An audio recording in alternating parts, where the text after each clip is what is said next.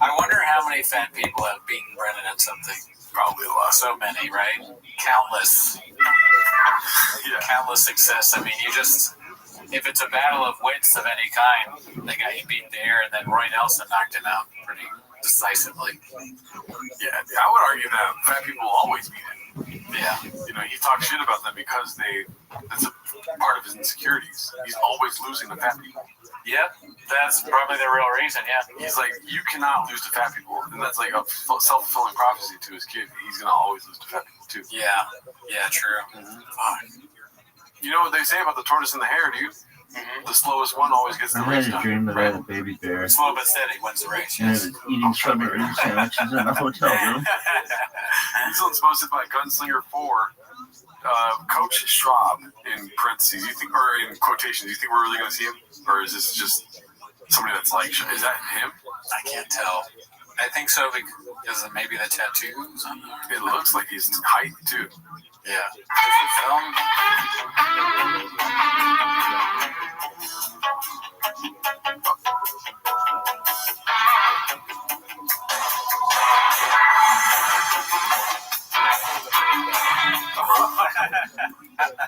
Someone try to deck him? No, they're throwing at his feet, dude. Oh, okay. He can't scoop it up. He's trying to scoop up the bag here. Right.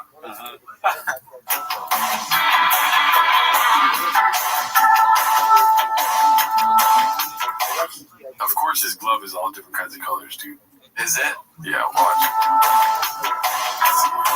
Oh, wow. It's blue on the mid area. Looks like it's blue and pinkish. It's like a gender reveal.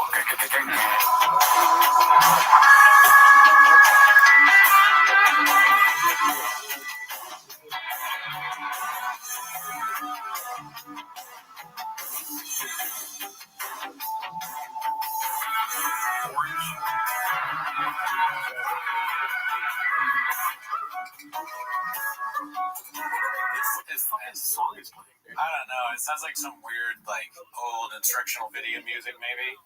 This is kind of fascinating that we are watching him at baseball practice. You know?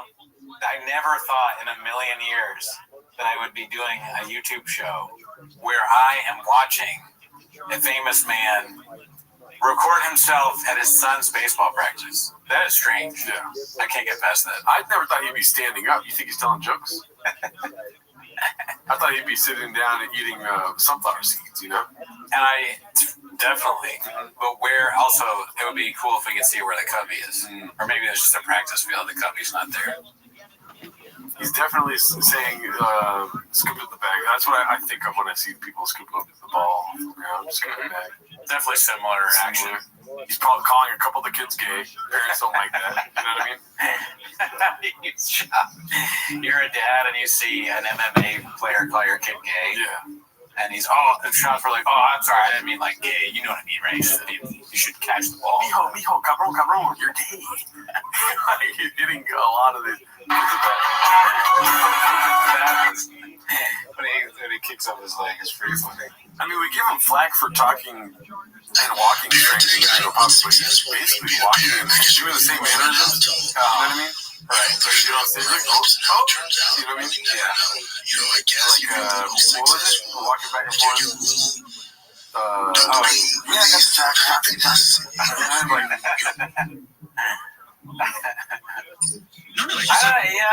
Yeah, he's definitely, I mean, I'll say this, he's taking it seriously, very seriously. The other guy seems really good at hitting the ball to the kids. He's got it down. Like, this is, I would fuck this up. Yeah, me too. He's a good coach. I would hit foul ball. Yeah, man. I would strike out as a coach. I'm honestly, I'm kind of impressed by this. Besides the weird kicking thing that he did just there, everything else is pretty good. He looks pretty upset at somebody. Yeah, he was mad at that kid. He was like not expecting it, and then he probably like making it look bad, maybe. He would go into the kid trouble and like, what fucking kid? Just talking shit about kids. Or maybe he's talking shit about people. And they're all like, yeah, fuck that guy up. But he's talking about kids, really? This one guy threw a baseball, man. What if you shot him? I let him go. I would have fucking killed him. He was I yes, they get the other guy. But do you think, okay, let's assist. Is Schaub's job necessary here? I don't really remember baseball practice. Was there a guy that would just throw it back? There was, right? Yeah. I was not sure. You know? So I think for you ever play baseball? I have the best game memory. like a water buffalo. Let's see here. This was posted by Aware Building 7391. Luck of the draw. I mean, it just looks like when you at first glance, it looks like an apocalyptic setting. But it's, just the worst shirt of all time. I guess anytime you see things outside, it's kind of like apocalyptic. Like, the inside dog, outside dog. Yeah, inside or outside clothes. I mean, this can, when you or I move again, this is absolutely a possibility if we do like a yard sale. With all of our things. The worst thing is the dripping donut. Dude. I wanted to explain that. Why? Stuff like that, but you love donuts. I get that part, but why drip? What's up with that? I don't know. What are we doing here? We probably learned some slang on 1991, Brendan Porter. You learned about drip. He takes up boy drip. You know what I mean? That's what it is. That'd be cool if you got a donut when you bought a shirt. Like, that would make sense. Like, the first company to sell you an actual edible donut while you break cookies works. How do you get the donuts? They gotta figure that out. Yeah. Come on. Also, now, this one's posted by 7 Digits, How to Make Your 9-Year-Old Hate Baseball. This is my live. The other day. He's like, yeah, you're a kid. That kid's slow. Buddy, if you just keep using it up, you will not pitching anymore. That's where I'm at. Rookie's a lot of shit. And that's also why his attitude's that way. Part of it, it's on me. I go, this fat kid, slow fat kid gets hit on, this isn't for you. How much more energy do you have to get a podcast with British Rob?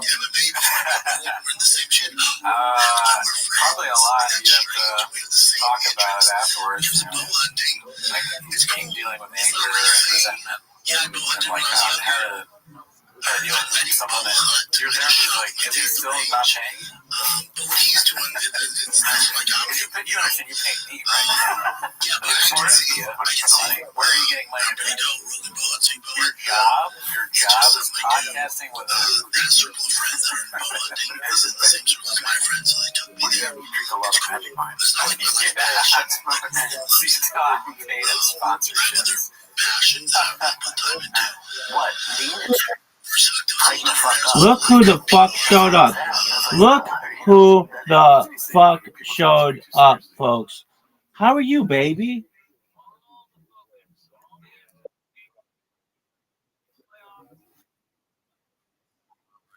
I want to hear everything.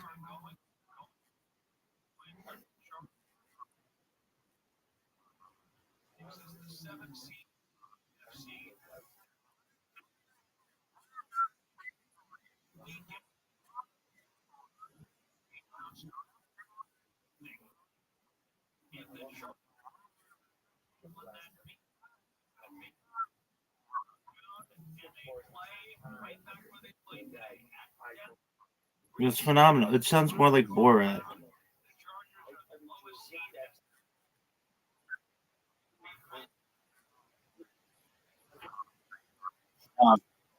It's super far. Dead in the center. But that's not really how people in Croatia speak.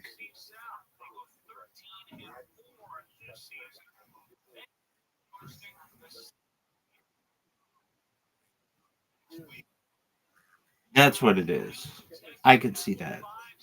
All right, so Croatia to Kazakhstan is 3,904 kilometers.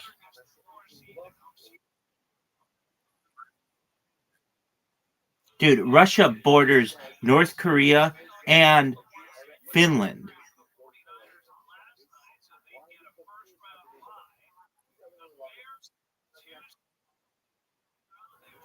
Are you fucking stupid?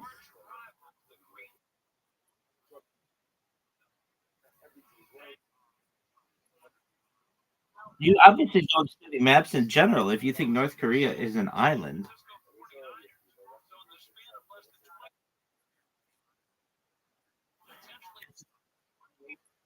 It's a peninsula, pimp.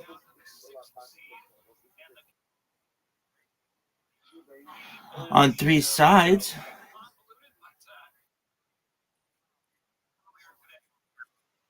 Is Florida an island?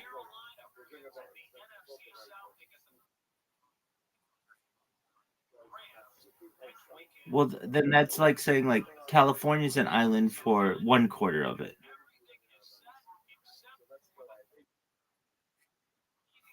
Okay. So anything that borders water is an island.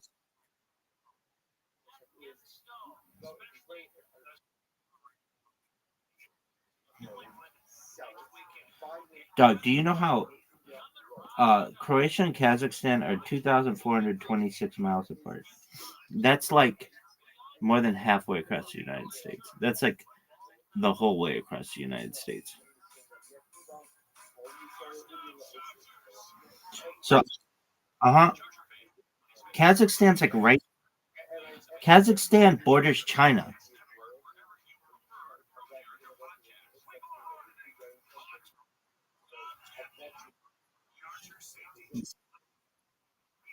When you see when you see it on a map, you'll be like, "Oh, they aren't really close at all." But that's a good. That's a not. It's pretty good Russian. The other thing I didn't get was why would you say Yugoslavia had the first nuclear reactor?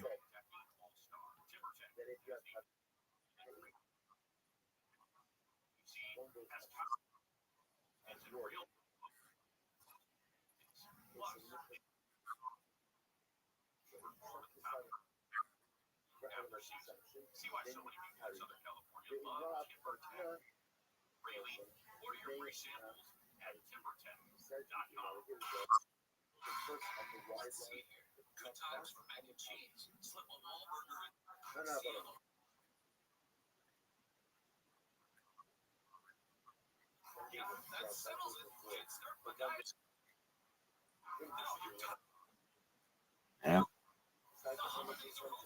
All right. I mean, sure. Did you know that Japan is further north, further south, further east, and further west than South Korea?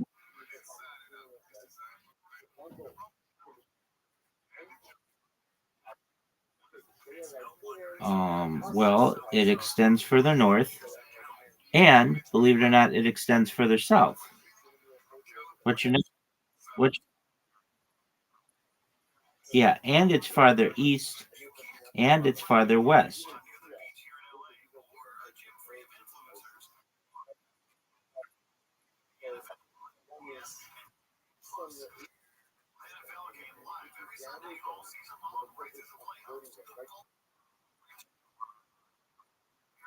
Yeah,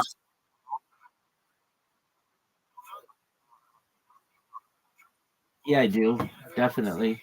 I have some friends who are Japanese, and I have some friends who are half Japanese, and they, at least for my, I mean, this is a very small segment, but they're like some of the nicest people I've ever met, and they're um like the ones I know from uh who are half Japanese. They like grew up in the United States, and so they're like as Americanized as people as you can get. Being like both of them. Well, I'm trying to think if I know any others, but like the two that I'm thinking, they're from California. They just go back to Japan every once in a while to go visit family, and they're like I think it helps to make them really diverse because they've got like this whole other world and family there that's like really traditional and like extremely like uh just different than the United States. Like I mean, I'm not saying this is how they are, but they're um like the culture is just like extremely hierarchical and very respectful of elders and very clean, like incredibly clean. There's glitter, and there's like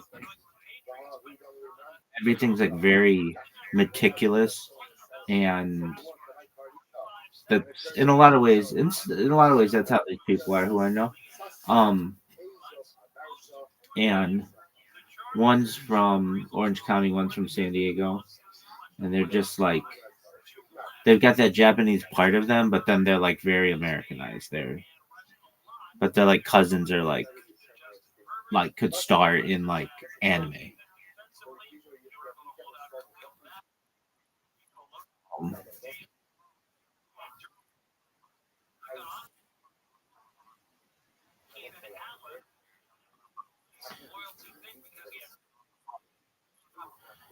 that- yeah, for drugs and stuff. And um, I want to say Paul McCartney. I could be wrong about this. Um, so like Paul McCartney,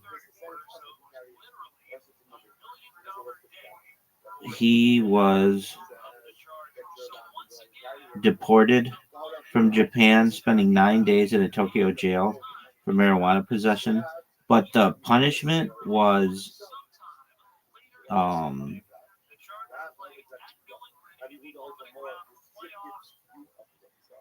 the the real punishment was like 20 years in jail. It was like really.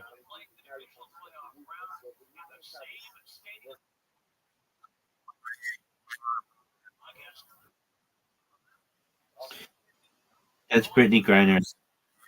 That's Brittany Griner, and that's Russia.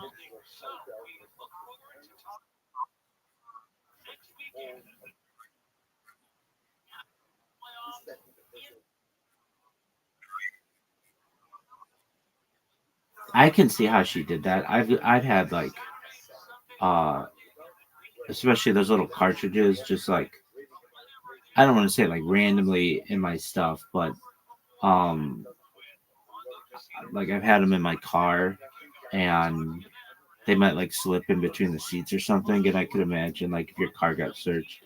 I mean, they're not too tough on it in California, but I imagine like I don't know, 20 years ago, that would be like a big no no. Even like 10 years ago, it would be a really big no no. Um,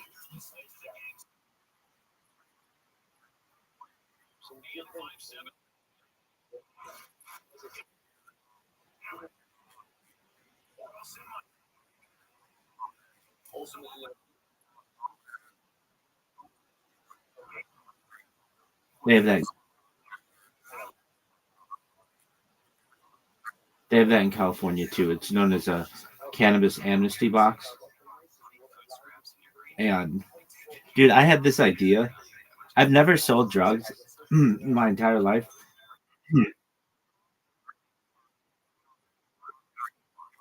Oh no, sort of. When California made marijuana legal, like decriminalized it and everything. I think it technically happened in 2018, but there was like the law passed.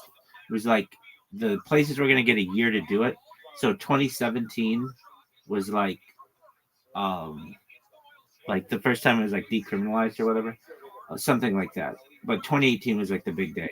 Anyway, so I went to like a dispensary. I went to LAX and then just started waiting for new arrivals to come to see if it was a um lucrative business opportunity. I was thinking like because there's something called cannabis tourism where people just fly to places because they have really good weed. I mean, it's been a thing for Amsterdam for like 80 years. And I just waited outside LAX for like an hour and I would just go up to people really discreetly like, "Hey, you want to buy a blunt?" And everybody was like, "No, I got shit to do." Like they were like, "That's gonna knock me out all fucking day. I'm traveling." Like I'd be like, "Oh, okay, no big deal." And so that didn't work as well as I wanted it to. But I thought like, "Oh, this is gonna be really lucrative. You just go to the airport and like sell to people who just got off a plane, and they're gonna be like all about it. And that did not. It's illegal to sell on at an airport. And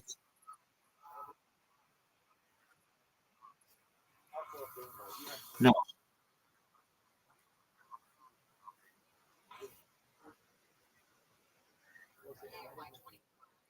what? It's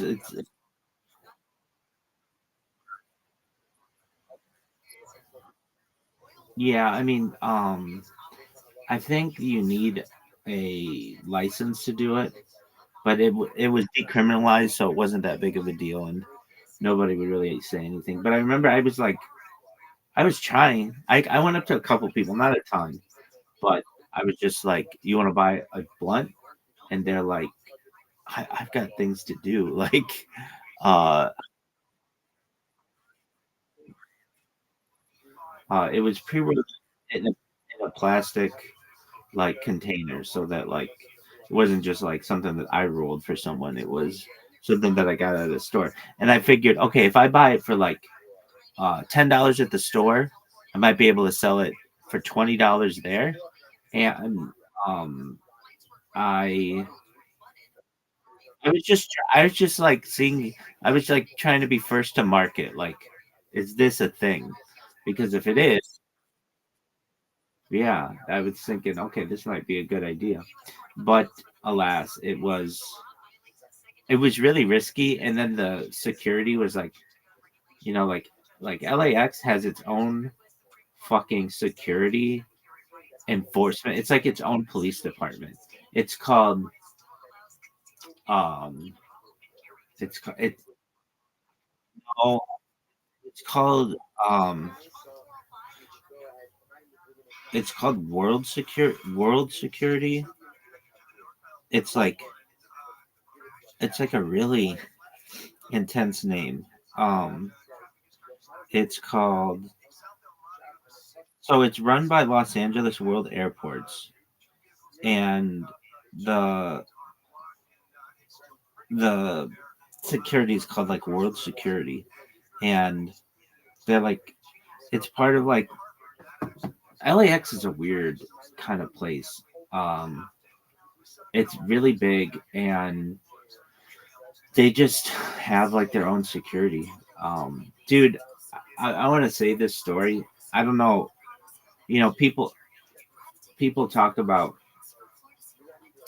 chemtrails and shit like that, and there's this one part of LA where you drive underneath LAX through a tunnel, and right before I was about to do that, there was a jet that was landing on like one of these like covert runways of LAX, like not one of the ones where they allow passenger aircraft to land, and it was spitting out something from the back end of its plane all the way until it landed, and it was just like shooting shit out. Like it wasn't like, oh, that's because it's like a contrail. It's going like like a certain speed, and that's what happens. It's condensation. No, I mean this motherfucking plane landed, and it was still shooting out shit out of its back end, like this like white gassy milky substance. And I remember looking at it, and I'm like, what is that thing spraying? Like it is obviously spraying something. You could see a huge trail, and then it lands, and it was on the ground, and it was like still spraying, and it was like it was wild. Um, I've always so you can do that at LA, at Long Beach too, where you can drive underneath the runways. They have like tunnels, and I've always thought that's pretty cool. You just so that they have the runway like be um like fully extended. There's this neighborhood that was never built at LAX right on the beach, and they built it like they started to build it like, oh man, I don't know, 80 years ago, and it's just like the roads are still there, but there aren't any houses, and because the sound would have been just like too intense for people to live. There's a lot of sound issues with flights at John Wayne, which is Irvine's airport. The planes have to come in or have to leave really, really steeply, like at like a 45-degree angle. They have to like perhaps even more than that because they don't want it to make sounds for people on the beach. And Burbank Airport is kind of this.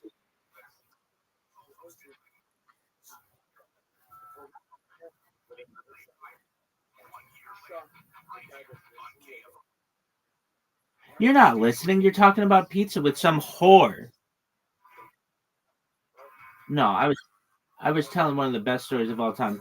So Zoot and I played last night, and I said, Zoot, I'm gonna give you 5 free turns on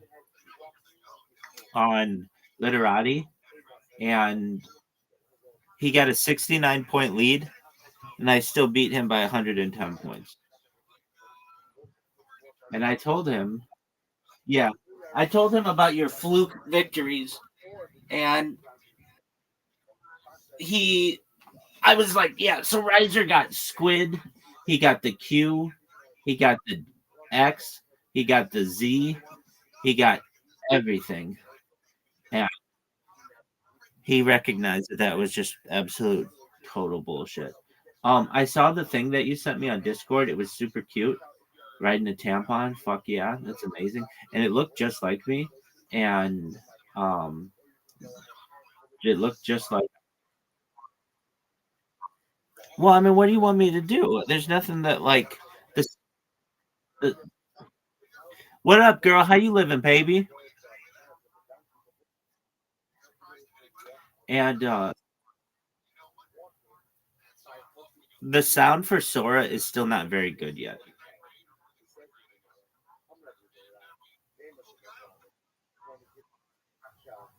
Was that scale of 0 to 10? How hot is that chick?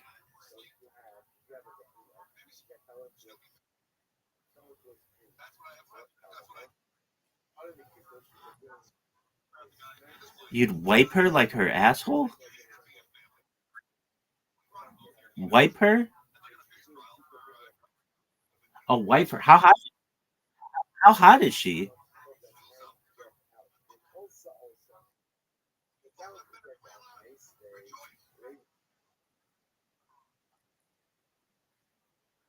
Doug, I just asked you 0 to 10 her. Why didn't you give me a number?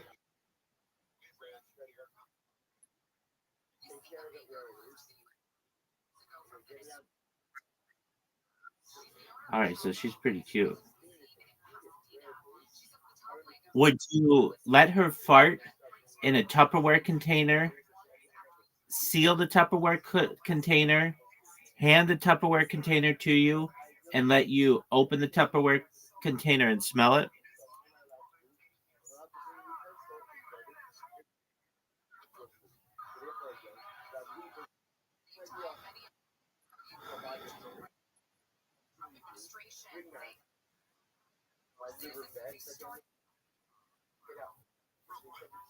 I understand, but for wow, damn, damn. Um, there's a like the funniest phrase for a hot chick is something like this. Um, I would drag my balls across a mile of broken glass just to hear that woman fart in a walkie-talkie.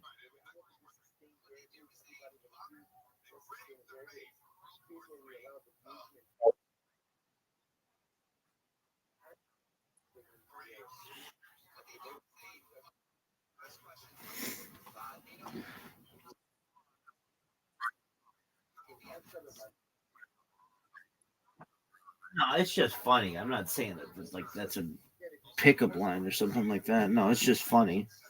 And it's been used for a long time. Dog, I have a question for you.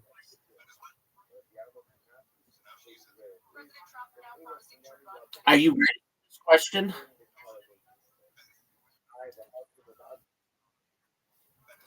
Are you going to be able to play any games tonight?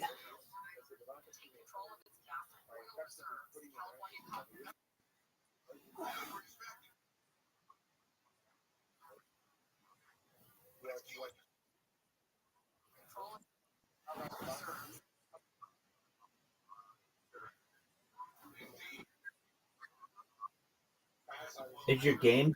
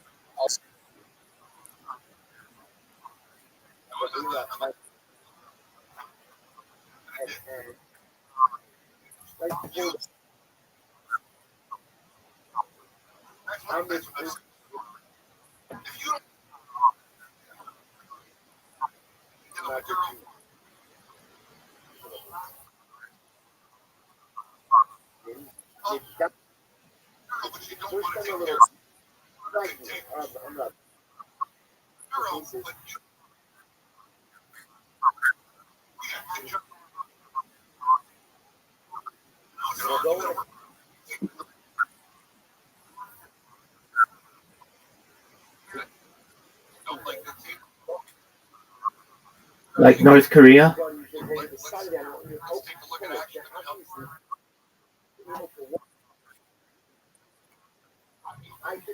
Okay, so then let me ask you this: would Kazakhstan be an island?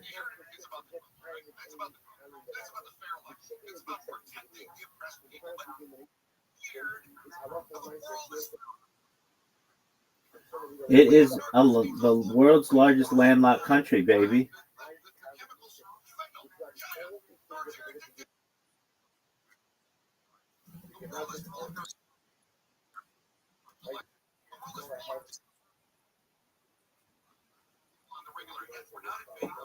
Okay, why wouldn't you why wouldn't you just say why wouldn't you just say it's on an island, meaning Asia, Africa, and Europe?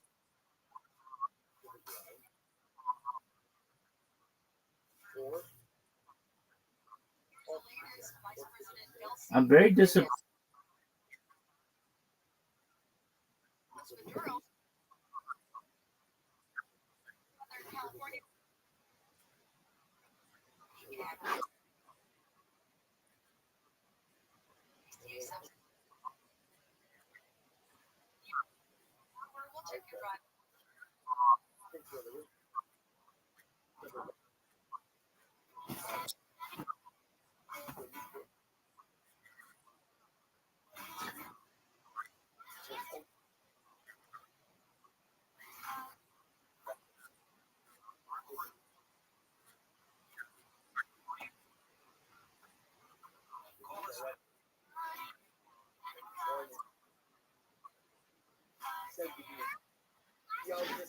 Doug, no one knows what you're talking about.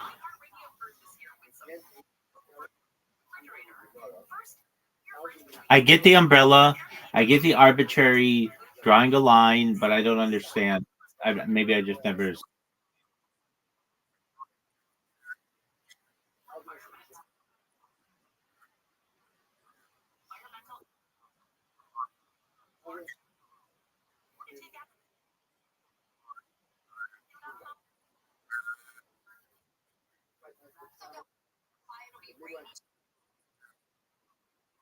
Oh yeah.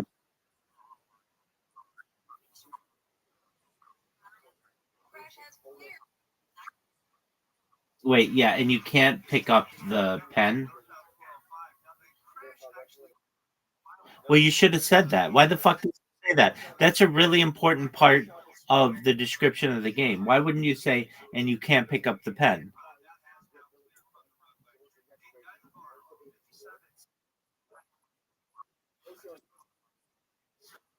That's okay.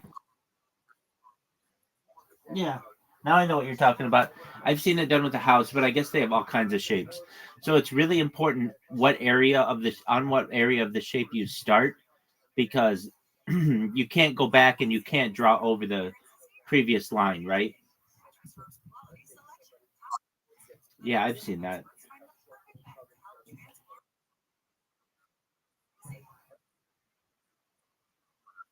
That's right. And that's a game that you like?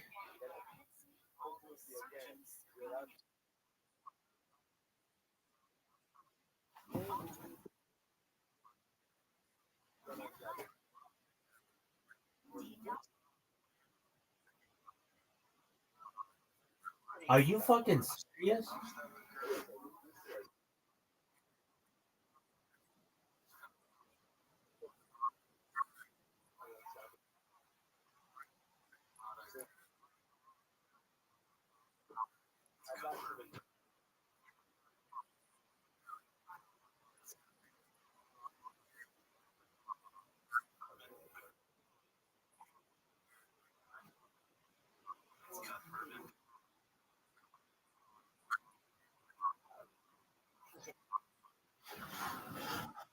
Right.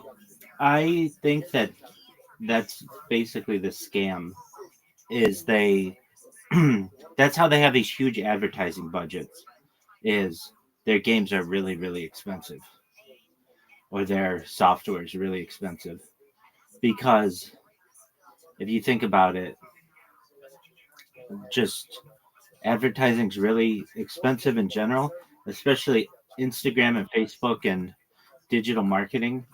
And if you don't have a big advertising budget, then it's not going to be worth it for you to advertise. Or I should say, if you don't have a lot of people buying your product, it's not going to be worth it for you to advertise. And you need a big budget to do that, so you have to charge people a lot of money for whatever it is they have. The um, I don't know if this was the point of this software, but okay. Do you know what Vimeo is? It's like YouTube,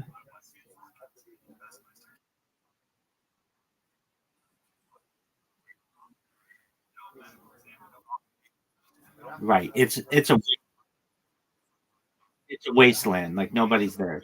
But when I first started streaming, um, they had a thing where you could um, stream on Vimeo for the first month. I think it was free, and then after that, it was $800 a year, which is like pretty expensive. I thought just to stream, considering YouTube literally lets you do this for free.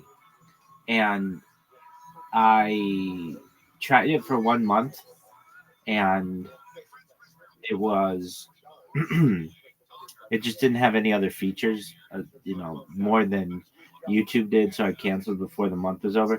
And then there was this other platform called, oh, what was it called? Uh, Omelet. Omelet was this platform, and Omelet was supposed to be a competitor to like Twitch or Kick or Rumble, and I streamed on Omelet for like a year because I inadvertently bought the premium version of it, or maybe I bought it on purpose. I don't really recall. But guess what? In like month 10, Omelet, the website, shut down. So it was like I had bought the thing for a year, and it just was like, oh, sorry, we're ending our services on December 31st, 2023. Thank you for being an Omelet member. And it was like there was nothing about a refund or anything like that. And I had only lost like 2 months out of it or something. But I just thought, wow, that's really shitty that like they were taking orders for um like into the next year, but they had no plans on actually fulfilling those orders. Isn't that the best story that you've ever heard?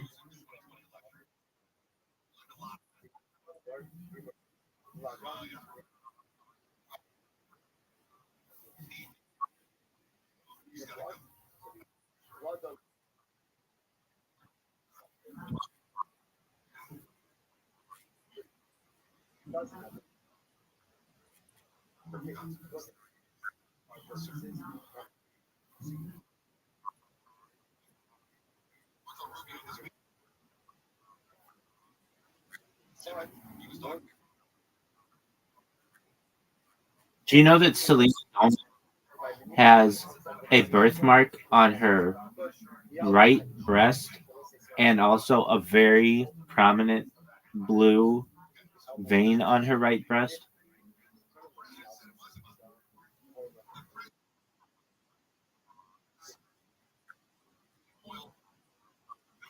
No, I just this one time, I don't know. I see so much garbage on Instagram and stuff, and they had a picture of Selena Gomez, and she had just like a very prominent blue vein in her right breast with a birthmark. And I would have thought, with all her money, I would think that she would get like her whole body like perfect, and um, she hadn't. So who knows?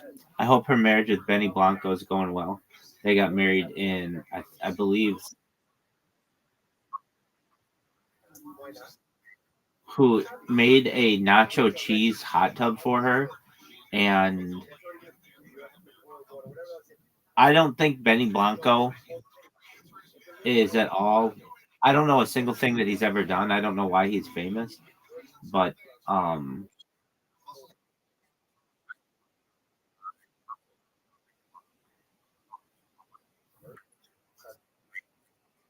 oh, so he's a producer. Okay, so he's not an artist though, like in the traditional sense.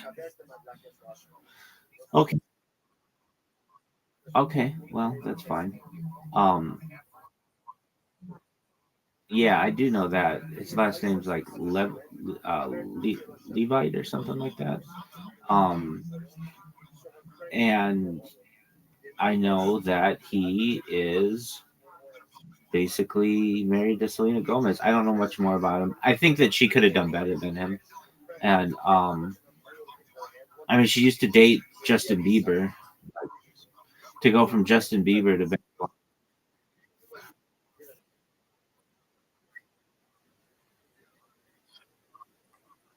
okay, I mean, maybe let me look up Benny Blanco's songs and I'll tell you if he's a big time producer because if I know him,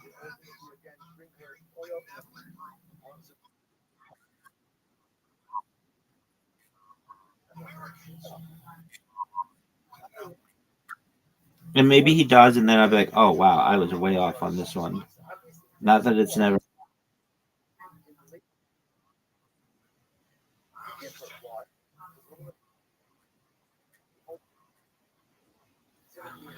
yeah. Okay, I know the song East Side, which I do like that song. Um, but okay, so okay, it's production discography, single peaks. Okay, I kissed a girl, hot and cold, circus. Oh, dude, he did TikTok. That's big. Um, it's it goes like it's a Kesha song. It's like looking at my back. Your love is like a drug. Your love is my drug. Okay, I like that song. California Girls. Yeah, he's done some huge hits. Teenage Dream. He's done a ton with Katy Perry. Teenage Dream. Yeah. Um, I didn't realize he's been doing it this long. Moves like Jagger. He's done a shitload of songs.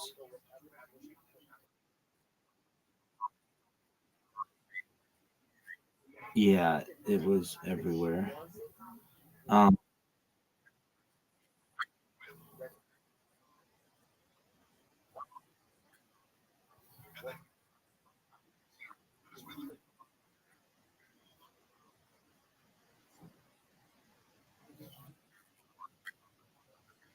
yeah, okay, Benny Blanco. If you hear this, I thought you were an I thought you were an artist, and I'm like, I've never heard of any of this guy's songs, but he's a music producer. Okay, so I'm gonna name somebody, and I'm gonna see if you know who he is. Um,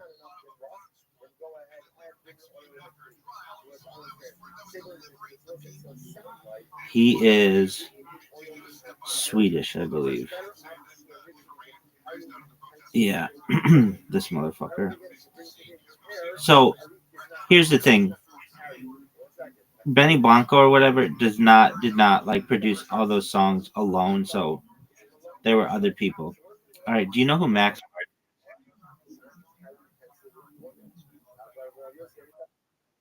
Martin? Dog, exactly. This motherfucker is tied with the Beatles for the most number one hits ever written, and nobody's ever heard of him. Okay, so I'm gonna name his songs. You ready for this? "Baby One More Time" by Britney Spears. Do you know that song? Right.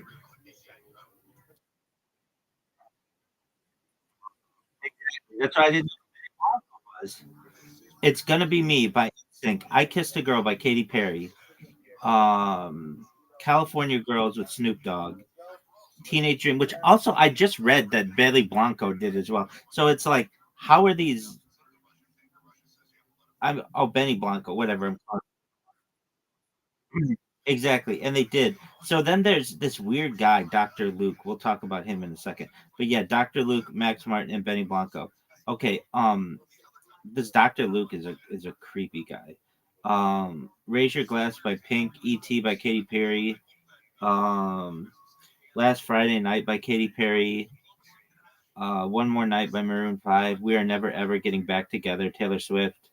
Roar by Katy Perry. Dark Horse by Katy Perry. Shake It Off by Taylor Swift. Blank Space by Taylor Swift. Bad Blood by Taylor Swift. Can't Feel My Face by The Weeknd. Can't Stop the Feeling by Justin Timberlake. Blinding Lights by The Weeknd. Save Your Tears by The Weeknd and Ariana Grande. My Universe, which I'm telling you, I think will be the biggest song of all time. It came out in 2001. People don't really get it, but it's a song with Coldplay and BTS, and it's one of my favorite songs ever. Um, and okay, he's he has like a shit ton of songs, and nobody knows who this guy is. He's like just nobody knows who he is. Simple as that. Um, all right, but he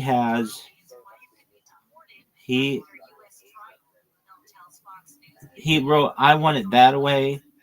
I Want It That Way with the Backstreet Boys, Celine Dion. That's the way it is. He wrote everything, and I almost think that I don't know, like if you can say oh, Benny Blanco and Dr. Laser, or wait, Dr. Luke, Major Laser is who I'm thinking. Dr. Luke, this guy's creepy as fuck. He is. Yeah, he married or I don't brainwash Katy Perry or something, or Kesha.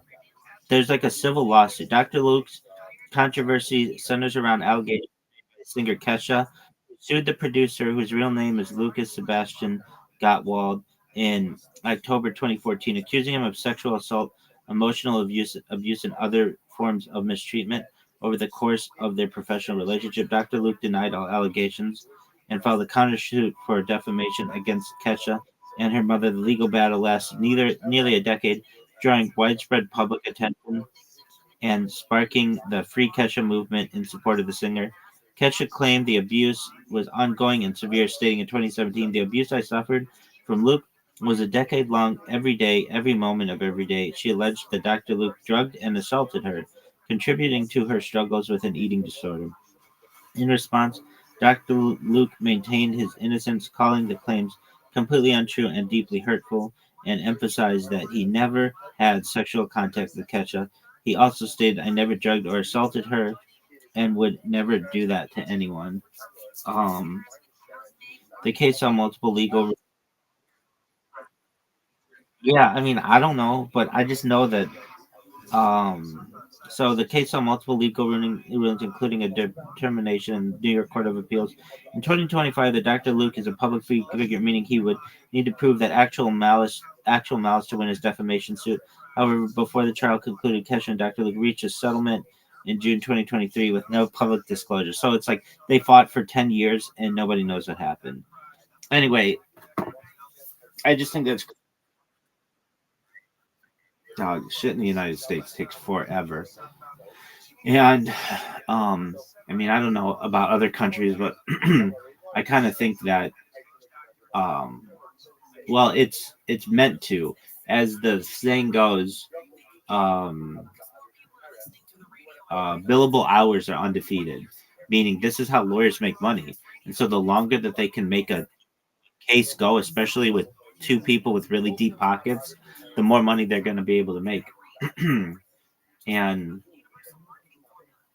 I've known and still know a lot of lawyers, and um, some are somewhat good-hearted, but others are fucking cutthroat and deep down like very unwell individuals who are, you'd say, in many ways like obsessed with making money. This is one that I can't stand.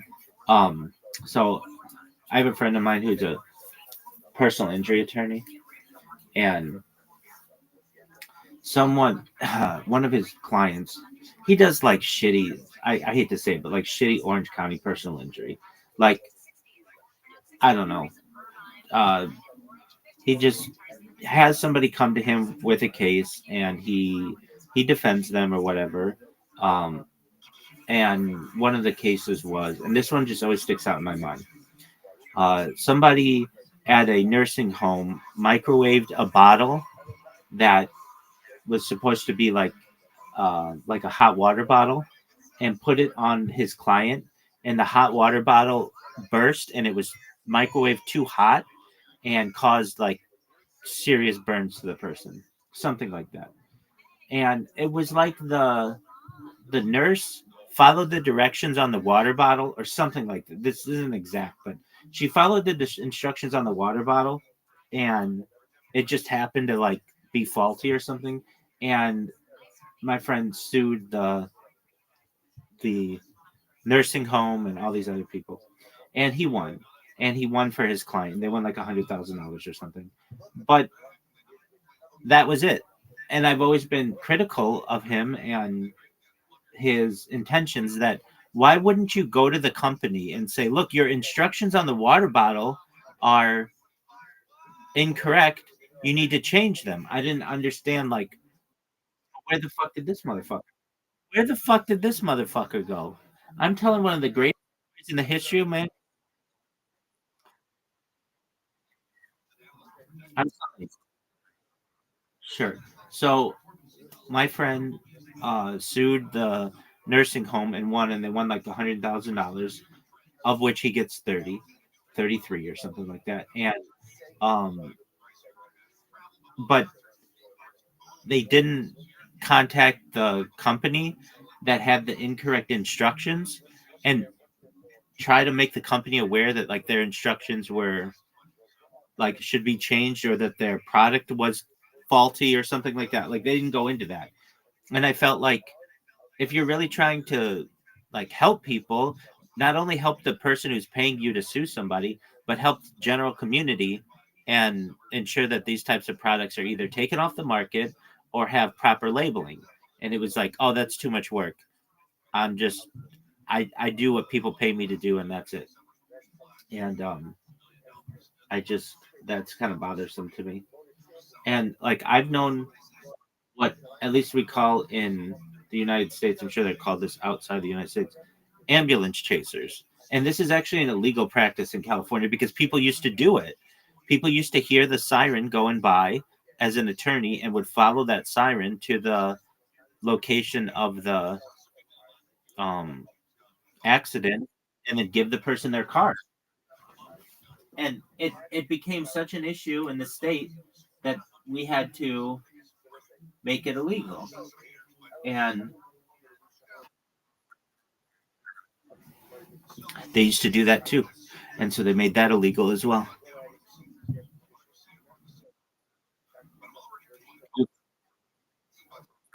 Yeah. Yeah. So the law is,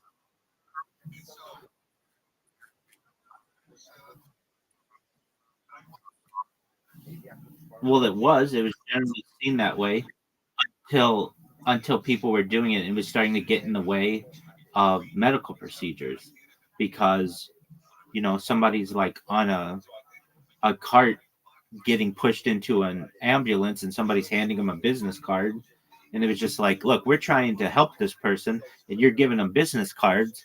If anything,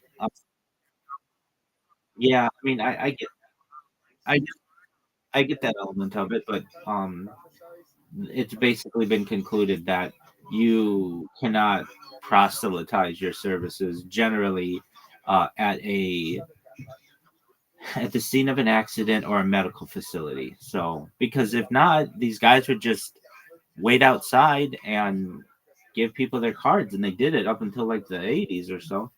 Um, there used to be a law as well. One of the reasons why I think that the law has changed in major ways in the United States, one of the major things is there used to be a law that prohibited lawyers from advertising.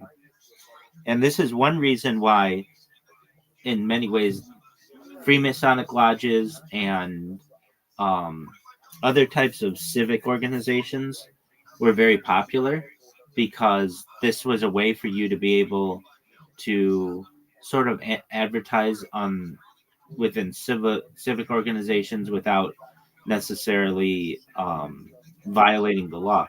So up until like the 1970s in the United States, lawyers were not allowed to advertise on television or in the newspaper or on radio or anywhere else. And that changed. And once that changed, that made the whole, you know, if you're injured, call this number, blah, blah, blah, blah, blah, on every fucking billboard and every fucking radio and every fucking television all over the place. But it used to not be that way. And so the way that lawyers got business was through word of mouth. And one way that you could be very powerful in your community is by being in a civic organization where somebody would be like, oh, you should talk to my friend. He's a lawyer and he'll help you. But once that system um, was changed and lawyers could start advertising, then things were. I'm not saying that's like the reason why civic organizations are at an all-time low, but it's one of the reasons. Another big one when it comes to advertising, a little different, but up until 1998, medical companies or pharmaceutical companies were not allowed to advertise in the United States on television.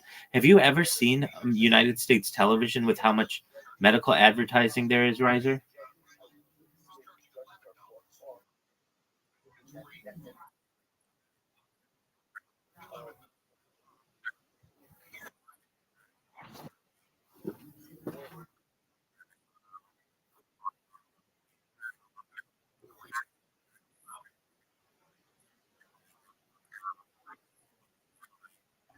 Right. And you're not allowed to do that in Canada.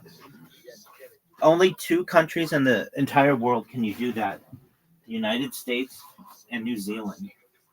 And we used to have it in the United States where you could not do that. And now, let me just ask you this: what percentage of your nightly news budget in the United States, specifically, let's just take Fox News, what percentage do you think is sponsored by pharmaceutical companies?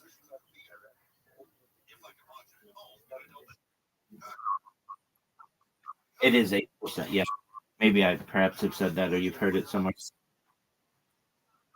Yeah, it's 80%. And so you'll hear these people who are like pundits on the news and they're like briefed beforehand. They're like, whatever you do, don't say anything bad about any kind of any kind of pharmaceutical product or any kind of medication, whatever you do. And they'll be like, okay, well, why? And they're just like, we have agreements with the major pharmaceutical companies that we aren't going to be the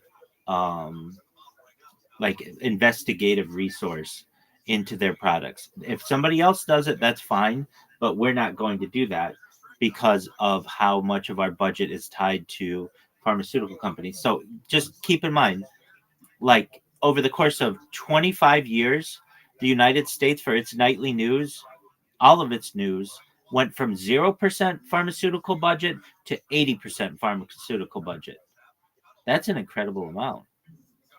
And that it's also made it extremely expensive to do any kind of television advertising. Television advertising is in the United States really like the most expensive type of advertising you can do, and it's 10 times more than radio advertising, and it is inflated by pharmaceutical companies. Like if you're just like let's say you have like a small restaurant or whatever, you're never gonna be able to advertise on Los Angeles television. The cost of one television ad would cost you like your whole year of profits. And even like radio ad has become too expensive. So what they have to rely on, sometimes television does this, sometimes radio does this, is just like they'll have a day where they're like, hey, it's small business, whatever. Yeah, small business Saturday, and we're gonna allow people to call in or to promote themselves on one day of the year, and then people do that. But because you're competing with Johnson and Johnson and Merck and um, Pfizer and Moderna, like nobody.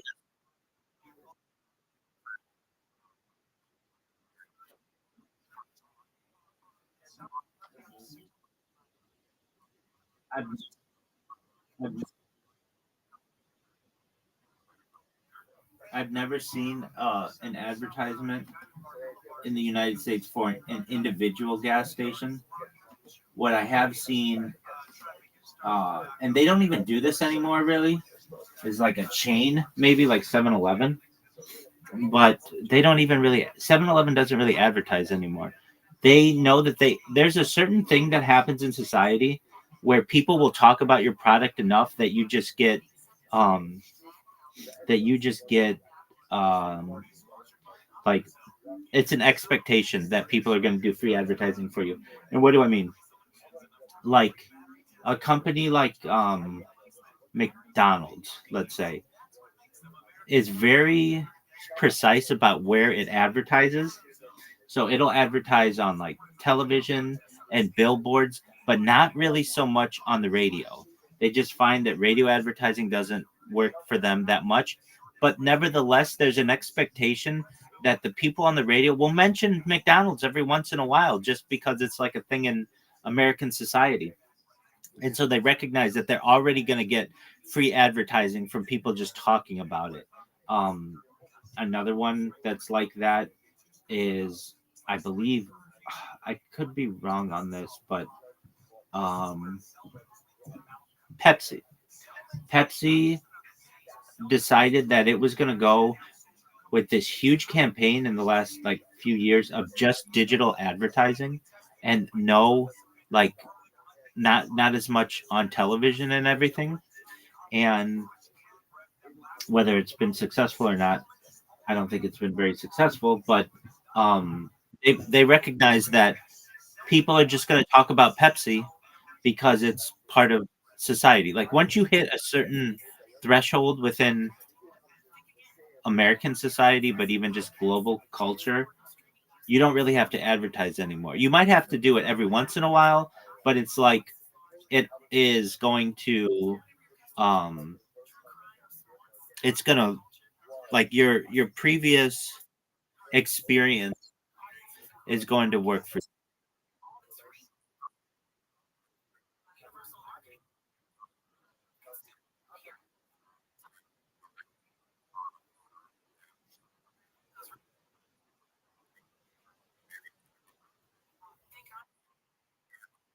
Well, that's a different story. That's a dictator, arguably, as opposed to like a corporation.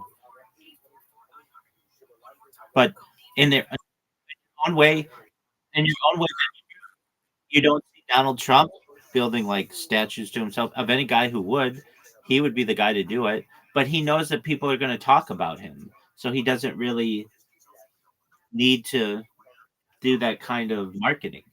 Um, it's one of the reasons why.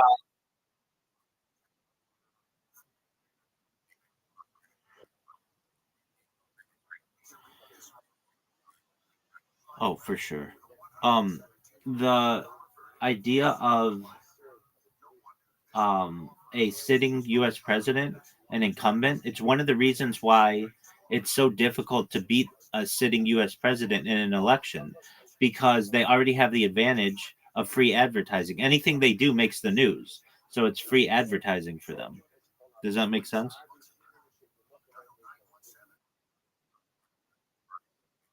Exactly. Um,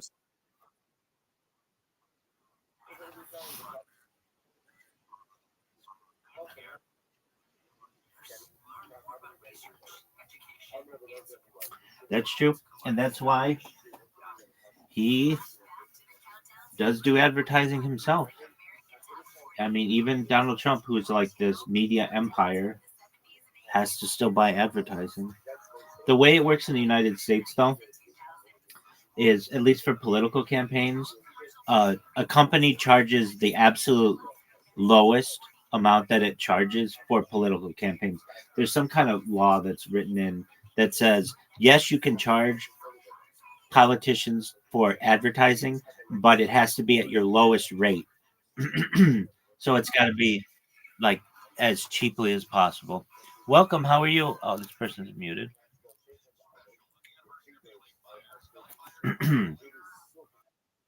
um, and it's still very expensive though, dude.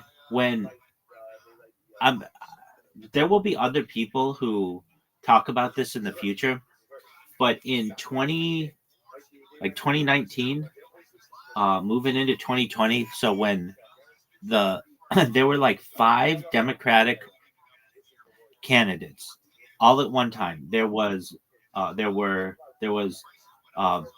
Biden, who was polling at like 2%. Nobody gave a shit about him.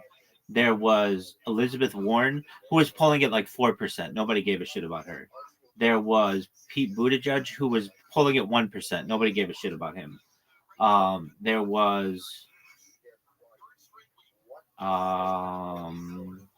there were maybe a couple other people who nobody gave a shit about. There were like all these people in the Democratic Party, and nobody gave a shit about them.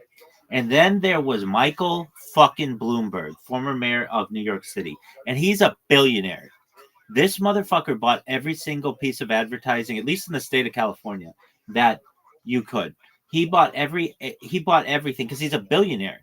And it's one thing to see what like Donald Trump as a billionaire can buy with advertising, but what Michael Bloomberg could buy as a multi-billionaire, it was absolutely unreal. He spent $4 billion on advertising and had everything. Every fucking ad on television, everything was Michael Bloomberg. Every fucking ad on the radio, everything.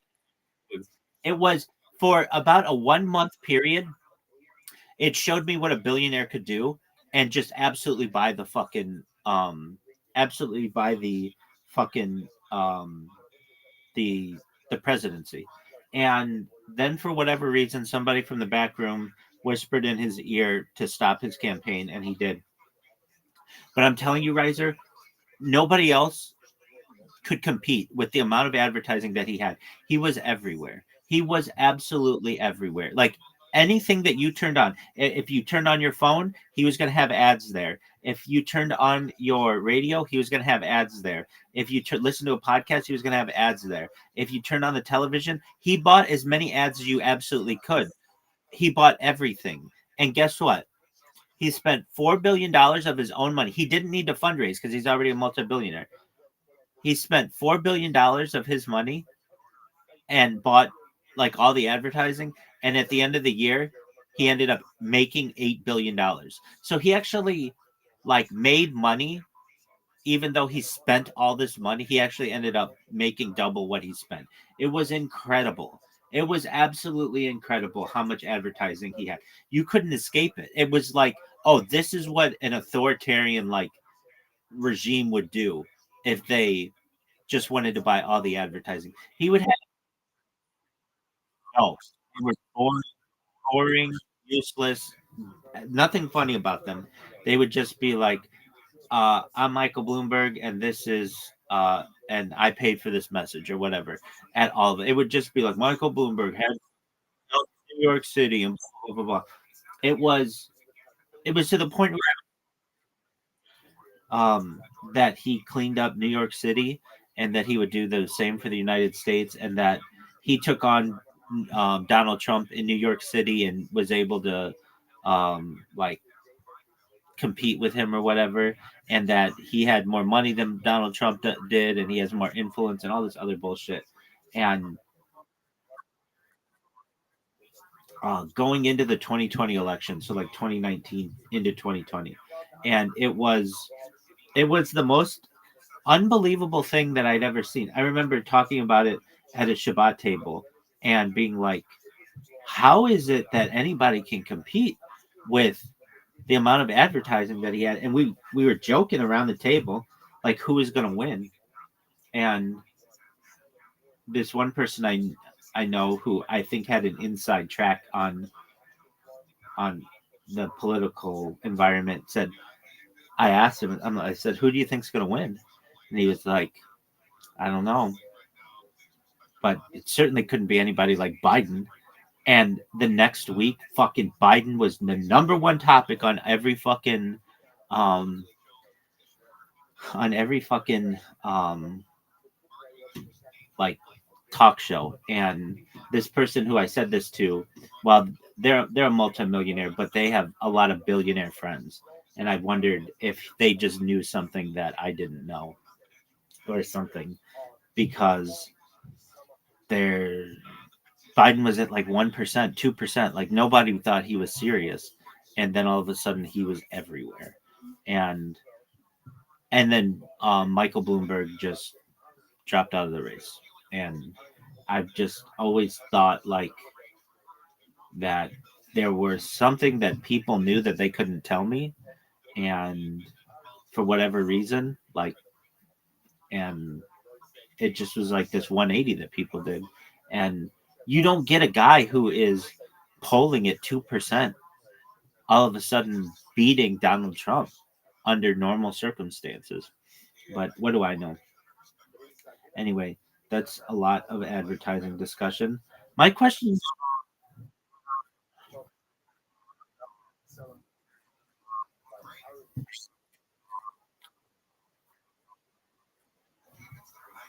Michael Bloomberg, because he owns Bloomberg, and like that's like I mean, arguably like either number one or number two investing um channel, but also he owns the Bloomberg terminals.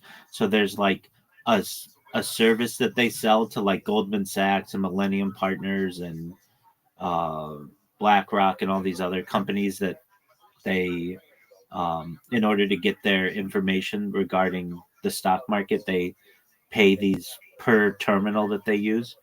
So it was just um, a lucrative um, it's a lucrative service that they have, because not everybody can do that.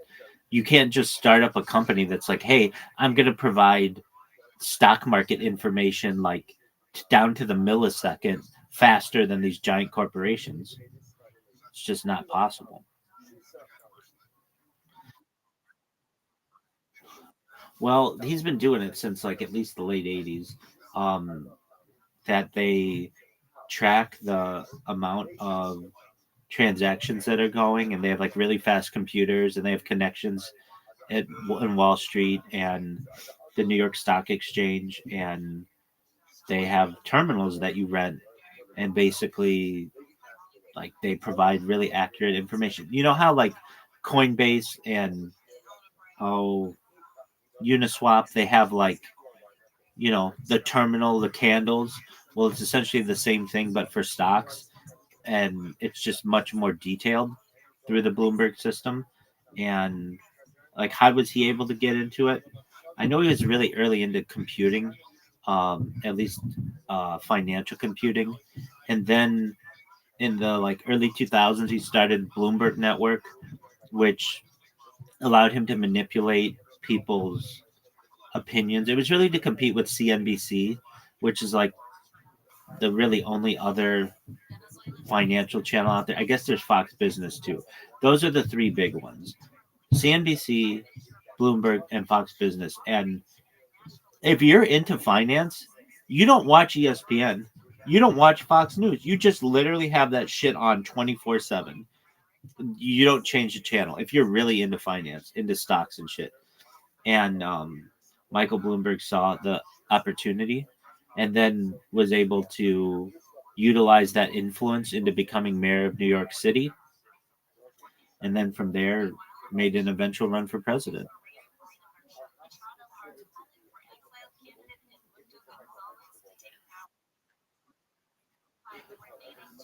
We haven't seen my story, baby.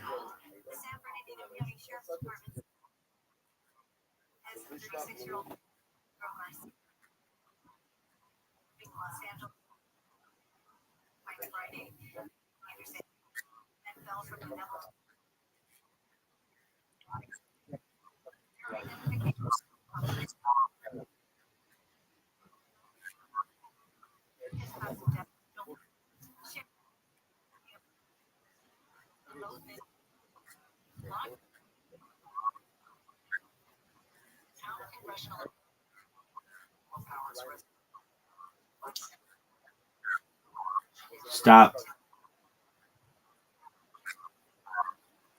Stop. So this the reason why I say stop is, and I knew where you're going with this. This was a controversy that happened in the 1950s called payola, and it happened up until like the 1990s, where if you wanted to get a song on the radio, you would pay a DJ to get the song on the radio, and that actually is an illegal practice in the United States, and but nevertheless was done.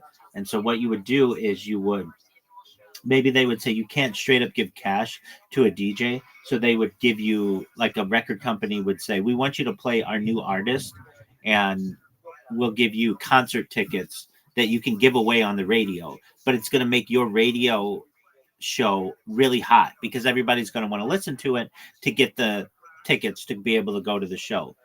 And so there were other ways that people did it. They also did it not just through concert tickets, but by after parties. So they would say, which is kind of free. Like they would say, "Hey, we'll give you an opportunity to go to the after party of the Grammys, but you have to make sure to play this Kesha song, constantly, or Moves Like Jagger. We want to hear it X amount of times." Yeah, it's called payola, and it was a. I mean, if you want the actual,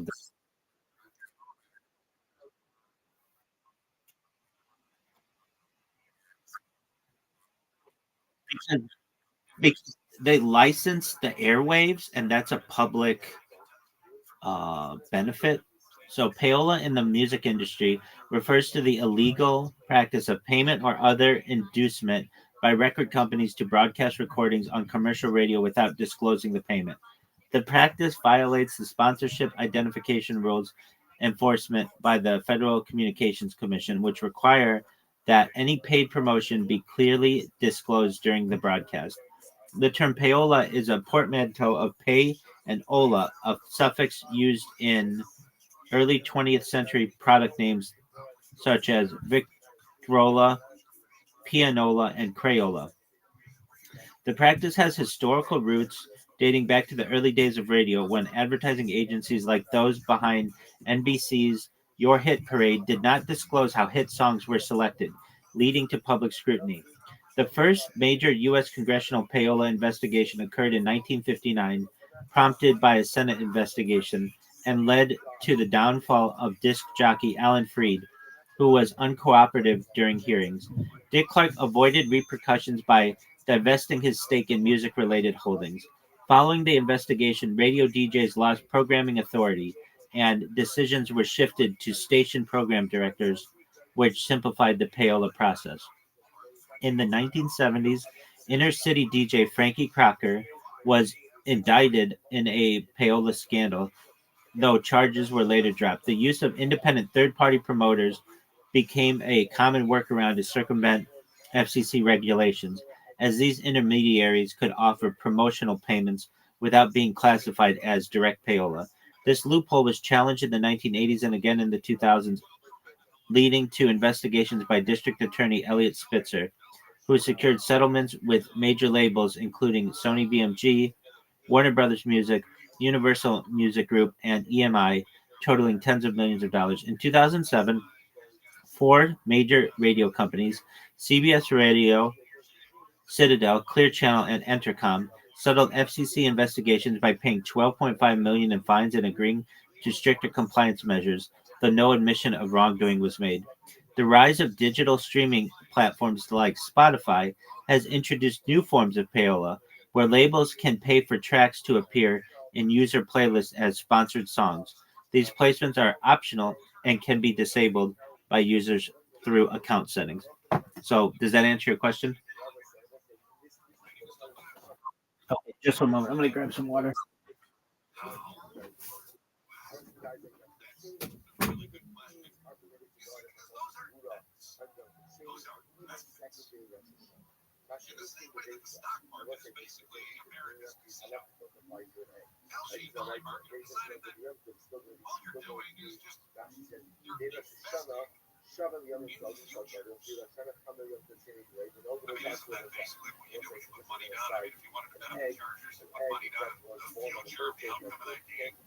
That's kind of what they're saying with these different monthly markets in Calcium. And according to the CEO of Calcium, was to financialize everything and create a tradable asset out of any difference in opinion. This was his motive. Popped up on the Future of Global Markets 2025 conference held by Citadel Securities last month to float the notion that everything can be an asset if you're willing to put money on it. And I love the way the writer said it. It's an idea that doesn't actually make any sense if you think about it for more than a second. The idea that you can resolve a difference of opinion by turning it into a financial contract where people put money on either side of the outcome isn't a resolution tool. It's just a bet that Kelly is taking a cut of. In fact, you would have made a decent amount of money last year. As far as investments go, you would not have kept up with the S&P, you would not have kept up with the Dow. But you would have beat inflation had you simply put money on whether or not Jesus Christ would return in 2025. $3.3 billion was put on the investment, the futures investment, of whether or not Christ would return in 2025. Most of the money came from no, not back. But there were enough people who said, yeah, I'll take a shot at it, that the probability of his return, based on opinions, stayed above 3% throughout most of the spring. And if you bet no back in April, when the second coming speculation was at the highest, you would have turned 5.5%. That's better than U.S. Treasury. That's not a bad return on investment. Although, feel it, because our president, Joseph, isn't it fair to say that if you put money on price coming back, that it guarantees that he doesn't come back because that no one would ever know the time of the day or whatever return happens? That's what they say. Yeah. Or am I overreading into that? Is it more like, well, yeah, I mean, you just said he was going to come back this year, but you didn't know that it was going to be July 9th. I'm going to split hairs here. I mean, if you just guess a date and then it happens, like, Well, I guess a year and a half. Is that wrong? I mean, it's just guessing. I don't really do this It's strategy. investing. Are you? I guess. Okay. Yeah, you're going to have a answer. That's a big question. No, I like that. All right. Okay. That's outstanding. All right, very good. Polymarket, Calcium, often held, this is from LA Times, often held as a cutting-edge way to give reliable odds with crucial real-world event like the election's result, the outbreak of a war, by tethering the power of high-stakes betting to the wisdom of the crowd. Look, simply because, Plato said, simply because the crowd believes it doesn't mean it's right. Okay? It's not the downfall of democracy. Is what Plato said democracy was not a good model of governance. Because that's just simply mob rule. Well, the same way mob rule. For instance, years ago, the New England Patriots were unstoppable. Literally unstoppable. They won every game in the season. They went into the Super Bowl. And they were up against the Giants, who were a wild card team that snuck into the playoffs and somehow made it into the Super Bowl. And the Patriots had heavy odds to win. The vast majority of people thought the Patriots are going to flop the floor with the Giants. And lo and behold, Eli Manning and the Giants have a miraculous fourth down catch. And it was an incredible drive at the end of the game. The Giants won. So simply because of mob believes that something's going to happen doesn't mean it's going to happen. Nobody's curious when you have someone who puts a tremendous amount of money, I mean real money, on something that isn't really on anybody's radar. Like regime change from Devon politics, who had this podcast, arguing about how the futures market, polymarket calcium, made somebody very wealthy just yesterday. A brand new account joined Polymarket in December of 2025 and instantly started placing bets on one thing. It was swelling. They've not been Polymarket before then. They joined last month. They're putting a bunch of money in Venezuela. But how much money is a bunch of money? Remember, you can bet Non-sports correlations, only Venezuela. These bets were very specific. Take a look. According to the publicly available data here, this account bet heavily on outcomes that most people would consider long shots. They all have the deadline January 31st, 2026. The first will be Maduro out by then. Will the U.S. invade Venezuela by then? Trump invokes more powers by then. U.S. forces in Venezuela by then. Entry prices were as low as 6 cents. Throwing a nickel at it, that's one thing. Throwing a nickel at it, I'm not out anything. If it hits, 75 cents, and I can tell everybody. Right? Okay.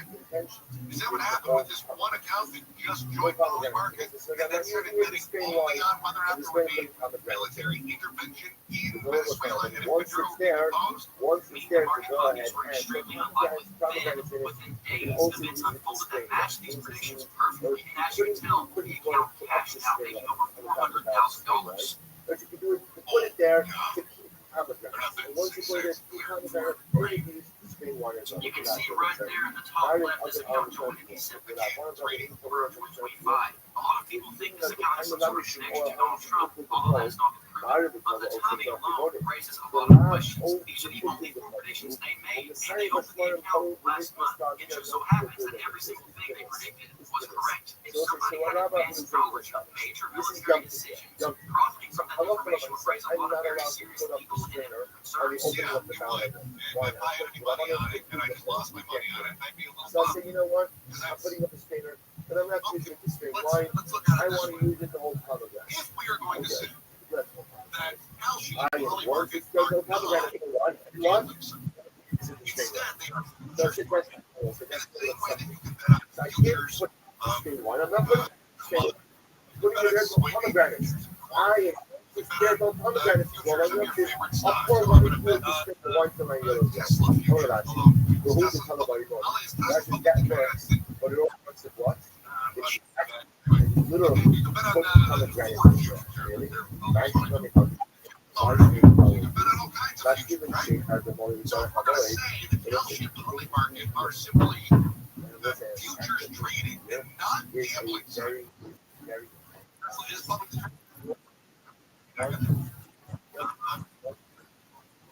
Unless you're again, I can take more of that. Polymarket. So in California, there's only futures trading. Wouldn't it What happens? SEC needs to regulate But I have such as so some watch this. So rando my opening an Felix account, are putting the 30 more grand is on long shots, and then clearing $400,000 but again, one of the but you knew what was that going on. also.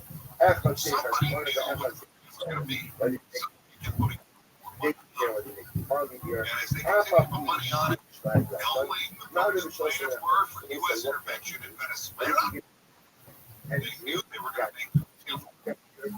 One thing we can say is I'm not going to myself. and as As long slightly as as they have the way you guys understand that I'm not creating going to new myself. laws to prevent themselves from insider trading, still finding I ways don't to actually use have insider to trading. drink What they from do the know is when anybody in Congress very clear they do not have Congress. You can put up the seed Which, by the way, on the barrel. if you're doing secret operations, And it's now not and unusual. Rabbi, that's what you have to actually Opening put on the salvo, but then follow barrel. up You're with in contrast this with the beer case. Because in the beer case, That's it sounds like unusual. What I'm saying is, whoever it is in the that's going to administration be that knew what was going on Algae or on Valley Market We'll move from there. wasn't somebody in How Congress about moving from there? because the White House gave them an alibi. Hustle about moving from there. So, you must be sooner than So I it's know. somebody in the administration When who are adjacent to it. you're What was going on? everything is always about the narrative. So, It's so, website, Valley Market was not that website. what's the narrative? It's a trading website that the SEC is on.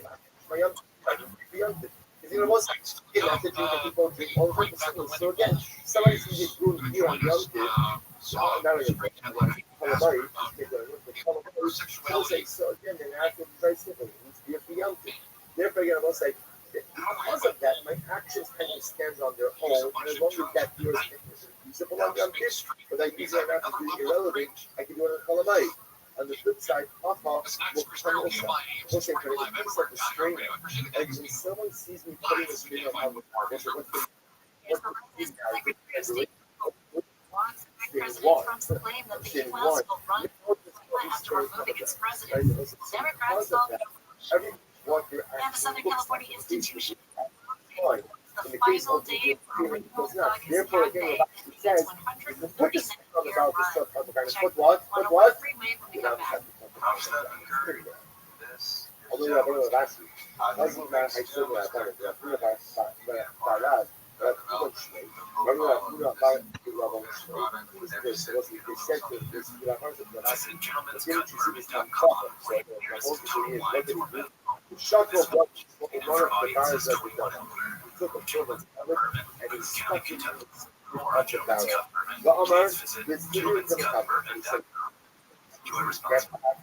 Scotland weather from KFI brought to you by iHeartAdvertising.com. Possible thunderstorms and lows of 50s. On the 101 in the Cahuenga Pass. Also, the number now,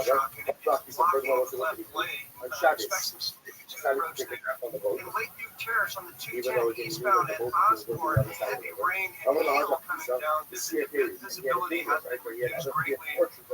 Please be careful. You want to get to the other side of the area. Heading off the park on the 10 westbound at 605, two vehicle accident. Spin out. And he said, I'm going to make them come up. Expect some slowing there with some of the Not thinking about radio? Think again. Radio more today than they did 20 years ago. You'll get next with more. Your business at iHeartAdvertising.com.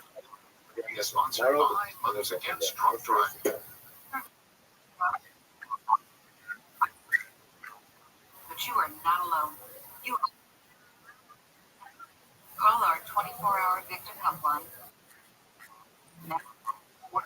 Mad.org. Hey, it's Gary and Shannon right here.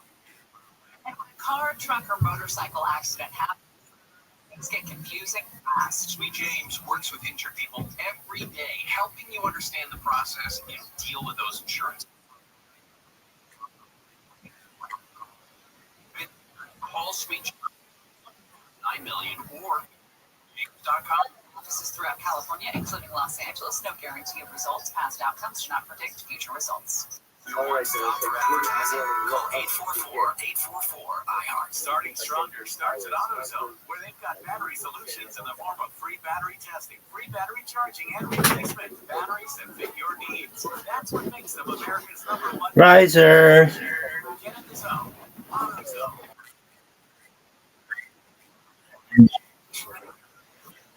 I know. I just got news that my rent is going up, which is not cool, but it's whatever. How are you, Miss Aquarius?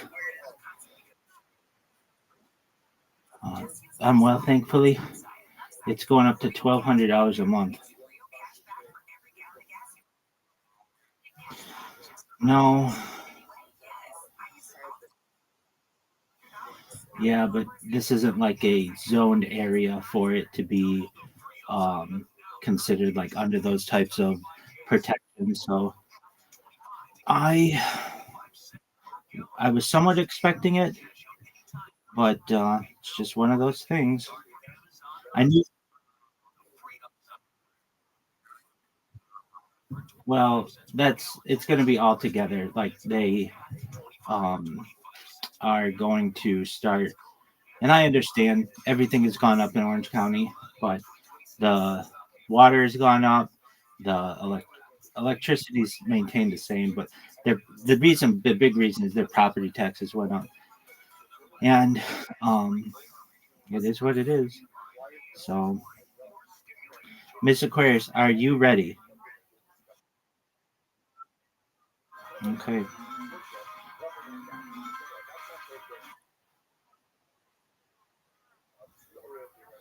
I understand.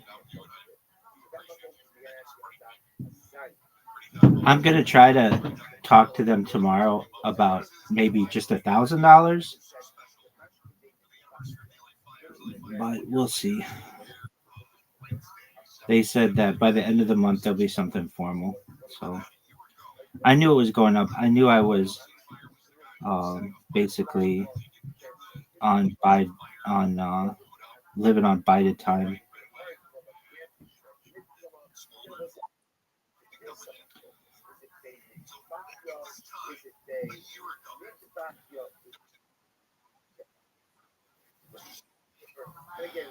All right, Riser, do you want an invitation?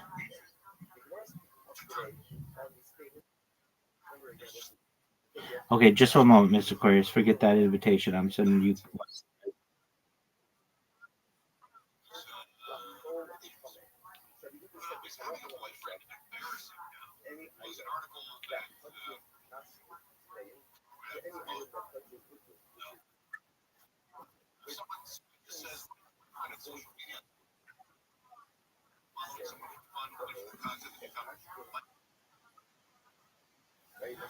Uh,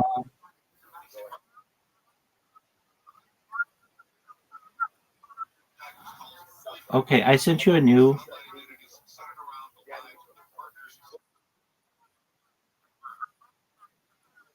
No, it'll resign itself after due to inact.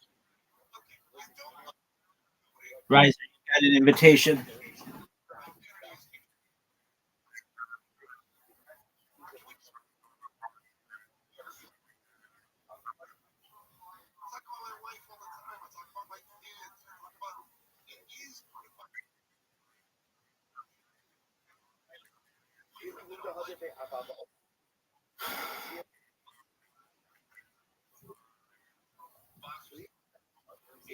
All right, you still have the invitation, Riser?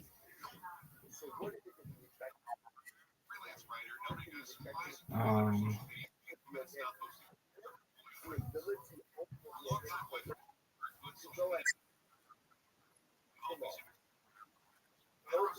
I just sent it.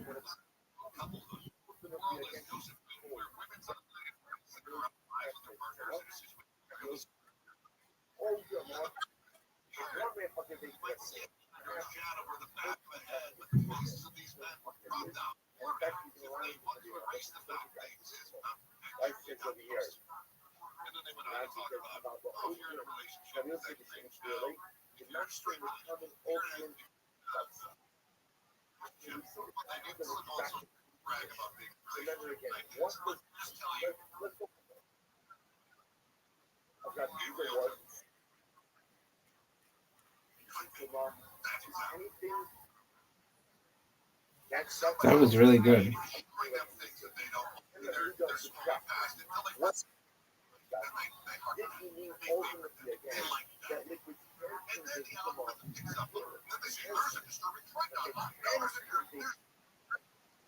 Thank you.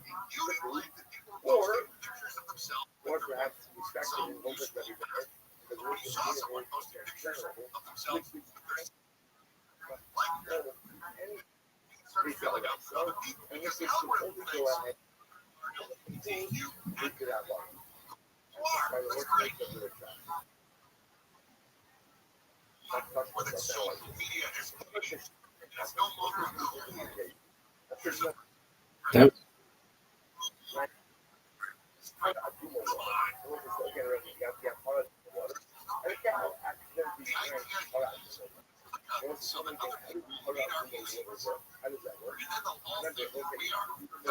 there we go.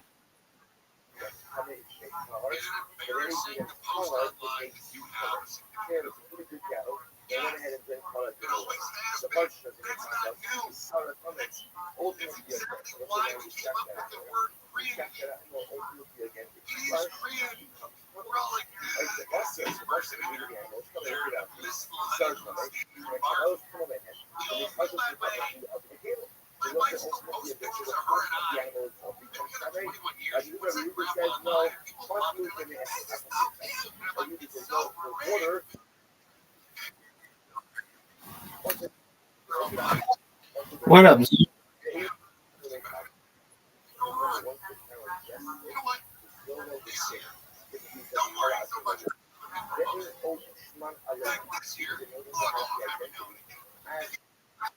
Thank you, ma'am.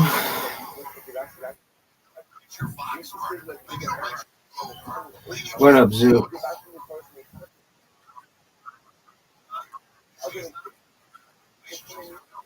I talked.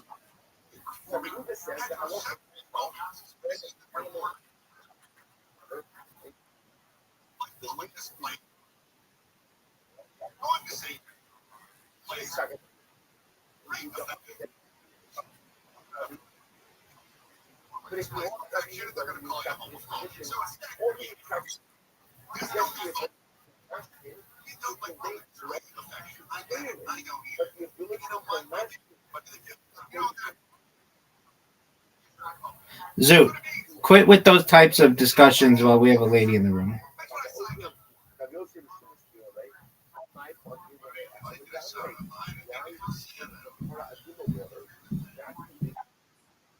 Thank you.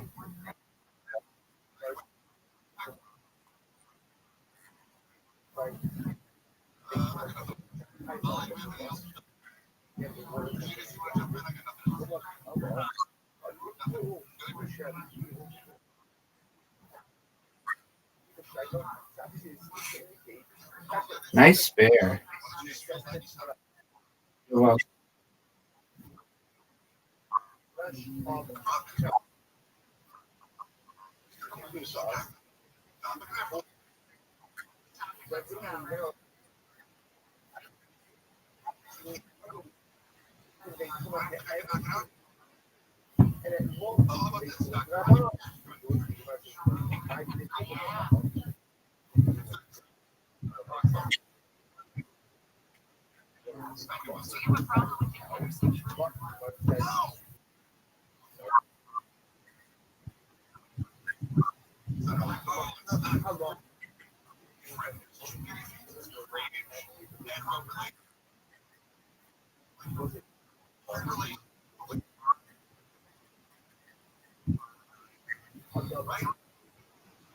Thank you, ma'am. Yes, sir. Perhaps CERN. All right, Zoot. If I send you an invitation, are you going to pay attention? Okay. Well, thank you for your honesty. All right. Zoot, quit with that, okay? At least wait till Miss Aquarius is no longer here, and then you talk to us about that, and we'll make fun of you.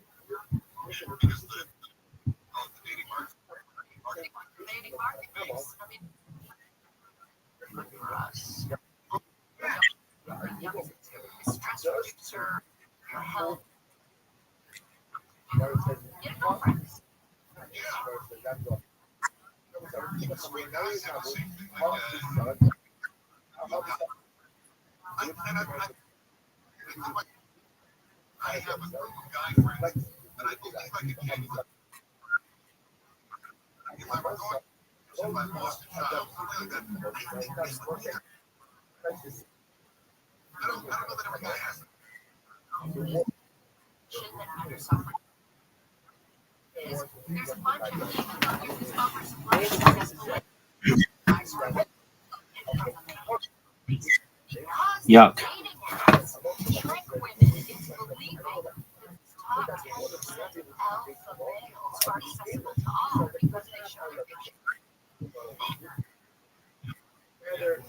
It's all done by technology, dating apps. It's no individual person's fault.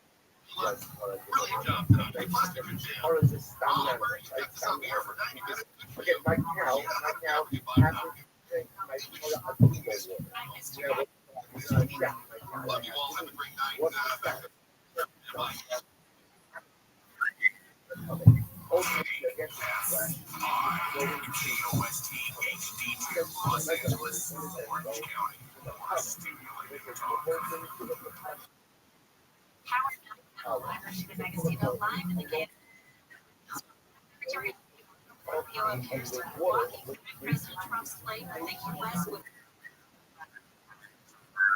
this week the plans to realize military push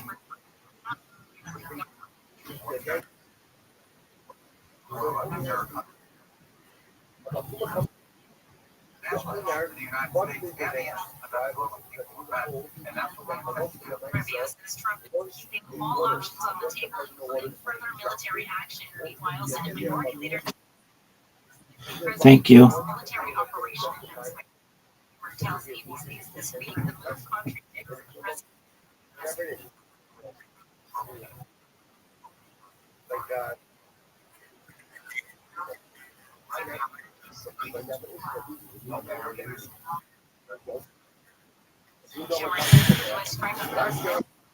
Arguing in lacked authorization and hit civilian sites, not just military targets. In California, a new state fee is targeting products with non-removable batteries. It includes power tools, PlayStations, and most other products with embedded batteries, even thinking greeting cards. Starting this year, an additional 1.5% surcharge will be added at checkout at $15. The goal is to fund proper collection for disposal and keep hazardous lithium batteries out of landfills when they begin fires. I think some of this by you. LA County's oldest restaurant is closing after 130. You win, we win. We win, you win. Undefeated in bowling, undefeated in friendship. Good job, Mr.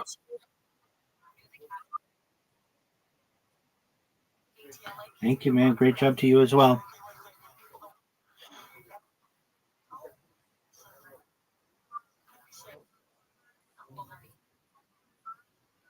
Care. So, apologies for my delay. I was very much caught off guard, and so I'm on a month-to-month lease, and I have been for like 8 years, which is a lot. But my neighbor down the hall has been doing it for like 16 years. So every month we just pay whatever it is in our lease. But if we if the people who own the house want to, they can raise the rent. But because we're on month to month as opposed to like year-long leases, I don't believe we are covered by the California Protection Act. And I'm going to have to look into it a little bit more, but I'm going to make an argument.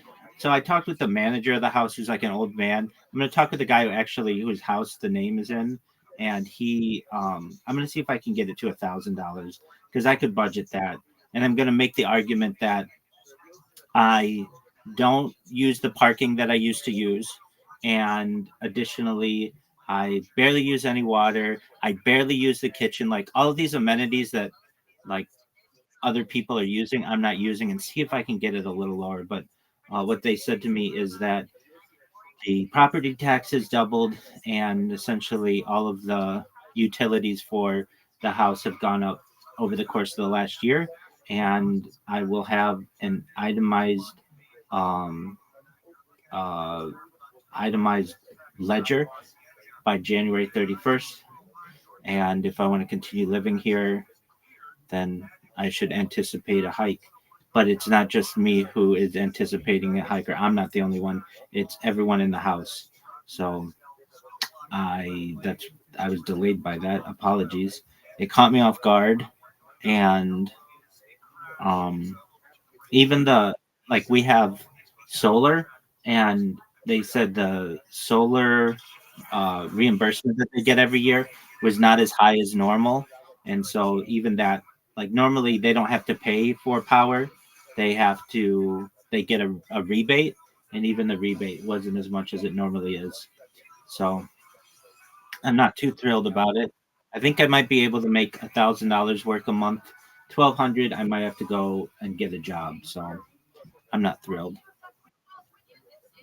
But I have till January 31st to be able to figure this out.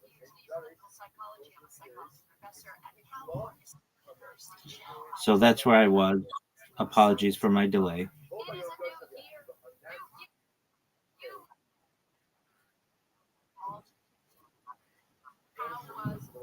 Well, I'm also gonna talk to the guy. His name's Jay. He owns the house. He's in Iran, and I'll at least email him and like make my case, and maybe I think I might be able to settle them on $1,000. I like have some confidence in that, but if not, 1,200. I don't really have easily, easily 1,200. Irvine's a very expensive place. They could probably get $1,500 for it, and I think that um, I don't really have a really great spot on which to argue because it's month to month. So if for any reason I do anything that they don't like, they can just say, "All right, well, we're not going to rent you next month," and there's not a whole lot I can do. It's one of the advantages, but then there's the advantage as well. I don't have a lease. If I want to go move somewhere else, I can, but I don't know. I'm going to email Jay, the owner of the property, and see if maybe we can work something out. And hopefully we can. I'm going to talk to my other roommates too to see how much theirs went up. But that was unexpected. All right. Well, what did you do with Zoot? What up, Thomas Lindsay? How you living, Pam? Every day's a holiday, every meal's a feast. What's good in your neck of the woods?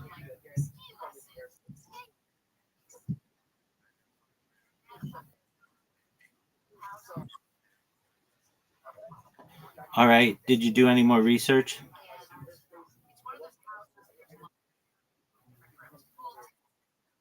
The world.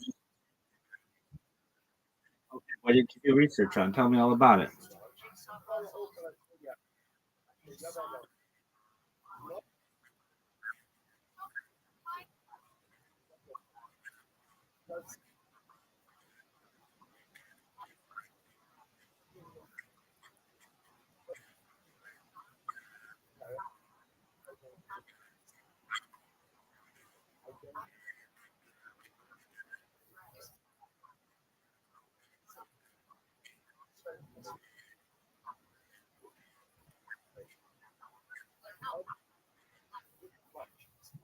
'Very well. Did you get any ass at these parties?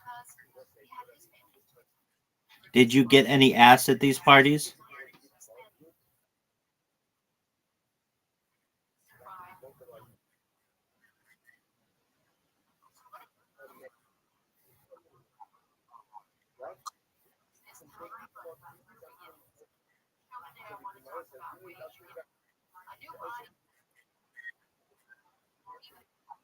100%.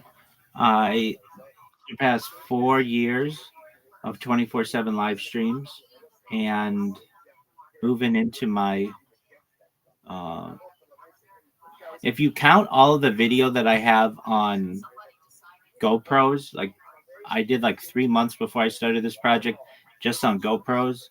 While it wasn't 24/7 every single day, then it was pretty close. Like I would have data on GoPros. If you include all of that, I'm approaching my 5th year. But formally on YouTube, my 5th year won't come until the fall. And I've been doing a lot of shilling myself on different in different X spaces, and in the last 2 months, more like close to like 65 days, I've gotten 3,200 followers. So that's good. Um, that's a lot of followers organically without a blue check mark or anything. And not that I haven't had blue check marks before, I have, but for whatever reason, those accounts get banned. And so um, I'm just hoping that this one.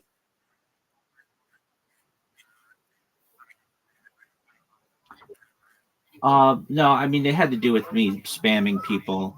Uh, I would I would spam people with different accounts, and they just basically went through and deleted all my accounts. So I get that.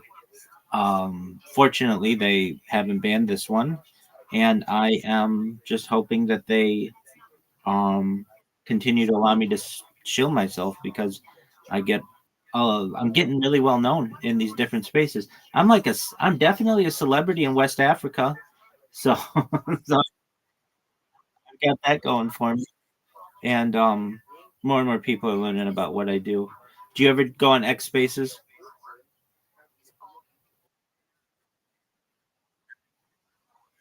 Okay, very well. Well, yeah, go for it. I'm 2XTHOT, 2X thought on X. So you follow me, I'll follow you right back. Riser, are you following me?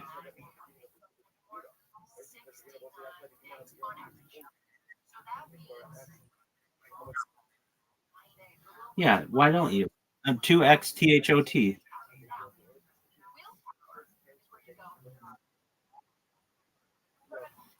Oh, I've really been getting into Kabbalistic studies over the course of the last few weeks.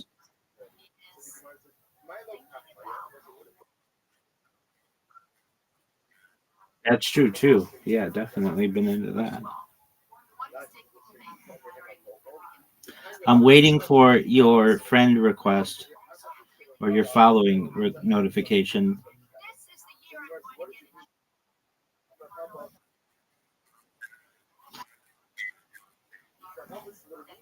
I don't have a notification as of yet. Are you sure? Are you sure you followed me?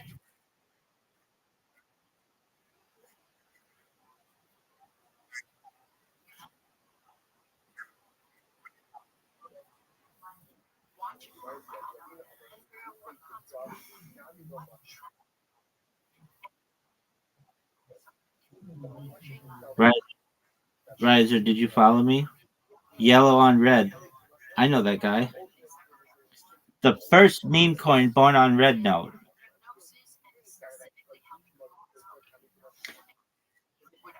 Did you ever talk to that guy again?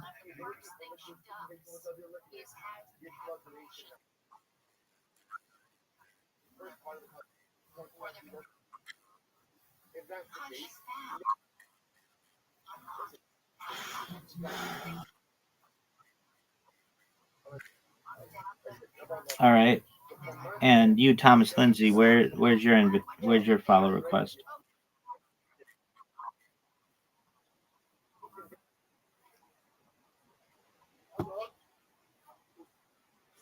It's two, the number two, and then yeah, then the letter X, and then the letter THOT.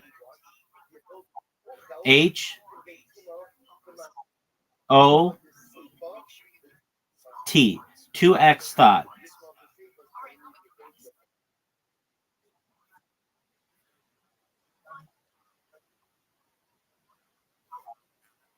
I follow everyone back, baby. You're no different. What's your name?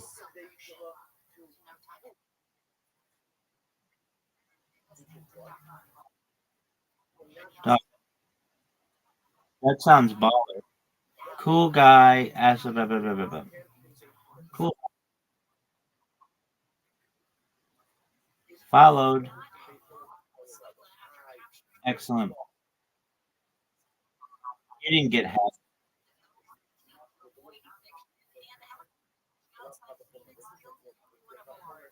You didn't get hacked. We're not born yesterday, dog. We know how it works.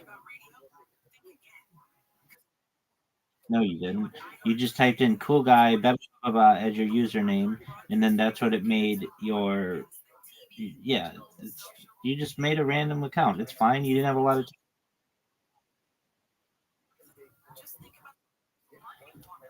Okay, if that's the story we're going with, that's cool, man.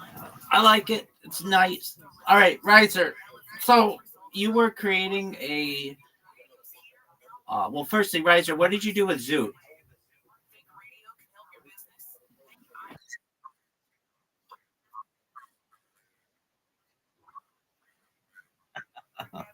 Okay. Secondly,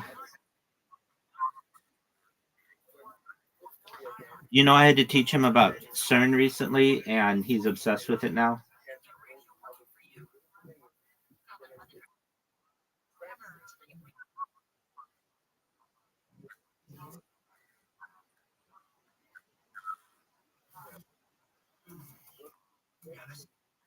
Yeah, he's kind of obsessed with time travel, and he'll- because he wants to.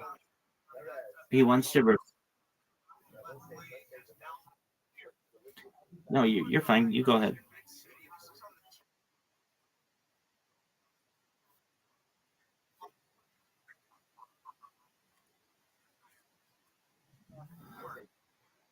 Did Baron Trump write a book?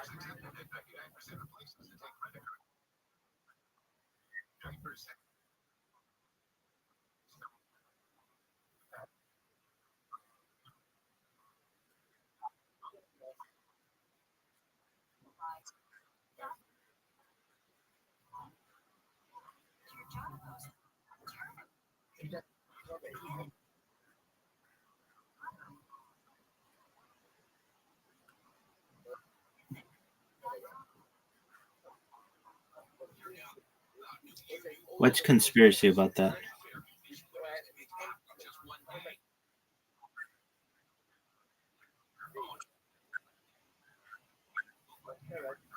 How is that a conspiracy?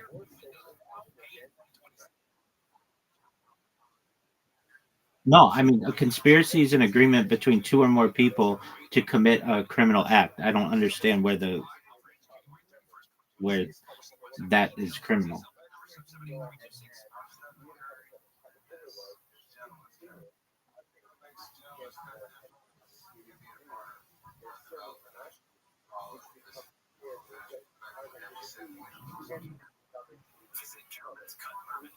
Did you not?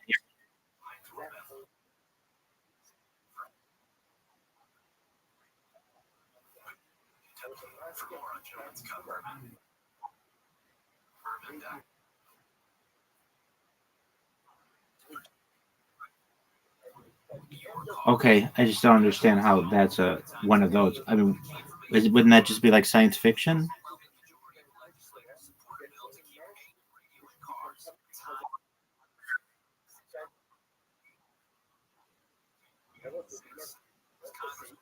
Okay, well, I don't know if Zoot is aware of this type of discussion, but he's a friend of ours, and he wants to reverse events of the past, and so he comes in here and will just like ask if time travel is possible, potentially, and if so, where would it be done on Earth? And I explained to him probably CERN, and he's like, well, where is that? And I said Geneva, Switzerland, and he's like, could they create a black hole there? And I say potentially they have already done so. There's an argument to be made though, if they made a black hole there, it could potentially engulf the entire Earth. So, um, and then there's the argument as well, that it may be um, a, a clandestine group that's working there. It may be an international headquarters for potentially intelligence agencies, and um, so to our friend who is very obsessed with wormholes and time travel, he's also obsessed with like orgies and the Amish. So he's into a lot of interesting things.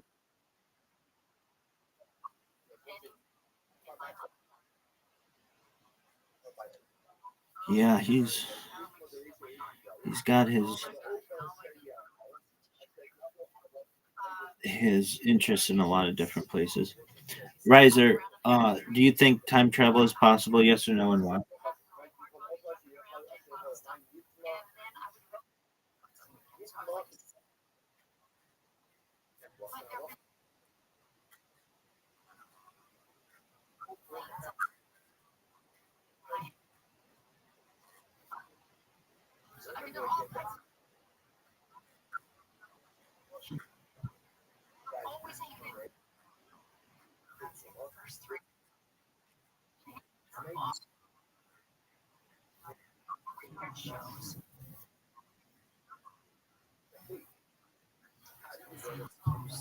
Oh yeah.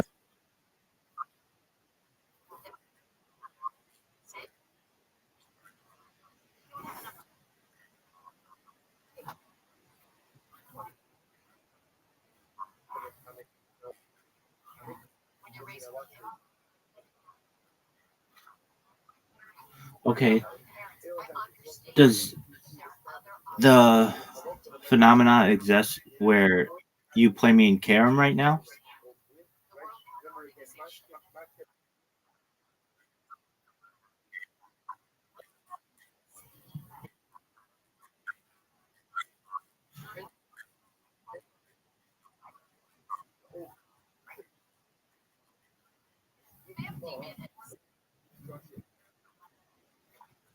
Okay, well, that sounds like garbage.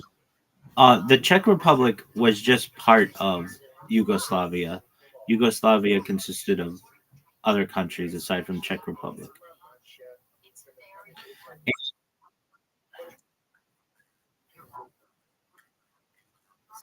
You said it was formerly Yugoslavia. You didn't say formerly part of. And now don't they reference the Czech Republic as Czechia?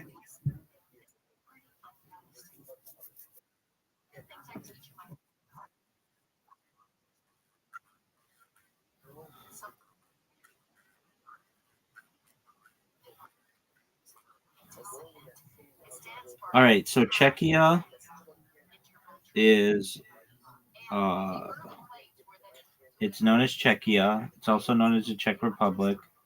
It is a landlocked country. Let's see here. Um Name. When did it start going by Czechia?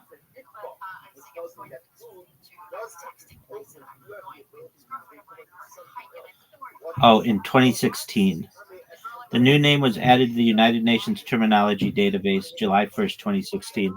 So that's why when you reference Czech Republic, Riser, because I'm so advanced with United Nations lingo, I had to go back into my almanac to figure out the area you were referencing. Does that make sense to you, Riser?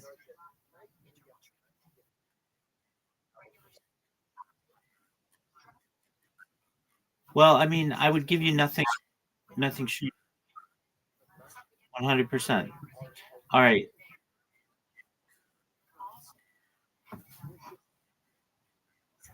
You don't call me Myanmar?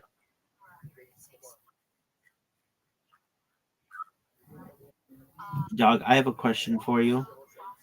Are you ready for me to watch? I don't even know how to follow this hockey. Canada.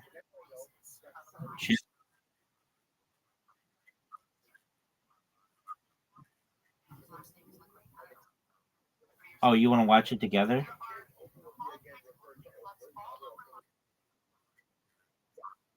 Dog, I don't even know a website that would allow you to watch such a thing.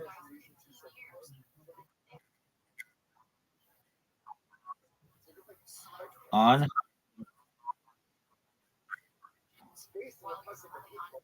Oh wow, it is a real website. Um, it looks like is this the world?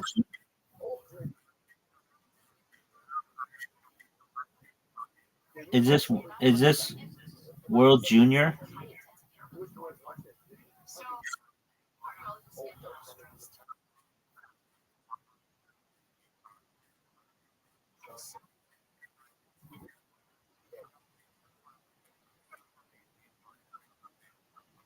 Because they weren't aware of the change that was made in 2016, son.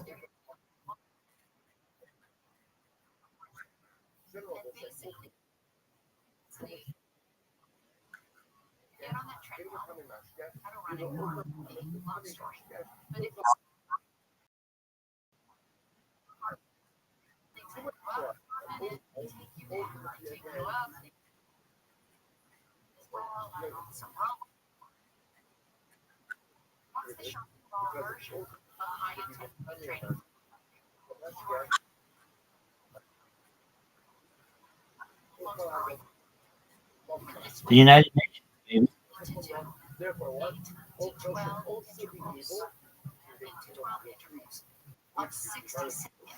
This website is the most absolute horseshit I've ever seen.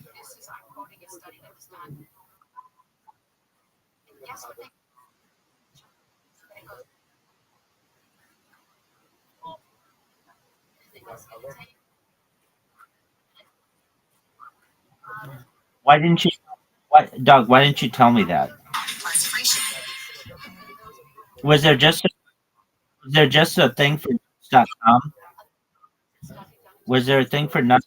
Was there an advertisement for nuts.com?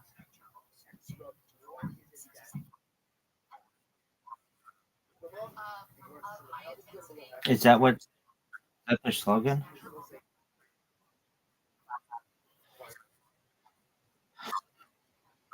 They don't. They don't advertise. Okay, they don't advertise them.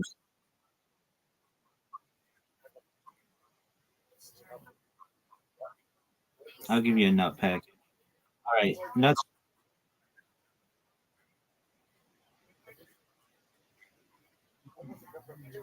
dog. And what year do you think this company was founded?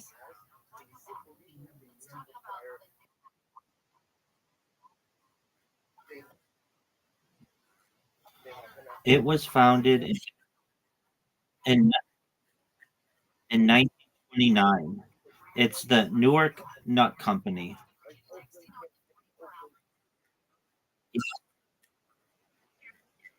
No, 26 years ago, 1999. Well, 27 years ago now.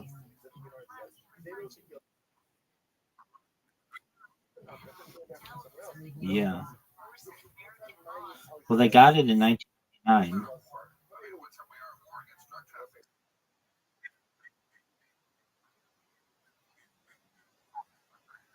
Oh, there you go. That's good.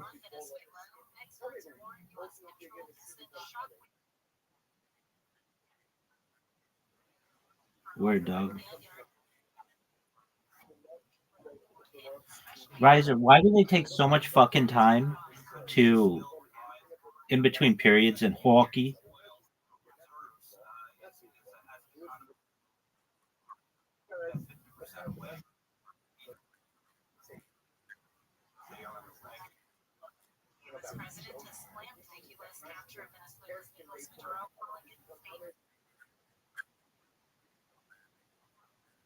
Look, they refer to it as Czechia.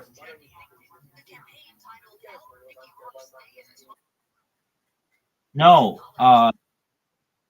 Sporting Network.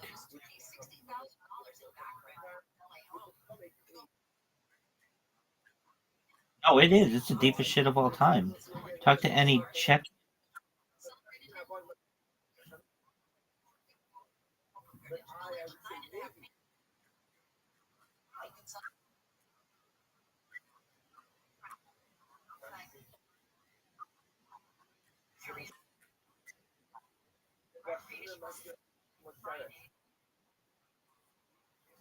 Riser, do you think you could invent a robotics in Boney?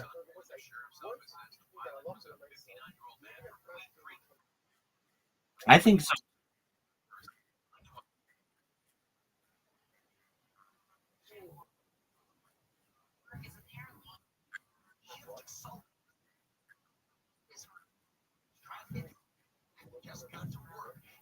All right.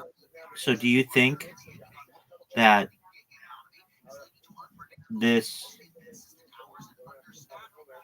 is going to be done in the future and that all Zamboni drivers will be put out of business?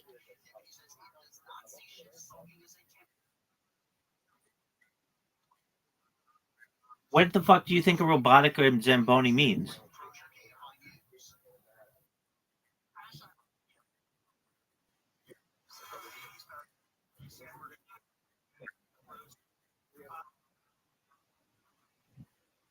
I mean, what do you think?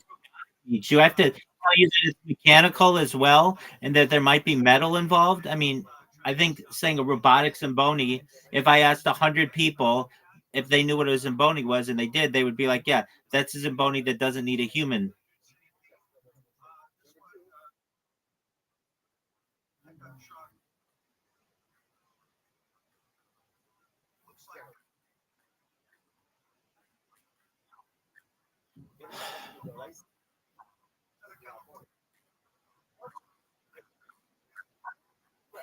What would a non-self-driving robotic Zamboni do? Like what benefit would that be?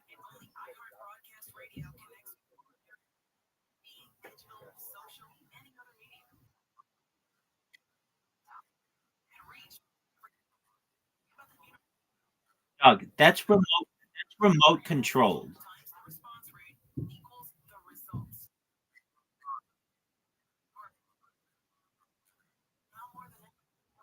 I don't think so. A self-driving autonomous robotic Zamboni, I feel, does not need a remote control.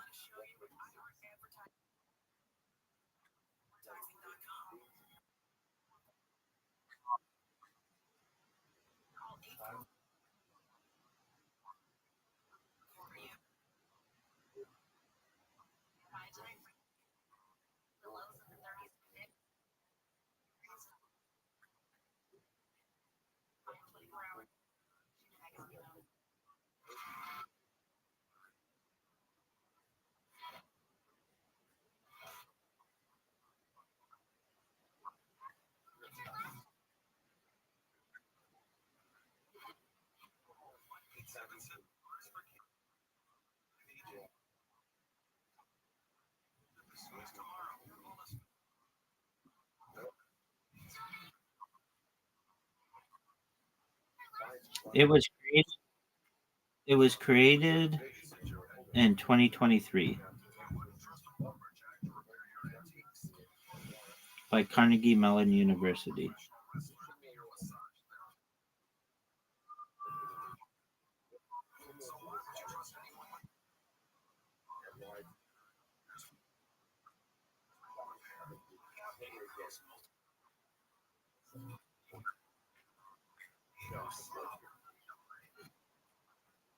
Riser, are you in the Zamboni subreddit? Yes or no, and why?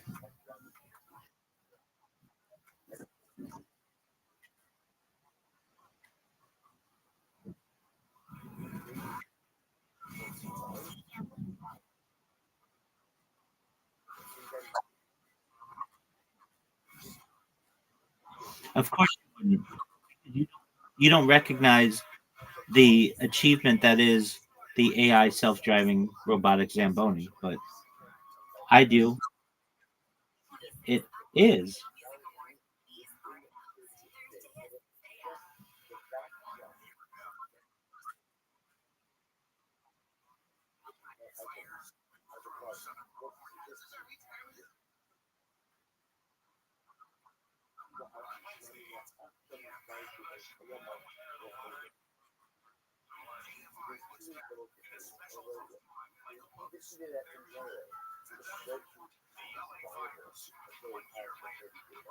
Why are you watching? Why are we watching youth hockey?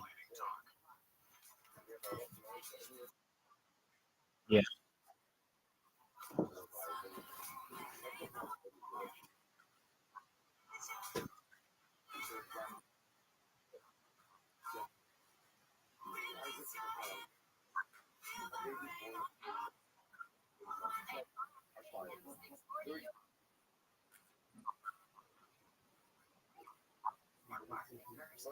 suddenly feel self-confident, and suddenly feel wonderful. Well, fingers. I want you a muscle.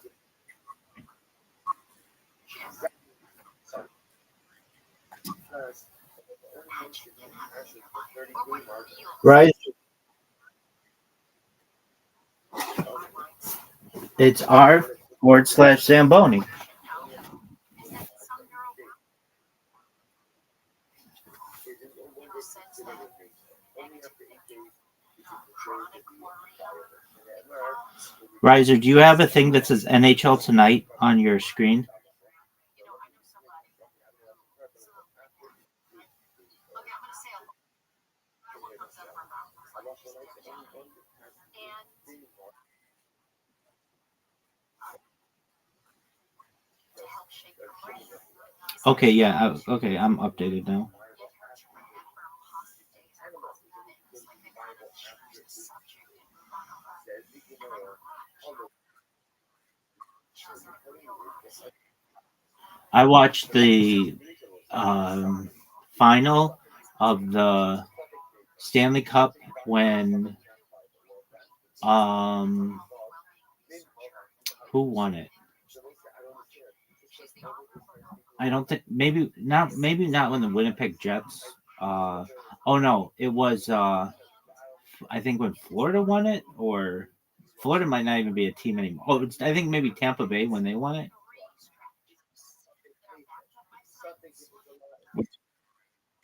Dude, it was like 2 years ago. It was like 2 years ago.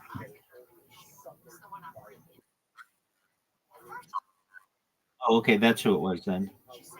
Was it 3 years ago?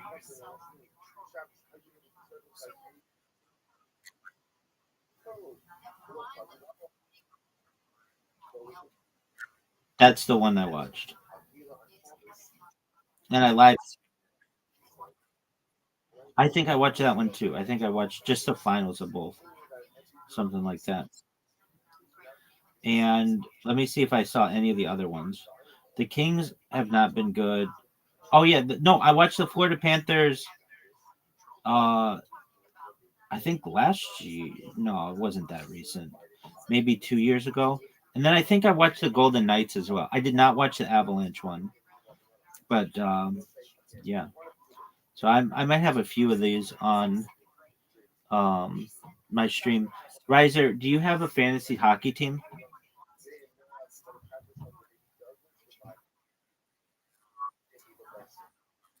Okay, well ask me how many fantasy hockey teams I have.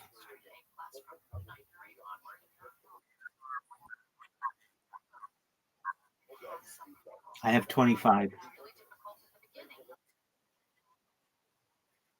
I'm not into hockey, but that doesn't mean I'm not into fantasy. I I update them every Monday. The names of all my teams are um Wayne Gretzky's bookie.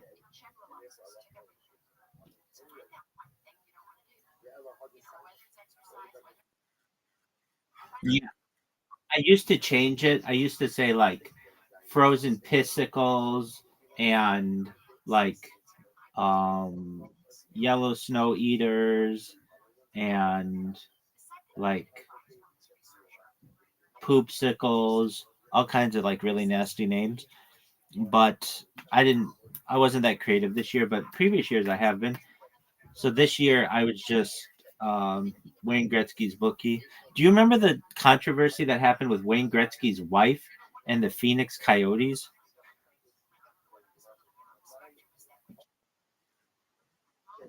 You call yourself a hockey fan?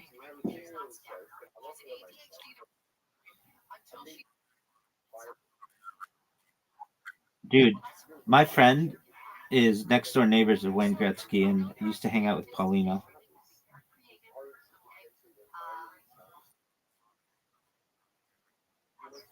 Wayne Gretzky.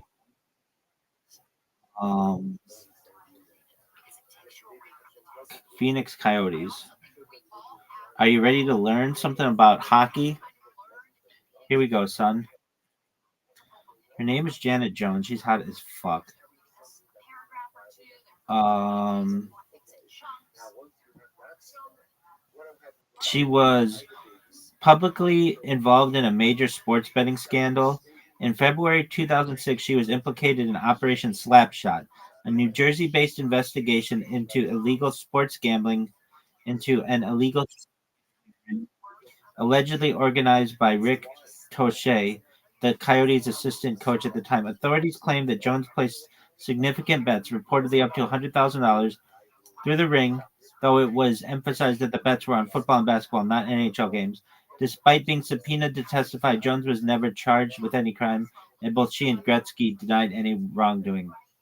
In May 2006, Jones and Toshe announced plans to file separate $50 million defamation lawsuits against the state of New Jersey, claiming the investigation damaged their reputations and cost them business opportunities. Toshe later pleaded guilty to conspiracy and promoting gambling in 2007 and received 2 years probation. Janet Jones maintained that the allegations were unfounded and expressed frustration over the media scrutiny, stating it unfairly treated her family's well-being. Riser, were you aware of this?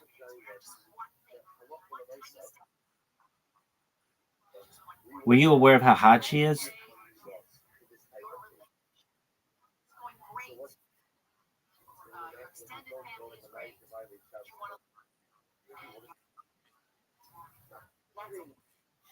Yeah, she's got a wrinkly ass neck, though.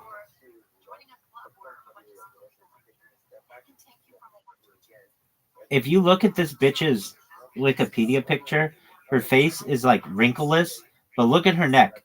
It looks like a 90-year-old woman. Yeah, I mean she's definitely doing something to her face, but look at her neck.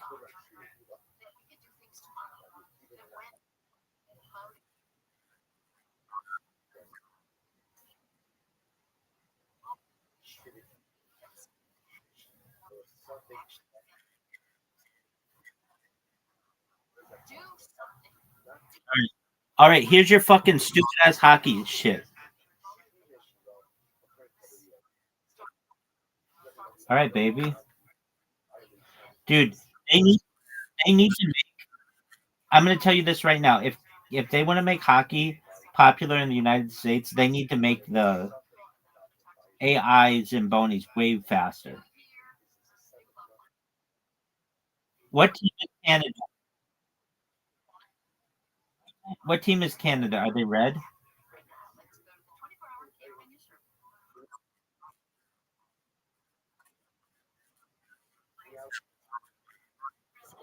It's Czechia, dog.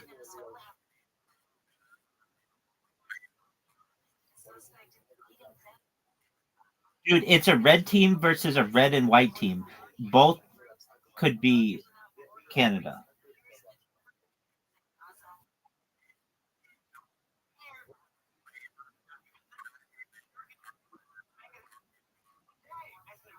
All right, so Canada is black and red.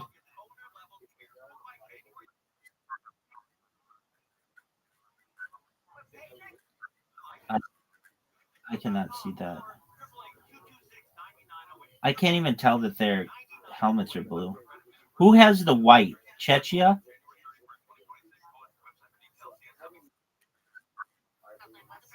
Okay.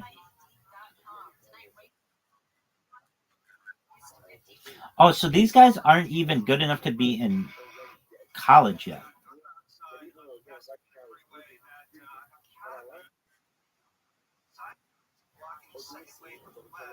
So, Riser, are we watching minors?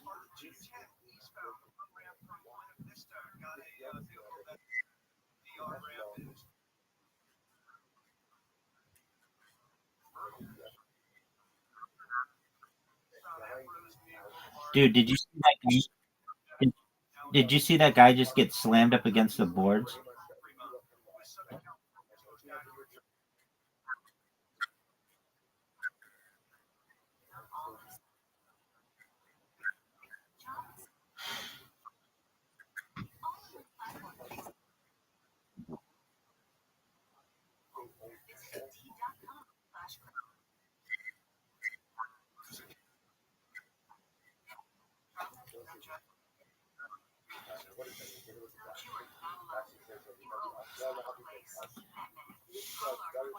You're not.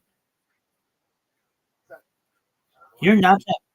You're not that big of a hockey fan, though, Riser.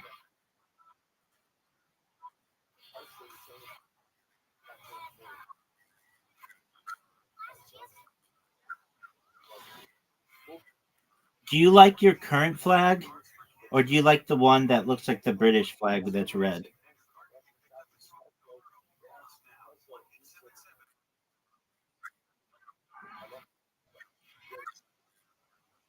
Since like the 50s.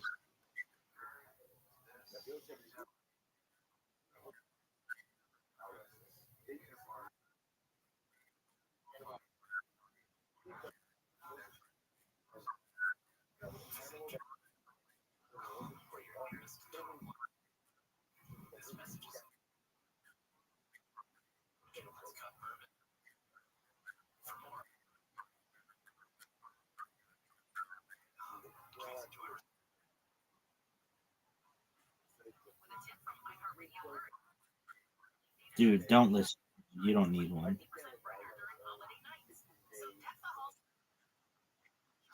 Yeah, you got to do the first one. What's the first one called?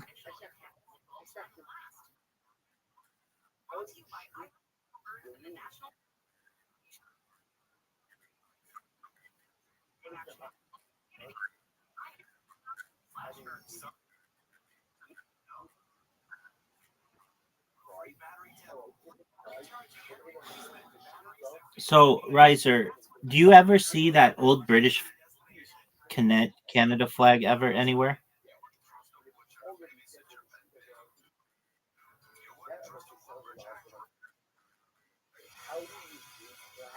I feel like it would just be a reminder that you're just like a colony.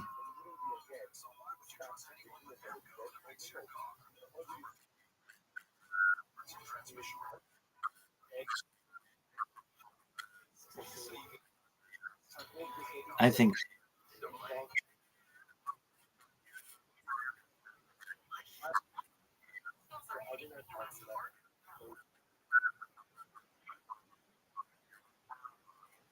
yeah, it's a it's a big deal.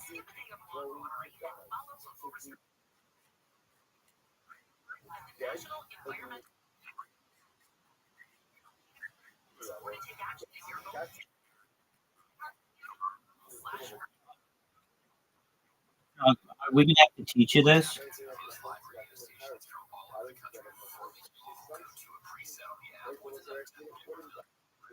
Are we going to have to teach you the reasons why your colors are the way that they are? The national colors of Canada are deeply symbolic. Any true Canuck would know this. The red symbolizes prosperity, hope, energy, life, and the vibrant autumn colors of maple leaves, while white reflects peace, tranquility, impartiality, and the snowy winters characteristic of Canada's landscape. Any true Canuck would know this.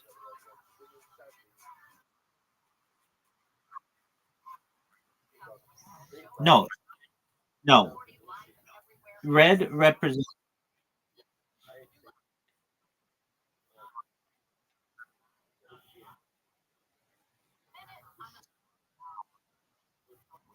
Did you see that Canada just tied it?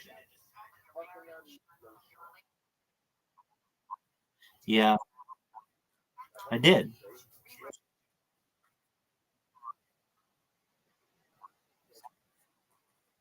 Is this the championship game? Who is in the other semifinals?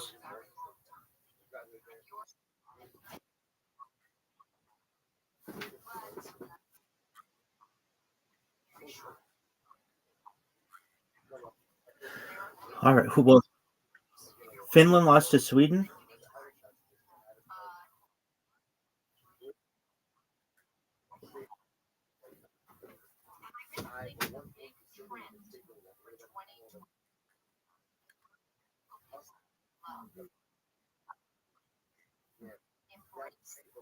Okay, romance is temporary.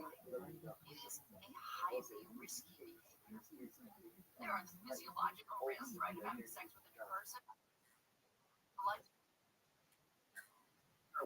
to somebody else's germs. Okay, that's risky, right? So you want to deal with somebody's trust. But the big risk that you are obvious is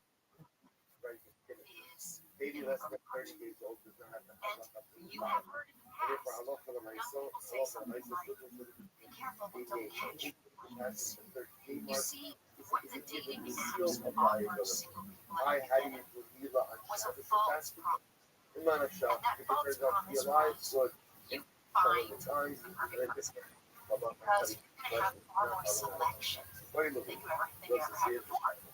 And now we know that the more selection that you bring to the trip, the less likely we are to make a choice or they to value that choice. Because there's thinking about, other people and their message box, other people they've matched with.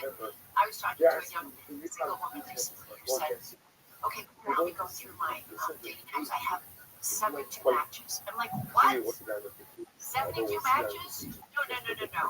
My rule number one is never match with people at once. Just to keep your brain out of that cognitive bias called paradox of choice, this frozeness that happens when you have too much choice. Another thing that's happening in 2026 is because so many people have about disillusion with apps, they're thinking about how do I find a mate, right? So instead of playing it cool, instead of not catching feelings, this is all in the rearview mirror, folks. Instead, I predict, my prediction, there will be more intent declarations of love, more like intentional dating, like literally going, I'm only going to date this person, I'm going to try it out, this is what I want. Not like this is a high for Friday or Saturday night, but this is somebody who can be made safe, secure, I think many people already are mistrusting AI and AI companions. And if you are finding yourself going down that rabbit hole, be careful, okay? I think there's so much chaos in the world that many young people are just saying, you know what, I don't even know if tomorrow's coming. Let's just get this done, right? So there's this article I read this week in Forbes magazine called 3 Surefire Ways Involving Fear. Basically, you have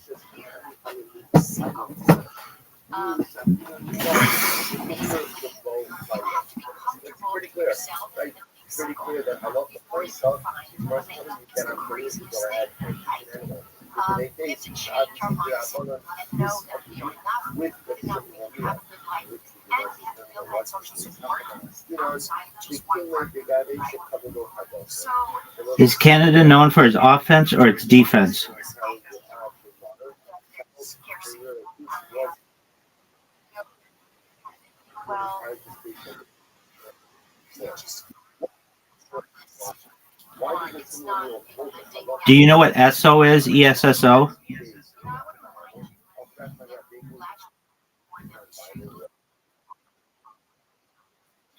Right, but you know that ESSO stands for S, the letter SO, which was Standard Oil.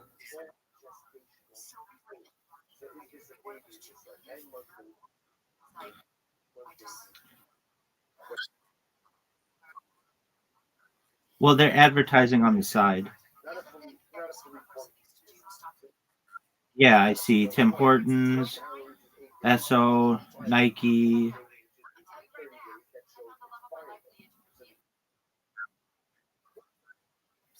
Doug, are you? Oh, okay.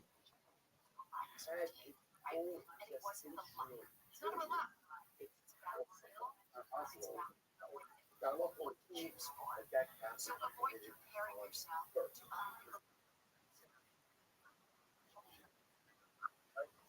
I do. I mean, I hate to say it, but it's really hard for me to see the puck.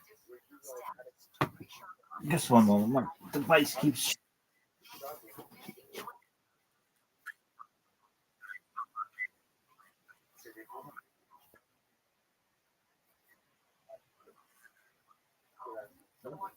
strength in it's not going to derail you. Because that's the problem. They're rejected. I want to have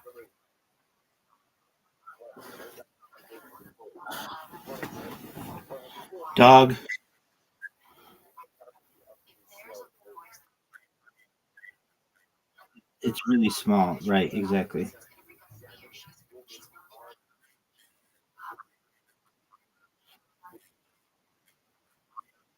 he or she's That's exactly right. Dude, your Canadian team just lost.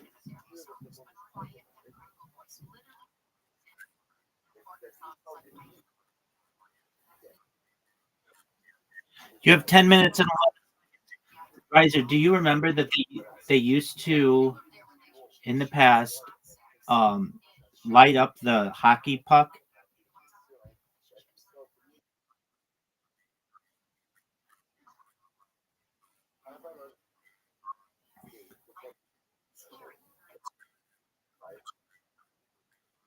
Here's the thing with that. For a what do you call it? A normie like myself, in terms of my hockey love, even though I have 25 fantasy teams, it's just the black is sometimes really hard to see, and so lighting it up made it more interesting. But normies didn't watch hockey as much as diehards did, and diehards can't stand it.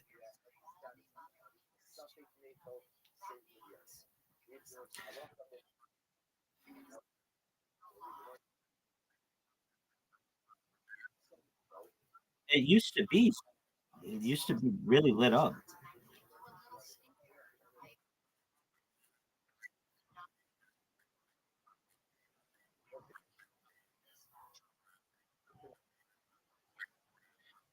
Did they score again, or they're just showing that again? Oh, it's just a replay. So if Canada loses, are they out? So this is single elimination.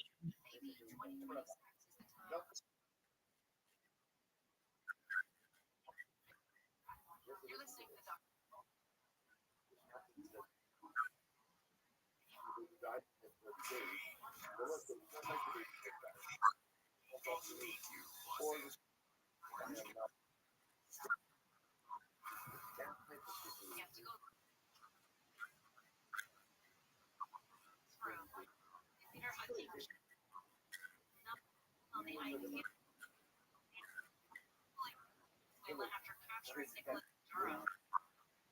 Tells NBC's Meet the Press that Trump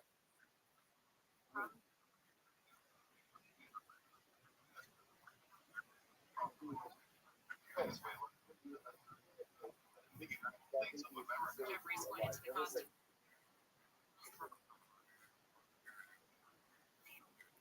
care acts return to normal operation. Saturday. Oh, the women's tournament, Switzerland, Canada. All right. I'll be right back. I'm gonna use the restroom.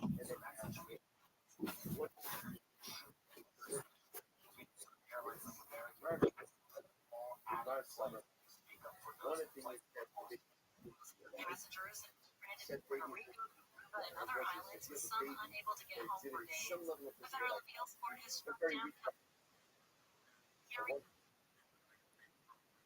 Ninth Circuit says the law violates the Second Amendment.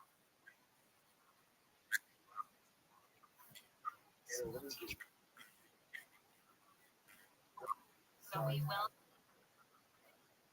injuries after she called 911.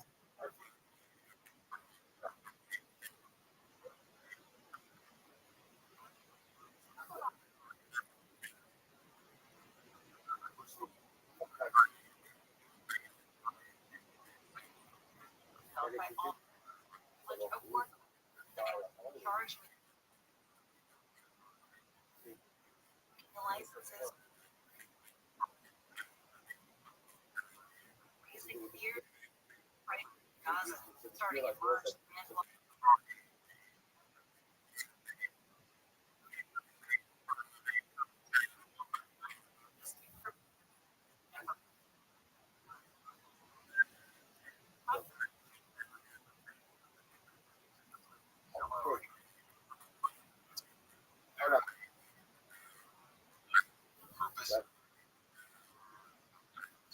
It's low. Vowel high chapter 2. And the side. So I'll be with you. Straight out of Utah. Names like the violence. Order Sophie Kim says these are a form of Make the escapism man from the unusual. dread of real life. See, mama Little is or wrong. AFI News. Gonna crash on the 210 On the Philmar. seventh day of his life. The westbound connection to westbound The 118. and they said The that connector is anyway, partially blocked by a crash in the right lane. The vehicle is actually facing the wrong way. Hawthorne 115 eastbound at Crenshaw, Anaconda, that is blocking the right lane there. And in Cerritos on the 605 southbound off-ramp to Alondra, the off-ramp is partially blocked by an accident. And in Diamond Bar on the 60 eastbound at Grand, it looks like part a of the day, coach bus with 49 students and a semi got tangled up. They are over to the right shoulder. Southern California is most accurate traffic reports and trade representative. You know who's listening to the radio? Voters. Lots of them. So if you're running for office, this right here, a great place to reach them. And it's not like social media where people are just swiping through ads. With radio, they're engaged. Plus, it's 1/10 the time it costs to video. Don't just campaign. Connect with millions all over the country, even thousands in the smallest communities with radio. Call now and be on the air in just 48 hours. 844-844-IR. That's 844-844-IR. Give a present to the planet for the holidays with this tip from iHeartRadio. Online shopping generates 30 times more packaging waste than in-store purchases. Choose gifts that require no packaging. Like a trip to a local park or nature reserve to redeem points and celebrate sustainably. Brought to you by iHeartRadio Earth and the National Environmental Education Foundation. For more smart, sustainable living tips or to take action in your own community, visit iHeartRadio.com/earth. KFI today predicting possible thunderstorms and lows in the 30s to 50s on Monday, mostly cloudy, possible rain highs in the 50s to 60s. Right now it's 60 degrees in Irvine, 58 in Orange, 57 in Tarzana, 56 in Calabasas. Live from the KFI 24-hour newsroom, I'm Shane Magazine. Who would you call the unthinkable? A police officer, right? But what do you do when the monster is the man in blue? Bill, he hurt you. This is the story of a detective who thought he was until they came together. I said, put a seat on the face the day that you died. Open your free iHeartRadio app, search The Girlfriends, Untouchable, and start listening today. KFI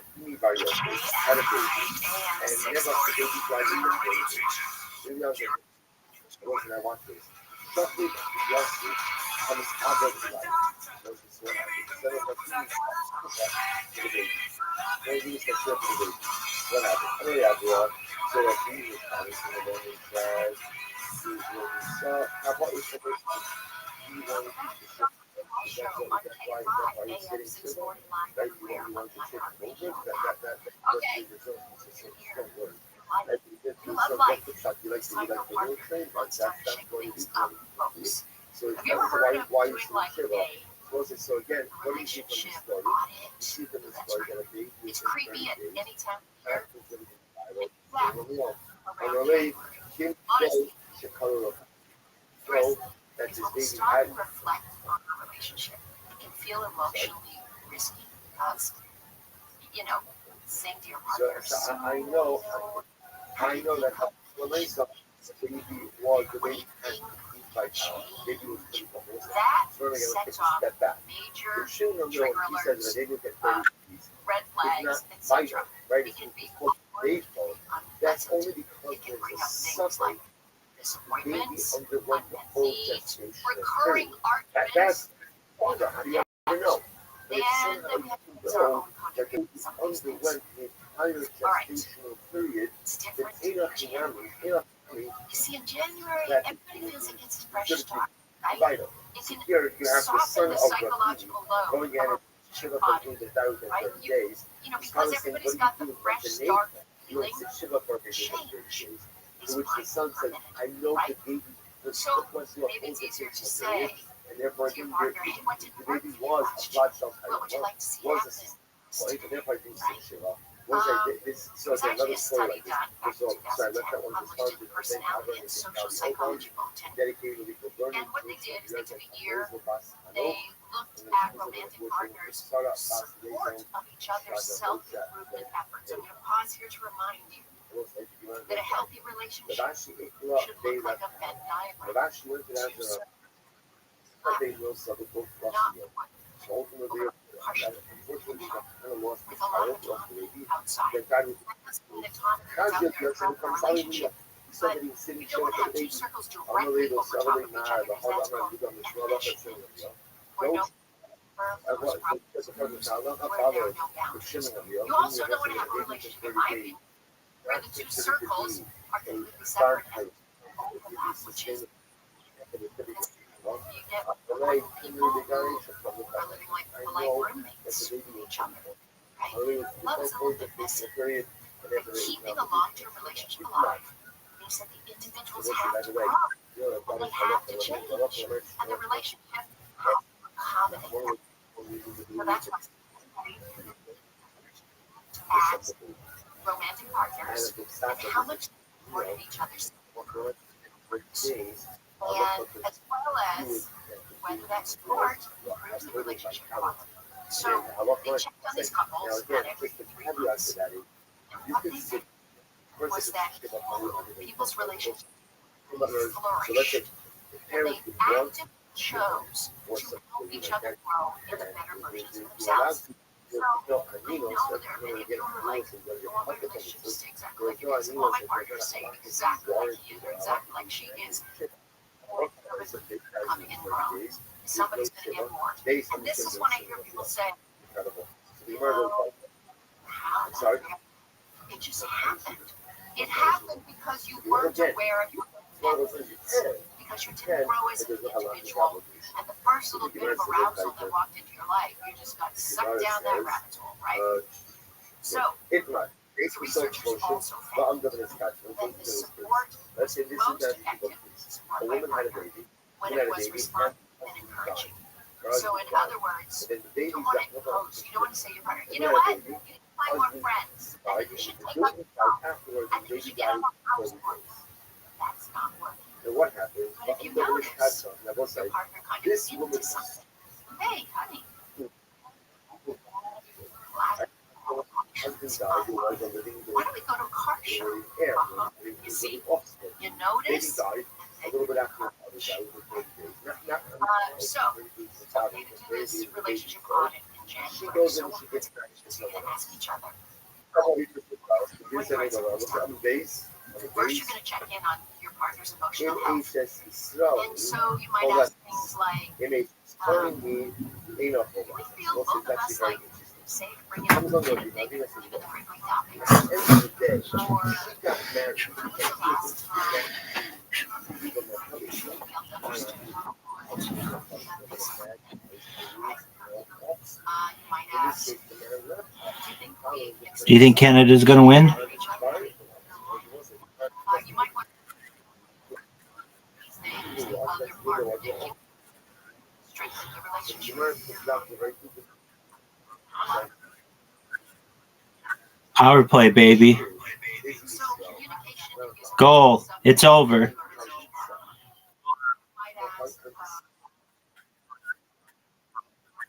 It's Chechia.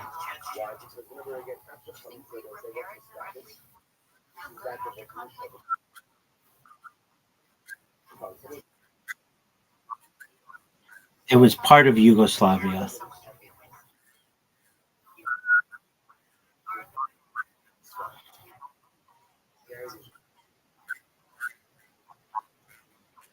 I'm watching, baby.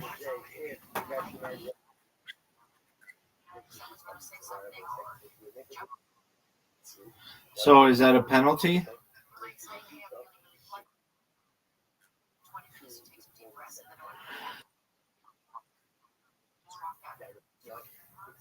Do you know in the future what I'd like to see hockey have?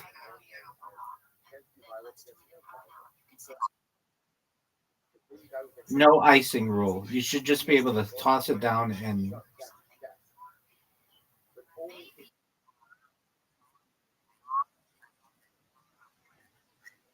Yeah, that's what I think. 3-on-3, no icing.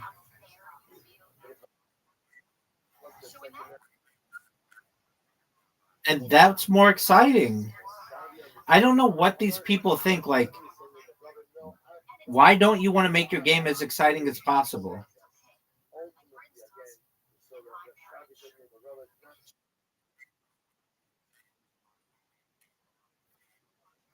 That's what it should be.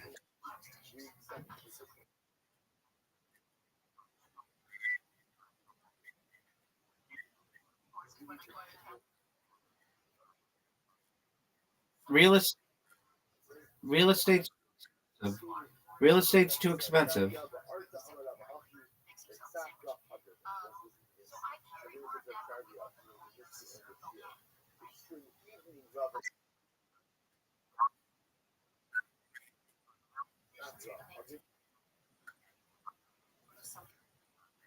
I saw that. That was not good.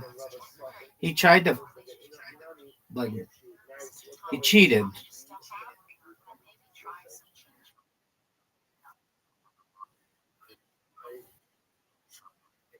Look at this kick.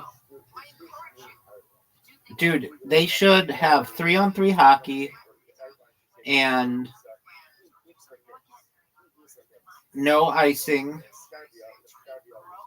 and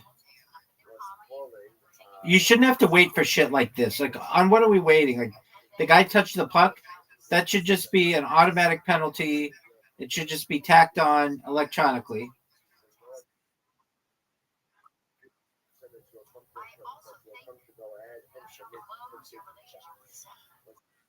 Minute, 2 minute, 2 minute penalty.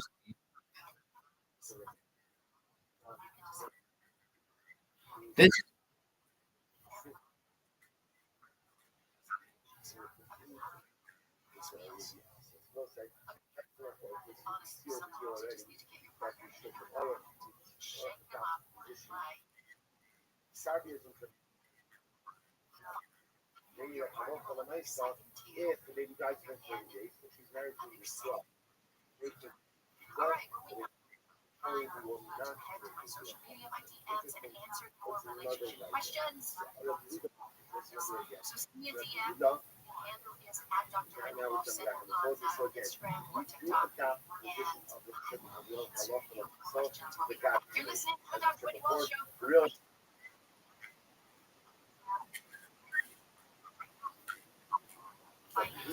rubber balls, baby.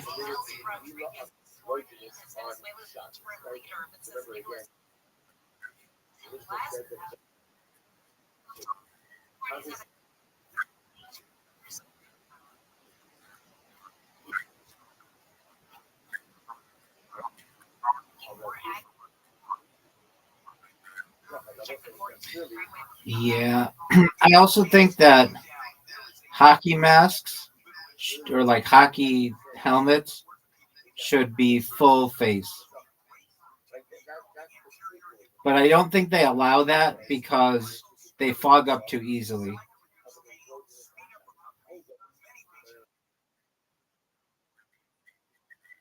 That's true. Maybe they should have a cage.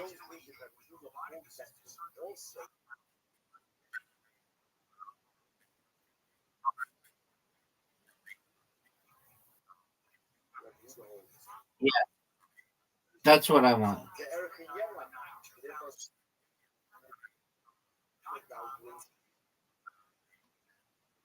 Oh, I'd be afraid of taking a puck to the mouth.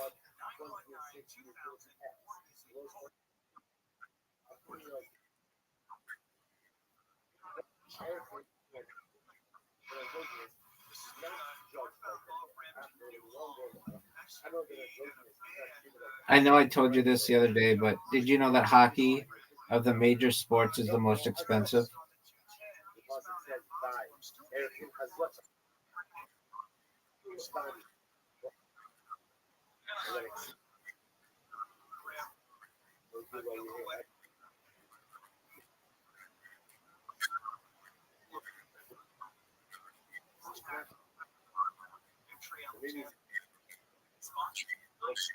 Yeah, but that's not like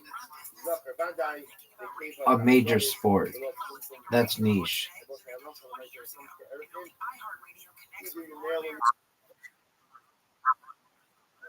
Yeah, I mean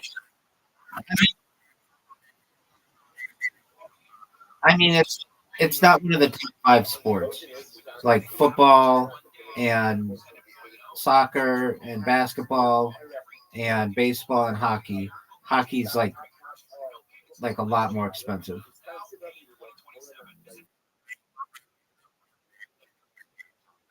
I'm in agreement with you, but okay,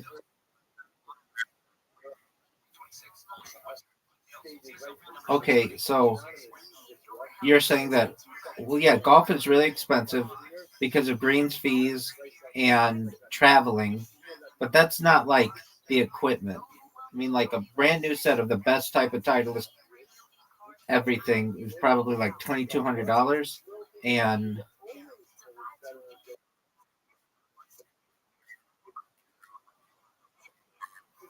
yeah, I mean that's. But I'm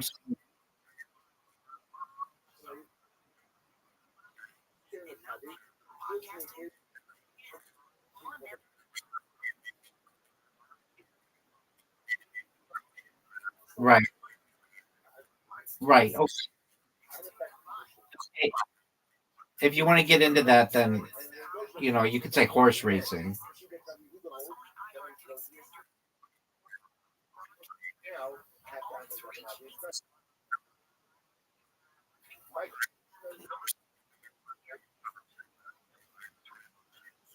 I said of major of the major five sports, hockey has the most expensive equipment.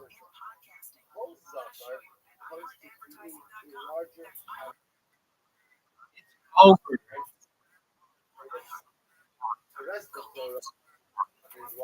dude.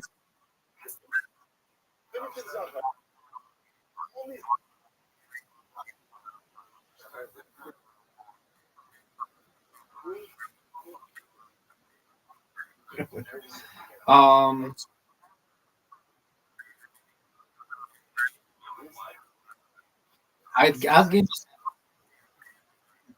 I'll give you that. I'll give you that, my friend.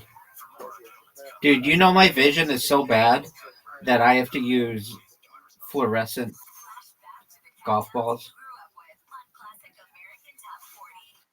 Yeah,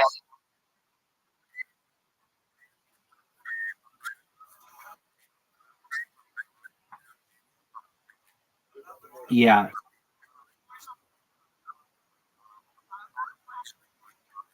Since I've been about, I'd say, 18 years old or so, um, I used to be a pretty good youth golfer, but my vision has just continuously started to fail. And I played, oh, way worse. I played Donald Trump's golf course, Trump National, in when I first started this stream, like 4 years ago. I played it on camera, and I could not find where my ball was. Like I'd hit perfectly fine shots, but I couldn't find where my ball was. And then I'd go to Tiger Woods's golf course in Anaheim. It's not his golf course, but it's his home course, and but he doesn't own it. And I would basically like only be able to see my ball at night because it would be really lit up. Like it was really hard for me to see, especially if it's cloudy. I can't see the white on gray. Like it's really hard for me to see.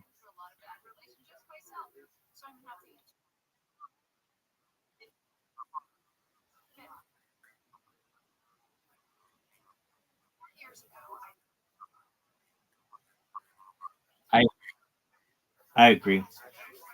Oh no way! No way! No way! Remember, look in the corner. Do you see it says Czechia? No, it just says Czechia goal. It just said Czechia goal. Dude,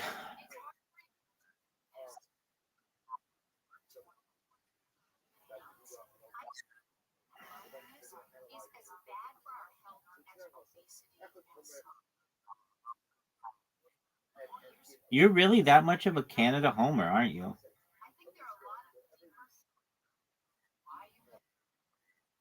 Would you blame the goalie on this?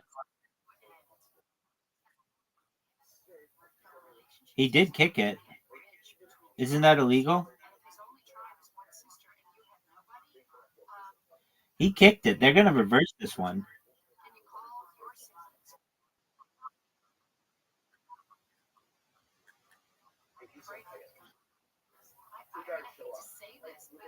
Dog, then you should either be able to kick it or not. This kicking motion bullshit is stupid.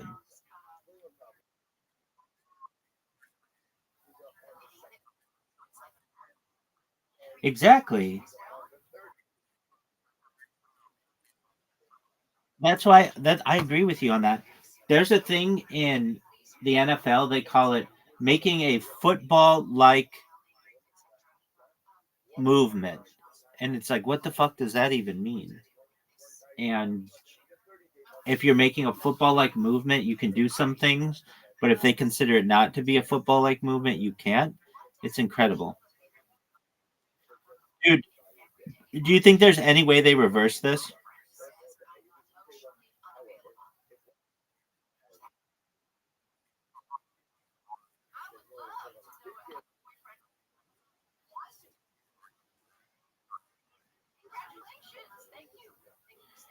Well, is this a goal?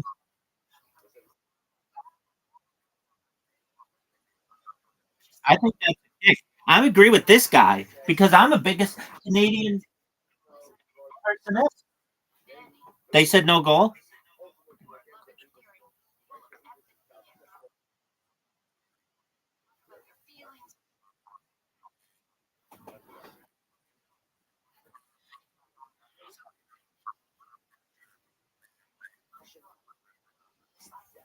Would this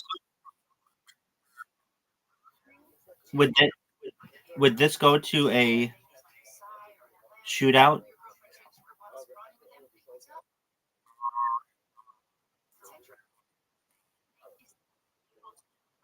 10 minutes each?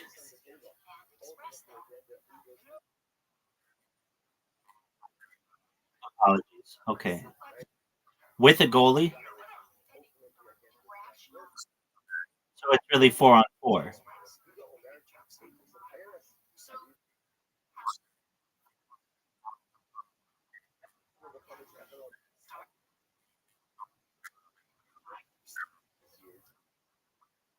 Come on, Canada. Go. Oh, they just shoved that guy into the goal. Dude, go. There's a penalty. Canada cheating again.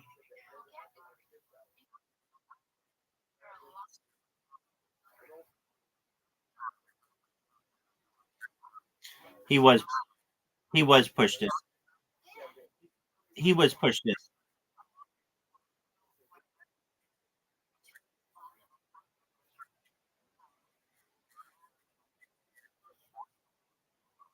That's what happened. Look at he got checked into the penalty. He got pushed.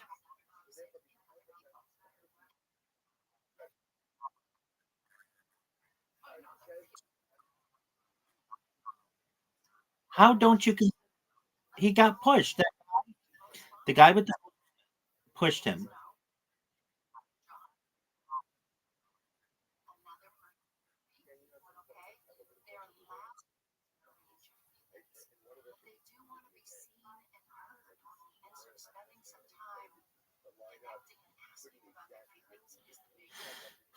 So if Canada loses, do you take these guys to Newfoundland and shoot them?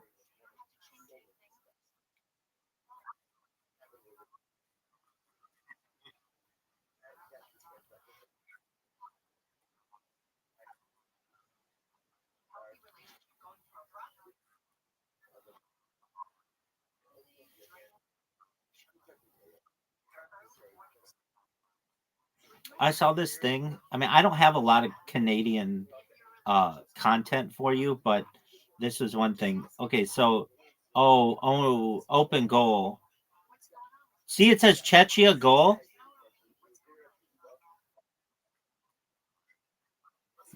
Right. 1 second longer than they flash Czech Republic. Anyway, they had this guy who had an apartment outside Scotiabank Arena. Is that in Toronto?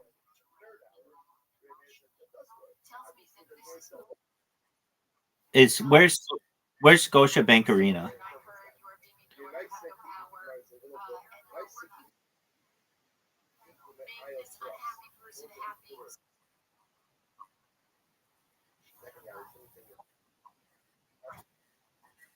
Yeah, you can Google it. That's fine.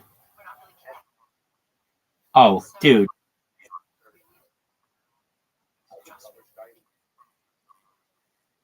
it's in Toronto. Okay, so it's what I said.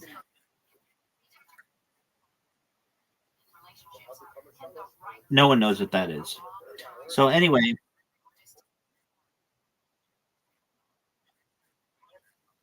I do. I just did. It's on base. No one calls it that. Formerly known as Air. Dog, I'm just saying it's called Scotiabank Arena. If you want me to rename it for you, I can do my best. I don't know if I'm going to have any. No, it's not. It's called Scotiabank Arena. All right, can I please tell you the rest of my fucking Canada knowledge? Because it's very limited. So, this guy has like an apartment or a condominium in Toronto outside Scotiabank Arena. And what happens is, whenever somebody scores, they play that like really loud horn. So they blare that horn, and he's like, it's a major disadvantage living this close to the stadium and being a hockey fan because it ruins the game for you. Oh, it's over, baby. Czechia, champions.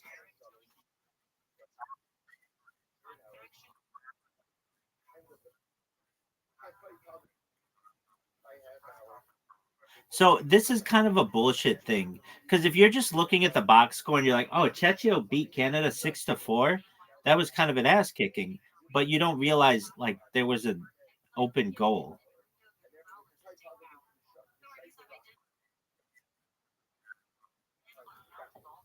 I kind of agree with that. I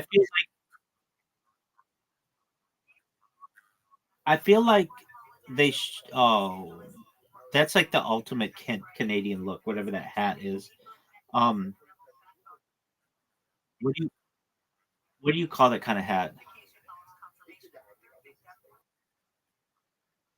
No, a Russian hat's like a big thing on your head. Anyway,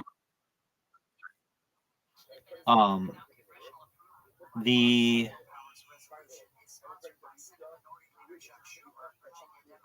I had some excellent information to provide. Then I got distracted.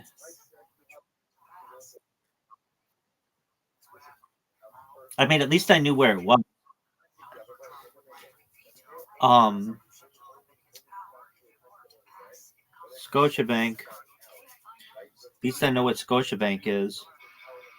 You were like, is it even from Canada?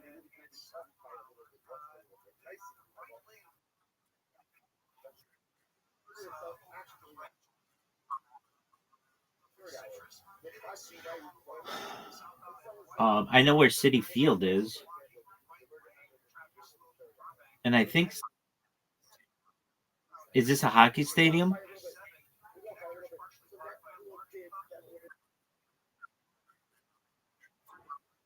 Yeah, every basketball arena ever, dog.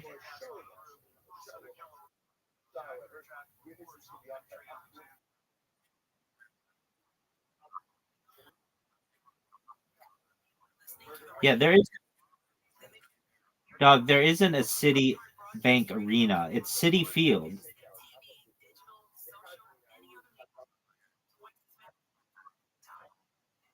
I mean, you're just making up shit.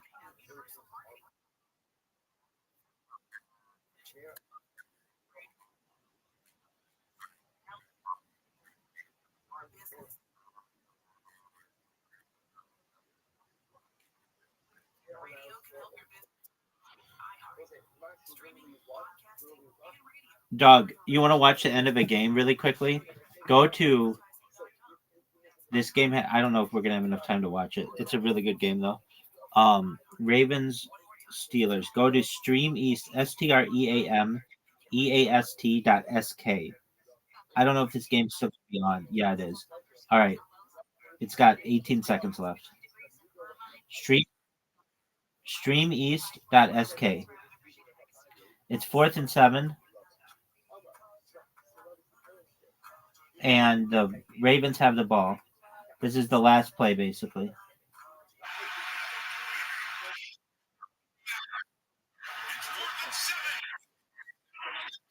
On the line. No way, dude. He just caught the best catch maybe in the history of the game.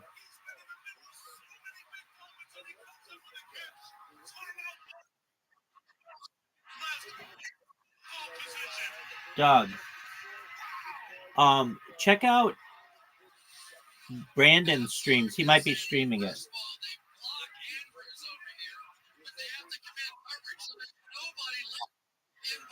Okay, so go to streameast.sk.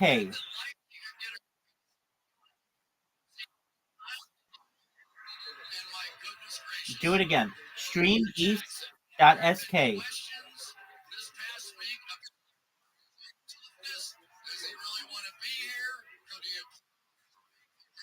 Dude, hurry up, dog. They're about to kick a game-winning field goal.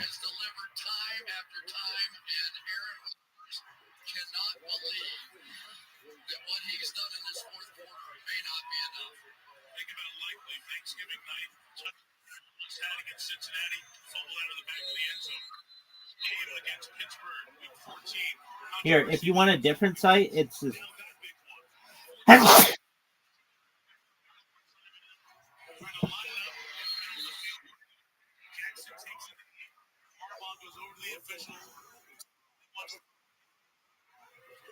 we don't know. The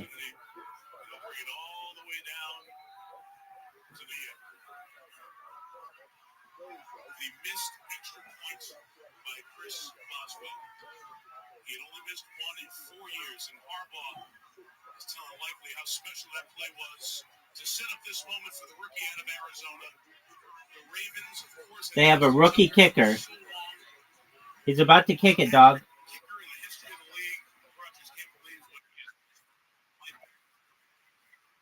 Okay, excellent. Click it. Dude, you didn't. That's not what happened.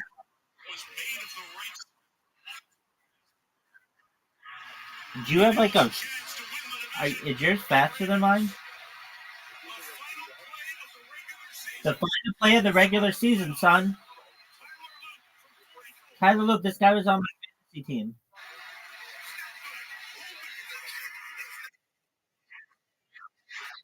He missed.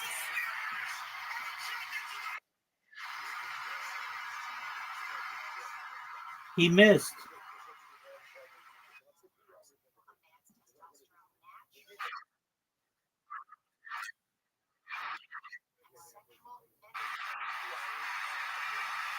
So you got to see it.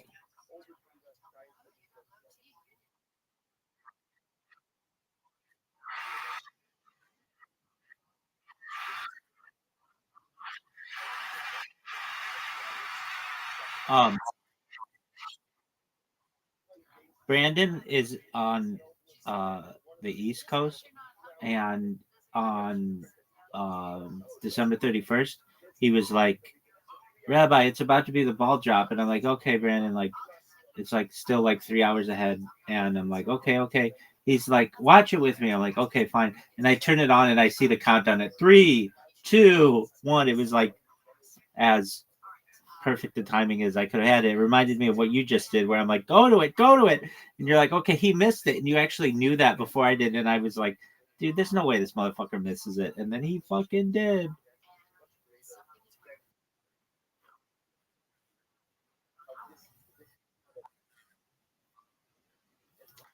No, it should have been for an NFL kicker. That was definitely makeable, especially because it was in the center of the field.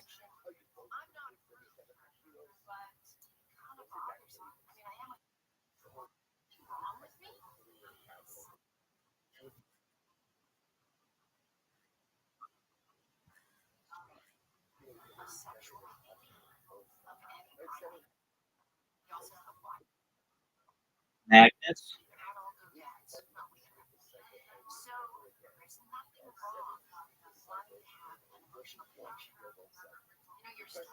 Do you think Travis Kelce is going to retire? That's true. All right, I'm going to send you a Karam invite, and you're going to accept it, and it's going to be one of the best shootouts that we've ever seen. I'm sending it to you right now. And do you want it to be classic, pool, freestyle 120, freestyle 160, or freestyle 210?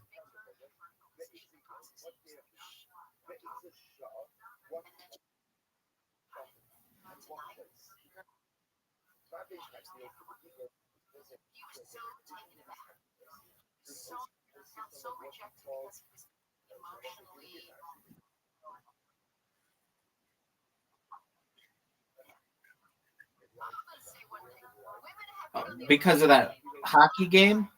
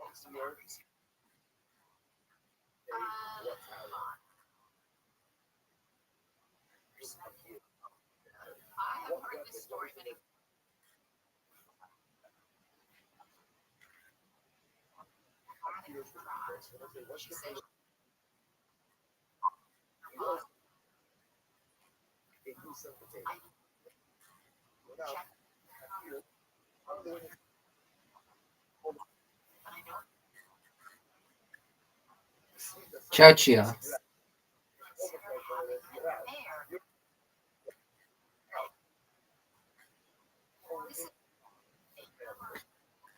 Why don't you just call it Pangea?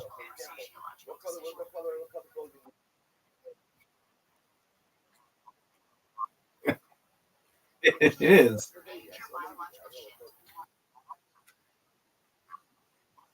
Dog, I mean, what do you want me to do about it?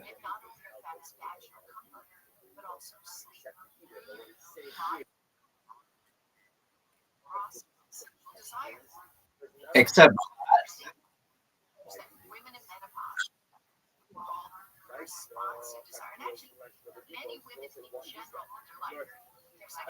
oh fuck.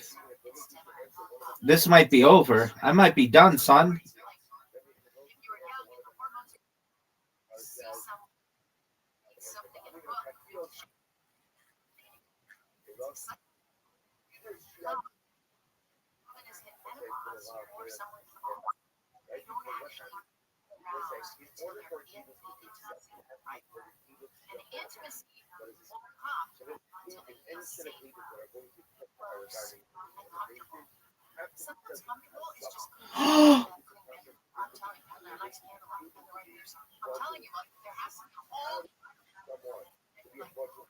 I need you to miss this shot.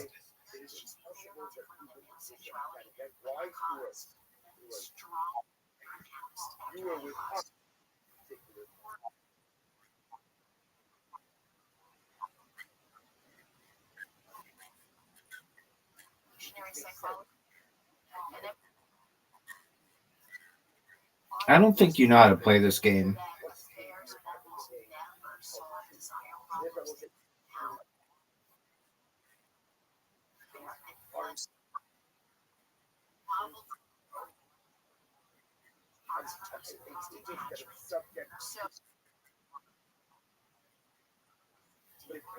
I mean, baby, I didn't make up the rules. You're the one who said you wanted to play this.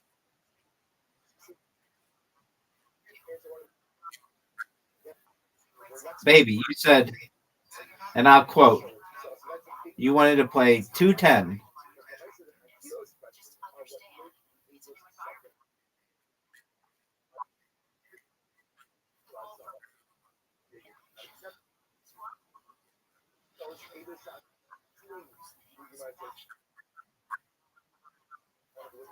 Because I made it, baby.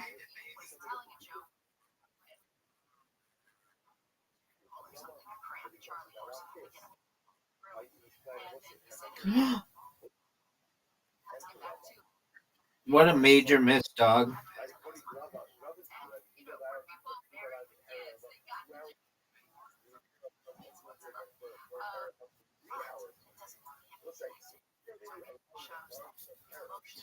This is big.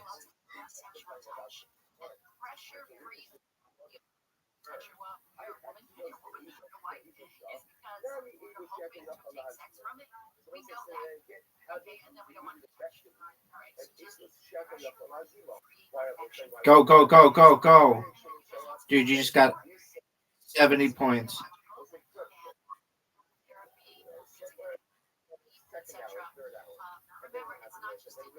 Oh, one.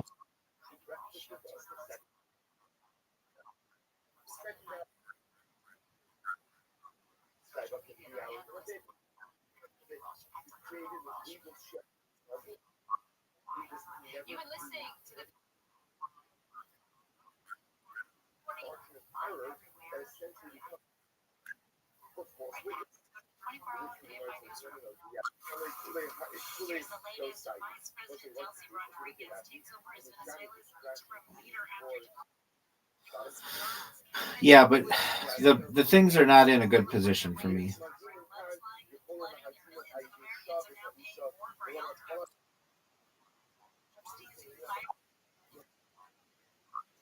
No.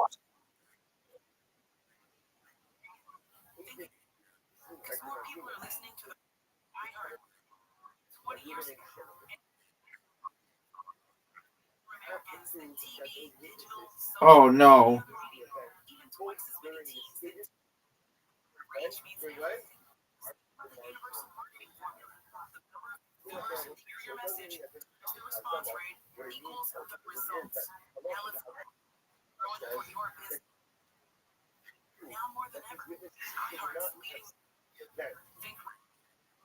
Oh, that's what you want? Baby, I'm going to dominate you so badly in literati. It's going to make your head spin. How would you like me to come into random Discord calls with women and talk to you about what AI thinks of my penis?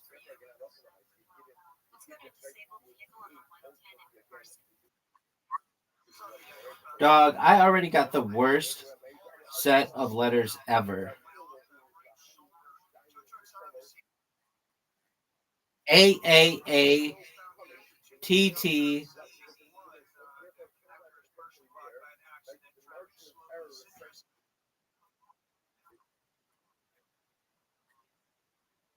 Oh, okay. Yeah.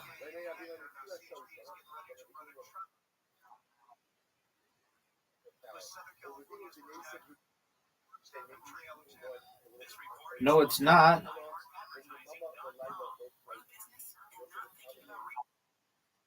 No, I didn't. TATA, dog.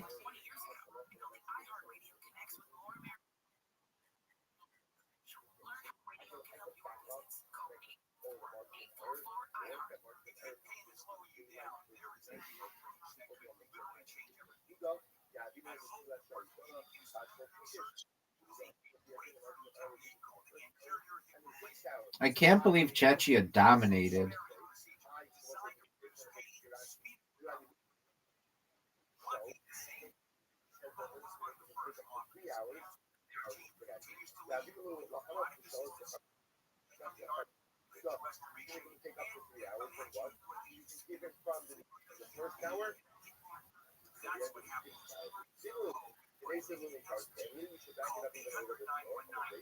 Jar? You want to use jar?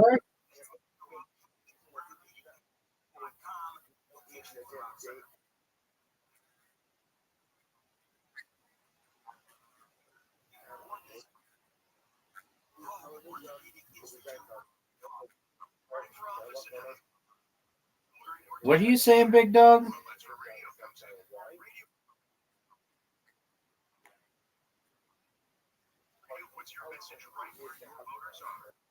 you talking about? Don't just all over the country. Even thousands of the smallest communities with radio were called in and be on air and just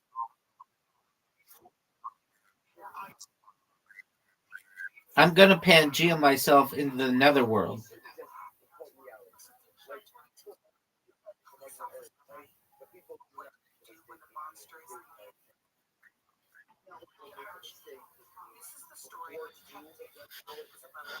Why haven't you watched all of the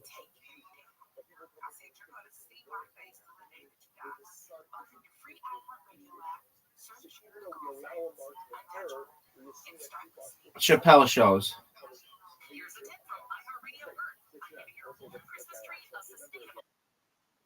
Dog, they're so funny.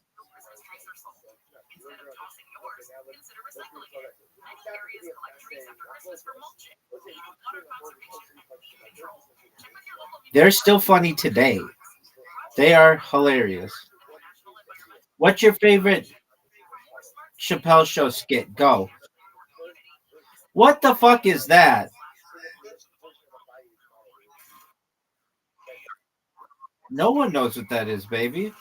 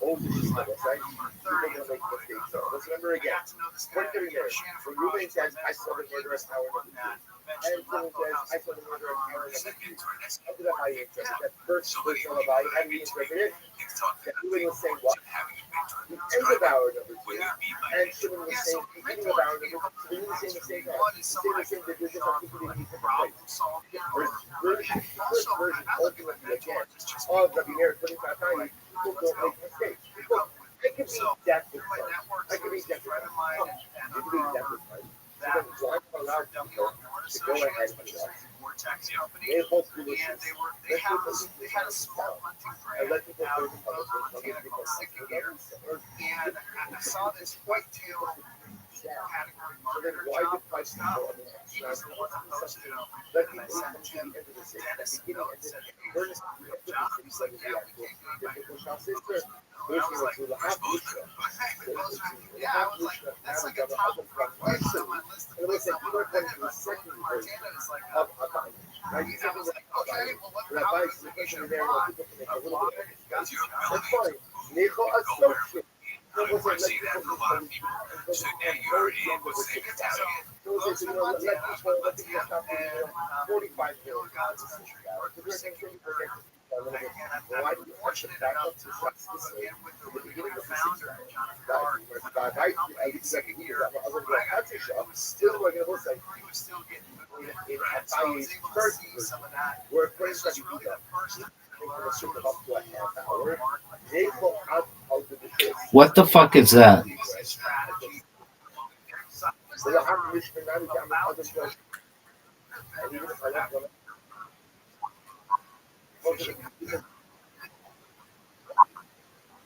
No one agrees with that.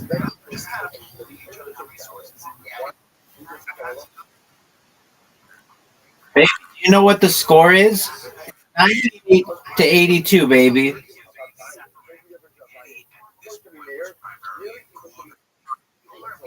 Are you a fan of the Utah Yetis? Yes or no? Go.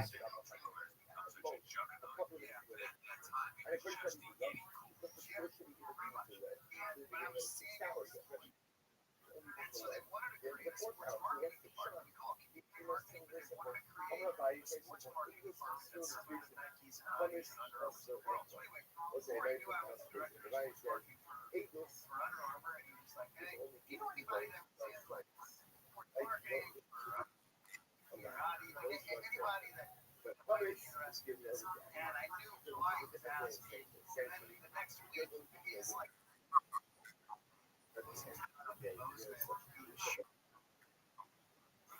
What about the products that they had? Texture. I got one of my years of work, and I looked at the drinkware I was using at the time. It was the energy that it tasted. It was the, you could feel it. Today's here, you got this community marketing. So, yeah, so I get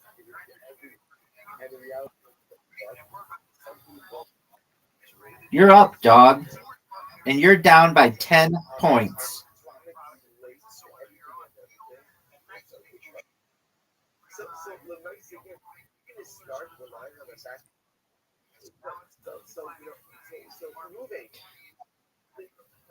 anything in his life.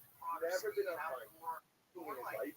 You're going to rely on me now to be the stack that that's the biggest thing I do is like, how do you find trusted sources? Try to trust their I mean, what do you want me to do about it, baby? I'm sitting here thinking what we do every day is we tell people how, being on air with us anyway, it was the most trusted, especially now with social media, most trusted media. And we're telling people that on air with you, trusted. 26 points? Are you fucking serious? Oh, go fuck yourself. Go fuck yourself. Go fuck yourself. God, fuck you.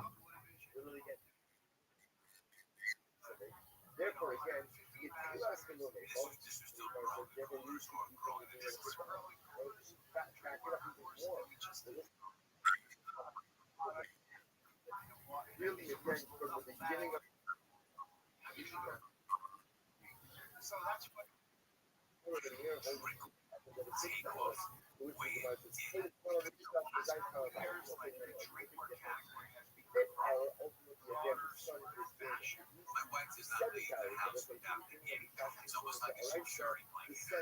Are you serious?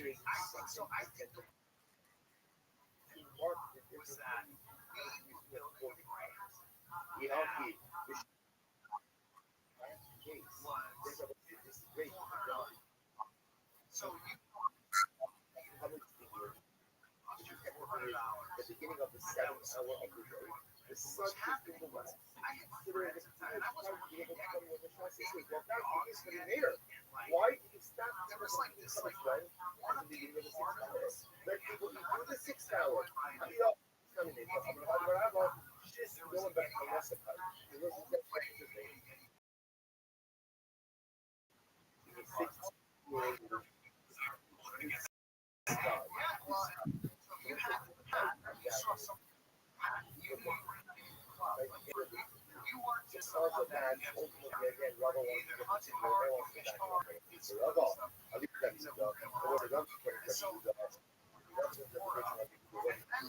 Dog, once again, you got the X, you got the Q. You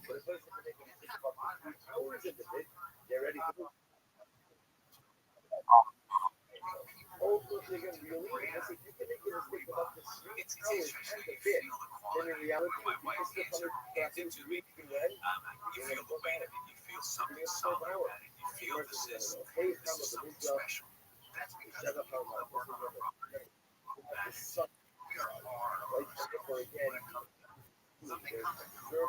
It has problems in its faces. It's a company that will tremendously succeed. You're at the point now where you're in probably every country in the world. You built a tremendous brand. What's next? So our international expansion is super important to us, and I think you're going to continue to see it. If you say you want to continue on cloud, what would you say is the differentiator?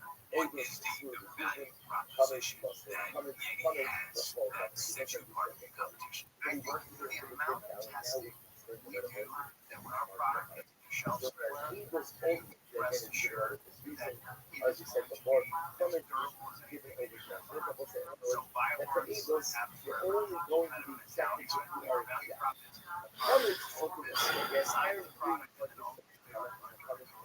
That's really great. Thank you so much for being with the CMO.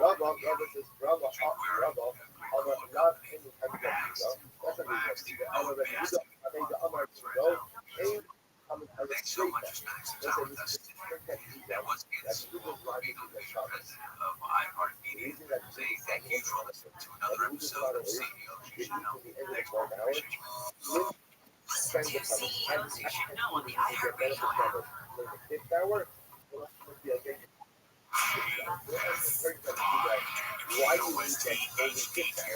Angeles, Orange County, Deferred exile. I appreciate it. Agostino live in the KFI 24-hour news room. Homeland Security Secretary Christine Noem says Venezuelan President Nicolas Maduro and his wife will be deported after their U.S. trial. Noem tells Fox News the immediate focus is on justice. Says the U.S. may consider turning them over to another country at a later time if there's a legitimate government in another country that wants them to come and pay for their crimes in their country. We'll work with them. Right now, we don't have that in Venezuela. Noem says the U.S. has been building. Dude, you got everything. Fuck this game.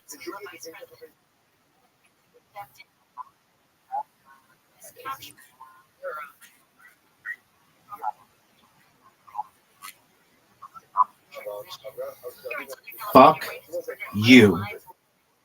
California coast is dealing with record-breaking heat area. Millions of Americans are facing higher healthcare premiums.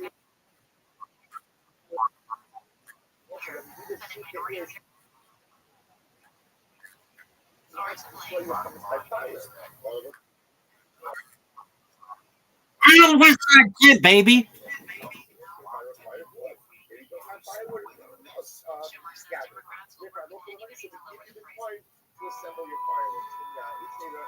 Dude, fuck you.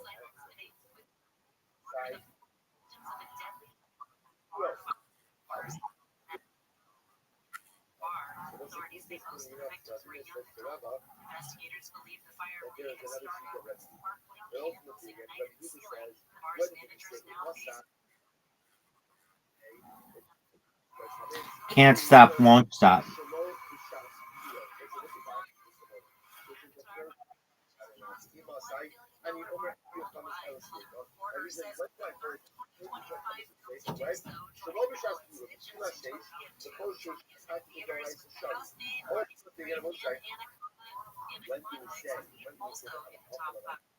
Right now, we are close to an accident on the 101 in Silver Lake. Are you gonna go?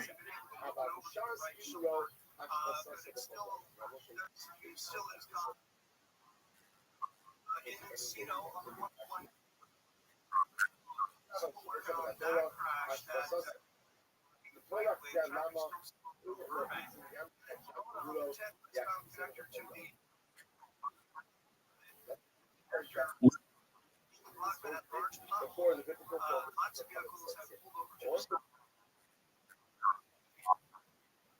And a diamond car on the 60 westbound approaching the 57 got an accident. This came to the center. Baby, all I know is that. No, I'm not. This is fucking real.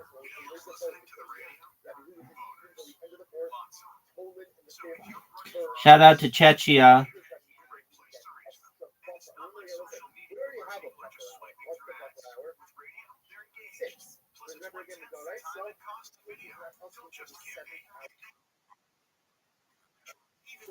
Baby, just win. It's very simple.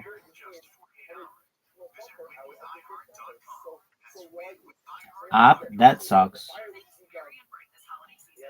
That's not even like a real thing.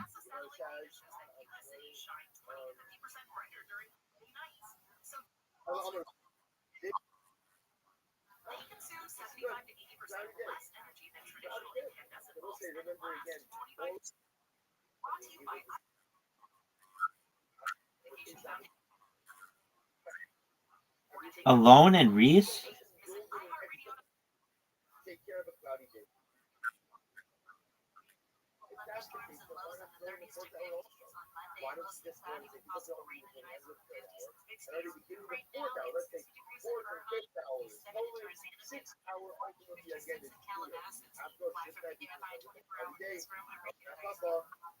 We need your help to protect your rights in AM radio in your car. AM is always there in times of need. Key information for our community. The overwhelming majority of legislators support a bill to keep AM radio in cars. Time is running out. Please text the two letters AM.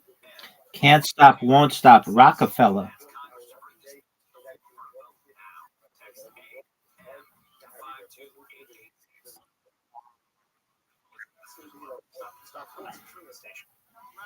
No, it's not. You're making up words.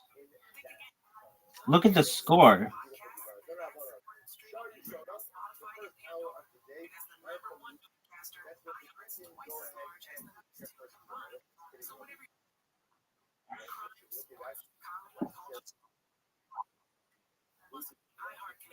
I played if and fa, baby.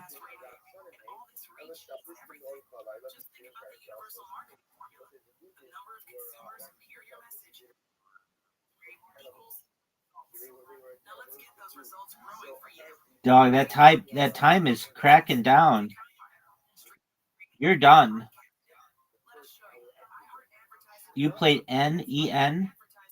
Where the fuck did you even play that? Some stupid ass play. EN? What the fuck, dog?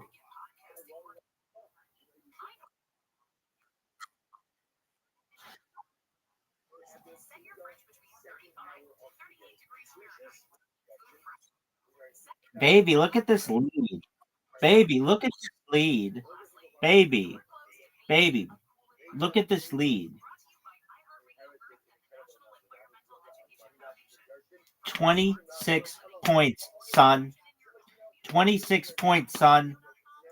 26 points, son. It's over for you, baby. Your cheating streak is over. There's not a dictionary in the world that's going to save you at this point.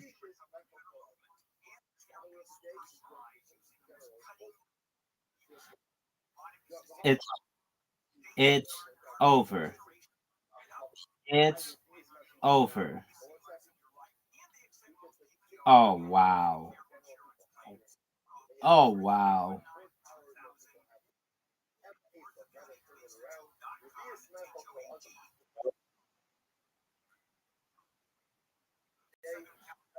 Baby, look at this.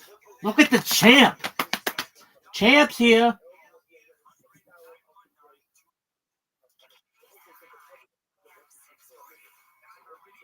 Baby, I have 300.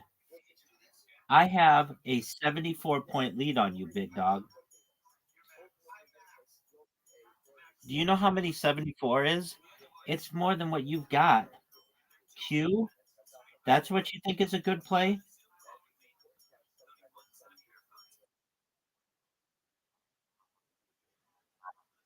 Because I'm sexy.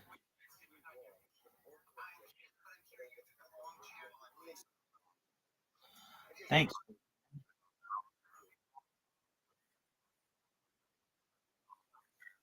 That's absolutely right. I think I got every S. I got every S in this game. But you got the J, you got the X, you got the Q, and you got the Z.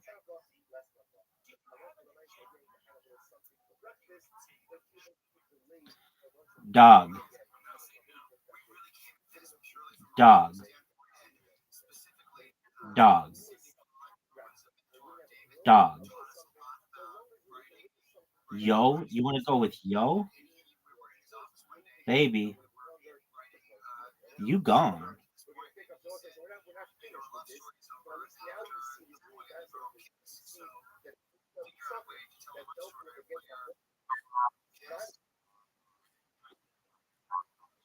Baby, you're done. I mean, it's over for you. And I know you may not think it's over for you, but I've got news for you, big man. It is over. It's over, and it's not even close. You didn't. You don't have a Q. There's only one Q, and it's at the bottom. No, there can't. Not in this game, baby.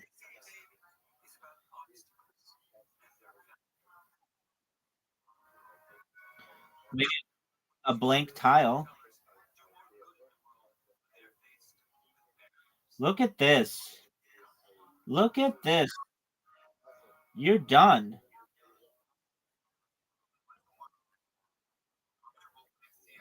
baby. Baby, I don't want to hear about your fucking native languages. I don't want to hear about your made up languages. All I want you to do is win. Baby, why don't you just win?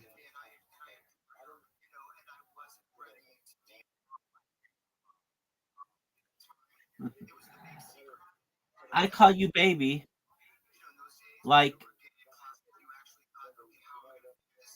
a movie producer calls somebody baby. Like, keep it cool, baby.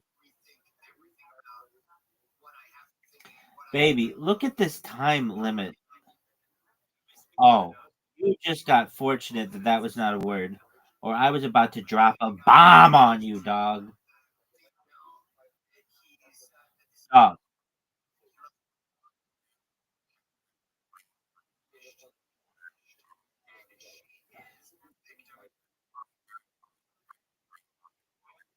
it's over, baby. That's what I'm talking about.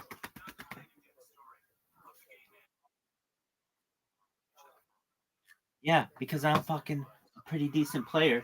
Champion. Do you know what it is to be as good at literati as I am?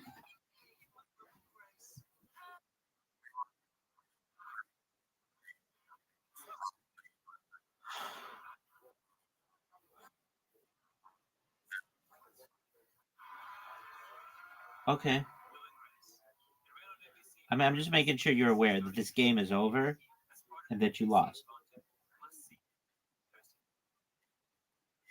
And go to sleep.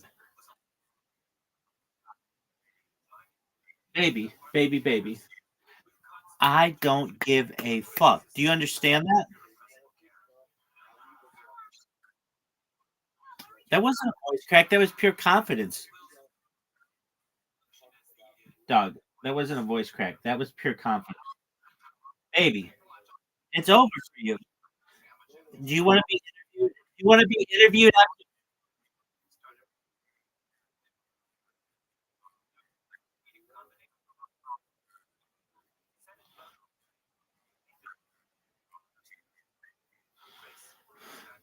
Let me tell you something about nuts.com.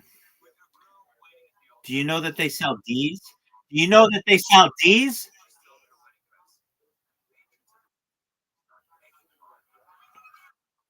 Riser. Riser. Pfizer.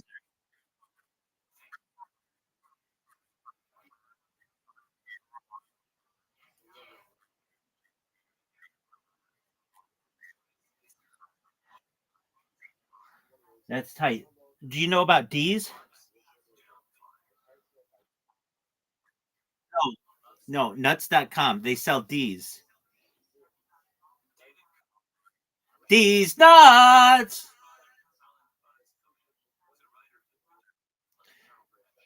Doug, you want to know one of the best subreddits in the world is called um r/ligma, Ligma. Do you know what Ligma is, right? All right. What is it?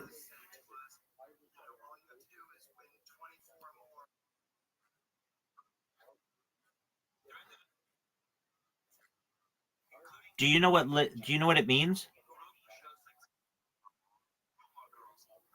No. It's like lick my balls.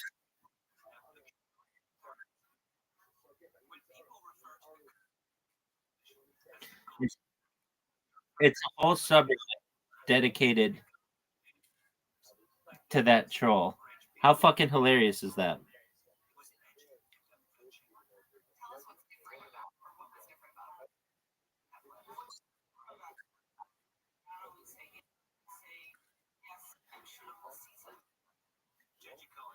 All right. So, do you want to be interviewed after your loss in literati?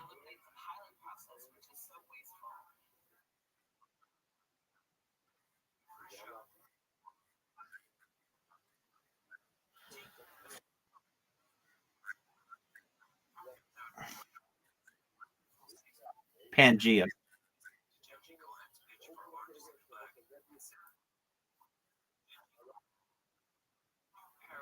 Ligma.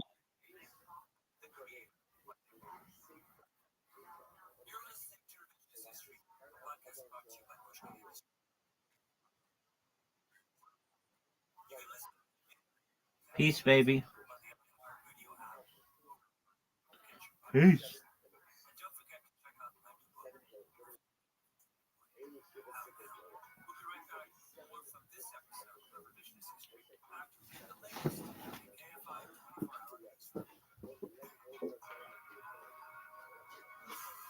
Here's the latest. Secretary of State Marco Rubio says the U.S. is not at war with Venezuela after capturing President Nicolas Maduro. Oscar-nominated actor Mickey Rourke launches a GoFundMe to avoid eviction, and the helicopter crash outside Phoenix killed everyone aboard. We'll check the 405 freeway when we return. Hey, it's Gary and Shannon from KFI. After an accident, recovery isn't just about your body. It's about getting back to work, paying the bills, And figuring out what happens to your car. Sweet James accident attorneys work with people injured in car, motorcycle, and trucking accidents, taking care of the legal process. While you focus on healing. There are no upfront attorney's fees or costs. And they only get paid if there's a recovery. So call Sweet James at 1-800-9-million or go to sweetjames.com. Offices throughout California, including Los Angeles, they can't guarantee or predict the outcome of your case. Who would you call if they think what happened? Was it the shot 22 times? A police officer, right? But what do you do when the monster is the man who he hurt you? This is the story of a detective who thought he was above the law until we came together to take him down. I said, you're going to see my face till the day that you die. Open your free iHeartRadio app, search The Girlfriends, Untouchable, and start listening today.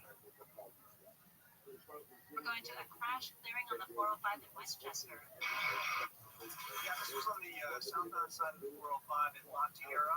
It's multiple vehicles, but it is now cleared and gone, and the roadways are back to normal. On the 60 westbound at Fairway, got a crash. All lanes right now are being held so they can clear these vehicles from the roadway, or actually solo vehicles from the roadway. And traffic is a little bit slow from 57. Diving bar on the 60 westbound approaching 57. Got a accident that is still blocking the left lane. Traffic still there for President Walker. But it looks like they are going to do a traffic break that just popped up, a traffic break from Grand, so that should clear up pretty soon. With Southern California's most accurate traffic reports, I'm Trey Alexander. This report is sponsored by iHeartAdvertising.com. Run a business and not thinking about radio? Think again, because people are listening to radio more today than they did 20 years ago.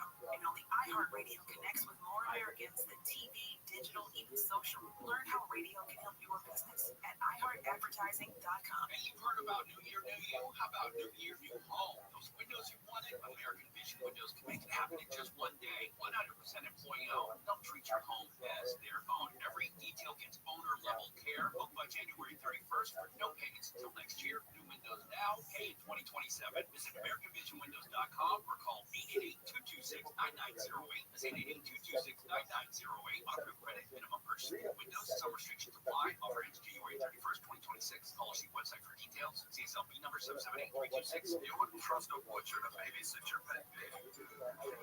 You wouldn't trust a lumberjack to repair your antiques. Or a professional wrestler to be your massage therapist. So why would you trust anyone but Amco to fix your car? For over 50 years, we've been the trusted experts in transmission repair. Check out Amco's multiple financing options so you can fix it fast and pay it off slow. AA MCO. Here's a tip from iHeartRadio Earth on giving your whole Christmas tree a sustainable send-off. Every year, over 25 million real Christmas trees are sold. Instead of tossing yours, consider recycling it. Many areas collect trees after Christmas for mulching, aiding water conservation and weed control. Check with your local municipality for collection times. Brought to you by iHeartRadio Earth and the National Environmental Education Foundation.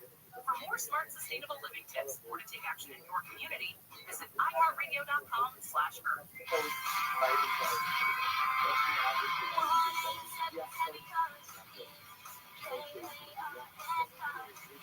Hurry! It's your last chance to donate for 2025. Call 1-877-CARS for Kids to reach a friendly live agent. Donations super easy, and your card can be picked up as soon as tomorrow. Call us now. 1-877-CARS for Kids. Hurry! It's your last chance to donate for 2025. We need your help to protect your right to AM radio in your car. AM is always there in times of need with the key information for our community. The overwhelming majority of legislators, Democrats and Republicans, support a bill to keep AM radio in cars. But time's running out. Please text the two letters AM to 52886 and ask Congress to bring this bill to the floor for a vote now. Text AM to 52886. Messaging data rates may apply. You may receive up to 4 messages upon next stop to stop. A message from the station. Run a business and not thinking about podcasting? Think again. More Americans listen to podcasts than ad-supported streaming music from Spotify and Pandora. And as the #1 podcaster, iHeart's twice as large as the next two combined. So whatever your customers are into, true crime, sports, comedy, culture, they'll hear your message. Plus, only iHeart can extend your message to audiences across broadcast radio. And all this reach means everything. Just think about the universal marketing formula. The number of consumers who hear your message times the response rate equals the results. Now let's get those results growing for you. Think podcasting can help your business? Think iHeart. Streaming, radio, and podcasting. Let us show you at iHeartAdvertising.com. That's iHeartAdvertising.com. Or call 844-844-iHeart. One more time. Call 844-844-iHeart and get podcasting working for you. A decade ago, I was on the trail of one of the country's most elusive serial killers. But it wasn't until 2023 when he was finally caught. The answers were there in plain sight. So why did it take so long to catch him? I'm Josh Seaton, and this is Monster, hunting Long Island Zero. And Jess was like moving it back. There's like 100 Zens in this chair. I go, that's chair. No mistake. Yeah, but no mistaken. He goes through like 100 not Zins, but Black Buffalo in like one episode. So, yeah. Anyways, now would you like an actual one? Yeah, I'll give it another shot. No, it's just instead of tossing it in the garbage, or putting it in your pocket or leaving it in a chair, which we all know there's some people just leave it in a chair. Speaking of which, so I have the old shop show chair at my house, and we put those outside for Thanksgiving. And Jess was like moving it back or whatever, and she goes, "Babe, there's like 100 zins in this chair." I'm like, "Oh, that's chair used to, yeah. No mistaken. Yeah, but No mistaken. he goes through like 100 not zins, but Black Buffalo in like one episode. So, anyways, now would you like an actual one? Yeah, I'll give it another shot. No, it's just like instead of tossing it in the garbage, or putting it in your pocket, or leaving it in a chair, which we all know there's some people just leave it in a chair. Speaking of which, so I have the old shop show chair at my house, and we put those outside for Thanksgiving. And Jess was like moving it back or whatever, and she goes, "Babe, there's like 100 zins in this chair." I'm like, "Oh, that's chair used to, yeah. No mistaken. Yeah, but No mistaken. he goes through like 100 not zins, but Black Buffalo in like one episode. So, anyways, now would you like an actual one? Yeah, I'll give it another shot. No, it's just like instead of tossing it in the garbage, or putting it in your pocket, or leaving it in a chair, which we all know there's some people just leave it in a chair. Speaking of which, so I have the old shop show chair at my house, and we put those outside for Thanksgiving. And Jess was like moving it back or whatever, and she goes, "Babe, there's like 100 zins in this chair." I'm like, "Oh, that's chair used to, yeah. No mistaken. Yeah, but No mistaken. he goes through like 100 not zins, but Black Buffalo in like one episode. So, anyways, now would you like an actual one? Yeah, I'll give it another shot. No, it's just like instead of tossing it in the garbage, or putting it in your pocket, or leaving it in a chair, which we all know there's some people just leave it in a chair.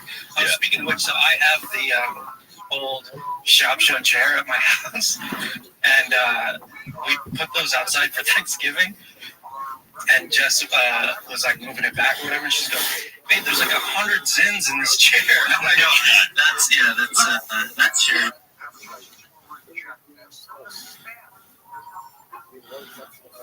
A show with a game in the center on national TV.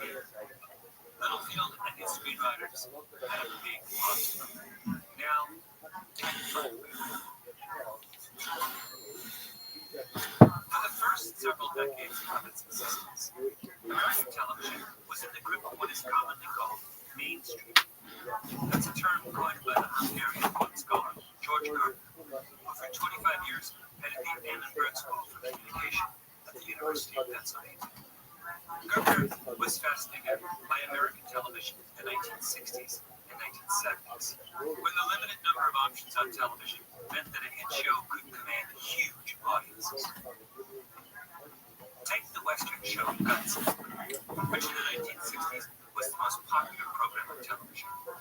It would routinely be watched by 40% of the households in America with TV.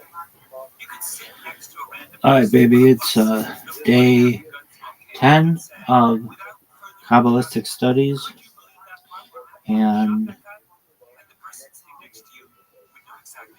we're going to learn about Shimon Bar Yochai, and I'm just going to read his shit, just because we should know all about him. Shimon Bar Yochai, Shimon ben Yochai, also known by the acronym Rashbi, was a 2nd century Tana or sage of the period of Roman Judea and early Syria. He was one of the most eminent disciples of Rabbi Akiva the Zohar, a 13th century foundational work of Kabbalah. He's one of the most eminent disciples of Rabbi Akiva. Zohar, a 13th century foundational work of Kabbalah, is described to him by Kabbalistic tradition, but this claim is universally rejected by modern scholars. All right. So he was born in 90. He died in 160, 70 years old. He's buried in Kever Rashbi, Meron, Israel. His children only had one, allegedly, but who knows, Eliezer ben Simeon. Religion, Judaism, Yurtzeit, Lag BaOmer, the Lula of Rabbi Shimon Bar Yochai. In addition, the essential legal works called the Sifri and Mechita of Rabbi Shimon ben Yochai are attributed to him. not to be confused with the Mechita of Rabbi Ishmael, of which much of the text is the same. In the Mishnah, where he is the fourth most mentioned sage, he is referred to as simply Rabbi Shimon, except in Hagiga 1:7, and except in Hagiga 1:7. In Baritas, Midrash, and Gemara, his name occurs either as Shimon or Shimon ben Yochai. In 8th century pseudonymous attribution of divine revelations by Shimon to Shimon by the angel Metatron is also called the Secrets of Rabbi Shimon ben Yochai, or the Secrets of Rabbi Simon ben Yochai. According to modern legend, he and his son Eleazar ben Simeon were noted Kabbalists. Both figures are held in unique reverence by the Kabbalistic tradition. According to another modern legend, they were buried in the same tomb in Meron, Israel, which is visited by thousands year-round. Biography. Shimon was born in Galilee. He was one of the principal pupils of Rabbi Akiva, under whom he studied 13 years at Bnei Barak. Barak 28a relates that Shimon had previously studied at Yavne under Gamliel II and Joshua ben Hananiah, and that he was the cause of the infamous quarrel that broke out between these two leaders. However, the statement is somewhat chronologically difficult, considering that about 45 years later, when Akiva was thrown into prison, Shimon's father was still alive. Zacharias Frankel thus concluded the account as Barako 28a as spurious. In the Jerusalem Talmud, in Terumot 46b and Sanhedrin 119a, Shimon's acuteness was tested and recognized by Akiva when he first came to him. Of all the pupils Akiva ordained, only Rabbi Meir and Of all his pupils, Akiva ordained only Rabbi Meir and Shimon. Conscious of his merit, Shimon felt hurt at being ranked after Meir, and Akiva was compelled to soothe him with soft words. During Akiva's lifetime, Shimon was occasionally found at Sidon, where he seems to have shown great independence in his halakhic decisions. The following incident is recorded, illustrating his wit and piety. A man and his wife, childless despite 10 years of marriage, appeared before Shimon at Sidon to secure a divorce. Observing that they loved each other and were not able to and not being able to refuse a request that agreed with rabbinical law, Shimon told them that a feast marked their wedding.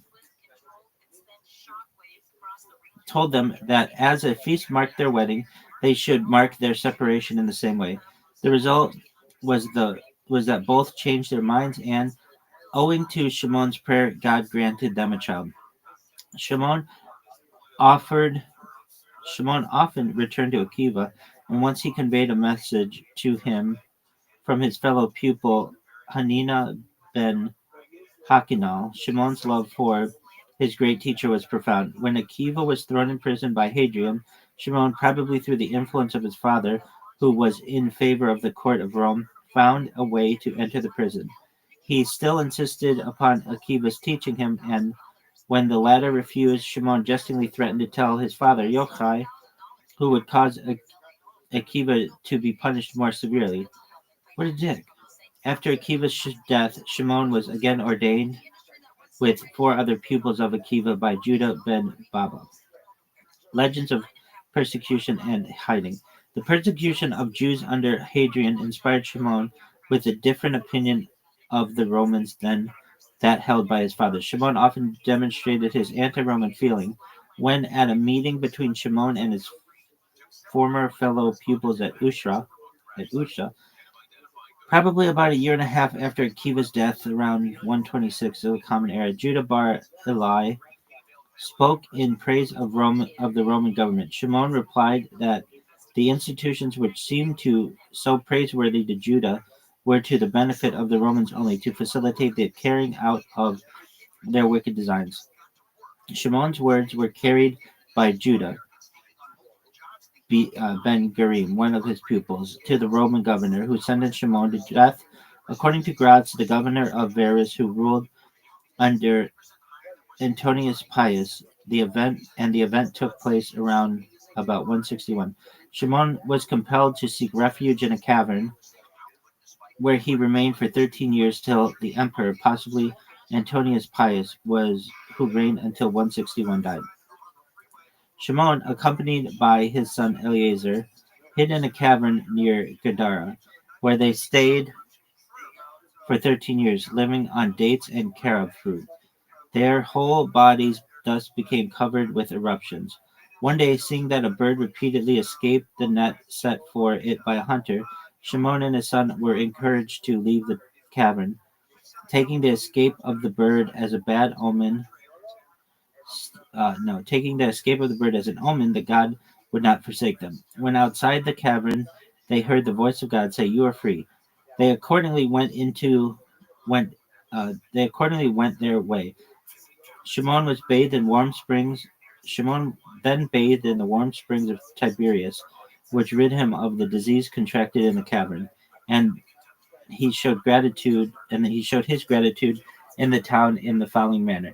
Tiberias was built by Herod and Antipas on a site where there were many tombs, the exact locations of which had been lost. The town, therefore, had been regarded as unclean. Resolving to remove the cause of uncleanliness, Shimon planted lupines in all suspected places.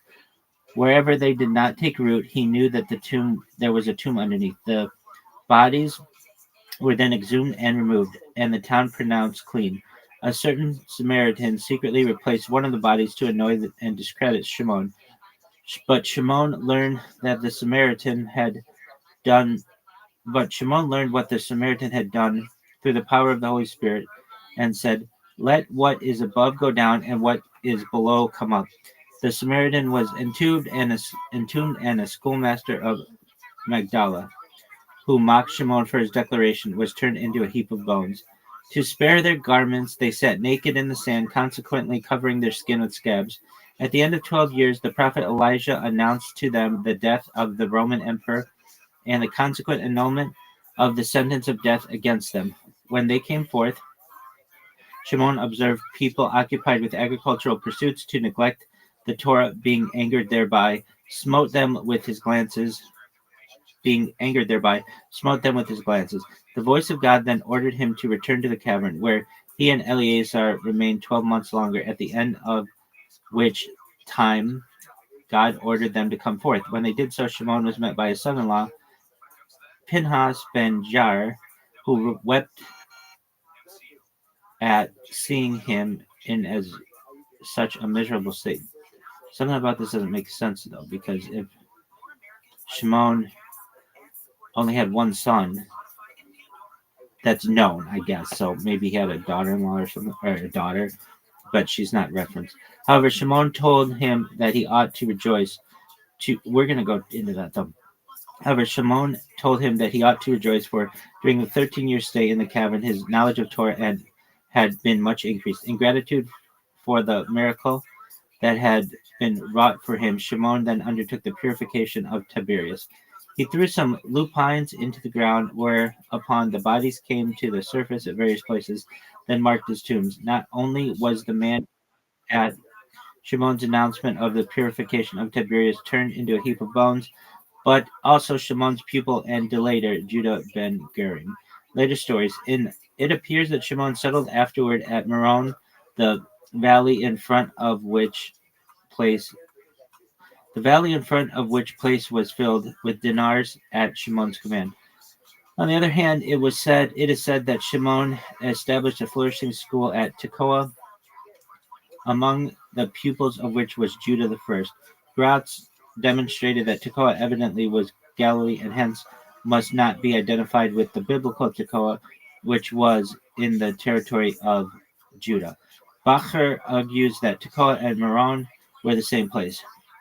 As the last significant event in Shimon's life, it is said that he was sent to Rome accompanied by Eleazar ben Joseph with a petition to the emperor for the abolition of the decree against 3 Jewish observances, and his mission was successful. It is stated that Shimon was chosen for the mission because he was known as a man in whose favor miracles were often wrought.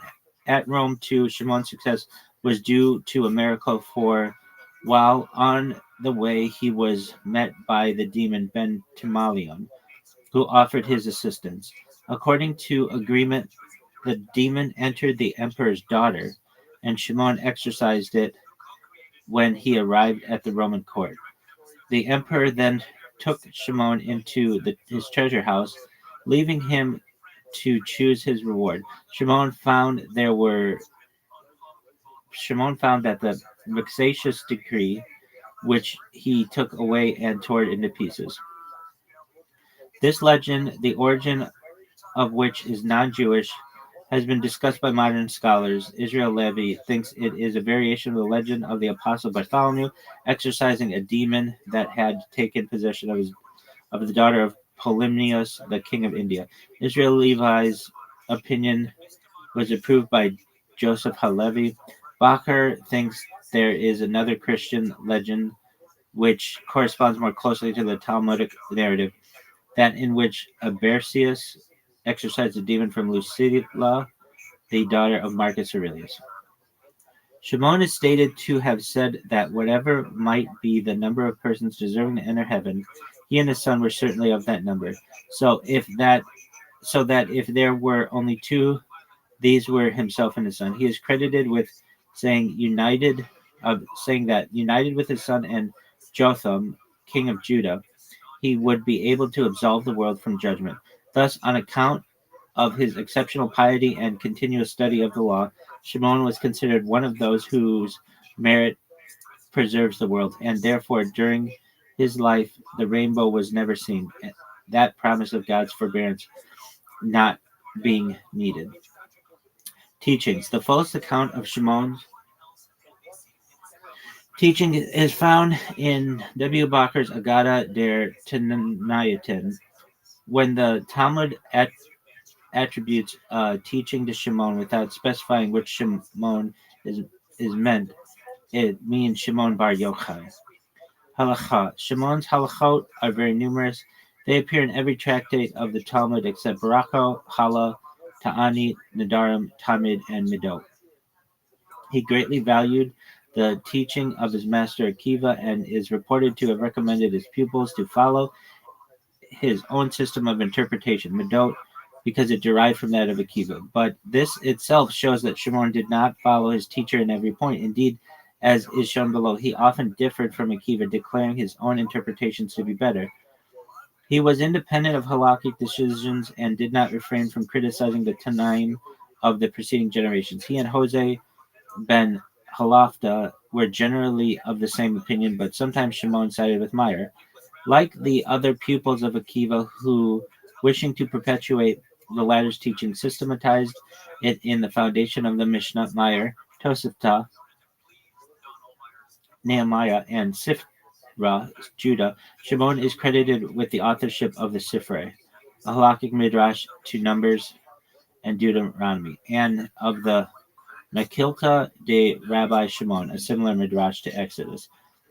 The particular characteristic of Shimon's teaching was that whether in a halakha or in a agadic interpretation of a biblical command, he endeavored to find the underlying reason for it. This often resulted in a material modification of the command in question.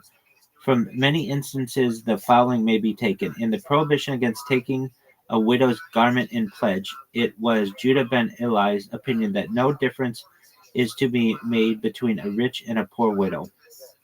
But Shimon gives the reason for such a prohibition, which was that if such a pledge were taken, it would be necessary to return it every evening. And going to the widow's home every morning and evening might compromise her reputation. Consequently, he declares the prohibition applies only in the case of a poor widow, since one who is rich would not need to have the garment returned in the evening.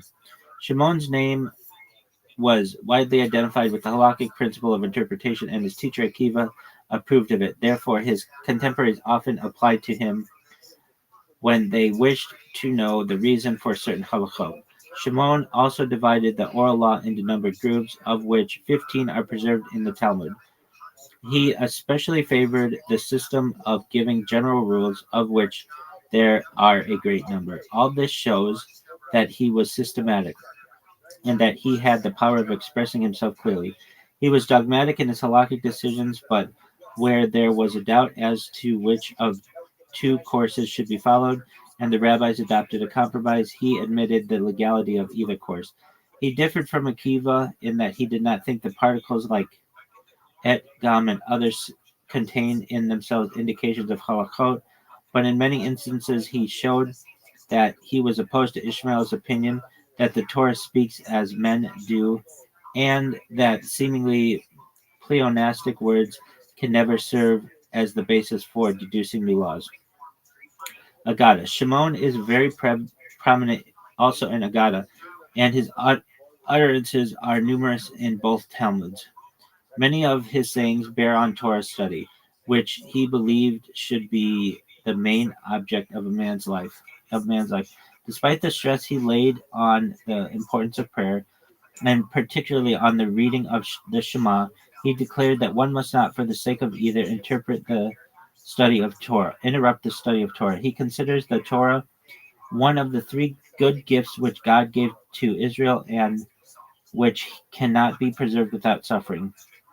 But recognizing the difficulty of occupying oneself with Torah study and of providing a livelihood at the same time, Shimon said that the Torah was given only for those who ate the manna or the priestly meals. He declared that had he been on Mount Sinai when God delivered the Torah to Israel, he would have requested 2 mouths for man, one to be used exclusively as a means for repeating and thus learning the Torah. But then he added, how great also would it be the evil done by delators, Moserim, with 2 mouths. Among Shimon's many other utterances may be mentioned those with regard to repentance, and some of the ethical sayings. So great is the power of repentance that a man who has been during his lifetime very wicked, Rasha Gamur, if he repent toward the end, is considered a perfectly righteous man. He was particularly severe against haughtiness, which he declared is like idolatry, and against publicly shaming one's neighbor. One should rather throw himself into a burning furnace than shame a neighbor in public. He denounced the crimes of usury, deceitful dealing, and disturbing domestic peace. His animosity toward non-Jews generally and toward feminine superstition is expressed in the following utterance. The best of the heathen merits death, the best of serpents should have its head crushed, and the most pious of women is prone to sorcery. Although often quoted by Jew haters, his comment was uttered after witnessing his teacher being tortured to death. Bar Yochai himself becoming a fugitive after speaking out against Roman oppression. His hostility of the Romans is expressed also in the Maxims, thus alluding probably to the Parthian War which broke out in the time of Antonius Pius. He said, if you see a Persian horse tied to the graves of Israel, look for the steps of the Mashiach. Mysticism. Shimon combined with the rationalism and halakha in a mysticism in the Agadic teachings as well as in his practice. He spoke of a magic sword on which the name was inscribed, being given by God to Moses on Sinai, and he ascribed all kinds of miraculous powers to Moses. After his death, he appeared to the saints in their visions. Thus, his name became connected with mystical lore, and he became a chief authority of Kabbalists. There exist 2 apocryphal midrashim ascribed to Shimon, the secrets of Rabbi Shimon ben Yochai and Tefillat Rabbi Shimon ben Yochai. Both of them bear on the messianic time, but the second is more complete. The main point of these midrashim is that while Shimon was hidden in the cavern, he fasted 40 days and prayed to God to rescue Israel from such persecutions. The Metatron revealed to him the future, announcing the various Muslim rulers, the last of whom would perish at the hands of Mashiach. As in similar messianic apocrypha, the chief characters are Armilius, and the three Mashiachs, Mashiach ben Joseph, Ephraim, Mashiach ben Aaron, and Mashiach ben David, as evidenced in Dead Sea Scrolls. The Zohar, 13th century foundational work of Kabbalah, is ascribed to him by Kabbalistic tradition, but this claim is universally rejected by modern scholars. Commemoration. Some believe that Bar Yochai died on the 33rd day of the Omer, known as Lag BaOmer, due to a printing error in Hayim Vital's Pri-Etz Chadash. Some believe that on the day of his death, he revealed deep Kabbalistic secrets, which formed the basis of the Zohar. According to the B'nai Yisachar, on the day of his death, Bar Yochai said, "Now it is my desire to reveal secrets. The day will not go to its place like any other, for the entire day stands within my domain." Daylight was miraculously extended. Daylight was miraculously extended until he had completed his final teaching and died. His yortzeit is widely known as Yom Hilula, a day of celebration. This is based on the original text of Sha'ar HaKavanot by Chaim Vital, which refers to the day as Yom Simchato, the day of his happiness, rather than Yom Shemet, the day that he died. There is thus a widely observed custom to celebrate on Lag BaOmer at his burial place in Meron, with bonfires, torches, song, and feasting. The Yom Hilula is celebrated by hundreds of thousands of people. Some say that the bonfires are lit to symbolize the impact of his teachings. Commemoration customs at the tomb. Customs at the tomb include the lighting of a bonfire that traditionally goes to the Rabbis of the Boyaner dynasty. Boys at the age of 3 will often come to the tomb to receive their first haircut. Another custom at the tomb of Shimon Bar Yochai is the giving of Chai Rotel. The Hebrew letters Chet and Yod are the gematria numerical equivalent of 18. Rotel is a liquid measure of about 3 liters. Thus, 18 rotels equals 54 gallons, or about 13 equals 54 liters, or about 13 gallons. It is popularly believed that if one donates or offers 18 rotels of liquid refreshment, grape juice, wine, soda, or even water, to those attending the celebration at Bar Yochai's tomb on Lag BaOmer, then the giver will be granted miraculous salvation. All right. So we were reading something. Yeah, so there was something that didn't make sense. Yo, dog, in Rabbi Shimon Bar Yochai's story, they say that his son-in-law comes to the tomb, but per tradition, he only had one son, Eliezer. So who was this son-in-law?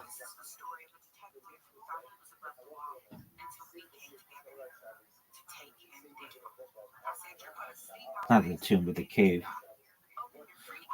Okay, he had one famous son, but he did have one daughter, even though she's barely discussed by name. So who was his son-in-law? Rabbi Pinchas ben Yair. He is Rashbi's son-in-law, married to Rashbi's daughter. Where this comes from, this is explicit in Midrash and Yerushalmi sources. Bereshit, Rabbah, Yerushalmi, Shevet. Rabbi Pinchas ben Yair is the same sage famous for the river splitting, so he could redeem captives, extreme piety, and asceticism. Multiple stories ascribe him visiting Rashbi, honoring Rashbi, appearing in traditions connected to Rashbi's cave period in the later years. Why people get confused. Rashbi's daughter is almost never named. Rabbi Elazar is so dominant in the narrative that people assume Rashbi had only one child total. That's what it. Some stories just say his son-in-law without naming him. Bottom line, son is Rabbi Elazar ben Shimon. Daughter unnamed in most sources. Son-in-law Rabbi Pinchas ben Yair.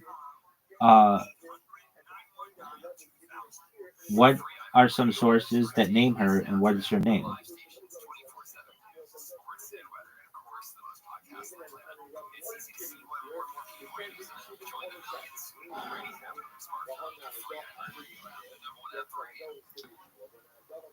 Okay, so are there sources that actually name Rashbi's daughter? Short answer, no. Classical, Talmudic, or early Midrashic source names her. Her existence is clear, her name is not.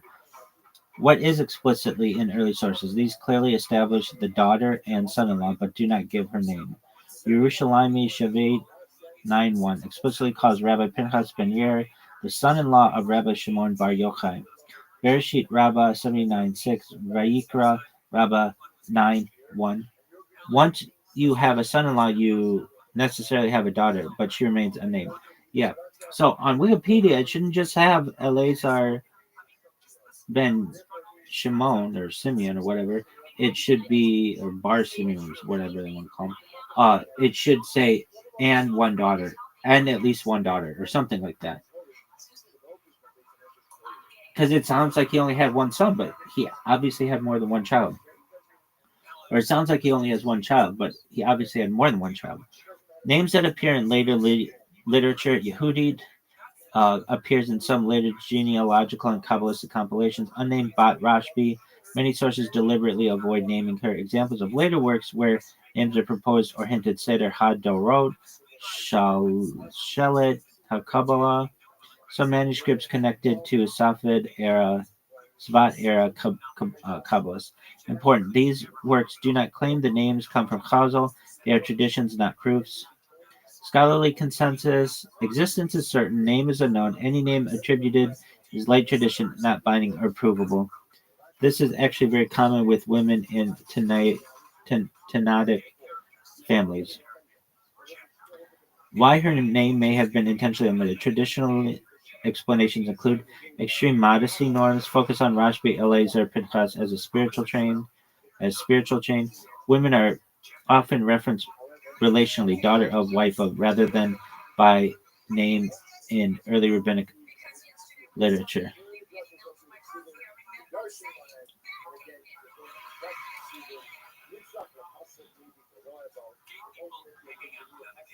Yo, dog, what's that story about Rabbi Shimon bar Yochai and a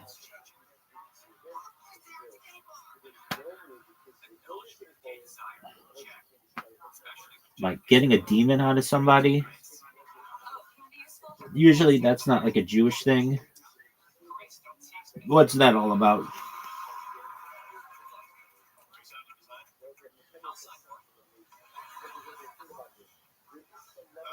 Yeah, you're remembering it right, and you're also right that. Sure, this thing's gonna refresh and suck.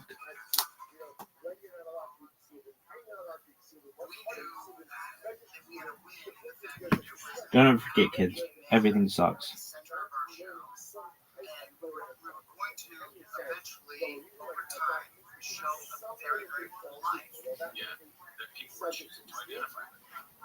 To answer your question, that's how we slowly fed this a conspiracy to.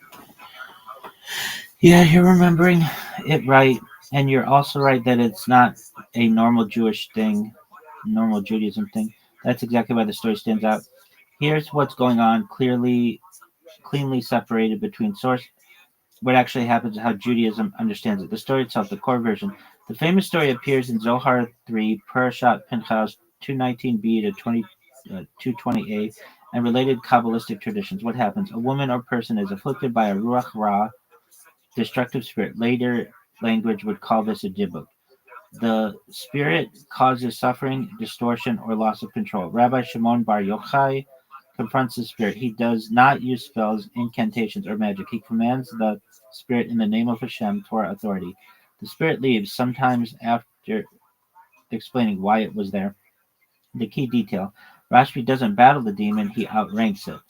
Why this feels un-Jewish and why it actually isn't. You're right that mainstream Judaism avoids demon talk. The Talmud downplays exorcism. Rambam basically says don't obsess over this stuff. But racial distinction. Judaism forces but rejects ritual magic, summoning spirits, performing exorcisms as a practice. Rashbi is not doing any of that. What Rashbi is actually doing Kabbalistically. In Kabbalah, there are kelipot, husks, distortions, disembodied souls, spiritual parasites that cling when there is damage. Rashbi's role is to restore cosmic order, to realign the soul, to command lower forces the way a king commands servants. This is why the spirit often explains itself. The removal looks effortless. There's no ritual, just speech and presence. Why only Rashbi and a few others do this? This is very important. Judaism does not encourage exorcism because almost no one is qualified. The tradition names only a handful: Rabbi Shimon Bar Yochai, Rabbi Pinchas ben Yair, occasionally Rabbi Hanina ben Dosa, much later Arizal, rarely indirectly. These people are seen as completely righteous, spiritually sealed, unable to be harmed or tricked. Everyone else dangerous. Why demons almost never appear in halakhic Judaism? Because they are irrelevant to daily avodat Hashem. Torah is about repairing the world, not fighting spirits. Obsession with demons leads to fear and superstition. So Chazal basically say, yes, these things exist. No, this is not your lane. Is this the same as other types of exorcism? No, it's the opposite worldview. Other ones think it's drama, struggle, invocation, battle of wills. Rashbi is calm authority. The spirit leaves because it has to. No types of water, no chance, no theatrics. Bottom line, the story is real in Kabbalistic tradition. Judaism accepts spiritual afflictions. Judaism rejects exorcism as a practice. Rashbi is an exceptional cosmic figure, not a model to imitate. Now here's something else. Yo, dog, when Rabbi Akiva was like in jail with the Romans, and then Rabbi Shimon Bar Yochai came to visit him, wasn't it pretty uncool that Rabbi Shimon ben Yochai said that if Rabbi Akiva didn't teach him, that he would tell the Romans? Like, that seems like a total mean move. It's like a total dick move.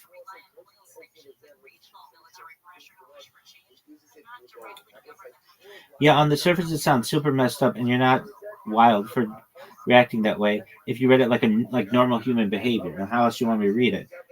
If you, it does sound like a real jerk move, but in rabbinic sources, the moment is doing something very specific, and it's not meant to be read as casual blackmail or cruelty. Let's slow it down and unpack it. The story, quick recap. Source, Pesachim 112a with parallels elsewhere. Rabbi Akiva is imprisoned by the Romans. Teaching Torah is a death sentence. Rabbi Shimon ben Bar Yochai comes to visit him. Rashbi says, teach me Torah. Rabbi Akiva hesitates. Teaching Torah is literally risking execution. Rashbi responds, if you, essentially paraphrase, if you don't teach me, I'll tell the Romans you're teaching Torah anyway. That line hits modern ears like, bro, WTF, that's cold.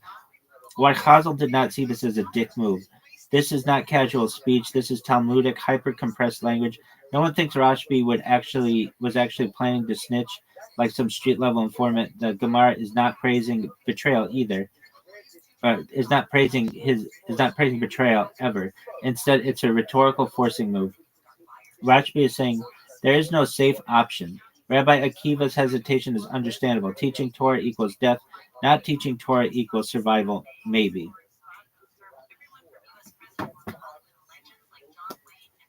It sounds like a dick move to modern ears.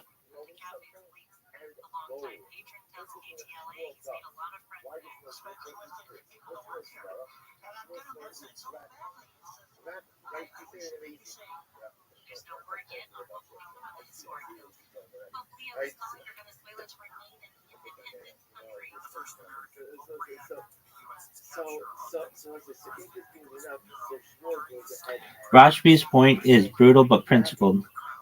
You are already condemned. If Torah dies with you, that's worse than death. All right, well, then I understand, maybe. In other words, the Romans didn't need Rashbi to kill Rabbi Akiva. Rabbi Akiva is already a marked man. The only meaningful choice is whether Torah continues. So the Altel line is basically stop pretending silence saves you. It doesn't. Rashbi is representing Torah's demand, not his ego. In rabbinic literature, great sages sometimes speak as the voice of Torah itself.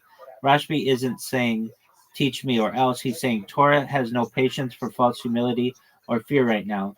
This is the same genre as Eliyahu yelling at prophets, Moshe smashing the tablets, Pinchas acting violently against protocol. These are extreme moments, not normal ethics. Rabbi Akiva accepts the framing immediately. Key detail people miss. Rabbi Akiva does not rebuke Rashbi. Instead, he immediately teaches him with full intensity, and if he agrees, you're right, this is the moment. As if he agrees, you're right, this is the moment. If Rashbi had crossed an ethical red line, the Gemara would flag it. It doesn't. So, was it mean? By normal standards, yeah, it was harsh. By rabbinic narratives, it's tragic clarity. This is a story about Torah under annihilation, teachers deciding what survives, students refusing to let Torah die politely. Rashbi is portrayed as ruthless for Torah, not gentle, not diplomatic, willing to sound cruel if that's what continuity requires. That basically tracks perfectly with his cave years, his intolerance for Roman culture, his later scorched earth judgments. Bottom line, it's not endorsing snitching, it's not praising cruelty. It is portraying a moment where Torah overrides normal niceness.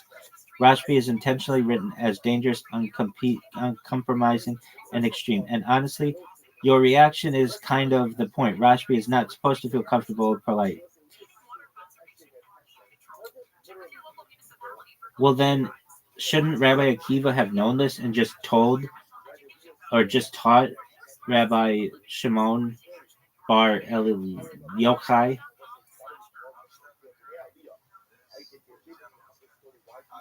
Instead of just like being quiet?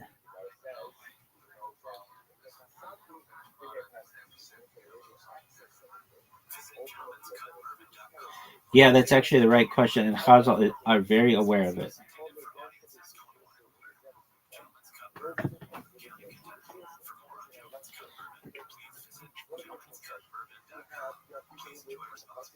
We need your help to protect your right to AM radio in our car.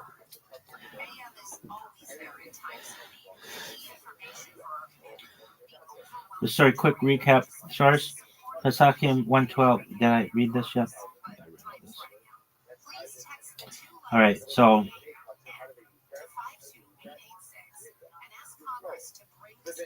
yeah, that's actually the right question. Chazal are very aware of it. The story only works because Rabbi Akiva does know this already. So why the hesitation? Short answer: Rabbi Akiva wasn't confused. He was testing the student, not weighing the risk.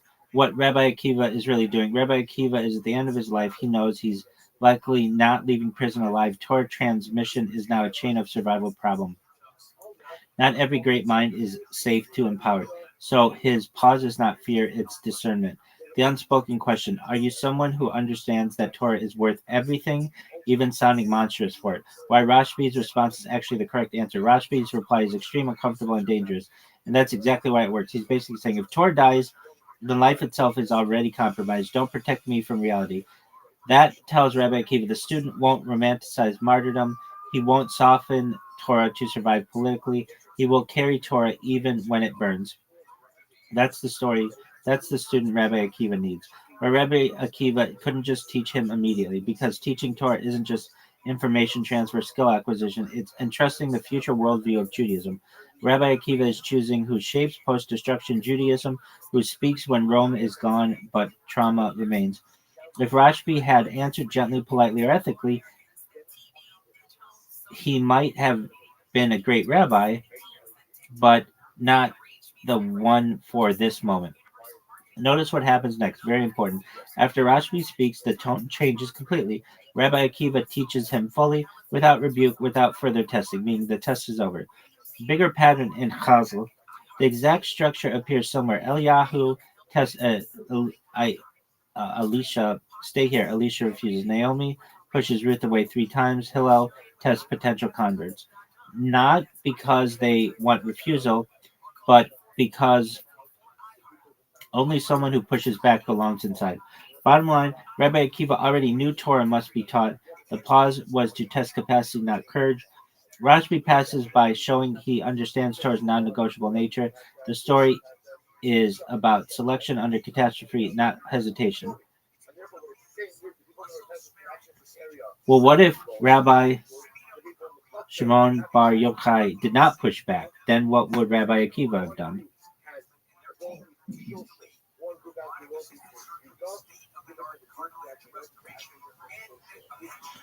That's a sharp counterfactual, but Chazal actually build the answer into how the story is written, even though they don't spell it out. Short answer: if Rabbi Shimon Bar Yochai had not pushed back, Rabbi Akiva would not have taught him that transmission. Not because Rashbi would be bad, but because he would be the wrong vessel for that moment. Look, Rabbi Akiva was selecting for. Rabbi Akiva wasn't asking, is the student righteous? Is he brilliant? He was asking, will this person preserve Torah without softening it when the world becomes hostile? That requires someone who is willing to be misunderstood, can tolerate sounding unethical, will choose Torah over social approval even among Jews. If Rashbi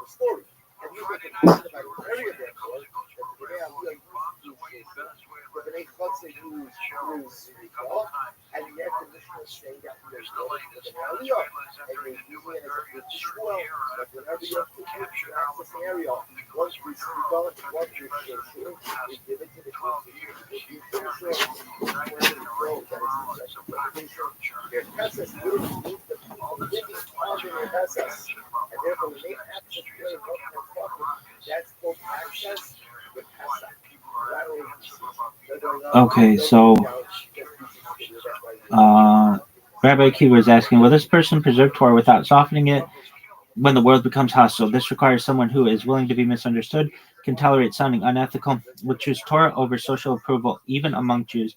If Rashbi had responded politely, even heroically, it would signal sensitivity to optics, defense to authority, or deference to authority, a tendency to protect people from Torah's sharp edges. Those are virtues in normal times. They are liabilities in collapse. What Rabbi Akiva likely would have done instead. Option 1, teach some but not the core. Very common in Chazal. He might have taught halakhic material or surface teachings, but not the deeper formative transmission that later defines Rashbi. Option 2, pass the torch elsewhere. Rabbi Akiva had other students, Rabbi Meir, Rabbi Yehuda, Rabbi Yosef. Each carries a different temperament. To step on a duck? Push, perhaps. Rabbi Rashbi becomes the Rashbi only because he proves he can hold severity without corruption. Why the Gemara includes the threat at all? Because it marks a fork in history. Chazal are saying Judaism after Rome survives not only because of martyrs, but because of people willing to be hard when hardness is required. That's deeply uncomfortable and intentionally so. A crucial nuance, very important. The story is descriptive, not prescriptive. Chazal are not telling you be ruthless, threaten teachers, override ethics for Torah. They are saying in a once in history emergency, a once in history person was chosen. That's why Rashbi spends 13 years isolated. His worldview nearly destroys the world. When he emerges, he must be softened later. Even Rashbi's severity is portrayed as dangerous. Bottom line, if Rashbi hadn't pushed back, Rabbi Akiva would still die a martyr. Torah would still survive, but a different version of Torah would shape history. The Gemara is explaining why Rashbi exists at all. All right, well, what about... Yo, dog, well then what about when Rabbi Shimon Bar Yochai, does this all happen before he goes into the cave with Rabbi Akiva? And then also, can you give me more in-depth knowledge as to when Rabbi Shimon ben Yochai or Shimon bar Yochai goes out of the cave the first time and then fuck.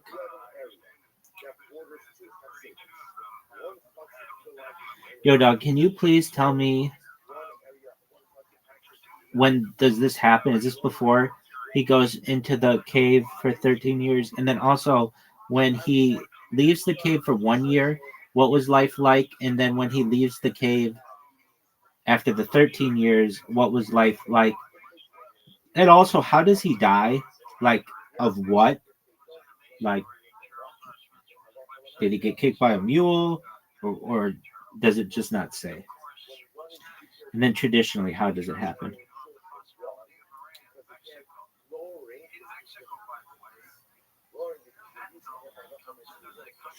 Got it. Let's put Rashbi's life on a clean timeline, no mysticism fog, and I'll flag what the sources actually say versus later tradition. So, when does the Rabbi Akiva prison scene happen? It happens before the cave when Rashbi is still young, but already sharp student. Rabbi Akiva is imprisoned by the Romans from 130 to 135, around then. Hadrianic persecutions. Rashbi receives his core Torah transmission then. This moment basically creates Rashbi as Rashbi. It's the setup for everything that follows. What happens right before the cave? Rabbi Akiva's death. Rashbi openly criticizes Rome. Famous line: Rome builds roads, markets, baths for exploitation, not civilization. A Jew informs on him. Yes, an actual snitch. This one is real. Romans sentence Rashbi to death. This forces him into hiding. The first cave period, 12 to 13 years. The source is Shabbat 33b. Rashbi and Rabbi Elazar, his son, hide in a cave. They learn Torah nonstop, live on carobs plus water, bury themselves in sand to preserve clothing. This is where Zoharic Rashbi is retroactively placed. Historically, the Zohar is later, but tradition maps it here. What happens psychologically, spiritually? Total detachment from society, absolute uncompromising Torah view, zero tolerance for normal life. This is important for what comes next. Leaving the cave the first time after 12 years, they hear the emperor has died, decrees are annulled. They come out. What life is like then? Bad, very bad. They see Jews farming, working, living normal lives. Rashbi says essentially, they abandon eternal life for temporary life. Wherever Rashbi looks in judgment, things burn. This is not metaphorical. The Gemara treats it as literal destructive holiness. God's response: at Bat Kol, a heavenly voice says, "Did you come out to destroy my world? Return to your cave." That's the extra year. The extra year in the cave, year 13. This is crucial. What changes? Rabbi Elazar stays severe. Rashbi softens. He learns patience, compassion, that the world needs balance, not purity alone. When they leave again, if Elazar judges, Rashbi heals. Rashbi actively counteracts extremism. This is the Rashbi Judaism keeps. Leaving the cave the second time after 13 years. What life is like now. Rashbi re-enters society, lives in Meron, Galilee, teaches openly, engages with people, still anti-Roman but not world-burning. Key story: he sees an old man running with two myrtle branches for Shabbat. Rashbi says, "See how beloved the mitzvot are to Israel." This moment fully resolves his tension with normal life. How does he die? There's no cause of death, no illness described, no violence mentioned.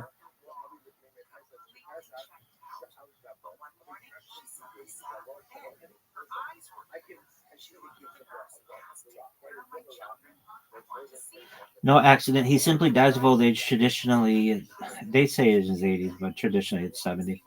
Traditional Kabbalistic understanding, he dies on Lag BaOmer, surrounded by students, teaching secrets of Torah until his last breath. Death is portrayed as joyful, radiant, a kiss, death. No mule, no Romans, no martyrdom, perfect passing. The fire associated with Lag BaOmer, light, not destruction. Ultra short timeline: student of Rabbi Akiva, then the prison visit, criticizes Rome, death sentence, cave 12 years, too extreme, leaves, world burns, cave 1 more year, softening, returns, balanced teacher, dies peacefully at Lag BaOmer. Bottom line: Rashbi's life is basically severity, isolation, catastrophe, refinement, integration. Judaism does not end with cave Rashbi, it ends with post-cave Rashbi. All right, well, what about... All right, so like Rabbi Akiva had 20,000 students who were being persecuted, and then on Lag BaOmer, that stops. and it's celebrated. And that's why we can have weddings and stuff on that day and get haircuts and stuff. But how is this in relation to Rabbi Bar Yochai's death? They're separate events. They just so happen to be on the same day. And also, wasn't Rabbi Bar Yochai one of the 20,000 whose death was avoided on this day?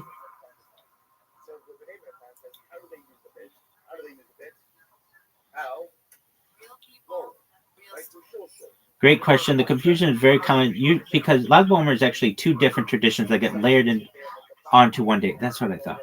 Let's untangle it cleanly. Rabbi Akiva's students, what actually happened? The classic story, Rabbi Akiva had 24,000 students. I meant more than 20,000. I mean, it was like something in the 20. Like you could say, like, I was rounding. They did not die from Roman persecution. They died in a plague. That's what I meant as a plague, the illness, yeah. Reason giving, they did not treat one another with proper respect. Time frame between Pesach and Shavuot. What changes on Lag BaOmer? The plague stops. Death ceases. Mourning customs are lifted. Haircuts, weddings, music. That's why Lag BaOmer is a break in mourning, not a full biblical holiday. Was Rabbi Shimon Bar Yochai one of those 24,000? Huh? No, he's absolutely not. That doesn't make sense to me. This is super important. Rashbi is explicitly named as part of a later group. Okay. After the plague, Rabbi Akiva takes 5 new students: Rabbi Meir, Rabbi Yehuda, Rabbi Yosef, Rabbi Shimon Bar Yochai, Rabbi Elazar ben Shemua. The Gemara says they restored Torah to Israel, meaning the 24,000 died. Wait a second. That doesn't make sense.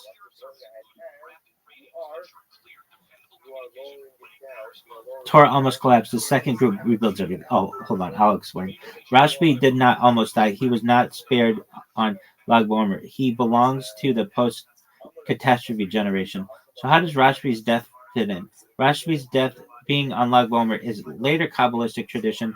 It does not appear in the Talmud. It emerges much later as a Zoharic Sfat tradition. It reframes Lag BaOmer from plague stopped to also spiritual light revealed.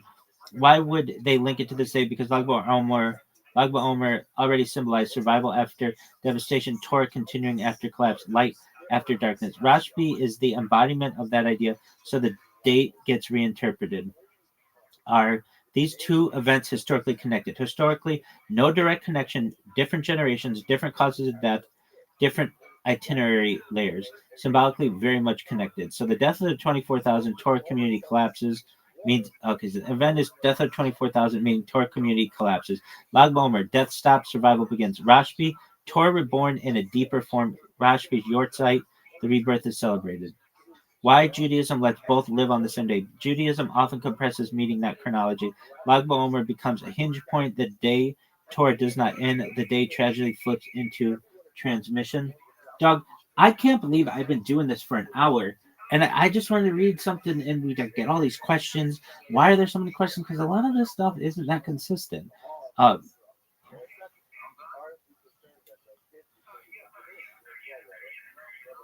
feel these are good questions.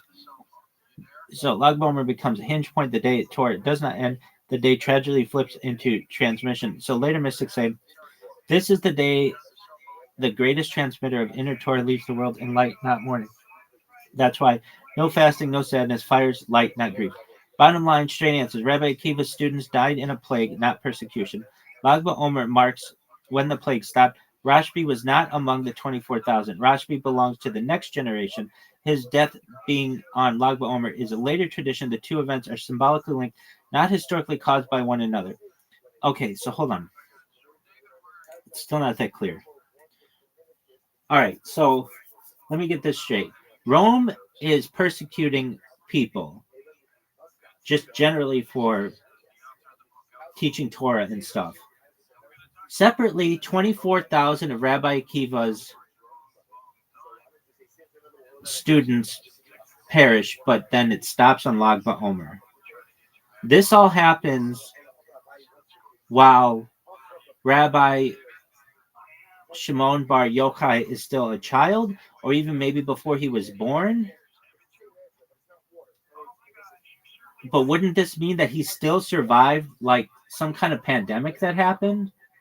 So wouldn't he be considered a survivor of it? Weren't they in the same area? And also, weren't Rabbi Akiva's students still being persecuted by Romans in addition to this pandemic occurring?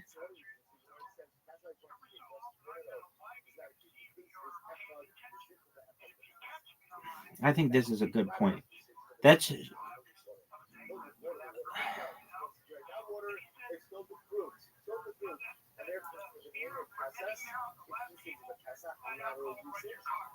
you're thinking about this exactly the right way. Mixing timeline, geography, and causes. And the short answer is careful yes and no that needs clean separation. All right, so what were two things happening at once? Yeah, two overlapping crises, not one. Roman persecution, ongoing, uneven, political, targeted public Torah teaching, ordination, smicha, communal leadership. Peaks under Hadrian, 130 to 135 CE. Not everyone affected equally. Death of Rabbi Akiva's 24,000 students, described as a plague, megapha, framed as sudden, internal to the Torah community, moral, spiritual cause, lack of respect, time bound, between Pesach and Shavuot, stops at Lag BaOmer. These are distinct phenomena that overlap in time but not in explanation. How old was Rabbi Shimon Bar Yochai? We don't have exact birth dates. Okay, well, it's fucking confusing. But the best traditional reconstruction is Rashbi is either not yet born or very young. Well, if he was very young, he survived this fucking pandemic or whatever. He becomes Rabbi Akiva's student after the 24,000 died. The Gemara explicitly treats him as part of the second cohort. So he is not among those students. He is not in the learning network yet. He grows up in the shadow of that catastrophe. Could Rashbi be considered a plague survivor in a modern sense? Not really. I think so.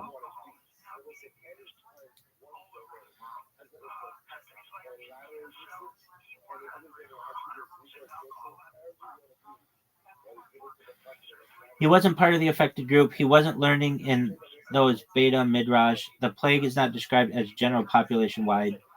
I mean, what plagues were just picking on middle-aged fucking yeshiva students? Come on. In a broad environmental sense, yes, but only loosely. Okay, exactly. Same region, Eretz Israel, Galilee, Judea, same generation, same Roman period. That makes more sense to me, but I get it. He's not one of the 24,000. I get that. So he lived after the Torah world collapsed, but not as a distinct survivor the way the five later students are. Okay. Were Rabbi Akiva's students also being persecuted by Rome while the plague happened? This is subtle but important. The sources strongly suggest the plague is the primary cause of death. Roman persecution is background pressure, not the mechanism, meaning they didn't die because of Rome, but Rome made conditions worse. Crowding, stress, disruption of normal learning, fear, and instability. Causal, deliberately do not blame Rome for the 24,000 deaths. Why? Because the lesson they want is internal accountability, not external blame.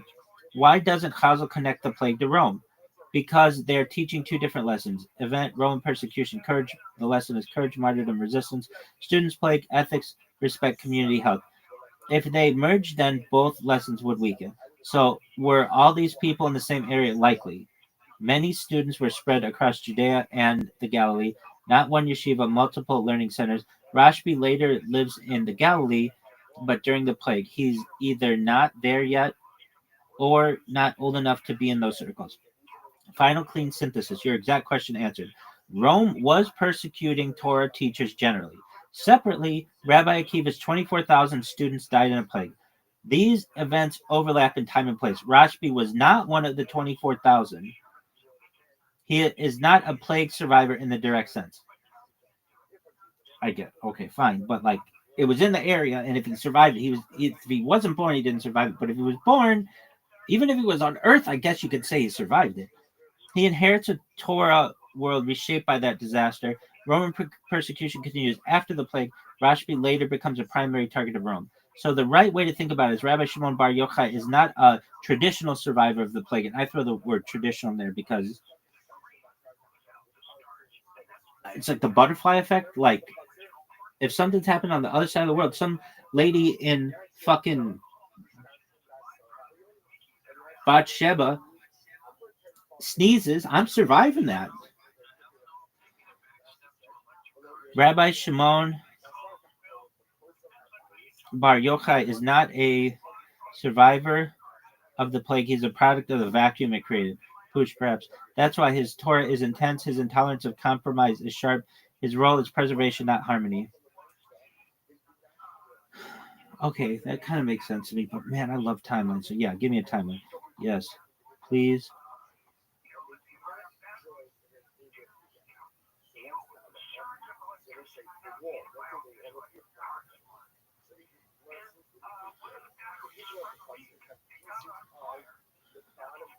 Okay, so 50 to 60, Common Era, birth of Rabbi Akiva, born ignorant of Torah, converts to Torah study later in life, eventually becomes the central rabbinic figure of his generation. 90 to 120 CE, Rabbi Akiva's main teaching period, thousands of students across Eretz Israel, Torah rebuilding after the destruction of the Second Temple, 70 CE, Judaism still fragile, decentralized. 120 to 130 CE, the 24,000 students, Rabbi Akiva has 24,000 students, they die in a plague, Magafa Eskara, time frame Pesach to Shavuot, cause given, lack of mutual respect, Lag BaOmer, the day the deaths stop.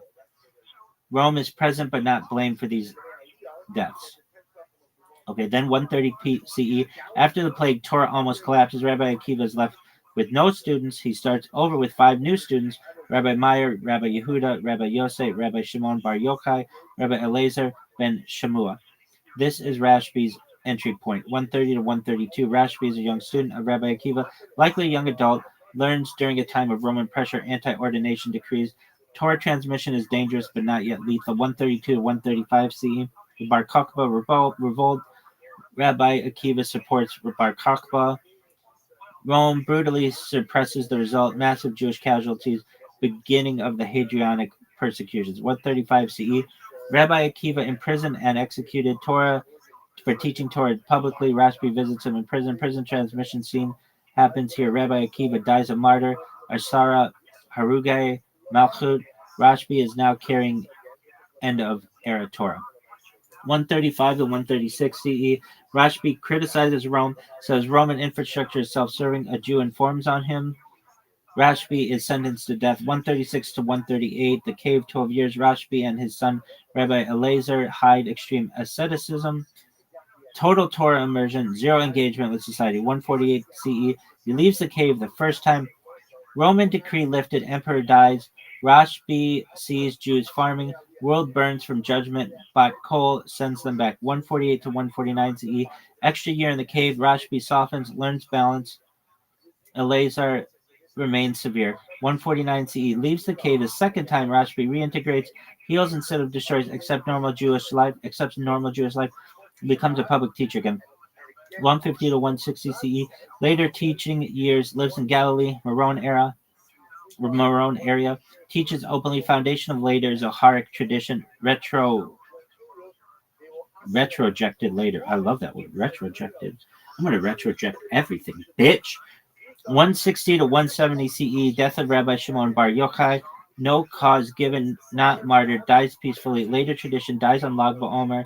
Death described as Mitat Nashika. Death by divine kiss. Key takeaways. Tight summary. The plague happens before Rashbi's main career. Rashbi is not a survivor of the plague in the traditional sense. He is a student of the post-plague rebuilding. Roman persecution intensifies later. The cave happens after Rabbi Akiva's death. Lag BaOmer layers. Plague stopping early. Rashbi's death late tradition. Hold on though. Yo dog. Okay, so the 24,000 rabbis who are learning under Rabbi Akiva, they die. It all stops on Lag BaOmer. Weren't there still some that survived, like anybody who was still learning under Rabbi Akiva, and then Rabbi Akiva picks the 5? Or was it like Rabbi Akiva was just like, dog, we're cutting ties with all these people during the plague, and we're going to start anew? How did that work?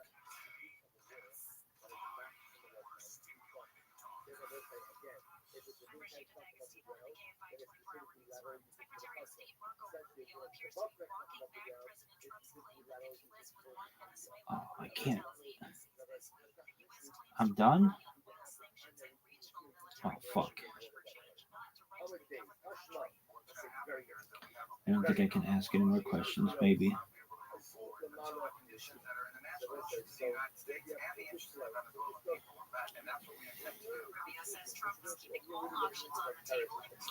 All right, here we go. I got you. This is a common point of confusion, and it comes down to how the Talmud frames students versus transmitters of Torah. Let's break it down. Let's break it carefully.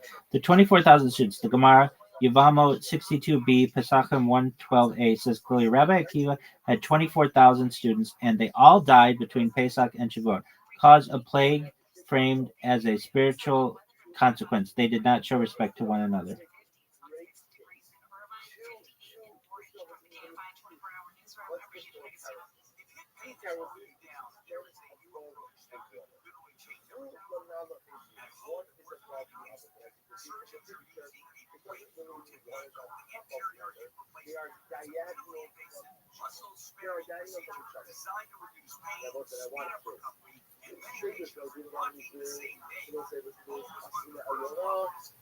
Rabbi Akiva, okay.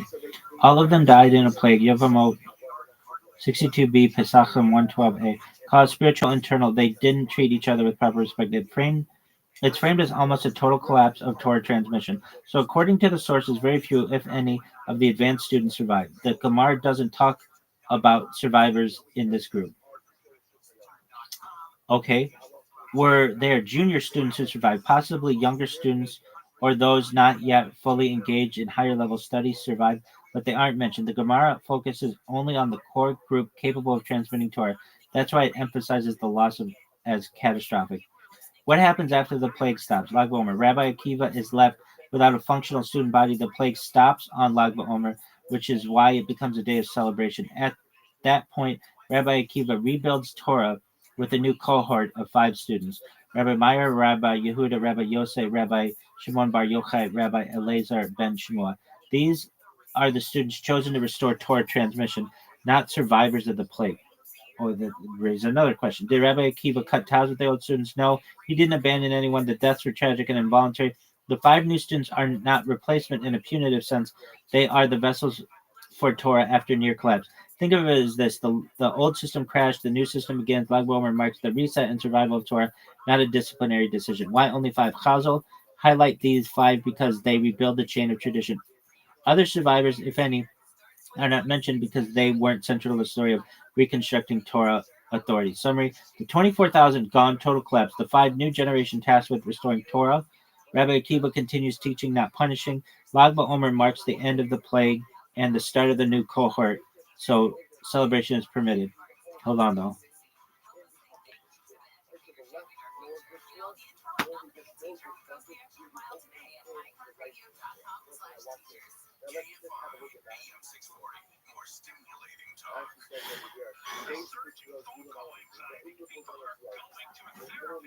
Did the 5 have any Torah knowledge at all? Or were they just like 5 brand new people? Were they junior learners? How did they meet? Did Rabbi Akiva recruit them, or did they come to him? How did that work? And if you're like, oh, well, this isn't Gemara, dog, 2,711 pages of tractates, folios, it's a lot to remember. And again, I've forgotten more than I remember of Judaism. Somebody argue I'm in a cave.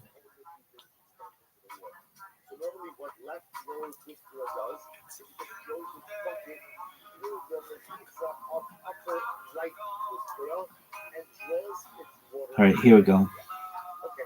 So,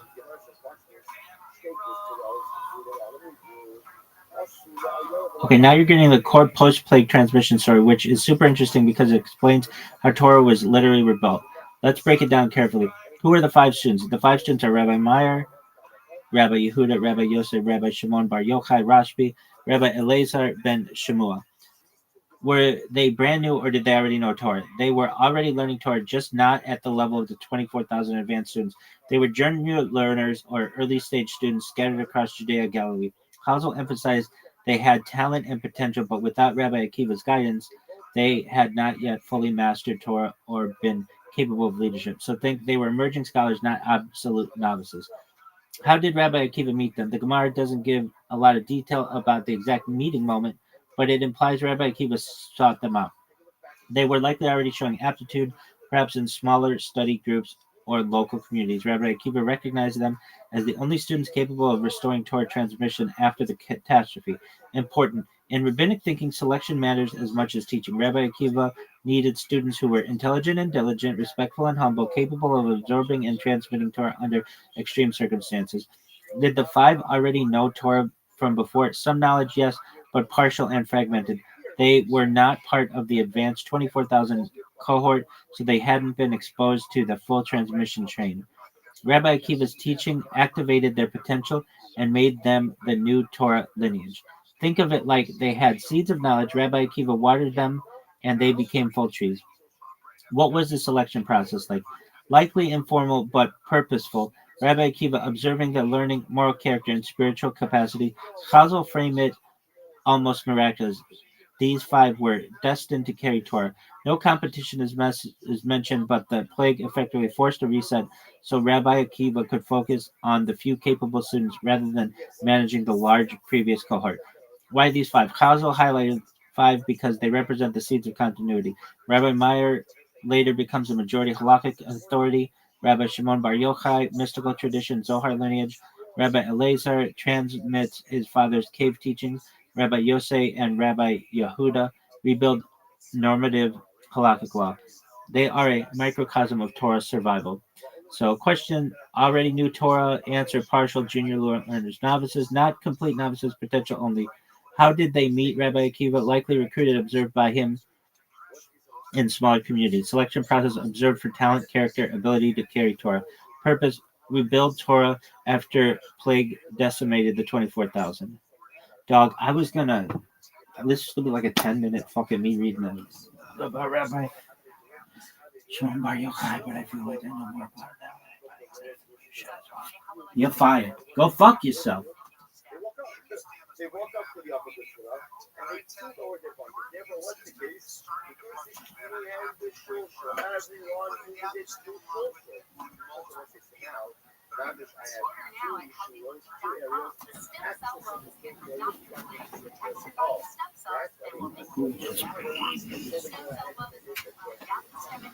We did some babies. Want tickles? No. You want to go sheepy?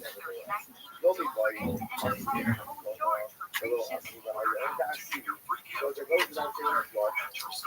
Oh, what's this? What's this? What's this, baby?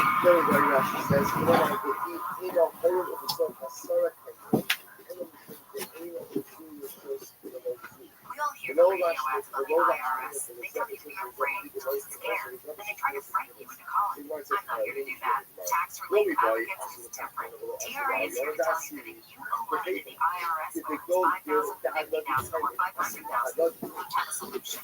It doesn't matter if you're sitting in your car, at work, or with your kids, no matter where you are. Call now. 800-575-9871. TRA can eliminate or reduce what you owe to the IRS. Generous programs are now available for paying a fresh start, unpacking these taxes, and helping individuals fix their IRS problems. We have over 1,500 days on and pay less for the benefits. Everything they do Be to do. afraid of the IRS any longer. End your tax nightmare today by visiting us online at TRA.com or call 800-575-9871. That's 800-575-9871. Tax relief advocates. Real solutions for real people. So if you talk to us better messenger ever and ask me if I'd like to thank their customers on their behalf for being so awesome, I said sure.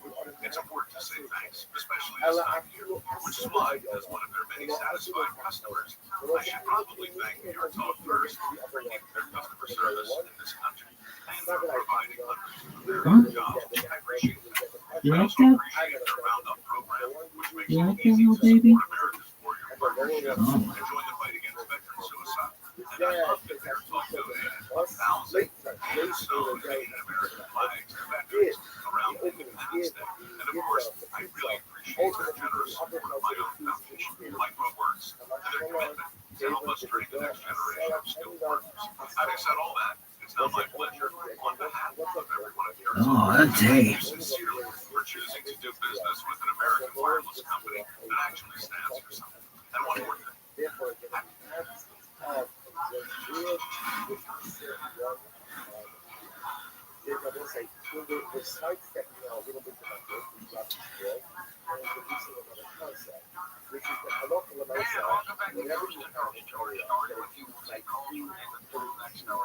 David, what kind of modifications have to be done on older cars? Are newer cars already modified in order to take ethanol?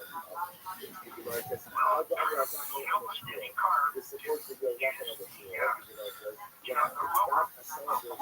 ethanol. That's what people get. There's like the Ford Ranger I drive. It's about 20 years old.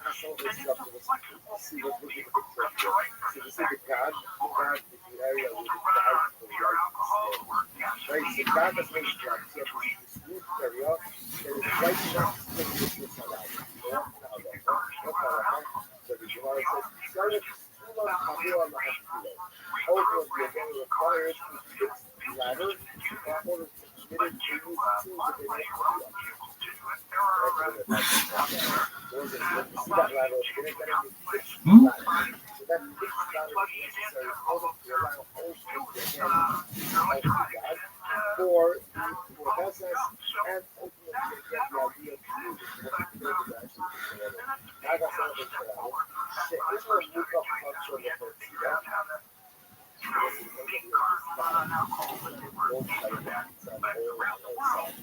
You want more tickles?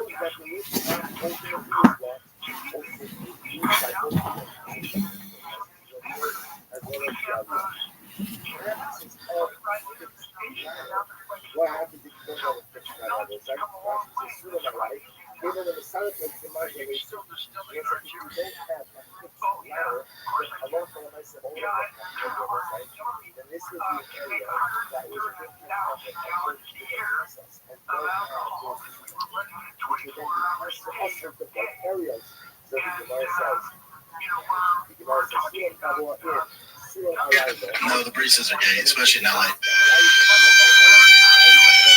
Yeah, they don't count. Yeah, they don't count. They're gay. Here's the thing. They were a jacket. No, the breezes are gay, especially in LA. Yeah, they don't count. They're gay. Yeah, they don't count. They're gay. Yeah, they don't count. They're gay. They don't count. They're gay.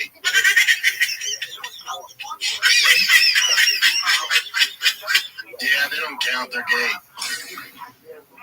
Yeah, they don't count. They're gay. What the hell? Oh my God! Yeah, they don't count. They're gay. What's up, guys? It's Fred Warner. Stop wasting money. Download the Experian app and see if. Hey, Jax. I got Maduro last night, but there's still work to be done. Yeah, well, if the work isn't right here on my farm in Spokane.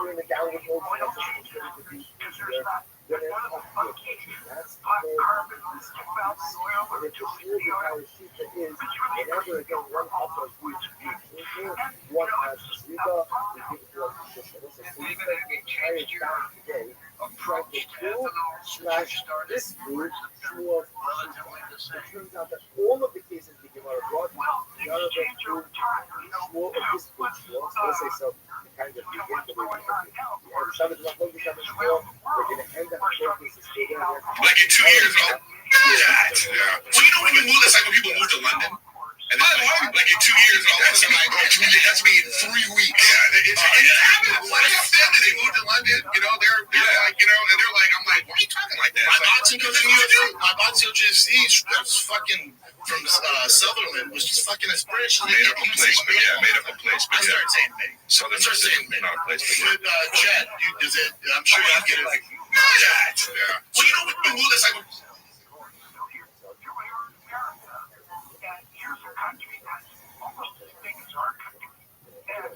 we don't even know that the whole country is running on alcohol.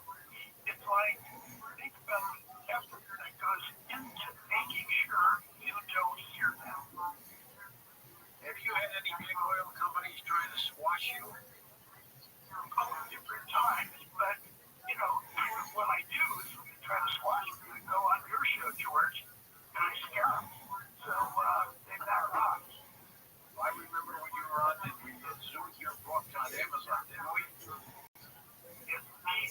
So that was quite exciting at the time. And, we've done a lot of great things over time on our show, but one of those things I want to comment on is your news today about Venezuela.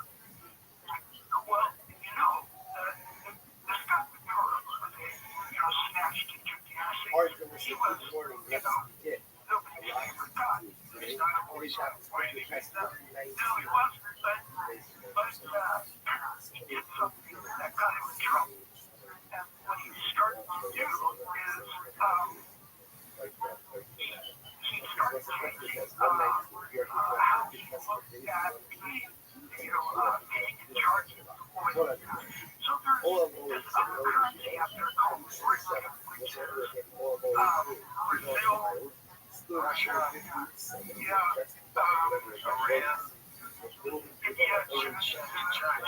China, and Saudi Arabia. That's right. Now, before Saudi Arabia with Henry Kissinger, and Henry Kissinger said, you need to make sure that all the oil you sell yourself is dollars, no other currency. So that made the United States super wealthy because everyone had to get dollars somehow. So I remember being on the street in Costa Rica at the end of the month when the oil bill was due for the country. And there were people out on the street, ready for farm trucks and old exchange rates to buy their dollars so that the government could pay their oil bills. Otherwise, it would be shut off. So that's a really good example of what it does when you make everyone pay one currency credit. It really makes the United States quite wealthy. So, what was Maduro doing? He was going to go to free, and that was not to be allowed. They've been squeezing that country for a long time, but this was the last straw. Start having charging certain amounts of money with dollars of the currency, and that's not allowed. Even the late Mr. Fuller, great years ago, and he's got to get that you're not right. I think my Fuller back in the day, he had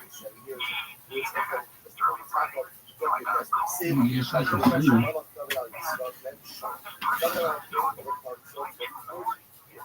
So the federal Rothschild sectors, the Stoic says,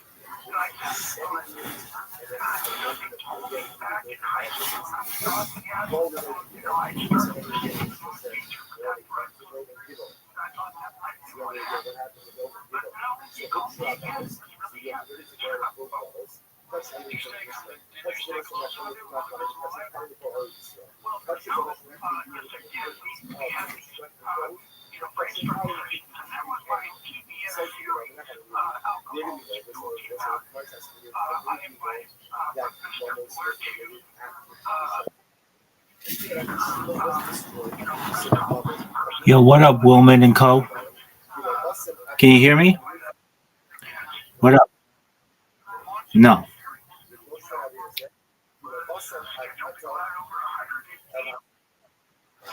I appreciate that. Thanks, Big Dom.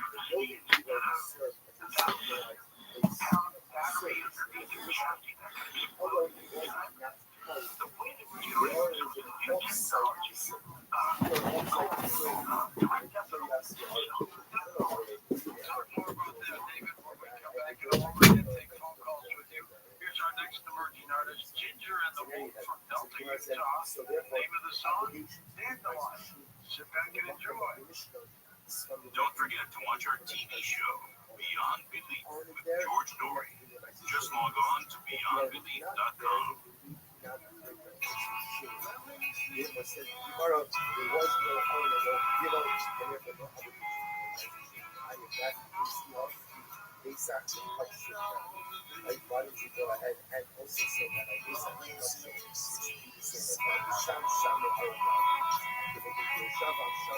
Run a business and not thinking about podcasting? Think again. More Americans listen to podcasts than ad-supported streaming music from Spotify and Pandora. Because the #1 podcaster, iHeart's twice as large as the next two combined. So whatever your customers are into, true crime, sports, comedy, culture, they'll hear your message. Plus, only iHeart can extend your message to audiences across broadcast radio. And all this reach means everything. Just think about the universal marketing formula. The number of consumers who hear your message times the response rate equals the results. Now let's get those results growing for you. Think podcasting can help your business? Think iHeart. Streaming, radio, and podcasting.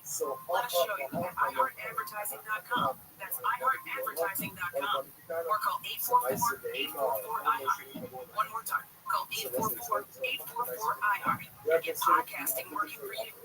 Finish your high school diploma for you and your family. Visit FinishYourDiploma.com to find free adult education centers near you. Brought to you by the Dollridge Literacy Foundation and the Ad Council. Timeshare places are fantastic to not let you out the door once you go in. They lock the doors. It's like the haunted mansion. There's no way out. They'll handle you. Live at 6 to 9 a.m. on KFI and on demand anytime on the iHeartRadio app. You have to be an American citizen to follow Antonio. I say you're an American citizen. That's like being stopped by a cop for blowing through a red light. Can I see your license? I have one. Can I see it? No. I have never understood this. Live 6 to 9 a.m. on KFI and on demand anytime on the iHeartRadio app. Yeah. So this journey of adopting children. Visit AdoptUSKids.org to learn more. Brought to you by Adopt US Kids, the U.S. Department of Health and Human Services, and the Ad Council. KFI AM 640. KFI KOST HD2 Los Angeles, Orange County, or stimulate. Skeptical Reality, I'm Rashida Negastino in the KFI 24-hour newsroom. House Minority Leader Hakeem Jeffries says he isn't sold on the idea that President Trump will be able to successfully run Venezuela after capturing Nicolas Maduro. The New York Democrat tells NBC's Meet the Press that Trump hasn't delivered on basic promises at home. It remains to be seen whether the people of Venezuela are going to be better off. Donald Trump claims that he's going to run Venezuela. He's done a terrible job running the United States of America. Jeffries pointed to cost of living issues and what he calls the Republican healthcare crisis, referring to the recently expired Affordable Care Act subsidies. Airlines are working to return to normal operations today after airspace around Venezuela was closed following the U.S. military operation. ABC's Matt Rivers reports hundreds of flights were canceled yesterday. Overnight, those restrictions were lifted, so that situation gets significantly better today. Should get better, especially certain airlines like American, United, Southwest, all adding flights to make up for those flights that were lost yesterday. Thousands of passengers have been stranded in Puerto Rico, Aruba, and other islands, with some unable to get home for days. Here in Southern California, rain has triggered mudslides and flooding, while the Northern California coast is dealing with record-breaking king tides in the Swampscott Bay area. Oscar-nominated actor Mickey Rourke has launched a GoFundMe campaign to keep from being evicted. The campaign, titled Help Mickey Rourke Stay in His Home, has a goal of raising $100,000. People magazine says Rourke has been served with a notice to pay $60,000 in back rent for his LA home. The GoFundMe page describes Rourke's mental health and financial struggles, saying boxing left lasting physical and emotional scars, and the industry that once celebrated him moved on quickly.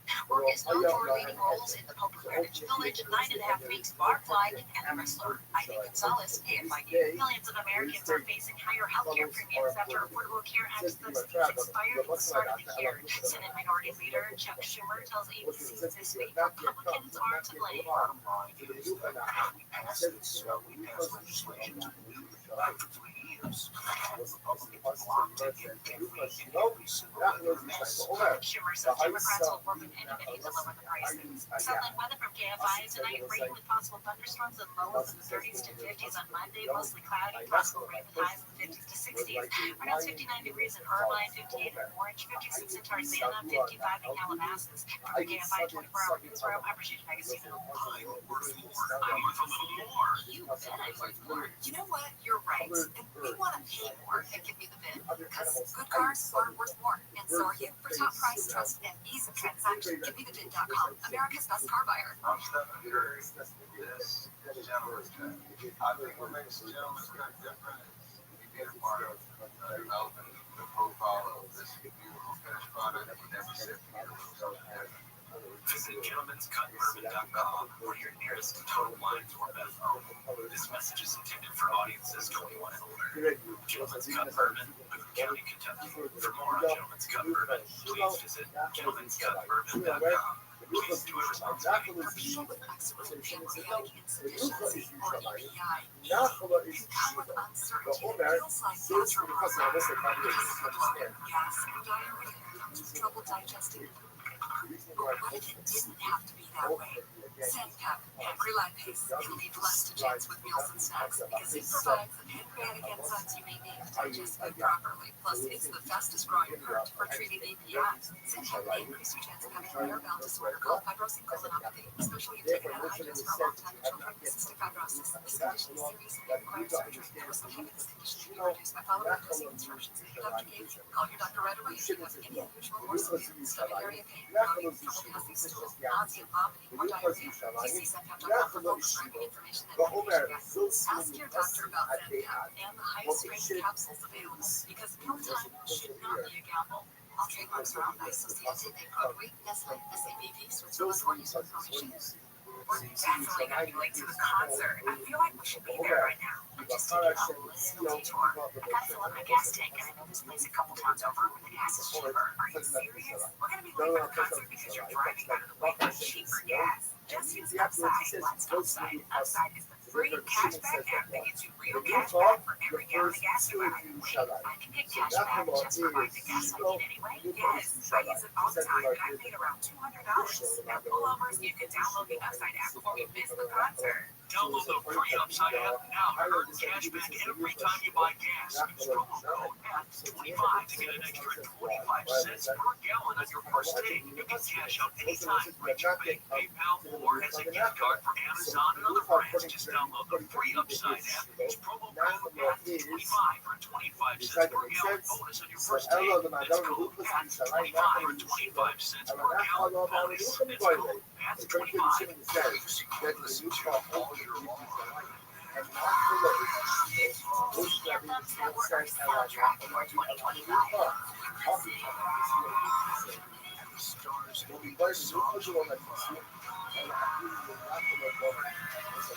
Be celebrated.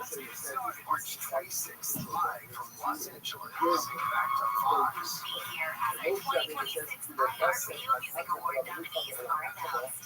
Thursday at 6 a.m. During the breakout, telling the difference between placentia, and placenta.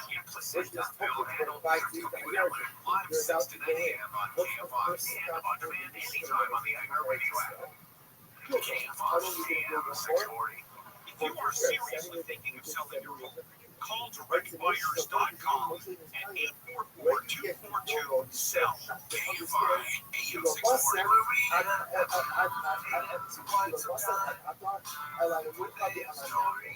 So this get together, that is will not have the status of the legal position. Not only that, the status of Buffalo of Sheila. Sheila, there's a family club that both the legal both are Sheila was right on there to Yerushalayim. He said, oh, so both reference to Yerushalayim. The mission of the Bible, and the belief of Shiva, that follows in Yerushalayim. We now we get that, so it's a good to say that the Luka is Shiva, and not follows Yerushalayim, or vice versa, or that the Luka is Yerushalayim and not follows Shiva. And we could say, Allah, the Luka be Allah.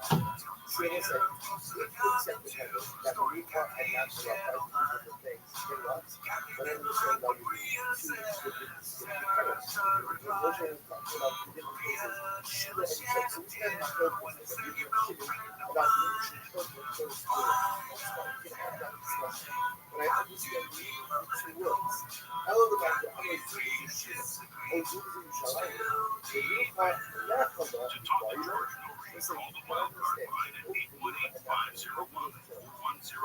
The first time caller line is 818-501-4721. To talk toll free from east of the Rockies, call 800-825-5033. From west of the Rockies, toll free, call 800-618-8255. Send George a text message anytime at 818-298-6521. This is Coast to Coast AM with George Norrie. This hour will take your calls with David Gold. Alcohol can be a gas. Jump aboard. If you've tried ethanol in your car, give us your thoughts on what you think. If you haven't asked a question, and you'll be back in a moment on Coast to Coast AM.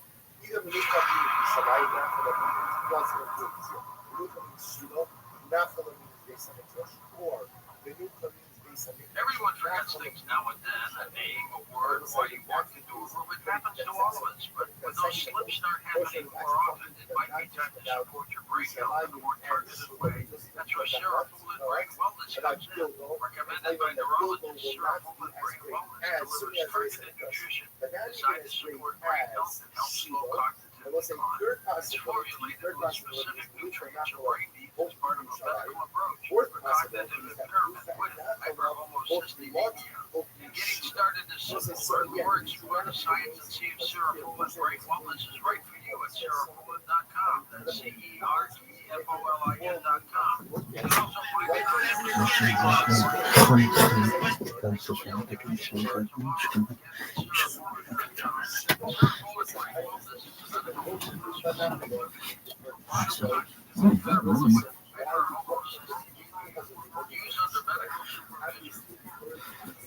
Start the year with a splash of flavor. Heartland Steakhouse Reef and Beef Package combines juicy steak and fresh seafood for the ultimate celebration with the Reef and Beef Package of Heartland Steakhouse.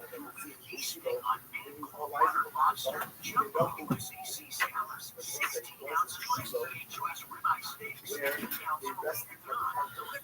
Don't wait for all the years to be a package from Heartland Steakco will not be around forever. So treat yourself or pick one up as a gift for family, friends, clients, or anyone who loves that true Big One steak. Ordering is easy at HeartlandSteakCO.com. And right now, when you spend $199.99 or more, you'll get free shipping plus $26 off with promo code NEWYEAR26. Get the gift of flavor this year with Heartland Steakco. That's HeartlandSteakCO.com. Promo code NEWYEAR26. Taste the Heartland difference.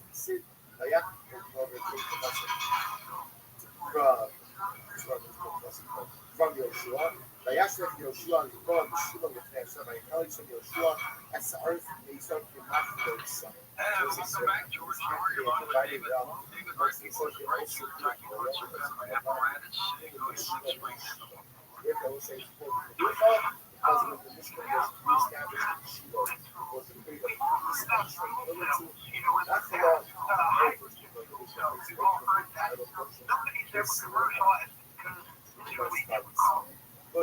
Nobody's ever commercialized.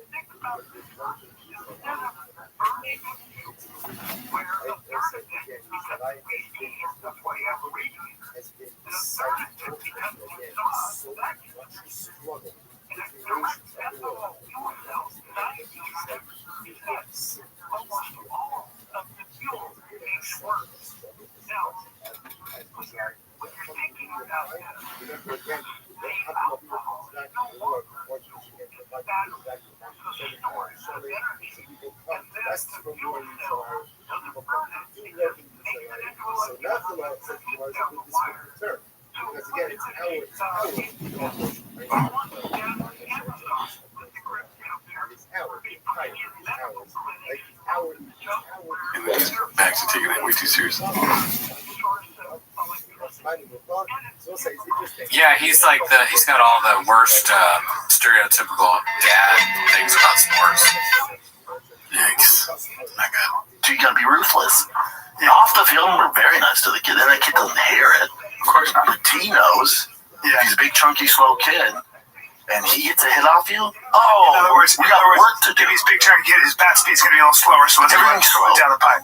Oh, light his, from the silence, he goes, light his ass up. And then T just looks at me. You'll say that from the... Oh, yeah. Oh, baseball's no joke, huh? I mean, no. Light his ass up? Oh, yeah. I get pretty hardcore. You're kind of a baseball dad, huh? Sometimes fat kids, especially in baseball, would be so good because they can hit the ball way farther. They're stronger. Part of that fat is muscle. And I took tennis, and there's this fat kid that was the son of the tennis coach, and he was fat, but he was so good at tennis, he would never move. But when you play him, he would hit the ball so hard because he knows tennis that they would be like 40 love. You know, you get that, you go, oh fuck! If you could ever return it, he's fucked. But you can't because it's like coming at you 100 miles per hour. You're 10 years old. You're like, oh, he's a great fat kid. Yeah, I told my son, I'm not gonna go there. I like how he said hardcore. Did you hear that? It's hardcore. I missed that. Let's see here. Yeah. Oh, baseball's no joke, huh? I mean, no. Light his ass up? Oh, yeah, I get pretty hardcore. Yeah, right. Exactly. Kind of zesty. I'm a little zesty, but I'm a little hardcore. Yeah, that's the right. You're kind of a baseball dad, huh? Oh, to the full. Not one of the psychos, though. I sound like it. No. Light his ass up! I just tell T to compete. How old's that kid? 8, 9? 9. So I was trying to explain to T, like, he has, 4 practice week. We still have to hit outside that. I'm like, buddy, the games of practice are the bare minimum. Everyone's doing practice in games. It's the bare Minimum. So whatever, let's say there's 10 million kids playing baseball. All of them are going to practice playing games. If you want to get to where the fuck you want to go, we're going to have to do way more than this. Yeah. You're not even remotely close. Right. Practice. We're talking about practice. All these idiots practice. Yeah. All these kids. Yeah. Idiots. Why is he calling the children idiots? He's not wrong, I guess, on that part of it. You probably do need to do more than practice and play to be really good. But there's a way to be assertive rather than aggressive. Yeah.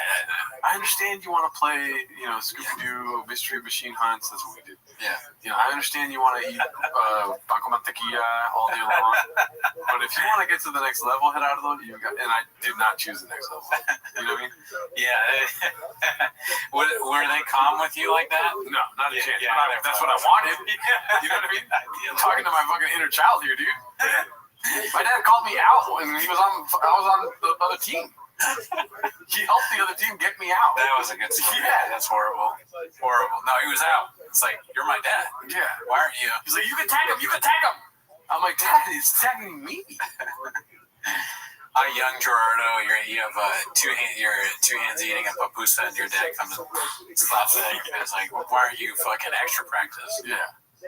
My dad used to say, you're going to be as fat as Dan. Dan was huge. And he would tell me all the time. Like, I'll be asking him about something else, and he'd be like, you're going to be just as fat as Dan. I'm like, it was just not about food or anything. I was asking about my math homework. This is an Arby's. Okay, that's about food for Arby's. Poor Dan. Yeah, Dan. You, honestly. Dan caught strays. I don't even think he's with us anymore. Right. Well, good. I mean, we don't need him. Yeah, you're right. Got as fat as fuck. Okay, this one's posted by Guild Guitars. We haven't seen that in a while. Oh, shit. How did Hollywood go, Bappa? Bappa arriving in Hollywood versus Bappa leaving Hollywood. No. Wow, look at them teeth, though. Yeah, what happened? What the fuck? I mean, it's just all fucked up. My computer's all fucked up. My teeth did get smaller when I moved to Hollywood, though. Everybody knows that. It looks like you could think this is Gollum right here, dude. It looks bad. Yeah. It looks like a busy day for a dentist. Mm-hmm. Definitely. The breath probably not too good. Yeah. Pause. Rogue Nicotine's like, let's touch his mouth up a little bit, yeah? Yeah, dude. He has all that fucking Black Rifle shit. Like, well, listen, now you're learning why people don't recommend doing that. Mm-hmm. How long till he goes back to Colorado? This one's posted by 3 Fingers of Milk. Is it your birthday beat or is it Louis Vuitton's? Heard it both ways. Okay.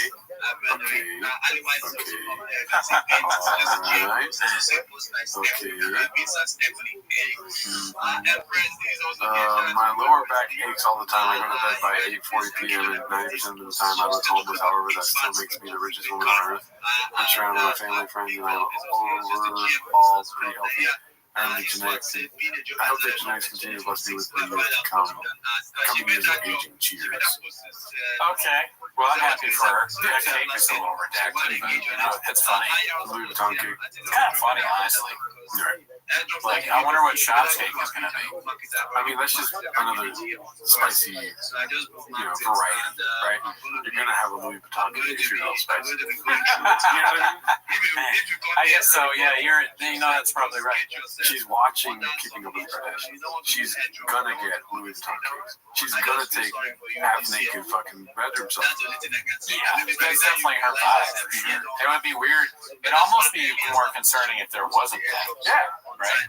Yeah. No bathroom selfies this month. What's going on? Like, are you okay? Let's talk about it. Right? So I think she's happy, and that's good. And I hope Shop gets a truck cake. That's what he deserves. Texans are loading. Post myself. Oh, Brian. This photo really sneaks up on you. And, there's little morsels. Yeah. Lifted truck, cigar, cowboy hat, Daisy Dukes. Yeah. Just bitching way too much weight. It looks like the beginnings of one of their stupid videos. Mm-hmm. Brian with his, doing some sort of weird bit. He's like, I'm gay. It looks like it could be Joe Rogan, Brian, or Jay. You know what I mean? Yeah. Right? All 3 of them, yeah. All 3 of them in one. Kind of. The AI, they kind of did that, yeah. It also makes Brian look a little younger. It's a friendly AI. It's weird how AI gets his face right every time. Right. Well, like, yeah. That's robot intelligence for you. It understands shop. The games of bare minimum baseball dad catching highlights. Successful egg 8345, but we need to hear the audio, Papa. practice are the bare minimum. Everyone's doing practice in games. It's the bare minimum. So whatever, let's say there's 10 million kids playing baseball. All of them are going to practice playing games. If you want to get to where the fuck you want to go, we're going to have to do way more than this. Yeah. You're not even remotely close. Right. Practice? You're talking about practice. All these idiots practice. Yeah. All these kids. Yeah. What? Me? It's sports. Tighten the fuck up. He was meant to be on stage, dude. Yeah. It's just, he needs to do it for longer. He'll be a lot better. He's electrifying. Yeah. It's like whether it's good or bad, it really doesn't matter. That's where he belongs. Oh, I don't know why I'm getting this fucking meet Asian singles in your area. Like every single ad. Meet mature Asians. Yeah, dude, what the hell? Please leave a comment below. Why is that happening? Or is it happening to you too? Yeah. Please say it is. Let's see here. This one's posted by Indy Brazil. Did I say who the last one was posted by? I'm not sure. Successful Egg 8345, one of our guys. Oh, yeah. This one's posted by Indy Brazil. Y'all must have forgot. I hate it when he says that. I know, right? Is it about Bo? Bo. The guy that talked about Germany? Oh, that's Chase, right? Chase something, or Bryce Mitchell. Oh, you're right. Maybe Bo Nickel, but Bo Nickel lost, I think. Okay. I don't know how I know this stuff. I have not been keeping up on UFC. Yeah. Let's see here. Oh, Nickel is fighting. Y'all must have forgot. Now I see. Immediately I see why, yes. Y'all must have forgot. You guys know how high I am on Bo Nickel. I think he's our last hope as an American to become world champion. If he doesn't use his wrestling, I'm going to freak the fuck out. He's such an elite wrestler. Be so dominant in wrestling, you don't give a fuck about their black belt. Wrestling usually beats jiu-jitsu 9 times out of 10 if you just have some defense. If we get a shitty striking match, I'm going to lose my shit and probably say nothing. But still, his transition is so high level from jiu-jitsu to wrestling. Dude, that's what makes him special, not his striking. Yeah, but Bo Nickel should absolutely mollywop RDR. Who's RDR? I don't know who RDR is, but Bo Nickel lost whoever he fought. He got knocked out. I think he got maybe body punch out. I don't know. Oh, okay. I remember that was a big deal. I was walking my dog, and I saw that on Twitter. Y'all must have forgot. There goes Brendan's Great American Hope. Papa Curse at it again. Posted by Dazzling Rabbit 633. How convenient that's right here. Oh no! Knee to the face. Knee to. Are you allowed to do that? That was knee to the chest. Oh, knee to the chest. Okay. So it was body kind. Just God, dude. That's brutal, dude. That's awesome. Mm-hmm. What a sick thing to do. Y'all must have forgot. Well, shout out to both Brendan Schaub and Bo Nickel. R.I.P. This one's posted by PM Your Awkward Smile. Does Papa even mention the sweet nectar anymore? Not a chance, dude. No. He doesn't mention his L's. No, I think that shit is over. I mean, I don't even know if it's in. It wasn't that bad. Yeah. It was pretty much just. It was a little bit better than Jim Beam. You think he's going to be able to talk about it negatively in the future? Yeah, I think he could probably do some jokes. Sometimes he's self-aware and he's like, remember when I tried to be like George Clooney and I fucking... He don't joke no more, dude. He's not a comedian. That's true, too. No, what I'm saying is he's going to speak negatively about it in the future. Oh. He has a bad habit of doing this. What does he do? You know, like Bravo, and he talks negative about it. Oh, yeah. Right? And he lies when Yeah. there's clear evidence as opposed to what he's saying. Right. You know what I mean? Same thing with this thing that he sold his fans. The merch people he works with, like, you know, right. People that he hires as designers and stuff. Yeah, you're right. It's only a ticking time bomb that he's going to speak negatively on his experience with owning and selling liquor. Yeah, Tiger Thick was never his idea. They fucked up the rollout. Somebody tricked him into doing that. Wait until poor Osos like either they sell the company or something like that, and he's going to share his experience at that time. That makes sense, yeah. And then he's like, guys, promo code SHAB at Porosa's, get you some vodka. What? No, I'm saying when Bert, what's his name? Bert Kreischer and Tom Segura sell the company. Oh, when they get rid of it. Schaub's going to come out and be like, I never talked about this. Right. He's not going to sell their liquor, right? If they keep it, he might. Any chance at a promo code, I'm saying. Oh, okay. Got you. Let's see here. This one's posted by Dazzling Rabbit 633. Who's going to tell Papa? Posted by Brendan Schaub. Who likes the idea of Amazon having a Made in America button so users can filter out Made in China products? Does that already exist, or what is he saying? I think he's going. He's like trying to talk about tariff stuff now, and like I'm talking about this poster, Dazzling Rabbit. Who's going to tell Papa what? Oh, that. Oh, I see. His merch is probably not made here. The stuff he sells, right? Yeah. 100%. Definitely not. Oh, fuck no. It's Amazon because they list the tariffs now. So maybe that's what it is. I have no idea what's happening with any of that. It's true. We only listen to Brendan Schaub stuff, so we know even less than him does. Don't say we ever. This one's posted by Suitable Yellow 4071.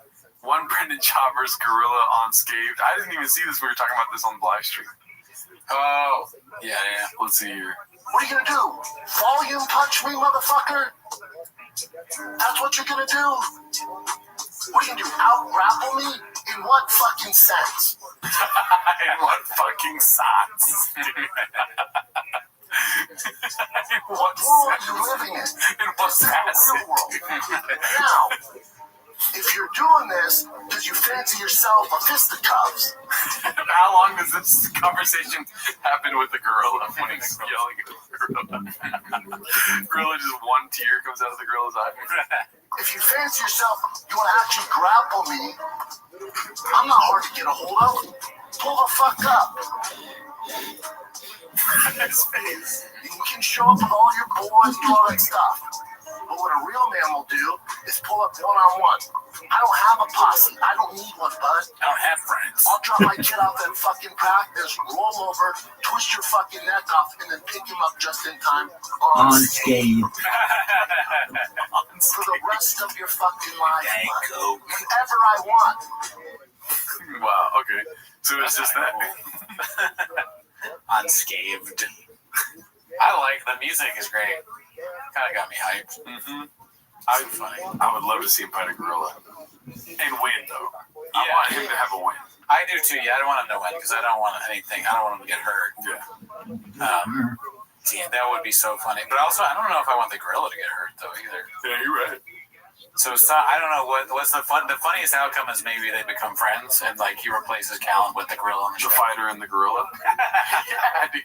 That would be a dicey name for a podcast, but still. Yeah, dude. Be a better podcast, honestly. The gorilla like accidentally kills Chin. Callan becomes like a guest. You know, the gorilla keeps him busy. Yes. The show is essentially like Brendan laughing at the gorilla almost killing Callan. Yeah. He's chasing him around all the time. That would be fun. And Callan's like trying to hide in places and gorilla's around. Yeah. Well, do we know if Sanaz is going to go to Austin? That's a good question. I don't know. That's a good little spot for the gorilla to take up. You know what I mean? Yeah, the gorilla, the intern. Yeah. And the gorilla has headphones on and runs the board. Yeah. Or asks questions. 100%, Papa. I think they need a gorilla on the show. Yeah, me too. I'm getting fucking spam calls left and right. Fucked up, dude. And whenever we do a Brendan Schaub show, I get spam calls. Are you sure it's not all those Asian milfs you've been searching Oh, that probably explains that. for? Yeah, dude. You plant the seed and then now it's growing. Well, dude, they say that there's Asian milfs lonely in my area. Right. You think I'm not going to try? No, you should. Right? You click it all the time, right? I click it every night. Yeah, every day. Oh, wait. There we go. Few things on the redacted beast of a baseball dad. Few things on the redacted beast of a baseball dad posted by Bright Bread. Let's see here. 6 years later, Big Al is still hitting dingers. My name's Alfred D'Elia. At home, they call me Big Al, and I hit dingers. Hi, my name's Alfred D'Elia. At home, they call me Big Al, and I hit dingers.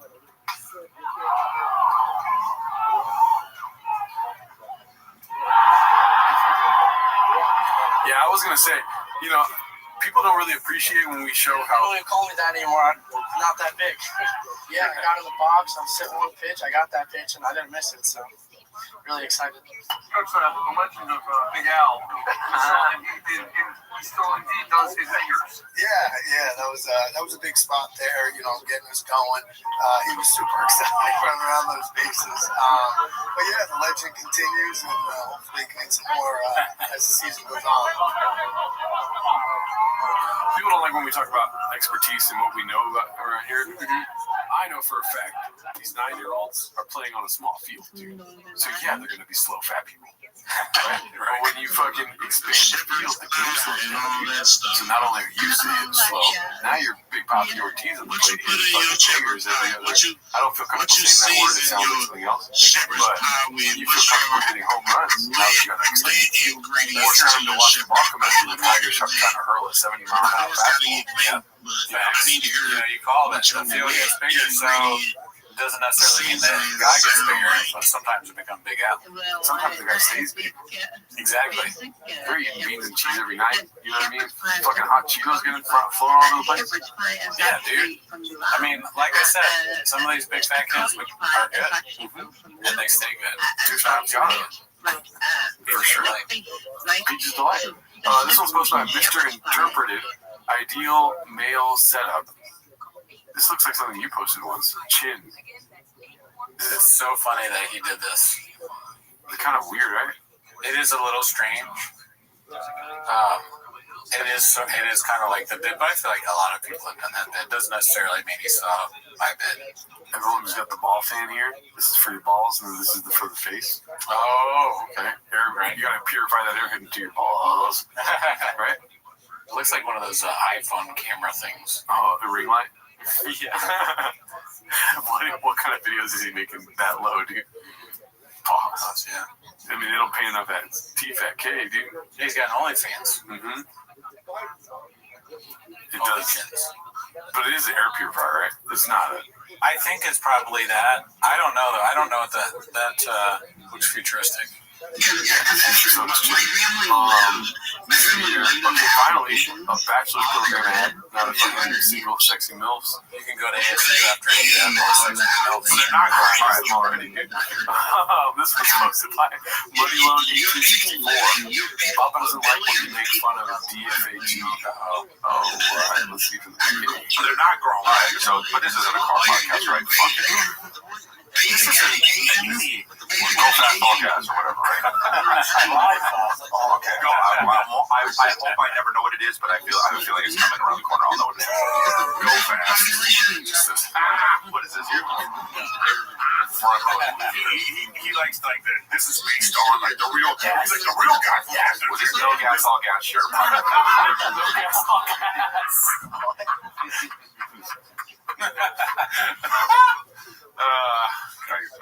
How you guys figure it out? What else you got, Nick? Oh, I'm sorry, bro. You want to talk about fucking jumping cars? All gas, no brakes. All gas, no brakes. All gas, no gas. I like all gas, no gas. I know. All gas, no gas. I wish I had thought of that. Oh, that's great. What? Hey, why do I hate these? I've been doing. Yeah, I gotta get some more. Because you're a bitch, bro. I haven't been doing mine. I gotta get more on mine. I saw. What? Yeah, whoops. Because you're a bitch. Whoops. Because you're a bitch, bro. Laughing. They're all laughing at him. Dude. Wow. Just laughing at his dreams. Art imitates life, dude. These homeless cats, they're making too much food, dude. Mm-hmm. You know? Everyone's homeless. It's like, what is this, California? Yeah. Got it. These comics are getting so broke, they're going to the food shelter, and guess what? You got some orange chicken down there, too, Papa. Everywhere you look. Mm-hmm. Damn. Well, orange chicken everywhere, but not a drop to eat. The droppist, dude. Right, time for MMA fight. Oh, shit. Here goes, what's it called? Luke and, Brian Campbell. Oh shit, our guys. Posted by Tyson Uppercuts. Oh, I need a handler? Let's see here. Oh, man. Why isn't that going? Okay. All right, time for MMA fighters in the wild. Here's Marab climbing a mountain and then doing dangerous cliff pull-ups. I mean, Marab, buddy. Watch this. Look. No net. No strings attached. Oh my fucking god. Dude, O'Malley almost became champion right there. Dude, okay. Remember how I said keep Yuri weird? Yeah. We gotta make Marab less weird. It's not working. Do you think, like, Shabby needs a handler look or what? You know? Okay. All right. All right. Skits and bits. I like how happy it makes me. That's, I want to feel like this all day long. You know what's funny about that is, like, he does it in these little snippets, right? Yeah. So it's like pure joy, a little bit. It's like eating a candy bar at the end of the day. You know you shouldn't, but you do it anyways. Meanwhile, we're just like, give me chocolate and put it in my mouth. Yeah, dude. Shout out to Brian Campbell, dude. The best to ever do it, for sure. The next one's posted by OK Employee 7998. Wow. So this is definitely a sponsored ad. It's just, he doesn't look great. It looks like AI. 17 likes. 800 drive fast all gas. Now they're like drive fast all gas. They're selling the hat here. Probably, this is probably part of the new merch, along with all the other Eagle-related paraphernalia. Yeah, you're telling me, dude, I bought 5. This one's posted by C Cabinet 8565. 6 plus 22 equals 29. That's not, that's 28. But he's at the gym again. Let's see what this says. Diesel that Thursday. I shoot my shit like a survivor. Survivor. One man army, quick 29 piece for you, no warm up. 315 times 6.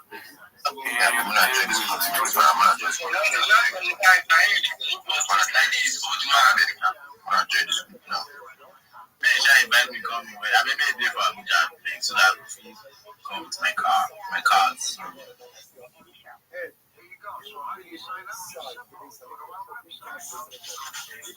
That's like to the World Cup. No, I would say even by shit, I look at nothing. I said that's like the World Cup. I'm a record. One of the time, if you the far you make,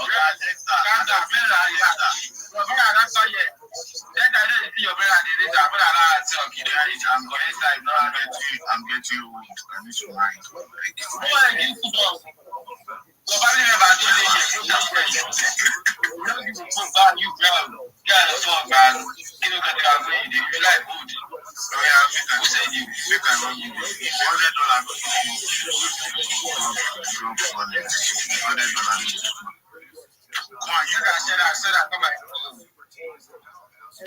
I smart. We go want we go push my followers. We can just do like $20 for 20 people or $1. We do like that. $5 for 4 people. $5 for 4 people. Call DM. Look up.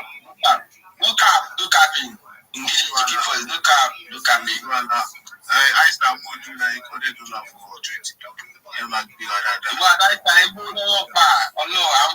Those guys, you may mind say we don't play for you. So I know you're that fault. You come with it. I got you. How's the I'm paying for my transport guy. I'm flights me with the transport came. I pay flights, Papa. I pay flights. We don't do transport for you now. God no sleep now. God no sleep. You don't be the kidnapping. Guy, send money for flight. You know what? You know where I shoot that almost. They don't scam me that before. I said flight money. You know what's we will post the shop. They will fly. Me and you dey high smart. Me and you dey. If you order phone for 3 months, I mean they carry toy phone give you. Rabbi want to go. So I dey use answers. Rabbi, what's good, man? Every day is a holiday, every meal is a feast when possible. Do you mind if I tell you about my project? All right, I'll take that heart as an affirmative. So first and foremost, I've done my best to follow every single person in this space. I'd appreciate it if you could follow me back if you can. I follow everyone back. I am the best follow back in the game. So if you do need a follow back, let me know. I ensure I follow everyone back. Additionally, if you're looking for a job in Web3 or not in Web3 and you want someone to help you with a resume or your curriculum vitae, your CV, and you don't know where to start, send me a message. I'd be happy to help you, to coach you. I've helped over 50 people recently to be able to not only increase their network in social media, but also help them to be able to get jobs. So if that's something for which you're looking in the new year, send me a DM. I'd be happy to help to advise you. With that being said, I'm Rabbi Rothschild. If you don't know who I am, you will. I stream my life 24 hours a day, 7 days a week, 365 days a year for world peace. I've been doing so for more than 4 years. My streams go back to the pandemic. We've seen the death of a queen, the birth of AI, the coronation of a king, and everything in between. This is a real life Truman Show, a real life Big Brother. This is a timeline in the time capsule of human achievement. In the 1990s, Bill Gates coined the phrase content is king, and I'm making it true today. I'm king of the internet. This is the biggest event in global history, and here's why. In 2018, The Economist magazine stated that data had overtaken petroleum. No, don't be rude. Let me finish, and then you can say anything that you want. But if you interrupt, you're rude, and everyone knows it. In 2018, The Economist magazine stated that data had overtaken petroleum as Earth's #1 resource, and I have more data archived on the internet than any person ever, which is making me very influential. I'm going viral, and when I do, I want to make you, your friends, your family, all financially independent if you're not already. I want to ensure that you have generational wealth if you don't already, and I want you to be able to start charities and philanthropic organizations of your own. I'm unlike any influencer you're ever going to meet. I'm not live on one YouTube stream nor 2 YouTube streams. I'm live on over 20 simultaneous YouTube streams, 24 hours a day. You can view my life in 360 degrees. I even have a ceiling camera. If you want to view my YouTube links, they're available in my profile. Additionally, they're in my pinned post. You'll also find in my pinned post a link to my Linktree. I dare you to look at my Linktree. Nobody dares you to look at their Linktree, but I do, because I have more social media than any person ever. I have more content than any person ever. You'll also find a link to my Discord, discord.me/Rabbi. We have over 2,700 people in our community and continue to grow each day. In addition to making you all wealthy and wanting to promote world peace, I want to help end world hunger through the use of technology such as agricultural drones, floating greenhouses, saltwater greenhouses, hydroponics, vertical farming, cloud seeding. Did I get banned? No, it just ended.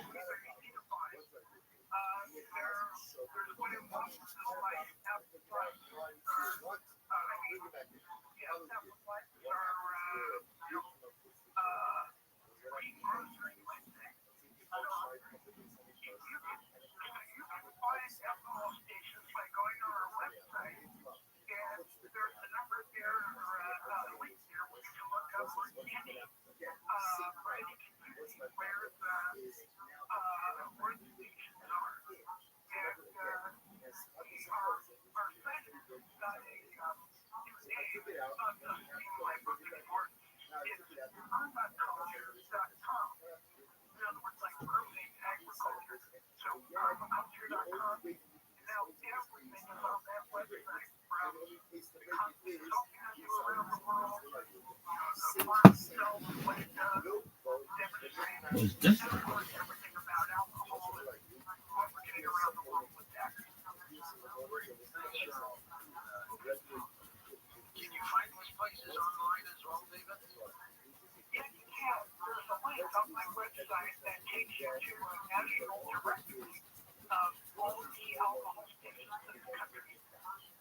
Next up, we've got Jeremy in North Dakota. Welcome to the program. Hi, Jeremy.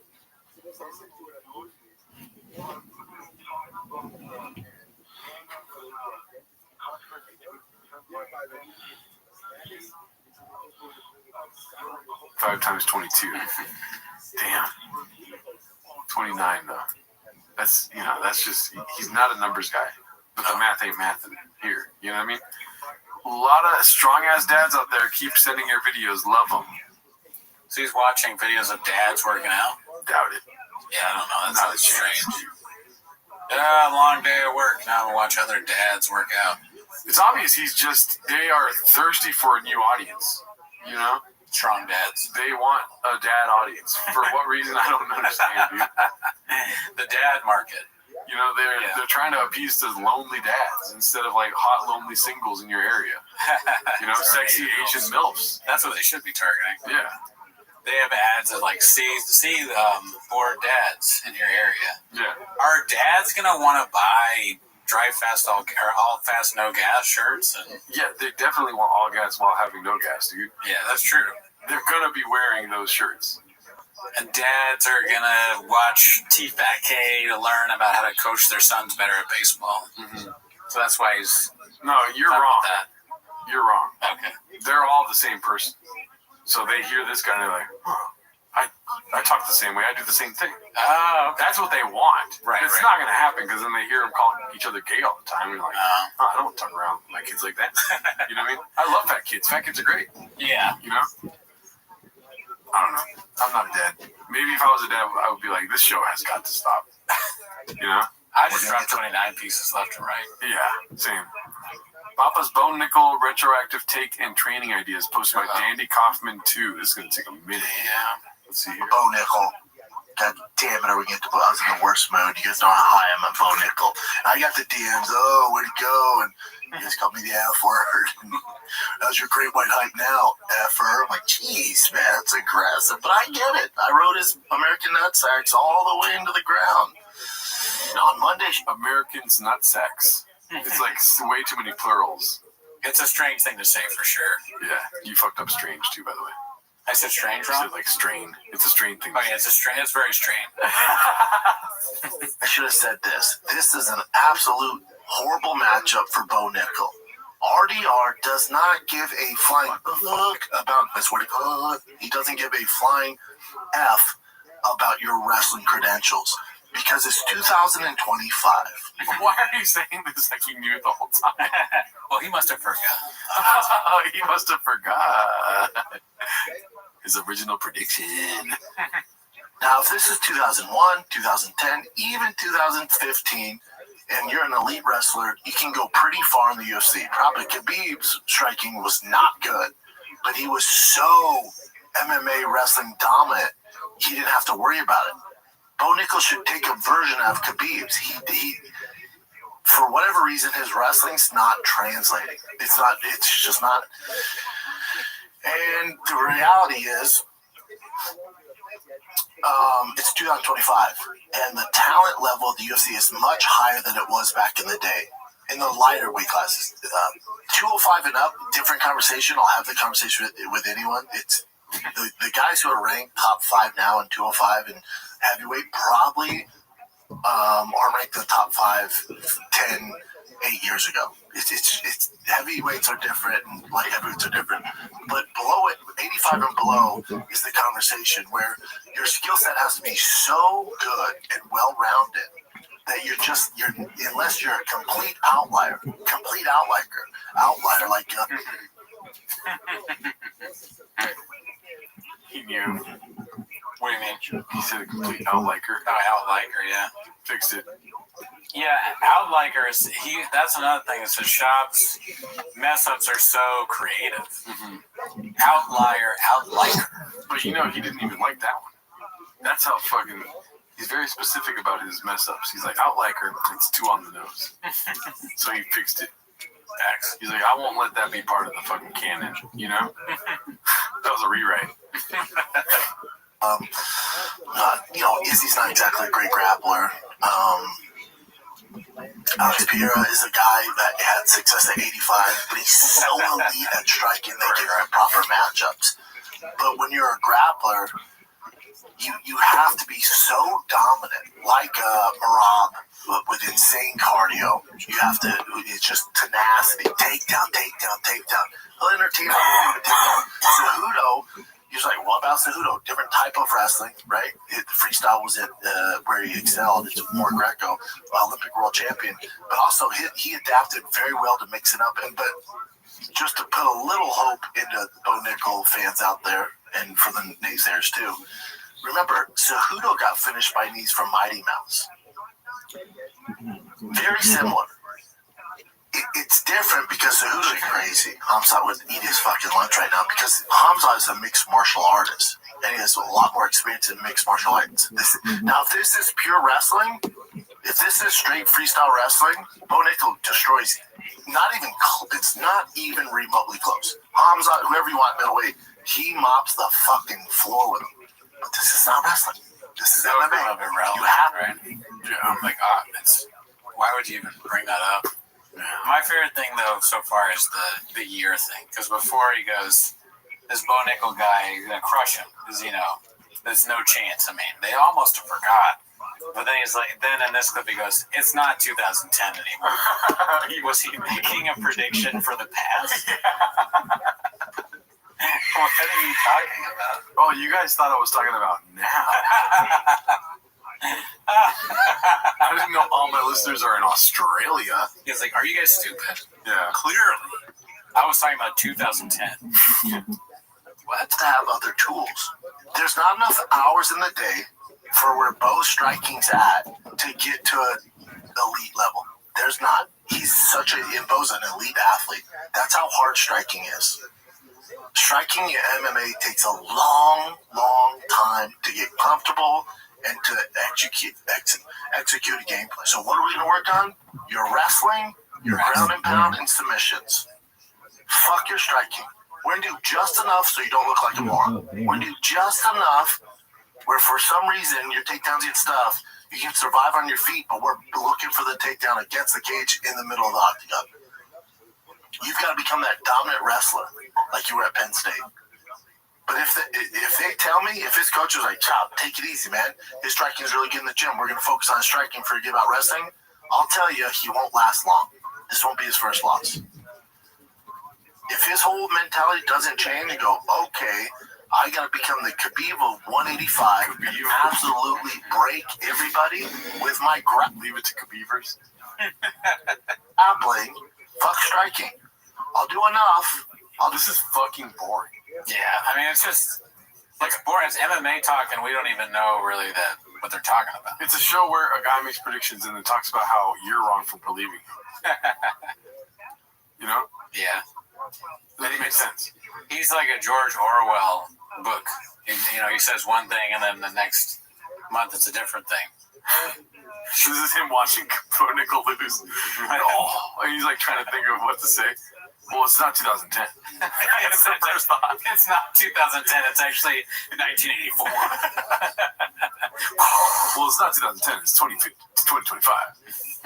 So why did anyone think that he was going to win? He's at the fucking UFC watch party saying that shit. They're like, we all tuned into your show. They put money on it. Oh, guys, that was for the fans. Yeah, why would you listen to me? You just can't be wrong. He's never been wrong. It's weird for him to. This is a weird thing. I mean, look at that hand. It's a big hand. God damn, dude. Imagine that coming at your face, fucking pause, so fast and hitting it.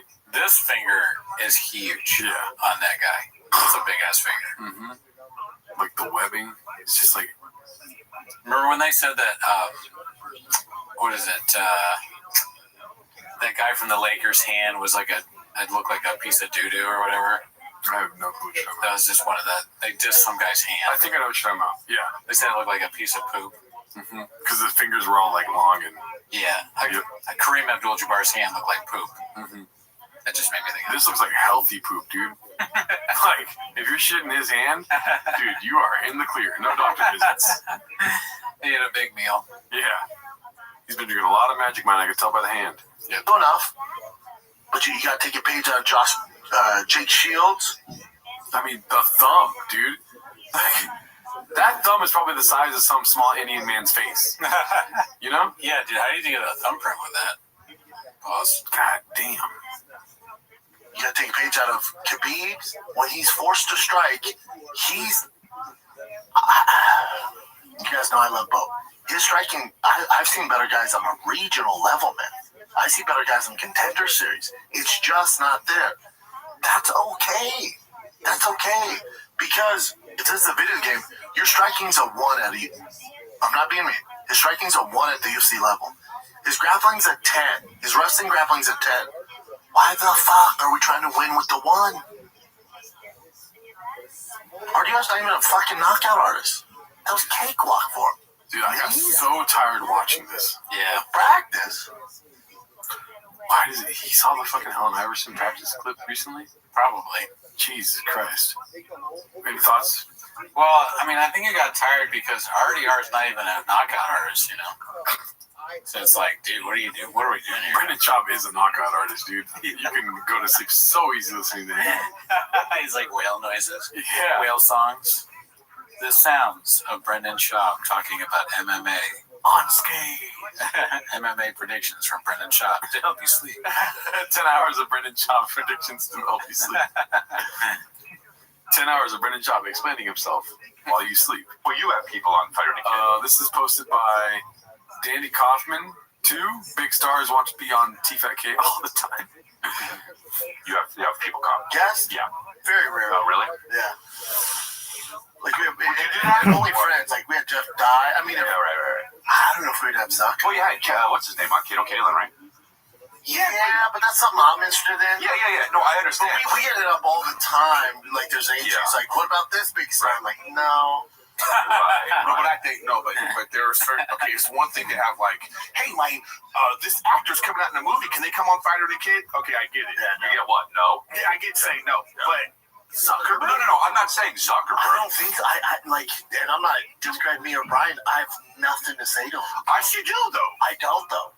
I think you do. I don't buy his stick. I don't buy any of it. That's I'm what not you a have fan. to say though. No, I wouldn't bring him in to disrespect him. I respect him enough. I wouldn't bring him in and be like, hey, dude, I still think you're a question. I still think you're a cuck, dude. I wonder what Zuckerberg would say to that. Yeah, dude. He's like, we've never tried. You think I'm a cuck? Why?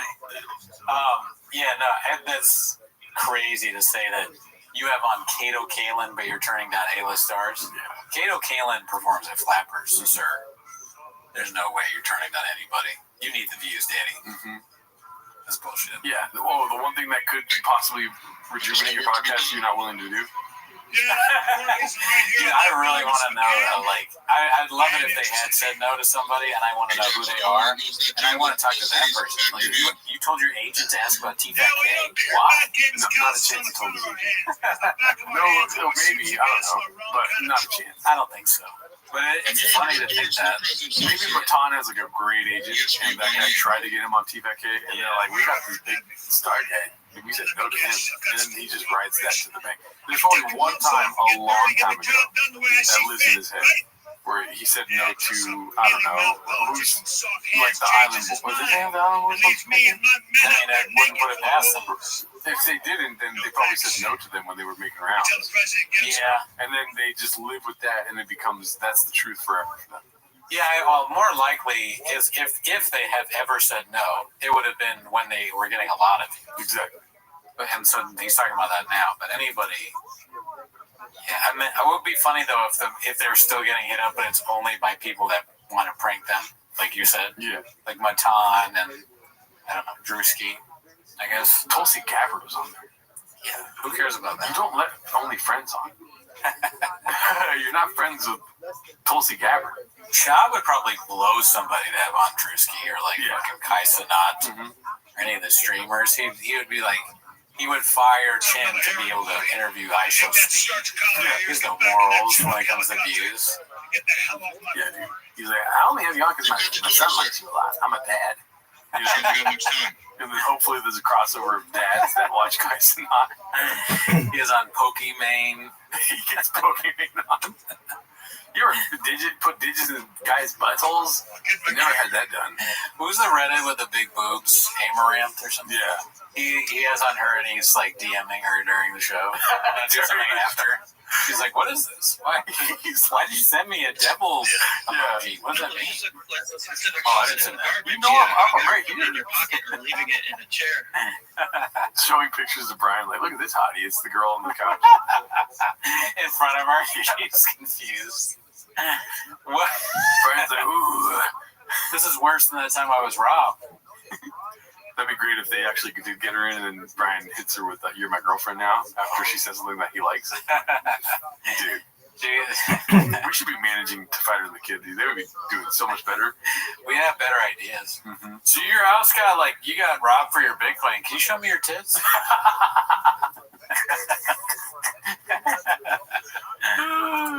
Alrighty, let's see what's next here. Posted by Lumbambao. And probably the best he's ever. It's called Luke Wouldn't Move to Austin. It's good with Brian Campbell and Luke. But he didn't let go of his weirdness. He kept it.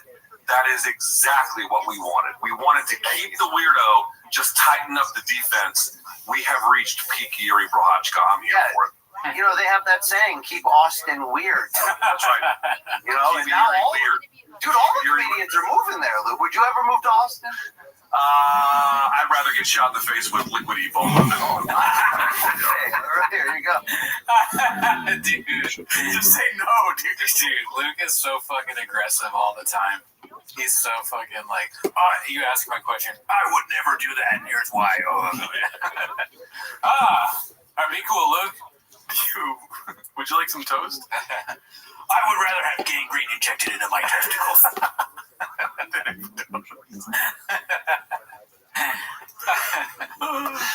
Also, no strings attached. Oh, we saw this part. God. Dude, O'Malley almost became champion right there. Dude, okay. Remember how I said keep Yuri weird? Yeah. We got to make Marab less weird.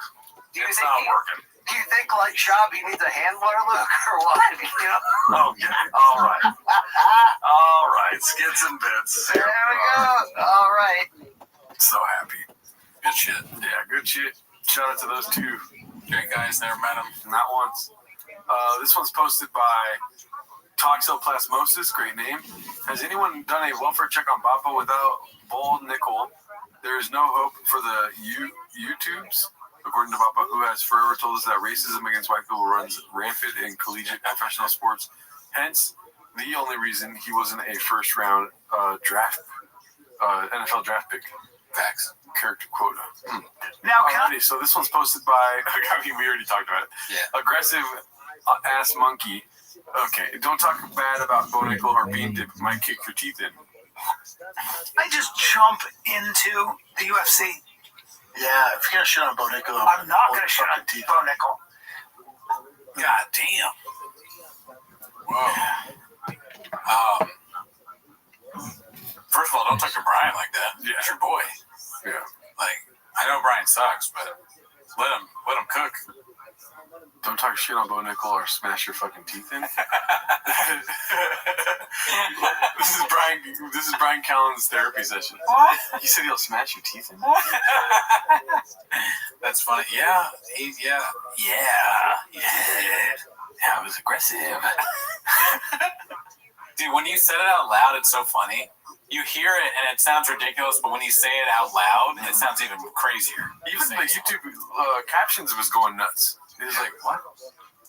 If you're going to talk about Bo Nickel, I'm going to bash your fucking head in. All right. It's kind of a Luke way of approaching it. Yeah, what do you... But it's... Are you closer to Bo Nickel? Hell, where do you guys... Yeah. That's crazy. Makes sense, B. What else do we... Into the show? Don't know. Okay. Bacon milfs. I mean, our single to... That's awesome. Alrighty, this one's posted by... Oh, the chicken. Mate.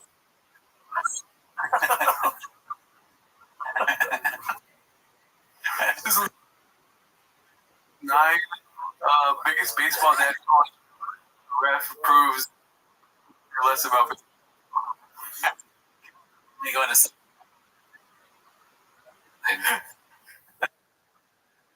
That's great. Subway probably needs the business. What do you mean?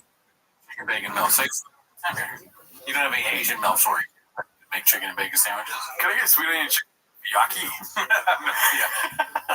Let me get a cougar BLT. I want a mature sandwich. Can I get a meatball single in my area, please? Let's see here. We yelled out a cuss word. Super embarrassing. I was so embarrassing. Apologize to the other dads and apologize to Tiger. Didn't help him, you know. What was the cuss word? It was the F word. Oh, come on, man. For gay people. You're better than that. I know. I can't help it.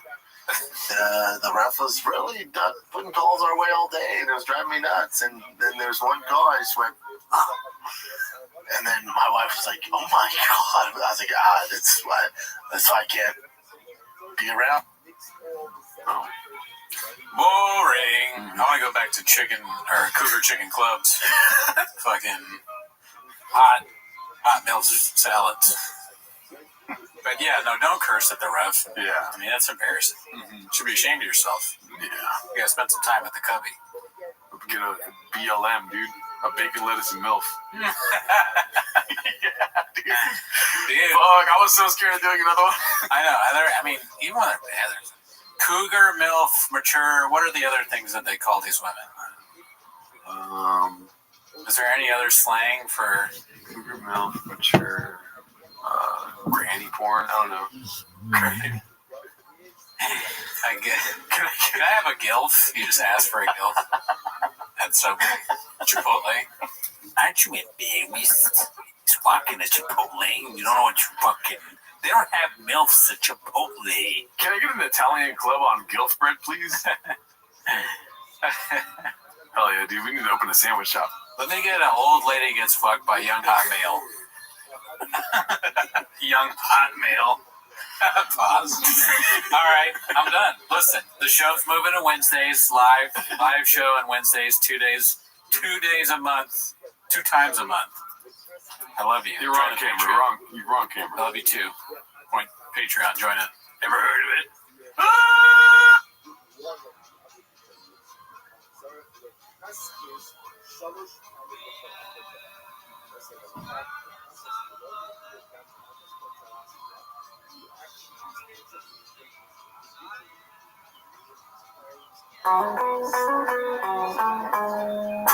Walk to my truck. Walk to my truck. Walk to my truck. Walk to my truck. Even though I'm kind of wrong, what's up? What's up? Yeah, what's up? But just to walk me to my round truck. Oh, my truck. Yes, my truck. Walk to my truck. Walk to my truck. Walk to my truck. Walk to my truck. One take. Stop my favorite time of the week when you get me here, Papa. Try to speak. Really surprises to me.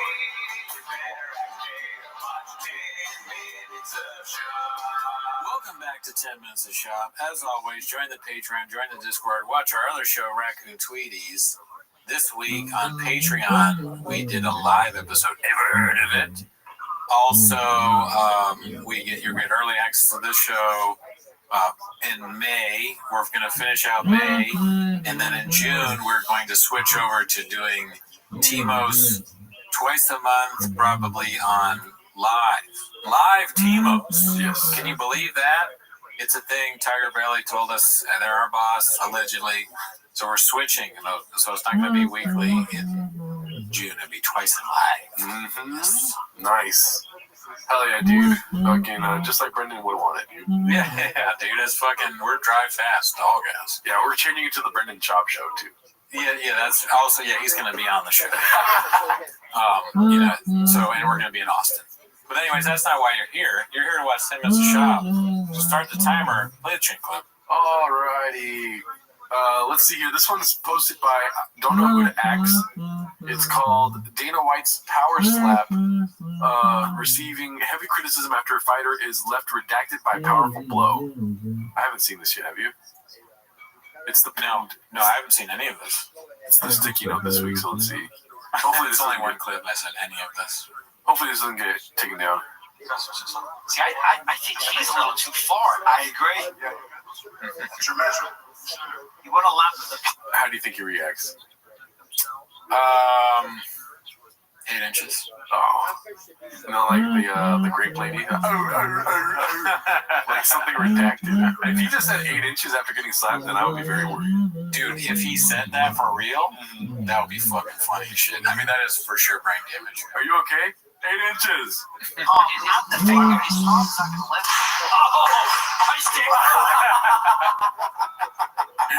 I did not see that coming, dude. That is great AI work. Okay, I said AI sucks. That's funny. Wow, let's see. You want to laugh at the palm, not the finger. His palm's not gonna lift. Instantly Brendan shot. Right into Brendan Shaw when he was slapped in the face.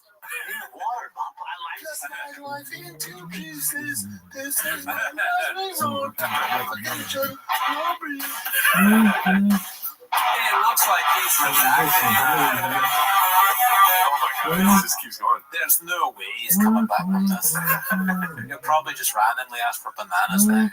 He spells giraffe with a D. Giraffe, yeah, you won't be able to say that word anymore. Yeah, that was great. Shout out to that nerd serpent. Let's see here. This is posted by Hemp Farmer 90.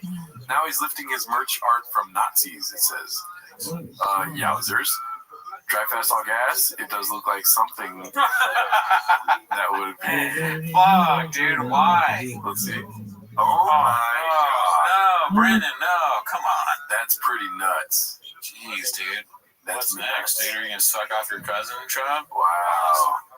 Oh yeah, because gay. Or as like Red Bar likes to call him, gay. Let's see here. This is posted by Advanced Spinach 650. Imagine being this much of a pathological liar. I feel like we've seen this. Yeah, this is an old hot chick clip. Your girlfriend is Mexican. Born and raised. Is she Illegally. Yeah. So wow, it's just like he has to say the illegally thing. Well, it's his punchline that worked once there, I guess. Maybe it doesn't.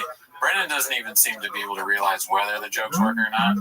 But in his mind, it worked one time. So he's gonna use it every time. It worked when, like in 2001? I don't know, dude. I would say probably never. Yeah. Never.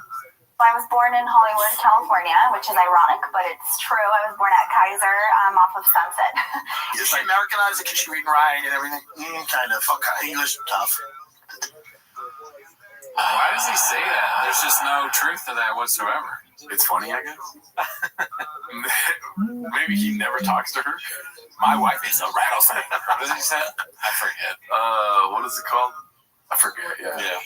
No, it's Demon or something. Demon. I would rather do anything.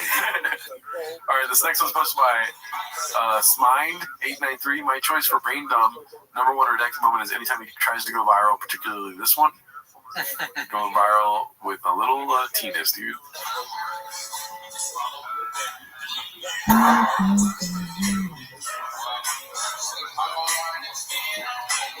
Just sad. Yeah, just be a father, dude. Yeah. Can you just be a father off camera? Like, do your job as a dad? Yeah. Why do we gotta see this? Yeah, nobody wanted this. No. And also, put more production work into it. If you're gonna do this, like, I feel like he entered this house and was like, "Oh, dude, watch this. Get a camera." And then they're all like crying in the background, like, "We don't want to do this, Brendan." You know? It's also a little bit of foreshadowing for Austin, kind of, because this could be something he could wear there. Yeah. Just what's the? I mean, the TikTok dance. I guess. I don't know. Or he's just improvising, which more power to him. He's kind of like a stupid version of Kendall in Succession. You know? Yeah. Same kind of cringe, but just dumber. I would like to see him hit a 3 in an NBA game and then see how he celebrates, you know? He does if he does this, that'd be great. From 3! Guys, we're not going to pass the ball to Brendan anymore, okay? Just so we can avoid that. Yeah, he makes every shot, but they don't want to see this. Brendan Schaub's trying to take over the business from his dad. Dad, can I take over the business? That's so funny, dude. They're like, dude, Brendan, when you make a 3-pointer, you have to get back on defense. Meanwhile, he's like, they're scoring. The guy he's supposed to be guarding is scoring more than one time because he's still doing this. Different possession. Yeah. Still dancing. He's like, save it for the timeouts, dude. Oh, man. Let's see here. This next one is posted by, oh my God, Seaweed Remarkable. It's called Dicey Dicey. Looks like she is in some kind of garb. Very Texas, right? Is it? It's got the I want to move to Texas now. Longhorn necklace. Oh, okay, got you. And then I think this is something that it looks like something you might wear when you're line dancing. Dude, I'm into line dancing now. I want to move to Austin. Yeah, we've been wanting to move to Austin. Yeah. Now I got my reason. This is posted by Gunslinger. For Jeff Dye wants to know why Brendan is moving. The last cowboy wants to know why someone's moving to Texas. Interesting. Let's see here. The place here, Sherman Oaks. Yeah. I love Sherman Oaks. Yeah, because we're out, man. I know you guys are going. Yeah, you guys mine's there already. I probably already explained. This might be a repeat for your audience, but what was the decision that made you guys go, we're going? It was what you said to me, to be honest with you. Rogan said, after I shot my special, he said, move here. It'll change your career. And then you said, you're just going to become a road comic. You're just out here isolated. You're that guy. And that's just on the road and not comics. Brian lost his peers. You're that guy. No, you are that guy. But I'm not that guy. I am that guy. Their whole life, all of these fucking redacts is like a horrible version of a Bruce Willis movie. We're in the trenches now. Get you on the guy. No, I'm the guy. You're that guy. Turn off the alarm. You're the gay guy. Cut the wires. You're gay. Let's see. I was like, you gotta be out in Austin. And then I said, I'm going. Remember? I was like, I'm going. How'd you convince you? What made you want to go? The fires. Okay. The fires were. That's my last straw. He says fires, but he didn't live anywhere near them. But that's it just bothered me. I was like, I'm done with this fucking. But the fires were right by us, and we lost power for 2 weeks, and then we couldn't be in the house. And then we have this big gate, like this security gate to get in and out, and the gate wouldn't work. We had to like rush out, and I'm there pulling it. My hair's in my face. That's when I cut my hair shorter. So I was pulling it in the wind. My wife looked at me and was like, "Oh, we got to get out of here." Yeah. And I was like, "Really?" Because I was trying to get her out during COVID. I was like, "You're down?" She's like, "I'm down." Put the house for sale like a week later, and boom, good, off to the races. Because of the fires. Brennan, if she saw Brennan try and open a gate, she was like, we got to get the fuck out of here. It's so easy to open those gates. Even I can do that. Maybe I'm nitpicking here, but off to the races. Stop the tracks. What does that mean? Like, I understand that's a phrase, but what is the race here? I don't know. I guess he's just moving to Austin. Yeah, race to the bottom. To be the worst comedian somewhere else. Off to the races. And maybe he understands how much more culturally diverse where he's moving is. He's like, off to all those other races. Bad joke. Yeah, no, I mean, who knows? But, it would be difficult for him to be, even for him to be the worst comedian in Austin. Mm-hmm. He's looking at his competition right now, actually. Mm-hmm. Yeah, those two. Yeah. The last cowboy. Yeah. Yeah, dude. Does anyone ever walk up to him and go, damn, dude, you're a cowboy? They say, yippee-ki-yay, motherfucker.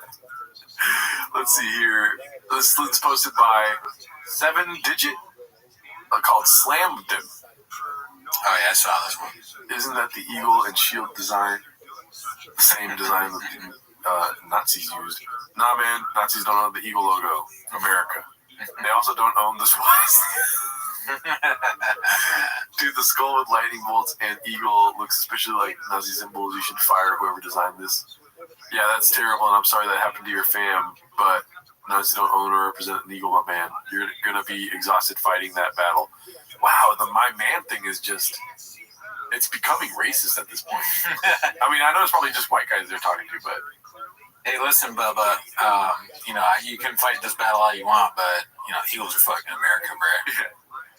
Hey, B. Yeah, the Nazi symbol, they don't own that. He's reappropriating the Nazi eagle for Dry Vessel, guys. I like how many likes the people's comments have compared to Brendan's. Yeah. 2 likes on Brendan, 13 on the accusation, 28 likes, 0 on his. That's good. A good observation. It reminds me of how, like, there's all these different things going on Twitter with race. There'll be somebody getting in trouble for some race thing, and whoever responds like, "Hey guys, can't we all get along?" Gets 0 likes, and there'll be 100 replies that all have 100 likes. Fuck you, woke bitch. Yeah, dude. But Brendan, when he writes comments, gets the opposite treatment. He gets the treatment of the woke bitch people. Brendan you should be hitting Brendan with a my man before he gets you with one, you know? Definitely. You always go with that first. Yeah. Maybe that's when he understands. There's like, you need to have that. You know how like in Pig Latin you add A at the end of all of the words? Yes. That's what my man is for Brendan. Yeah, it's something that turns his brain on to listen to you. Yeah. Oh shit, it is a Nazi symbol. Like when you talk to a dog. Yeah. You go, hey, or like outside, and then you can say whatever else you want. Yeah. With food. Yeah. It's exactly the same thing with a dog. You got to do stand up again, my man. Hey Bubba. I like Hey Bubba. Oh, okay. That's my new thing. But my man it's very effective. It's very effective. You're probably right. You know, he says, I'm sorry that happened to your fam, but they don't own or represent an eagle. My man. See? If you're seeing a period in something he's writing, my man came before it. Oh, for sure. Yeah. The most period. Let's see here. Who's next? This one's posted by Volcano 420. Some protesters picketing outside of Brian's comedy shows. I don't think that's true, but 86. I like how old they are. That 86 still is. That's awesome, dude, because it rhymes. Admit your crimes. Wow. Shout out to those. What does it say? Tittycut? Tittycut Street? Tittycut. I don't know. Never been there. Never heard of it. I said this one's posted by Arrow Pumper. Is it a lie, though? Chris, I know you've been through. First of all, let me just state this because you said it too. He was accused of something that he didn't do. Okay? And if you have trouble with that, take a look at the FBI and everybody else who investigated any notion that he had anything to do with anybody underage. Okay? That's a fucking lie. Is it though?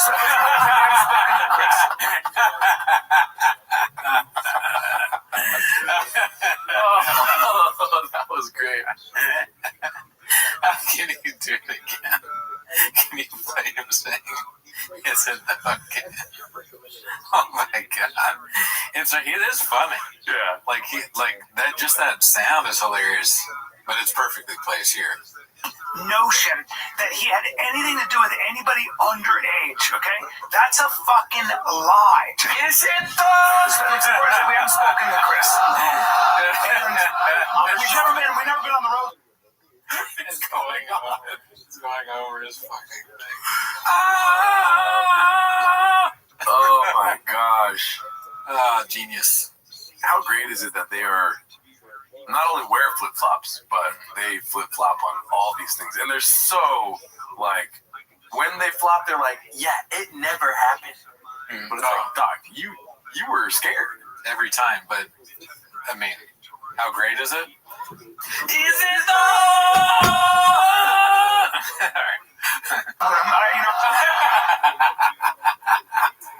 That's a fucking lie. Is it though? It's important that we haven't spoken to Chris. And we've never been on the road with him.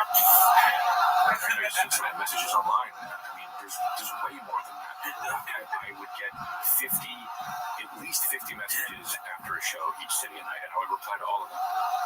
I'm mad. I'm fucking mad. I'm mad. Lies.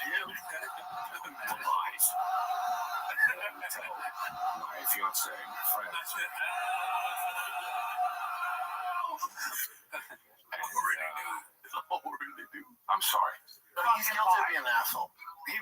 Sure.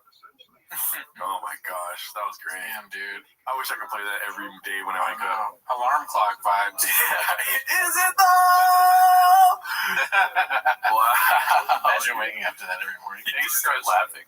What? Sorry, Chris. I'm awake. All right, let's see. Are you though? Are you though? Deep Dive 2930 posted this one's. Nazis don't own the swastika bee. Yikes. If you have to say that, Yeah. you're fucking up. Let's see here. This one's posted by Wonderful Salary 5432 U-Haul for 7 items. I don't know whose this is posted from. Officially emptied out storage unit today. This was the second U-Haul all by myself too. Well, I have an idea who it is. Joanna? Yep. It's very funny. You know how like Zoolander goes to the coal mines? That's how I picture she loading. Oh yeah, dude, that's so good. Yeah. She's dressed like the line dancing outfit. I'm a working mom. Yeah. Hardly working. She seems like someone that would wear like a wine o'clock hat. Yeah. My kids are driving me crazy bumper sticker. My towels have to say eat, pray, laugh. Like a hand towel. Well, cut that part out. Let's see. Day posted this one. Insufferable people. I mean, 19 pictures, dude, is wild. You ever notice that?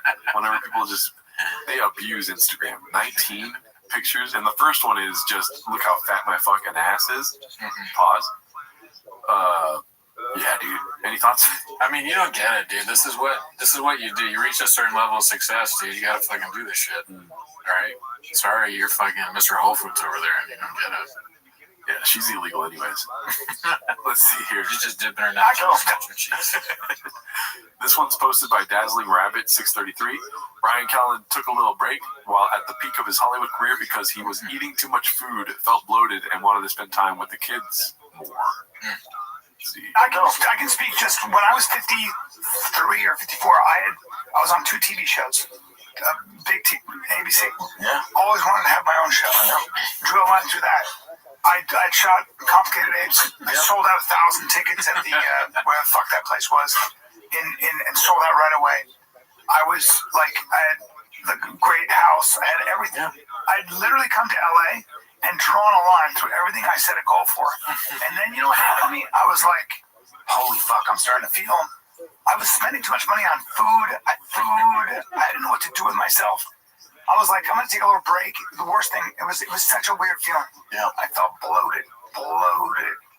And by the way, I missed a lot of my kids, my first kids. I missed a lot of my first kids growing up. What is the subtext, Goody? That like, you know, fame is a bitch, I guess, and like you can fucking you don't see your kids ever because you'd be at a restaurant and be like, well, I gotta fucking order food, can't really talk to them, right? I mean, what are you gonna do? You're ordering an appetizer and you're talking to your kids at the same time? How do you do that? That's literally what he was saying, but I'm saying the subtext. What is he really talking about without saying it? I'm too stupid to know. Oh, okay. Dude, all right. Can I have a banana? But what do you think it is? He was drinking too much rain. Would get a lot of energy. The subtext is, I was drinking too much rain. Rain makes me horny. Oh, fuck. Yeah. That's what I got. Bloated. He was bloated, meaning equals horny. Yeah, I mean, that is true. He was too horny at the height of his career. Now, probably before. Look at this. Yeah, it's a horned up man. It's a horned up man. Boner alert. They need to bring it back, dude. Let's see what else we got here. This one's posted by Dazzling Rabbit 633. It's called New Milestone, failing to reach 40K for 3 straight episodes. Oh, I thought you just hit a blunt or something. We have a mountain lion problem here, y'all. All right, Dallas. Oh, man. What are we doing here? We need more subs. Yeah, dude. They do. And us, too, but 36, 38, 35. Come on, guys. Watch the show. I mean, let's be honest. This is a good thing. Okay. This is not a sad thing. No, you're right. Why? Brandon Schaub is not doing anything ridiculous. When he does ridiculous shit, the numbers go nuts. Oh, right? Yeah. I always forget that. Mm-hmm. But yeah, I mean, when do they actually go to Austin? Do you know? May. Oh fuck. So it's May now. Yeah, they should be there now, right? Yeah. But we haven't seen a new studio or anything, right? Not that I've seen. We're going to be going live with Timos, so I'm sure we'll be more up to date if anything transpires before now on Tuesday. But, oh, fuck, man. I will say, whoever took this picture is one of the views. Look at this red line at the bottom here. We need to see the homeless cats, YouTube, history watching thing. That's how you know it's a good episode of T5K. This one tells me that it's really good. He went further. This one, not so good. He went 5 minutes in. Quit. You know what I mean? This one, all right, mid, Brian's not even smiling in this one. No. Couldn't even get one screenshot of him being like, Chin has a set amount of time to deal with these kinds of things. How long will it take for them to be so desperate where they watch our show and they're like, I'll try anything, and then they take our advice, I would always wonder that, but you got a fucking video, so remember what? Somebody did. Oh my god, I forgot about that. Somebody did. Maybe we should have talked about that on our Raccoon Tweeties. I totally forgot about that. Yeah. God damn it. Maybe next episode. But a very nice person sent a cameo from Brian Callen to Gerardo, and we watched it. It's very funny. Do you want to play it? Or? We can. All right, give me a second. Keep talking to them. So, it's been a rough week in general, and and a very nice fan. I don't know who. It doesn't matter because they don't count. Or Matt. Voodoo Adult, shout out to you. Shout out to Voodoo Adult. He sent Gerardo a cameo of Brian Callen giving him somewhat of a pep talk, is what I got from it. Is this illegal to play? Or? Why would it be illegal to play? You're right. Let's do it. And I didn't mean that like you're stupid. I meant it like I don't know why. But I don't think it is. Gerardo. Wait, you gotta play that one again. That's what you get. Gerardo. Brian Callen. Fucking your boy Artie. Apparently you want to do stand-up. And, sorry, there's TV in the background. He says, what are we doing here, dude? I know. I caught that. I kind of got, I put the cart before the pig or whatever it's called. Mm-hmm. But, dude, that got me like, does he know who he's talking to? Yeah, it's really like, it could go either way. Yeah. It could go, he knows, or he has no idea who we are. Yeah. Both are plausible. Let's see. Plausible. Gerardo. When he said that, I lost it, dude. I was like, whoa. I know, it's such a great beginning to the video.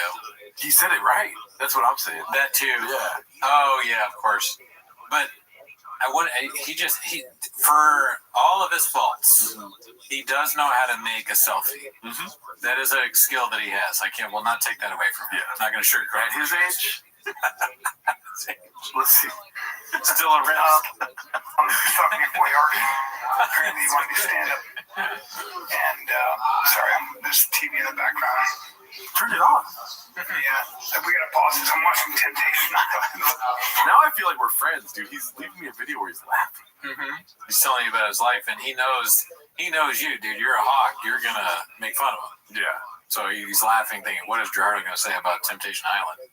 You're my girlfriend now. Oh God. Okay, sorry. Let's keep going. My wife's laughing at me right now. 10 days now. I'm into the show. I said it. I don't care. I don't care what you think of me, dude. So, I don't care what you think of me, dude. Oh, I didn't catch that because I only watched this once, and it blew my mind. I was almost scared to watch this again. Yeah. Especially on the show, yeah. This is a deep-ass fucking... It gets deeper than this. Yeah, pause. Yeah. How many times have you said that? Okay. It gets deeper than this. Bro. You think about doing stand-up, huh? Or you're not? Are you sleeping on the idea? Everything in life that you want to do, stress comes from not doing what you're supposed to do. Illness, depression, all of it, I think. My theory comes from not doing what you're supposed to do. Procrastination. Yeah. So, grab your balls. Okay. I'm already doing that. Oh, yeah, he's like, my balls are in my hand. I grab it 7 times a week. And just take the step. Do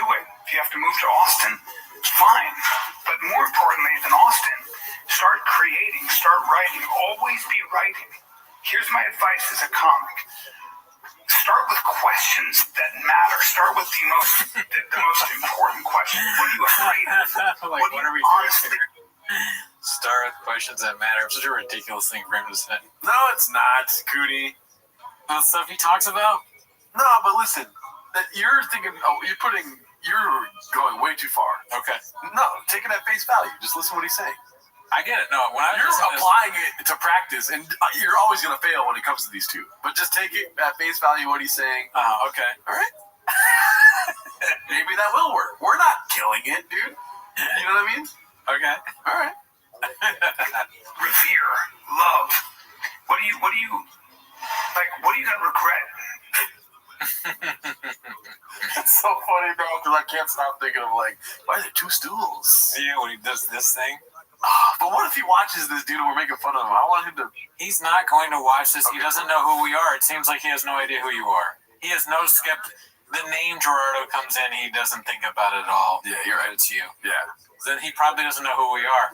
Or maybe he does, he's just fully insane. We've said some pretty mean things about Cal. Yeah, you're right. He's got to hate us. Mm-hmm. So I just don't know at this point. But I love this video. It's like he's gonna be reading a book to second graders, and Shane comes up to him like they reviewed the video. A second cameo has hit the T-Most. Not doing when you die. What are you gonna regret doing or having done when you die? Who are you pretending to be? Who are you really? Who were you? Who are you now? Who do you want to be? These are the questions you gotta ask. What are we doing here? If he did that as a bit, he knows who we are, then I take some of what I've said back. Yeah. That's pretty funny. Mm-hmm. Like, he has there have been certain clips where he has been hilarious, unironically. So I don't take it away. It's not like it's impossible for Callan to be funny. It's just that his stand-up is some of the worst stand-up that's ever been done by anyone. Atrocious. Yeah. I was hoping you'd say atrocious. Called it. These are the questions. If God exists, what would he say to you when you die right now? What do you want him to say to you? If God exists, what would he say to you right now? Love the chairs. Oh, I didn't even think of that. He would ask me, he's like, do you have guns? You say less king. Yeah. I think that is funny. What would God say to me? I don't know. Why is God talking to me? God would be like, is Sean that dumb? I'll be like, you too, dude? Yeah. He's like a fucking fan of the show. Love the show. He goes, Daddy. God is just doing Shabbisms. I wouldn't put it past him. Jesus is probably more into the show than God, if I had to guess. Yeah. Younger demographic. Yeah. He's like, my son can't stop talking about you guys. He always is 8 inches when he's about to ask me a question. You know, these are the kind of questions I think that you start with a serious question. You start with the emotional truth of something, and then let that inform your comedy expression. And when you work from an honest place, when you work from honesty, you're no longer afraid. This should be play. This is not work. Writing. I'm not gonna be mean to him. I mean, I like some of what he's saying. I don't know if I've ever tried this. It's just so funny to put what he's saying to what he does. Yes. That and also outside of stand-up what he does. Oh, yeah. He's not. These questions haven't stimulated like good behavior or good content, really, for him. Yeah. That doesn't mean they couldn't work for us. I'm gonna feel so bad if people chop this up and add it into their little dishes, dude. Comedy is about playing. It's about making yourself laugh. It's about daydreaming. It's not work. Don't think of it as work. Don't think, I gotta do this. No. Just, it's always should be on your mind. Just be a silly goose. Allow yourself the permission to be a silly goose and not look for results. Just kind of try to surprise yourself with what you come up with. It's like a process of discovery. And every day there's a little gift. Like today I tried to write, and I only came up with one tiny idea, but I'll take it. So that's my pep talk. All right, buddy. I'll see you in Austin. Mothership. Etc. Mothership. Yeah, dude. And there's my broken card. Shout out to Brian Callen. Thank you so much for that.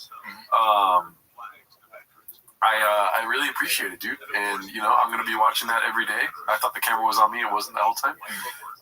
Shout out to you. Thank you so much. Shout out to Voodoo Adult. Oh, yeah. For that, because that made my day for sure that day. Yeah. One thing I'll say, last thing on that, is that I have a respect for people that just don't care what you say about them. Mm-hmm. If I make fun of you every week for 3 years, and you don't, for only 10 minutes, you forget it's only 10 minutes, and you don't hate me to the point where you want to kill me, I respect. Great, dude. All right, well, back to the TFAK subreddit. Let's see here. Let's make this big pause. God damn it, computer.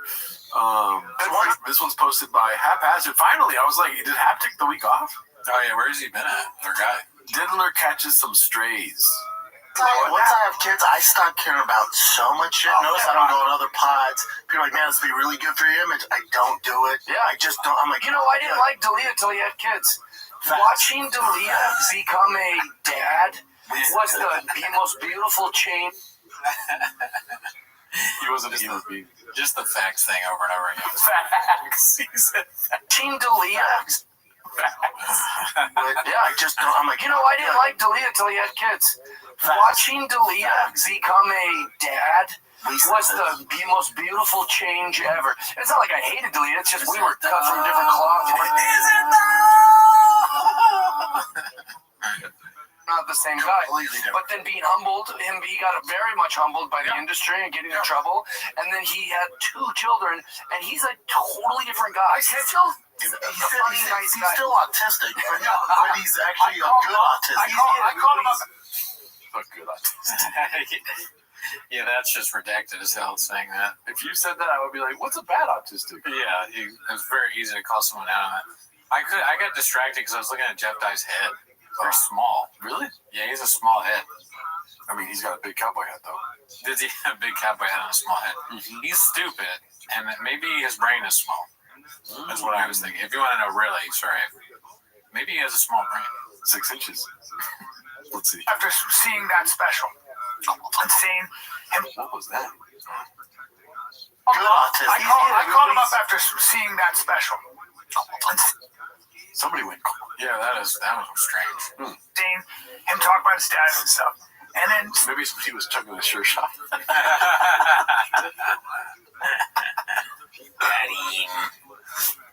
Sure shot. Seeing him with his 2 kids. How much he loves them. And what I said to him?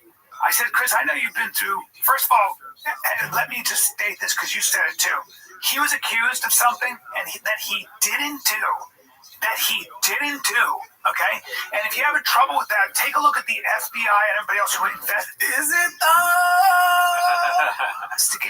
any notion that he had anything to do with anybody underage. Okay? That's a fucking lie. I like how he turns into like a valley girl a little bit. A lie. Hey, he's guilty of being an asshole. Sure, of that. Womanizer, all that stuff. We warned him how many times? Great. But what stuck was this myth that somehow he was a pedophile. Well, it's fun to tear things down, and that's what people like to do. People that are trite and laughable. Yeah. Not like us. Mm-mm. We're trying to build this show up, Jeff Dye. Mm-hmm. We're part of the 36,000 views. Mm-hmm. We're part of the 10,000, or what is it? 250. 250, yeah. All right, it's always changing. Let's see what's next. Oh, I thought a spider was on the wall. Let's see here. This is posted by Haphazard. I thought he stopped talking to comics because of the General Lee incident. Painted narrative, Haphazard. Nope. You say the lab leak is that's what. Dude, how many friends you lose during that? I'm going back to COVID thing. How many friends you lose during COVID? I went. Oh my God, man, you know me. I was like ready to storm the Capitol. My shit, I was like, oh, I'm not anything like you guys. All our comedy friends, I went, oh, buddy, I can never talk to you again. Not because you're on the left. No, I never talked to him again. There's so many people. With this shot here, it looks like Brendan and Jeff Dye have good-sized heads. But then Brian Callen's got the tiny head because it's the way that the camera is. But if you go and you look at his head when it's like this, I'm telling you, it looks like He looks like Earthworm Jim, kind of. He's got the Earthworm Cowboy. yeah, I got you. Let's see. But you guys know, I'm out, man. You're not my foxhole. Well, you're just when the shit, because you're a bitch. Correct. And when the shit goes, when the shit hits the fan, all you guys scoured, you wear your mask, got the shot, you start preaching against all my friends. Dude, we're out. You're out. I got a lot of hate during that chapter of my life. Same.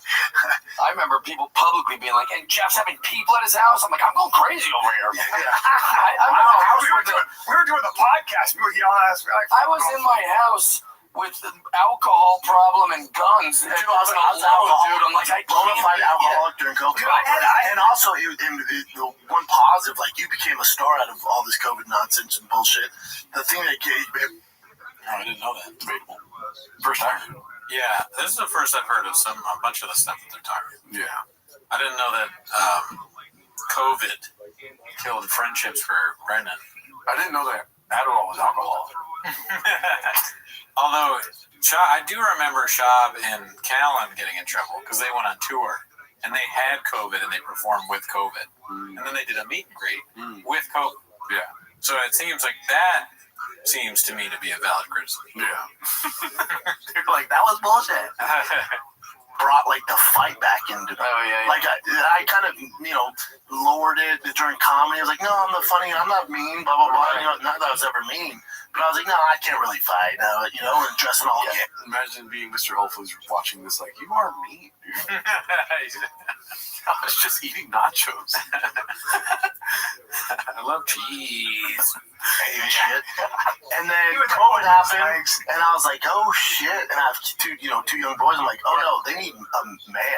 100%. And so I'm at coffee and I was going there before the studio in Santa Monica every day. And then the mask, I'm like, God, I'm not wearing a mask. And I go in, I'm like the usual, and the security girl goes, you gotta put your mask on, you need that coffee. And I was like, oh, you woke up the demon. Yeah, you don't want this. I went, bud, I'm gonna get that coffee. I'm not gonna put my mask on. He goes, no, you're not. I go, guarantee you. No, you're not. I went, I'll tell you what's gonna happen. I'm like, why do people like this? I don't know. I don't get it. Yeah. The idea of somebody bothering a poor coffee guy who's just telling you the rules of the coffee establishment. It's not really his decision whether you get a coffee or not. He didn't make up COVID guidelines. You woke up the demon. Give me the coffee. Go home and make your own coffee, you stupid Neanderthal. I could understand the moment.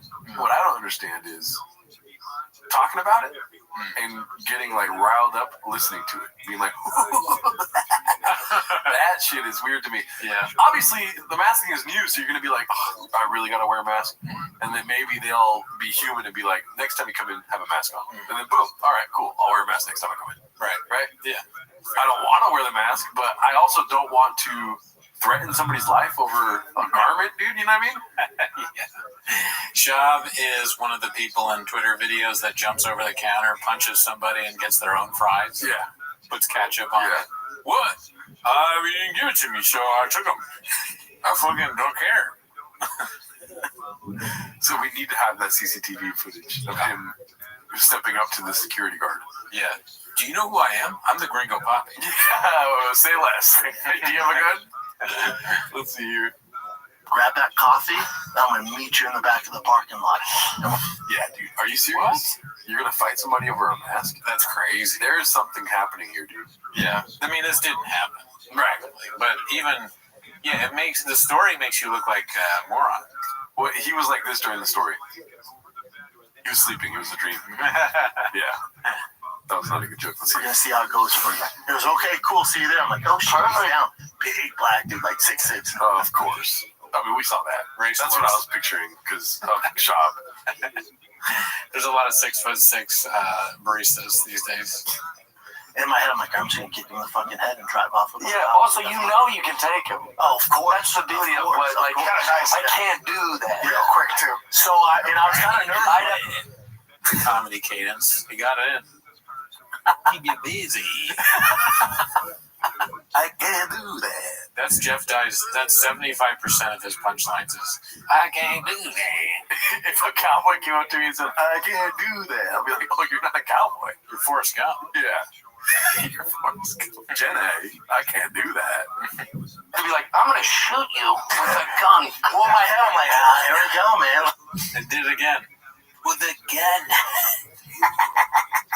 I'm going to shoot you with a gun. It's all cadence. There's no joke. It's just like, yeah, so I told him, I'm going to bitch slap you with my hand.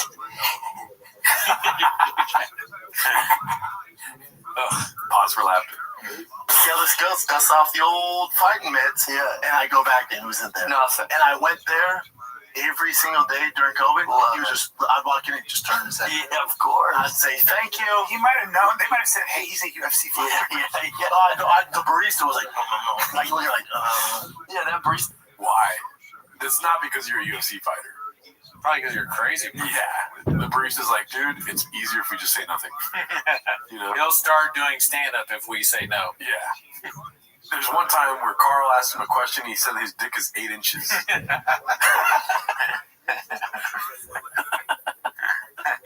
He always asks if we have guns. Yeah. Just saved his life. Yeah. I was like, oh, saved you some money too, actually. You know what? Bad situation. I would actually shake his hand now. I'm like, oh, thanks, dude. I lost it, and you brought it back out of me. There was that giant. I've been down to fighting a long time, and I was going to snap it. There was that giant. Snap your neck again. Oh, man, I wish Bill Burr would talk about this. Oh, yeah. They would be great to hear, Steve. Mm-hmm. We need to get a black couch.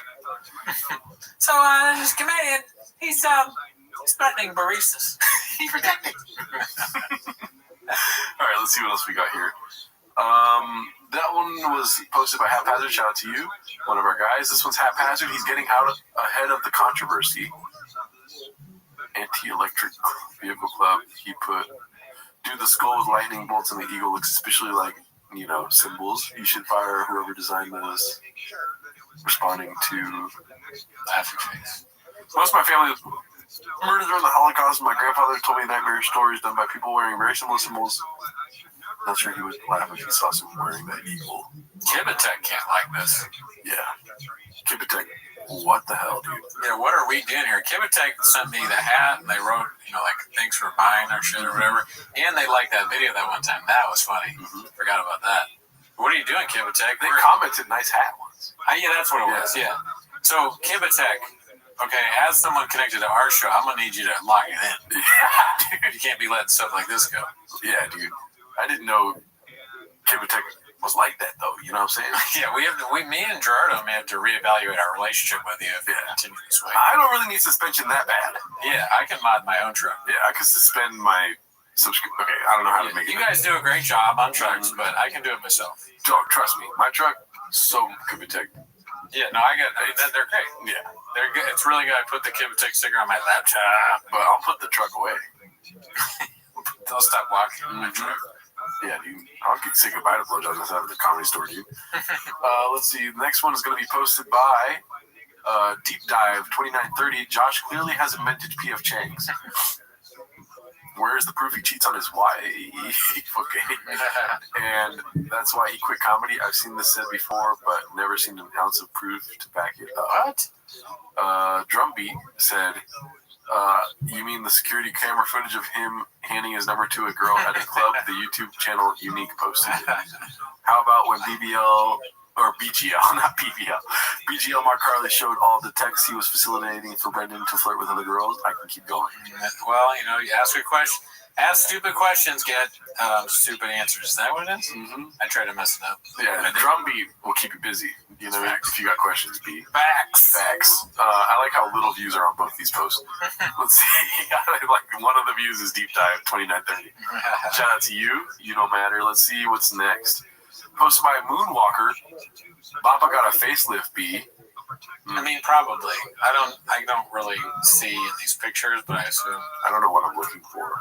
That's the thing. They keep doing this online. They did this to Bill Burr too, and I don't know what to look for a facelift. It does look like two different people. To me, it just looks like another picture of a caveman.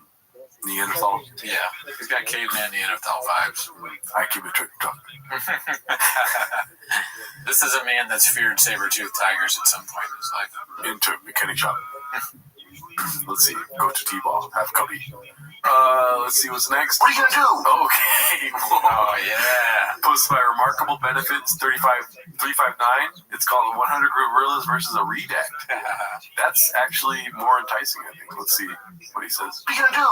Volume punch me, motherfucker? That's what you're gonna do? What are you gonna do? Out grapple me? In what fucking sense? What sense? I think the gorilla would be scared. The first one, at least. I don't know about the other 99, but I mean, the gorilla looks at Chab, and it would probably be the first time that the gorilla knows that he's smarter than the human being he's looking at. Yeah. I don't know if I don't know. Maybe the gorilla doesn't even use force at that point. It's not a threat. Yeah. He outsmarts them. The gorilla tricks Chab into leaving somehow. Yeah. He throws a banana at him, and then Chab is neutralized when he can't open the banana. He needs someone else to open it for him, so he leaves to get someone to open it. Yeah. Listen, the odds are not in Chab's favor. 100 gorillas versus... No, it's 100, yes. Yeah. He's not going to... But put one mask on one of those gorillas, dude. He'll keep them busy. Just PTSD, like he sees the security guard naturally because he's racist, and he just starts going. You know? Yeah. I mean, watch out, gorillas. I heard. Because he just goes. Let's see what's in these. What world are you living in? This is the real world. The gorilla world. And are the gorillas into podcasting? Because maybe they have a conflict of, are they homeless? You know what I mean? Maybe they enjoy shopping. They're like, oh, we can destroy you, but you're so funny, you know? Like Chimp, what's that Chimp documentary on Netflix, Chimp Empire or whatever? Child becomes in the running for the chief of the gorillas. Yeah. Possibility, you know? Same sort of brain, right? Yeah, it's about the same size, bro. Huge. Let's see here. Next one's posted by Icy Fondant 8441. Don't lose your breath over it. Okay. Mine guy is very fun. That's good. It's a lot of N-words today, huh? Not that kind, but Icy Fondant, don't waste your time, my mans. Okay. It's gonna be amazing. I don't know what that's from, but yeah, it's pretty good. And this one's posted by Dandy Kaufman 2, Been There Papa. Let's see what this is. Oh, why does it do that? And to be honest, like I used alcohol and the comfort of a woman, an extramarital affair, to help me survive. Because I couldn't even leave my room. Don't beat yourself up. I couldn't even. He earned cheating on his wife. How do you earn that? I wonder if Papa has like he has a thing on his door. You know how kids measure their height or whatever? He has a thing for accomplishments, and once he gets to that, he gets to cheat on his wife. Yeah. Oh, I've earned it though. He's like, Tiger hits 3 home runs. Guess I better go cheat on my wife. Thanks, Tiger. Yeah, dude. We moved to Austin. It's like super simple achievement stuff. It's like I zipped my pants up that day. Yeah, I took the dishes out of the dishwasher. I washed my balls. Sell my house. Sell stuff that has to happen. I forced my family to move. Yeah, but I did it. Let's see what's next. This one's posted by Dav Oz. Never Worn. Comedy special. Is this real? What does it say? Das Bragg. B Shop for Showtime BBC Press, San Diego, California, January 19, 2019. I don't know. Wow. Whoa, it's a real shirt. Holy shit. $33. Beast. You'd be surprised. Damn, how do you find this shit? Wow. That is a terrible shirt. Probably terrible quality. Oh, the worst quality, some would say. But remember how all the sizes would be wrong when we get them?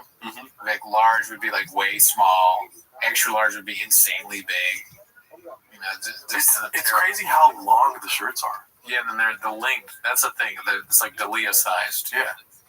It's like knees, literally down to your knees. Yeah, the way D'Elia wears shirts. I don't like that at all. No, same. Even if it's fire merch, B. We don't get it. We're not tall enough. Right. We don't count. Like the dice shirt, I was so excited for, but it's down to my thighs. You gotta get that halter. You gotta like tuck it in and then let it hang out a little bit. But even then, it's like trying to come out, dude. Now my waist is hurting because it's so tucked in. Sure, but you get so much pussy when you wear those shirts, dude. The second a chick sees a donut that's dripping icing, it's like, whoa, I'm married. Okay, don't throw your pussy at me. You know, squirrel pussy.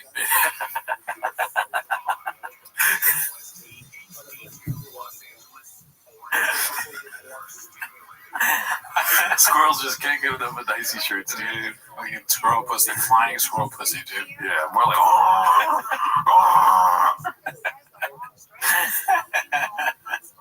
More like nutty. Let's see here. Let's see. This is posted by Todoroki. First Texas totally true celebrity interaction. Who is the odds-on favorite to first notice or have you run in with Mr. Shab? Oh, what a great question. I mean, he's already had one because of the cowboy hat, which I lost mine. I had it last week. Celebrities in Texas.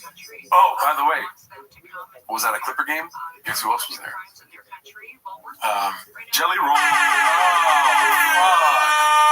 Damn. I'm not gonna lie. I'm actually happy he was there. You know why? Why? Because I was with a lady, right?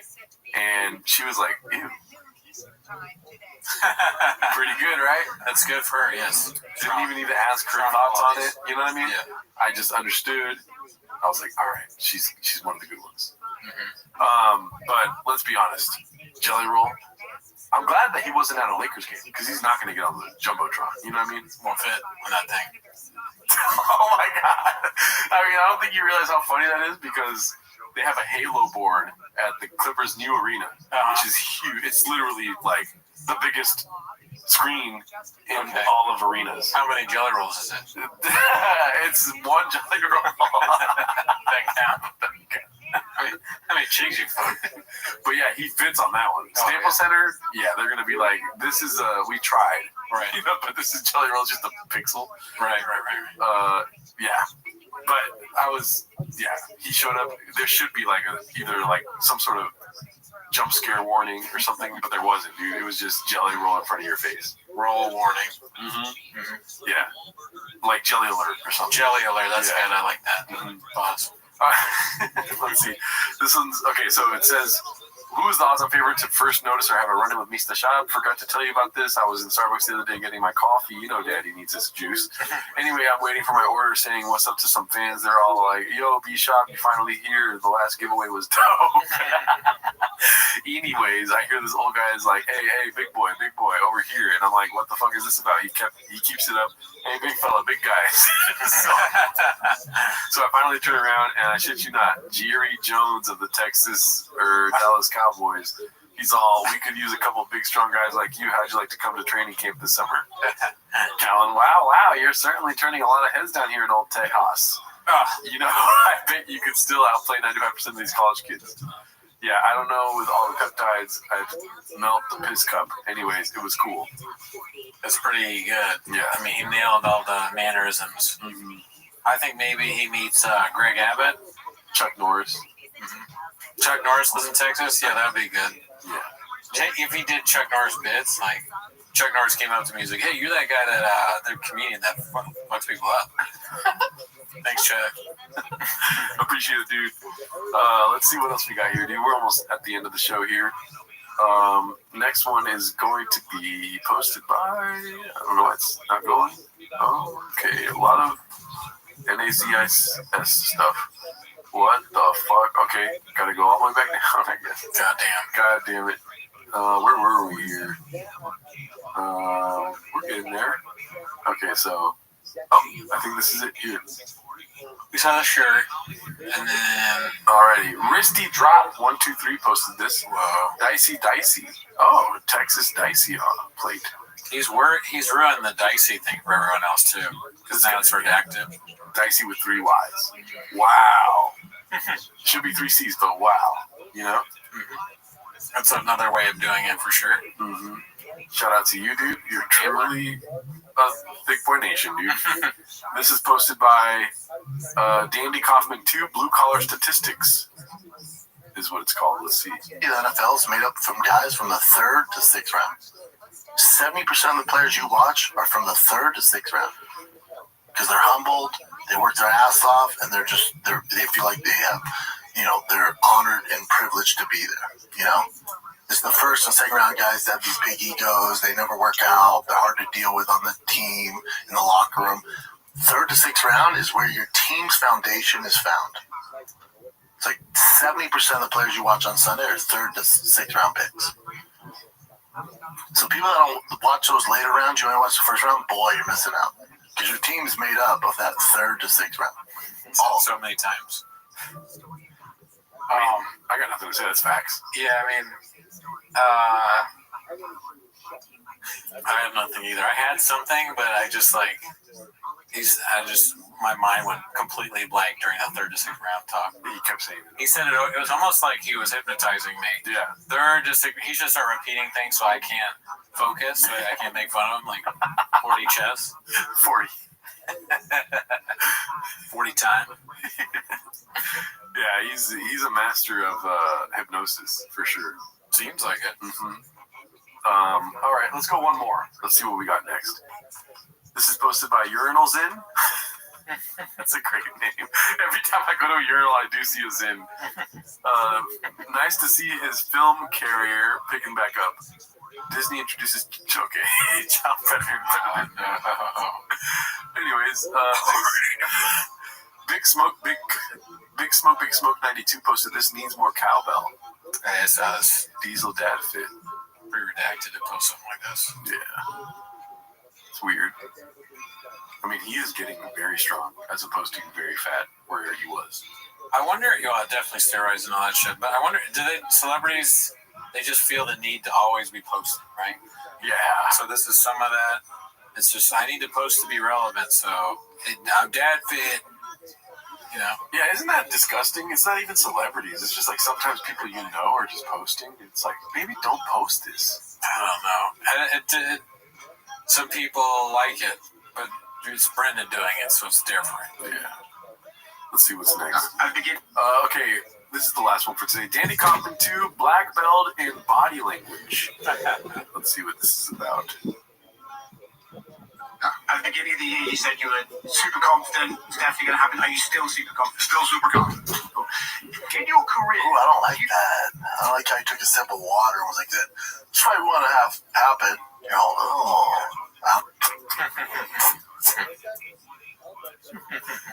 Does he not like it because it's water or because he took a full sip? It's not coffee or rain. Mm-hmm. I think Shab is just, he heard somebody say this, so he's saying it. Kind of like your first thought, that it's an ad drop. It should be a rain. It's an ad drop for him and a missed opportunity for Dana. Yeah. To have a product placement there. So I was drinking Sure Shot and nailed it. Let's see. I don't like the way he took a sip of water. Why does he talk like that? It's different from putting the hand on the chest. It's the same vibe. Sure, and why is his finger in his mouth? Yeah. Watch how it goes he goes finger to the mouth, making a point back to the mouth. Weird. I want to have happen. I don't like the way he took a sip of water. Something about that seemed real feminine to me. I answered it. I'm not buying it. Yeah, that's why we want to make this year. It's like, you don't sound confident, dude. Are you picking that up from like all the serial killer stuff that when they do, interrogations and stuff like they try a little? Yeah, but they don't like his body language. Wow. Jim's trying to get him to saying body language. He's like, remember we were going to talk about body language before? You remember? Oh yeah, body language, you made it. Nailed it. I don't like his skin language. See you next week. Join the Patreon. Remember, we are doing live Teamos we're doing all TMOs in May, like we normally do, and then live. We're switching to live TMOs in June. Wednesday nights. Right?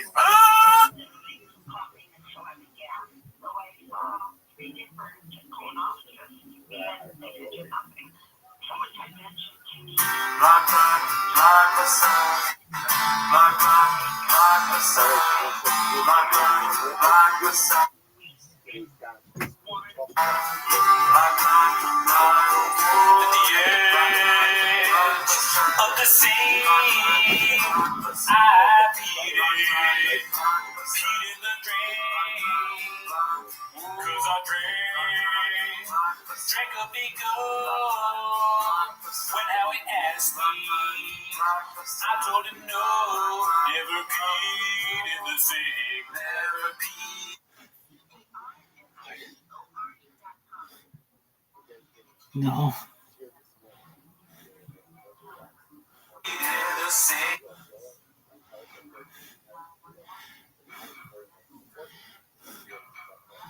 What is this one? Sommer bedeutet Familienzeit. Darum reise ich bei TUI im Sommershop 149 Franken. Unvergessliche Ferien für Gross und Klein. Jetzt buchen auf tui.ch oder in deinem TUI-Reisebüro. Walk to my truck. Walk to my truck. Walk to my truck. Walk to my truck. Even though I'm kind of awesome. What's up? Yeah, what's up? But you still walk into my rental truck. Oh, my truck. Yeah, my Don't truck. let me down.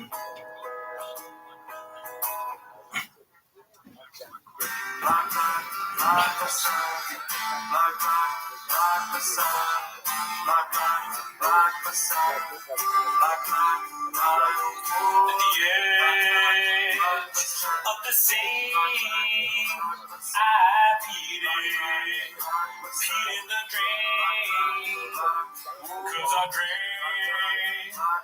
a big gulp. When Howie asked me, I told him no, never peed in the sink, never peed in the sink. One take. It's not my favorite time of the week when you get to hear Papa try to speak. Really surprises today. You better actually watch 10 minutes of shop. Welcome back to 10 Minutes of Shop. Thanks for tuning in. As always, join the Patreon, join the Discord, join the Reddit. We go live on Wednesdays. Follow our other show, Raccoon Tweeties, that comes out on Thursdays, and you get early access to T-Notes if you subscribe to the Patreon. On the Patreon this week, we watched Tim Dillon's new special. Do you remember what it was called? I'm Your Mother. I'm Your Mother, okay? I'm your chef. Anyways, that's not why they're here today. I'm your girlfriend now. Yeah, that's what we're looking for. They're here to watch 10 Minutes of Shop. Yeah. So start the timer, play the chin clip. Alrighty, we are ready to move to Austin, folks. I think it's happening in May, right? Yeah, I think so. I think that's when it's going to happen. This first one's posted by Riff Raff, the Alley Cat. I thought I was in the kitchen on my day off when I came across this. It's a Goodyear Police Department caught in action, and it looks like shop, but it looks like it's just a cop. Whoa. It looks so much. That guy looks so much like Shop. Yeah, long lost Latino brother or something. Damn, dude. Can you imagine getting pulled over by Shop? I mean, me and you probably not gonna hit good for us. No, he'll kill us. He will not leave us unscathed. He'll pretend like we're, here's a gun. He won't even ask if we have a gun. I'm gonna carry an extra Diet Coke from now on, just in case. He's like, hey, I got a Diet Coke here. He's like, sick. Shop pulls people over and he's like, all right, I'm gonna show you my license. Here's my license and my registration. I'm a cop. He shows her wallet. I would want to be a cop just to let people off. Be like, you're good. Yeah. You know? Just to like make their day, or I guess I don't know. Like if you give you a gun, say less. Let's see here. The next one is going to be posted by Icarus Lives. It's called Pimp My Trug. And I think it's a clip we already seen. Let's see. What's up, guys? It's a special Friday here because I told my brother-in-law Steven I would hook his rock up before I leave for Austin and very soon. So today's the day. When we first got the car, we was all jacked up. Oh, man, this style. We hooked it up with this normal kind of hood with the dentiers on it. Check this out. Try to open the door. I'll open it up.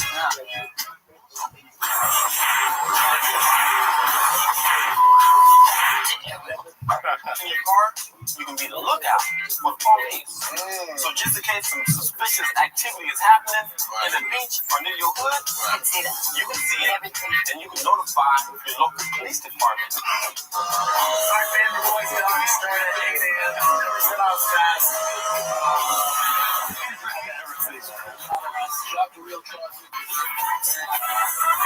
There's a company called Drive Fast. Yeah, everybody's never.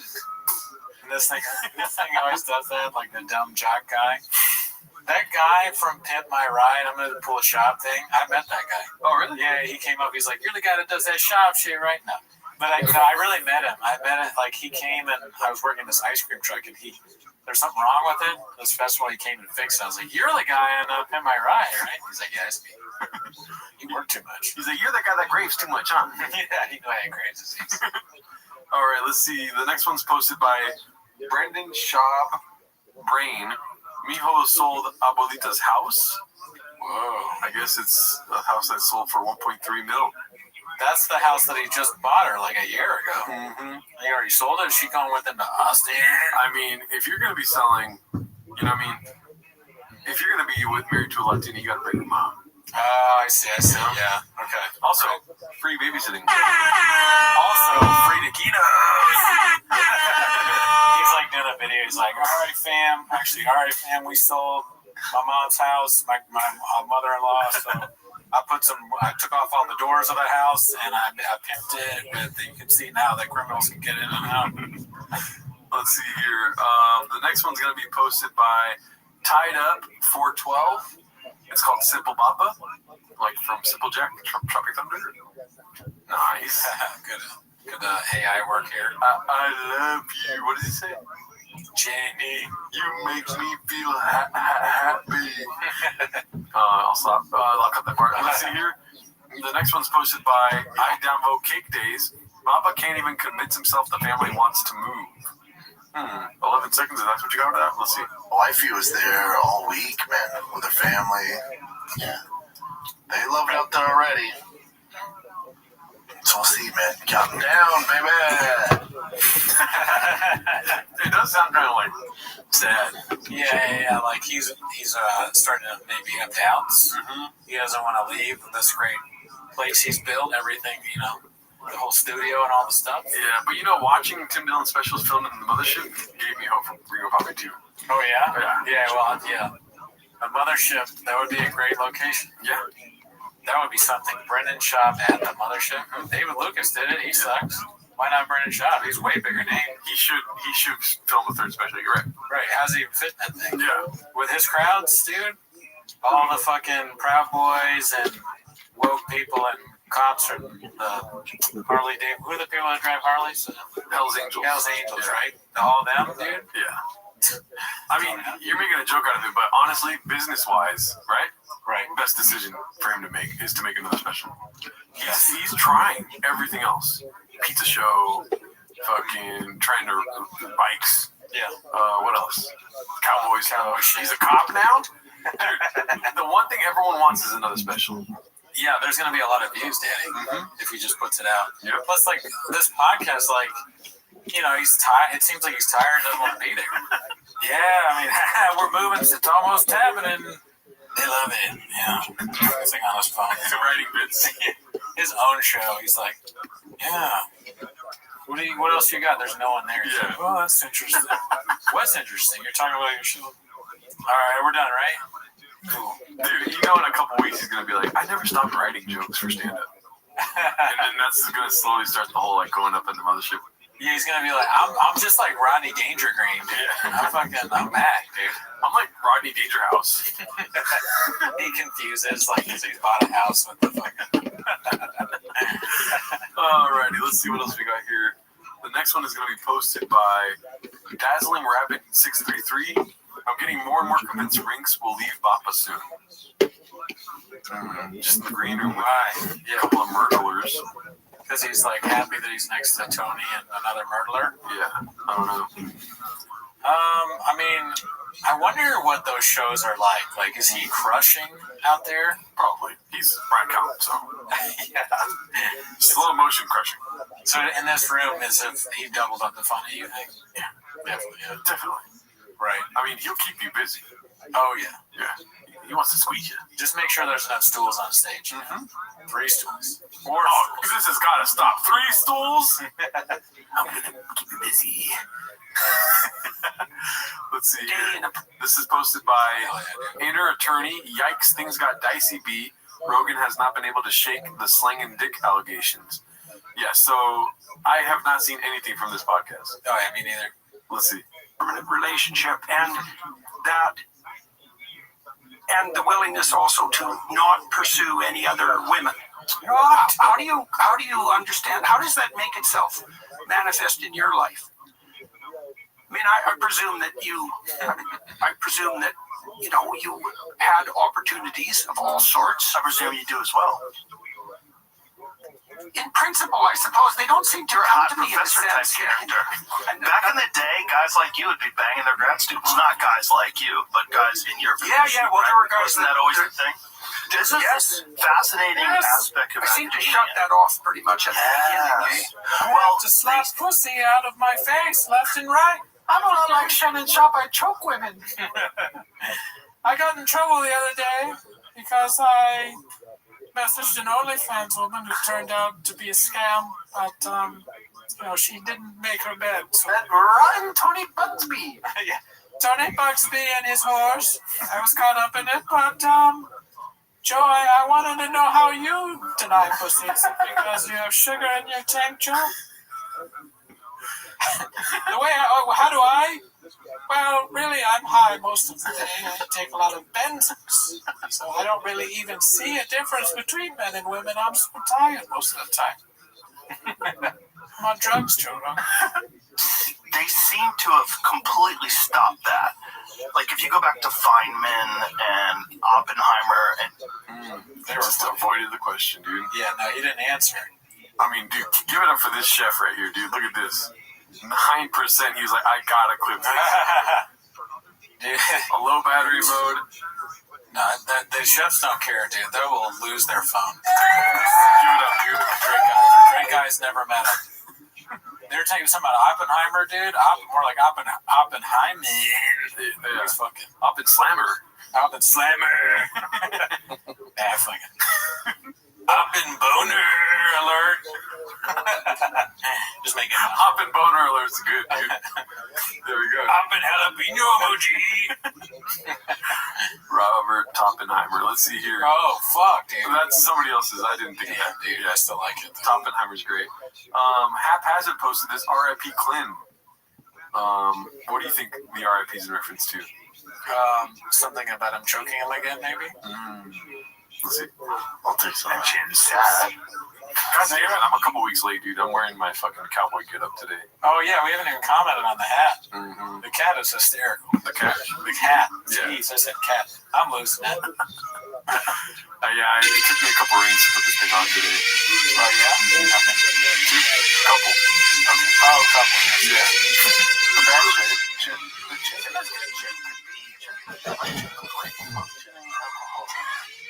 Very highly functioning. Yeah, he's a highly functioning, highly efficient. How do you feel? Alcoholic and creative user. We also need to drug that. Yes, let's be happy to update some of them. So let's go. It's about it. We should do like a little course. Yes, a little course. Well, I'm not saying I'm the doctor. I really got checked out. Last fall I was somewhere. 2 months ago. We good, Brian. I do have some hard stuff going on.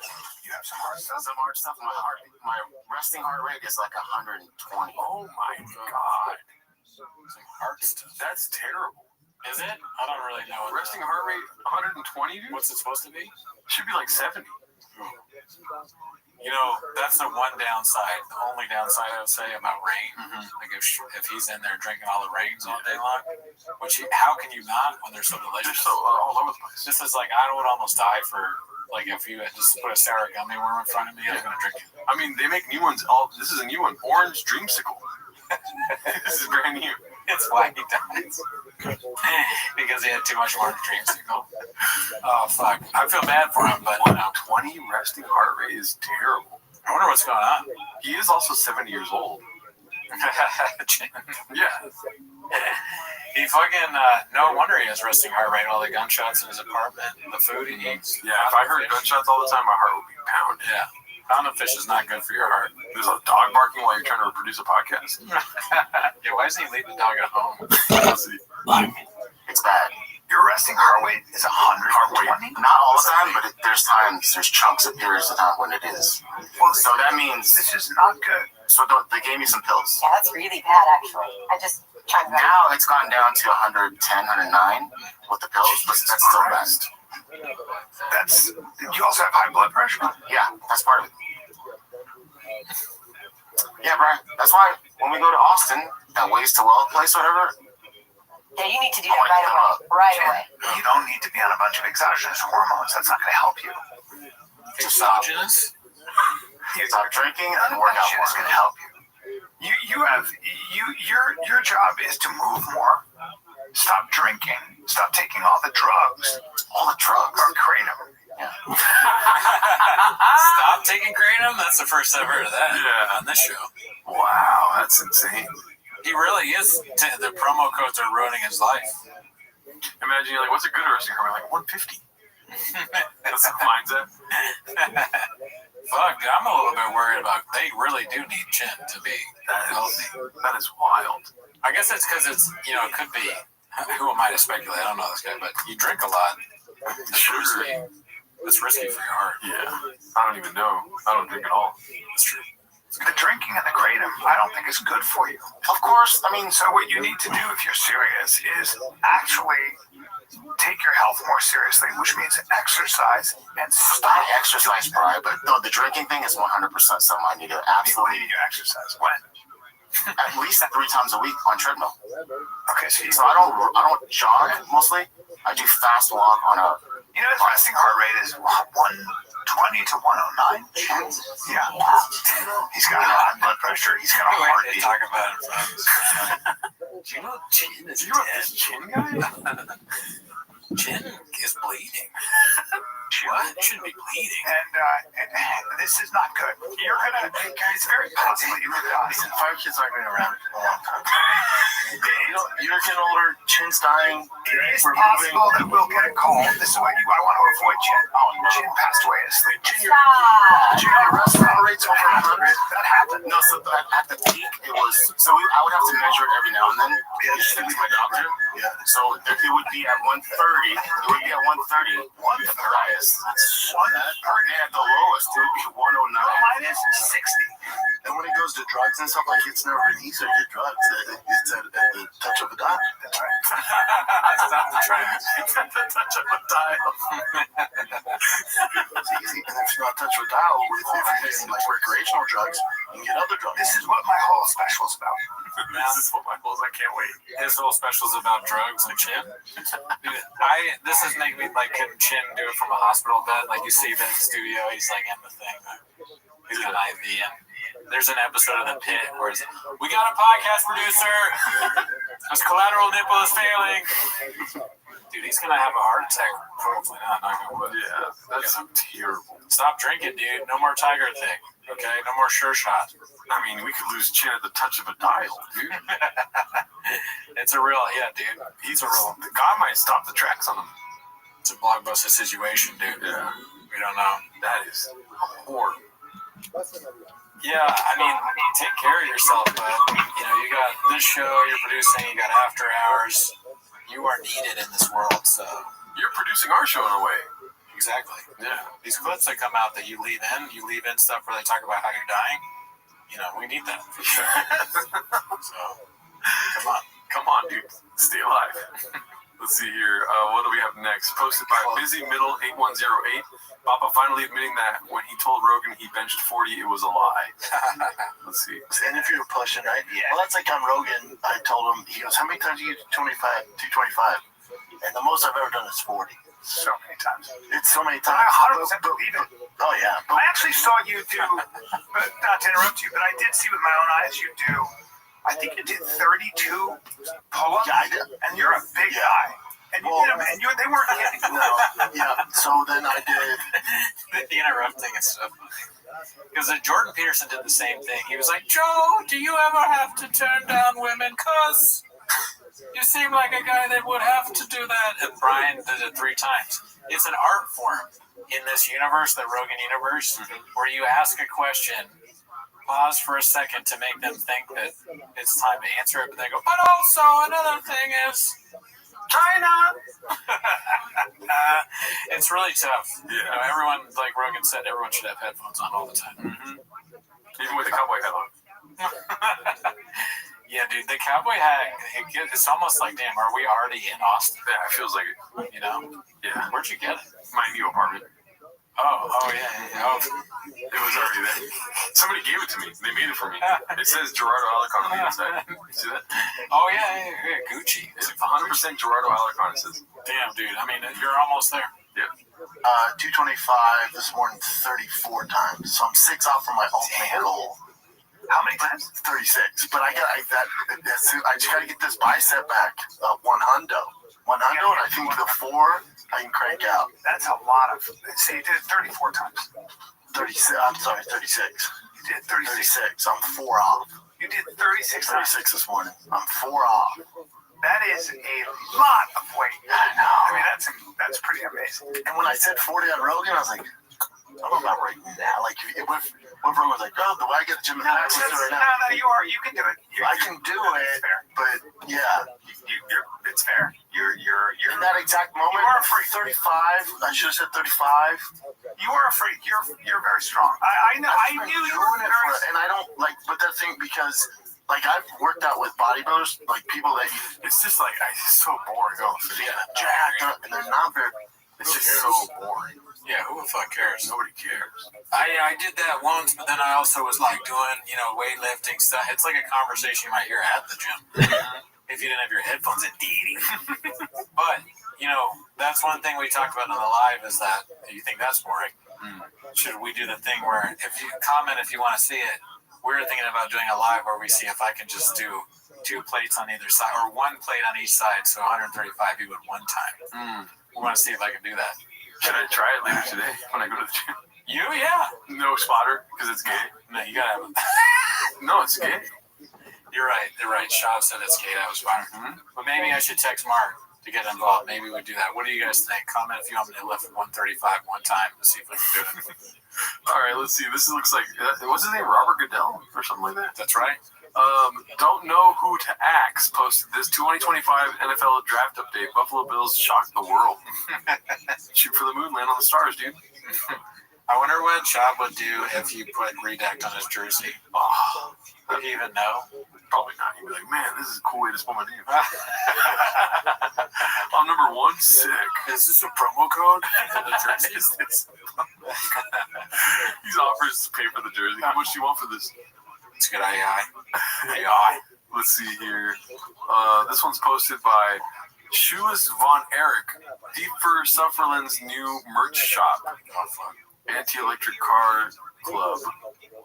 TRX giveaway drops May 1st. Oh, shit. We might need this. That's the biggest one yet. Let's see. Oh, skull with lightning bolts coming. That's all they put in the Google search, and it was the exact same thing. Just flipped. Yeah, they got a guy Google search this shit and then just use that in the Photoshop approach. Wow. All right, let's see here. This is posted by Wonderful Salary 5432. Theo just figuring it out still. I mean, it's so funny that you could look up Theo figuring it out, and it'll be so many posts. Yeah. Just all these great accomplishments, Yeah. and are like big deals, like Ben Affleck's biggest movie star, probably, or one of. I mean, great podcast guest. I haven't heard this episode yet, but it's in my queue. You feel me? I bet it's good. I like Ben Affleck. It'd be interesting to hear what he has to say to Theo Von and what crazy shit Theo says to him. Or as like Burton Leisler says it, Ben Affleck. Is that how he says it? Oh, man. Let's see here. Posted by, I hate that I know all this. Posted by Brownie5599.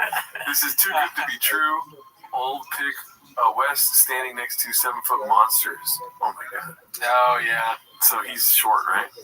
I guess so. I remember back when he was on it, we didn't know who he was yet before he had his own subreddit. He was just some guy from prison that had like a workout or something. He's like, yeah, this is how you get jacked.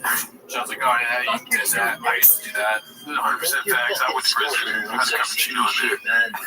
Just give us some actual, like, Brian's like, you are amazing specimens of men. We did the whole podcast just now. We've only seen 1 second. I bet you what we just did is exactly what they did. Copy paste, copy paste, copy paste. Yeah, like goons. Nothing gets past that one. Hard look in the mirror. Posted by Honestly, TRP might be just as smart as I can. Posted this, and it's that Papa. Redacted Leap. Oh my god, I never even seen this movie. Oh, it's a TV show. Oh, okay. It's the guy, he goes back in like time or something into different people. Yeah. And he like fixes their life. Back from when we were kids and we sold comic books out of our house. Wow, nice. That's hilarious. Okay. This is posted by Wonderful Salary 5432. The Bills chose Ariel over your boy. Ariel to announce a Buffalo Bills draft pick on day 3 of the NFL draft. Oh my god.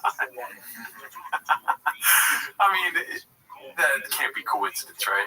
No. There's some trolling going on. Yeah. That's amazing. That's great. It's like this. The subreddit has reached new levels. They're now involved in the NFL draft. Yeah, dude. That's amazing. The beginning of the draft, they're like, we're homeless. Roger Goodell, but before the draft starts, he's like, hold on a second, I have to get on the phone with Haphazard real quick, just work out some details. So yeah, what do you think? Haphazard's like, you're a little bit late, but I'll still talk to you. Yeah. Let's see here. This was posted by Frank Ducks 82. BJ Penn says CT isn't real. Will there be repercussions? CTE is fake, BJ Penn. Yeah, right. I kind of followed this when it was happening. I saw the post. Brandon Schaub, Aaron Hernandez. CTE is a way for sports leagues to say expensive athletes in their 30s have brain damage and need to retire and then pay young no-name athletes peanuts. It ain't about the money, it's about the money. Is brain damage real? I'm sure it is. Is punch stroke real? I'm sure it is. Is slur speech real? I'm sure it is. Hashtag Hawaii. Hashtag Hawaii. Somebody needs to check on BJ Penn. We live in a fantasy world, a world of illusion. The great task of life is finding reality. Okay. I think this is a troll post. When I first saw it. If it's actually BJ Penn, it sounds like a troll post that's like someone pretending to be him, maybe? No, it's on BJ Penn's. Oh, he's trolling. Yeah. I mean, he has brain damage for sure. Mm-hmm. Like that guy? Right. He's fucked up. So the Brandon Schaub comment is, not jumping in, I thought it was a joke. Is he for real? Whatever you need to hit me up regarding BJ, one of my absolute favorites. It's been going on for a bit. He's not doing so well with family. BJ Penn says the CIA says I have CTE. The CTE says I have CIA. Maybe God gave us calluses on the front of our Which is kind of head, eloquent. back of our hands, and our sheets together. It's like, dude, think about that. Yeah. True on that. That should be the definition for CTE. Is just that quote. That's when you know you're lost. When Brendan Schaub is trying to help you, you're far gone. Yeah. That's rough. Well, for sure, when Brendan Schaub doesn't help you, you definitely have CTE. Let's see here. Maybe he's just suffering with delusions. Rough to get back to reality. I don't know why they're doing a bunch of Tropic Thunder stuff. This is posted by Tied Up 412. Never Go Full Boppa. It might be just the same account making the same sort of memes. Right. You know, so he's in blackface basically. You can probably put him in take any movie and put Baffa in it. Mm-hmm. It's funny. Like you could just go through the greatest comedies of all time or whatever. Like next week you do fucking Knocked Up or You know, the only thing I hate about seeing this is that there's no tour dates next to his face. You know what I mean? Yeah, you want stand-up back. That's 100% facts. Savage, fire. I agree. I want a stand-up back, and he would post that if it was like, come to the funny bone. You know what I mean? He posts this. He doesn't realize why it's a little strange. Like, he doesn't understand the blackface part of it. I mean, no, blackface is fine. All right. Let's see here. That's the promotion. No, if it was... this is posted by That Ninja 11. Papa reverting to his locker room jock jokes. All right. So 2 minutes. Yeah, all right. I'm not reverting. Is the right word. He's never left the locker room. This is 2 minutes and 30 seconds. Let's see. For dudes, I'd make fun of him. If a dude got off there, kissed the ground, like, thank God, and there's a bunch of men clapping for him, like, what the fuck? After the engineers are like, that makes sense. It's an accomplishment. We got 4 chicken heads, like, look what we did. Heads, bro. What is this about? The people going to space thing. Oh, right. So he just called those 4 chicks chicken heads. Oh, man. You know what that means? Pretty sure it's slang for, like, they blow dicks. Yeah, that's what I was going to guess, yeah. I remember back in the day, tricky, wah, chicken head. Chicken-headed hoe. I don't know if that's it. That's probably it. Yeah. Project Pat. It's Gail King. She's not a chicken head? They actually should have said The View. They should have done an episode. They should have done an episode of The View from there. They can't all fit, you know. And trumpet. The weight capacity? I don't know if it's just holding up. There's no weight in space. Gail doesn't have talent. Well, she's made a name for herself. She's a Oprah. She's like me. I don't know enough about her, so whatever. I just know it's funny. At least Brian has talent. No, she's more like me. There's no Rogan. I'm fucked. If there's no Oprah, she's fucked. There's still work to be done. Jeez, you taking it. Got it. You all I said that shit. I'm bad at this. I'm bad at this. I never was good. Give me money. They're all stupid up there. For my brain injury. You guys do it? Would you guys do it? Go up to space? Yeah, no, they didn't go to space. But would you go as high as they went? Now? Yeah, if they called you and Bezos was like, hey, dude, these hoes are over it. They moved on to... Listen, these hoes are over it, imagine. It depends on who else is in there. It depends who else is in there, and also I think no. You 2 and 4 fucking legit astronauts. Maybe if it was you, yeah, that would be hilarious. No, but if it's like legit astronauts, yeah.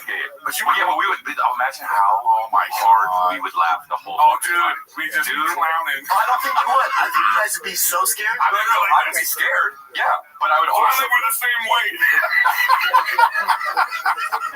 Here, take us back down, dude. I don't like that.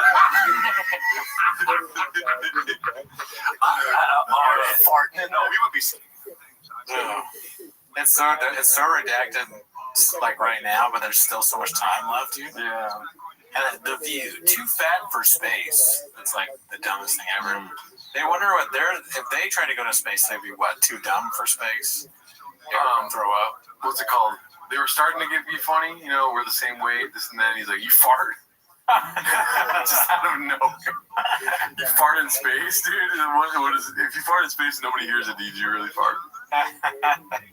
Sounds like me. We would be scared. Just to see if I can make myself go forward. He did it. Yeah, you farted, dude. You're moving too fast. You're smart. So I'd be like, we gotta get down and shit myself. Called it, dude. I knew he was gonna flirt. That'd be funny if he said, I'm trying to get down and shit myself, and you just see one tear come out of his eye. Comedian shits himself in space. Could you imagine comedian shits himself in space and like everyone's like Brendan Schaub? They don't even need to know the name. You just assume it's Brendan. That's actually here. Oh, it's someone I have no idea who they are. Okay. Oh, Montez.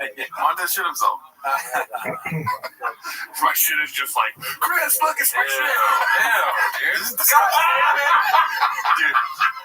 I want to go to space with Chris now. Crystalia in space. Crystalia in space. That sounds like a horror movie. Like Sigourney Weaver's like, alien. Yeah. And it's Chris's face.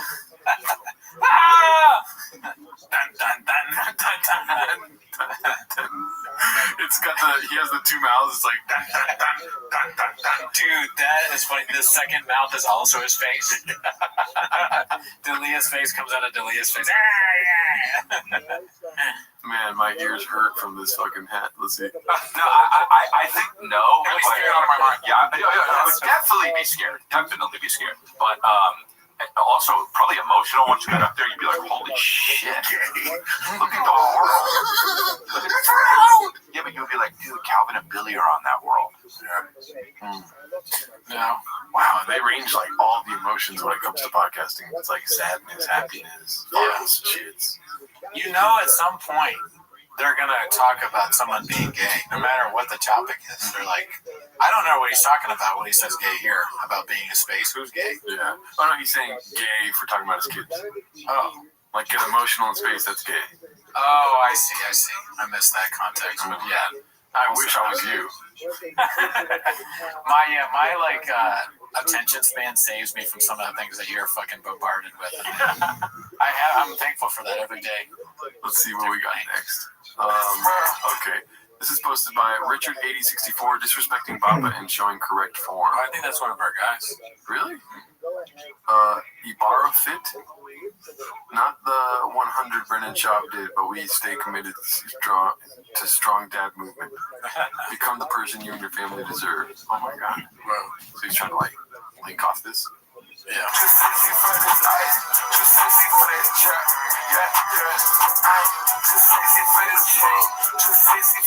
Well, hopefully that didn't get cut out. You did too. Because that was great form. Yeah. I mean, listen, one of the things they don't tell you about being a father, and I have so many kids that I don't talk to anymore, but that's not important.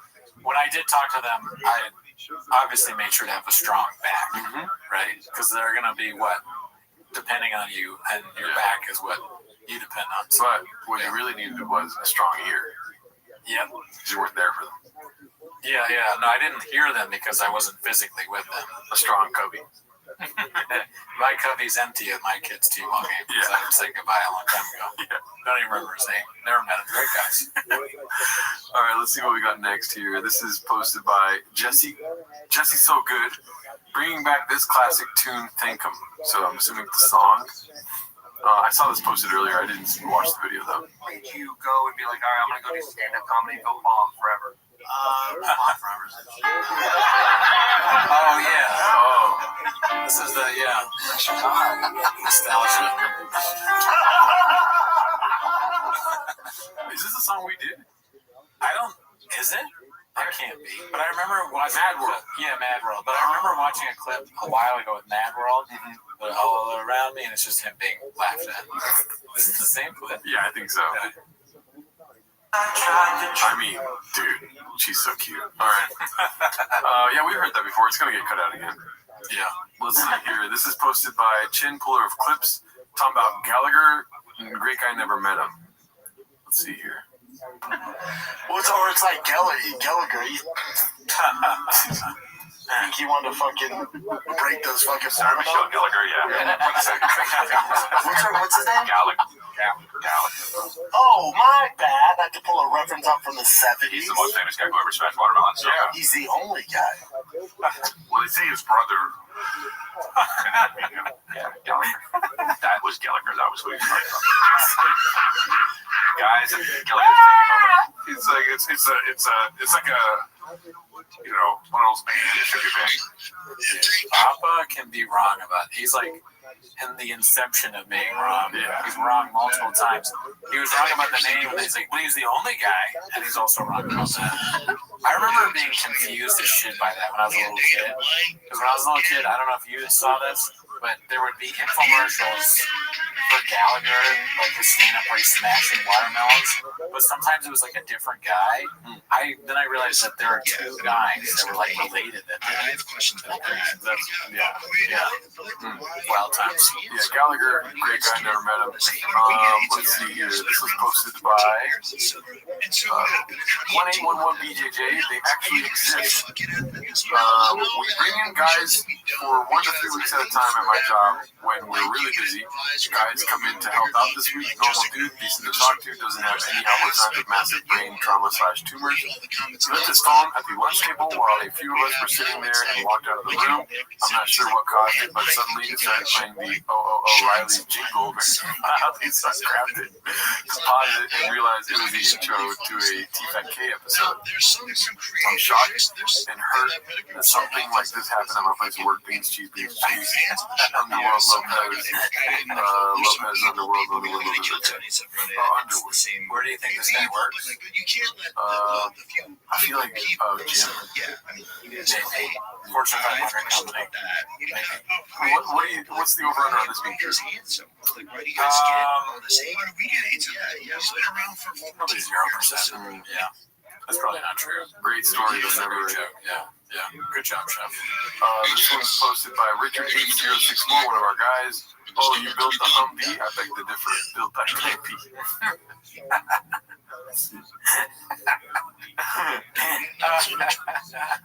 Great. Oh, fuck. Papa and his lies. Why doesn't he like doors anymore? Or is there a door? There's a door. Maybe. Is there a door? Where's the door? Right here. Oh. It's like the cameras. Trick photography, Papa. Yeah. It would be funny if he started a doorless movement, like at straws. More straws and more doors. Meanwhile, he has a straw. He's a minimalist. His brain is a minimalist. He has a minimalist brain. I have no home. Meow B posted this one. The curse of Papa strikes again. This time his North Star. Jared Leto labeled Hollywood's most persistent predator after woman unleashes bombshell allegations. Okay, this is my third time trying to post this. Last two were removed by mods. A lot of women have been sharing their stories of Leto grooming them and sleeping with them when they were underage. I'm not surprised he always gave off. ... Wow. Yeah, Too Lazy to Try did a video about this. Oh, I missed that. Mm-hmm. Okay. That's part of the agreement. You have to watch all Too Lazy to Try. You're right, I fucked up. Yeah. So the other day on the podcast, Brennan admitted he doesn't watch my podcast anymore, and Jordan called him out on it. I was pretty happy about that, but then I realized that Brendan was asleep for most of the podcast, which is also weird. Well, he does have Graves' disease, so I understand. The first clip where he was talking about the cop, it was almost as if he wasn't even looking at the screen. He actually thought Lane Shop was the cop. Fuck you. I'm out. Let's see here. This one's posted by that Ninja11. Someone posted this in the Workaholics Facebook group. Shout out to my fellow homeless bros. That's funny. Can we lose this? Nice. Bird, I think we've been getting more negative towards. I feel like I've been more negative towards him. I saw a post of Bird, and it was like him on video taking his shirt off, and the title of it was some guy being like, every time I see this guy, I hate him even more, or something like that. And it's very negative, but I am kind of starting to feel like that. Every week, though. It's like people never comment on our... People that have never commented on your YouTube will leave comments like, fuck Bird. I'm like, oh my god, this is your introduction to this? And in the beginning, I was like, Bird's a nice guy. Bird, I like Bird. I was lying. Yeah, people will comment. They're like watching from the shadows and then we're randomly comment, no, not okay. Bird slander, please. Yeah, dude. People quit. That's the main reason people quit our shit is because they're like, I can't believe you ever said something good about Bird. I come here to hate Bird and jack off. And I'm all out of jack. I'm all out of cum, dude. Fuck. All right, let's see here. This is posted by Haphazard. Papa responds to the BJ Penn post. Okay, let's see what this is about. 4.5 minutes. Let me know when you tap out. Okay. We're gonna watch the whole clip, but I'm gonna tap out. 1 second before you start. You tapped out. I tapped already. That fucking photo from the show Workaholics. Do you know that episode? No. The golf episode's the one where the guy with the frat guy, the super duper frat dude. So funny. All right, you click that out. Oh my god. Why is it doing that? Good morning, y'all. It is Monday, April 21st. Man, April's flying by. It's your host, Ian Hernandez.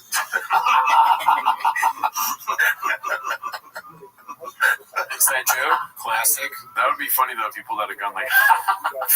Shit, that would have been good.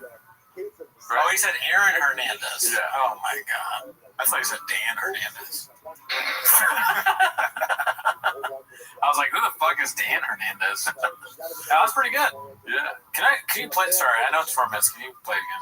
Good morning, y'all. It is Oh, Jesus Christ, Brendan. Brendan.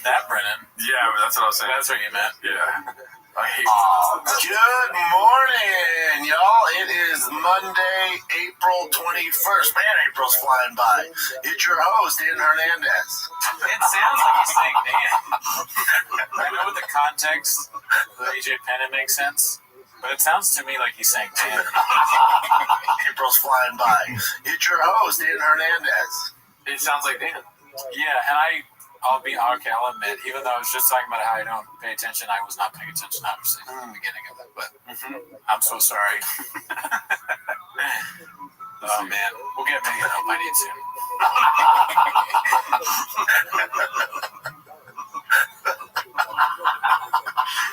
Can you imagine if I was Hernandez? Oh, some people can.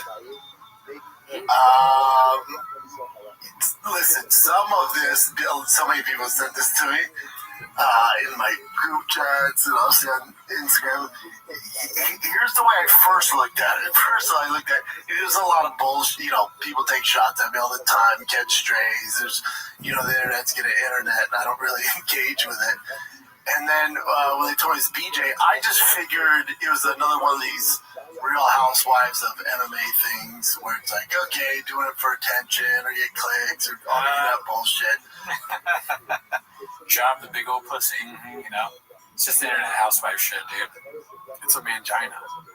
Facts. And it's hilarious. I was like, oh, God, here we go, BJ. That's been nuts. And I love BJ. It never hurts my feelings. I don't take any of it personal, ever. No, you never do. Never. People love the drama and MMA and shit like that. So, yeah, whatever. And I put a laughing emoji. And then Mayhem Miller reached out to me. I was like, dude, this isn't a joke. Like, he legit thinks you're Aaron Hernandez. I was like, oh, well, you took the wind out of my sails. Like, that's not funny anymore. That's not fun. He just started the show by laughing out loud about being great Aaron Hernandez. Yeah. He doesn't understand. He's like, he's not funny, those serious guys. He just fucking laughed for a long time. Yeah. That doesn't make sense. Don't make sense, B. What you doing here? Sorry, I forgot it. I had more. Secret coffee shop. Repost it, have fun with it, and it's just not, it's more sad than anything. I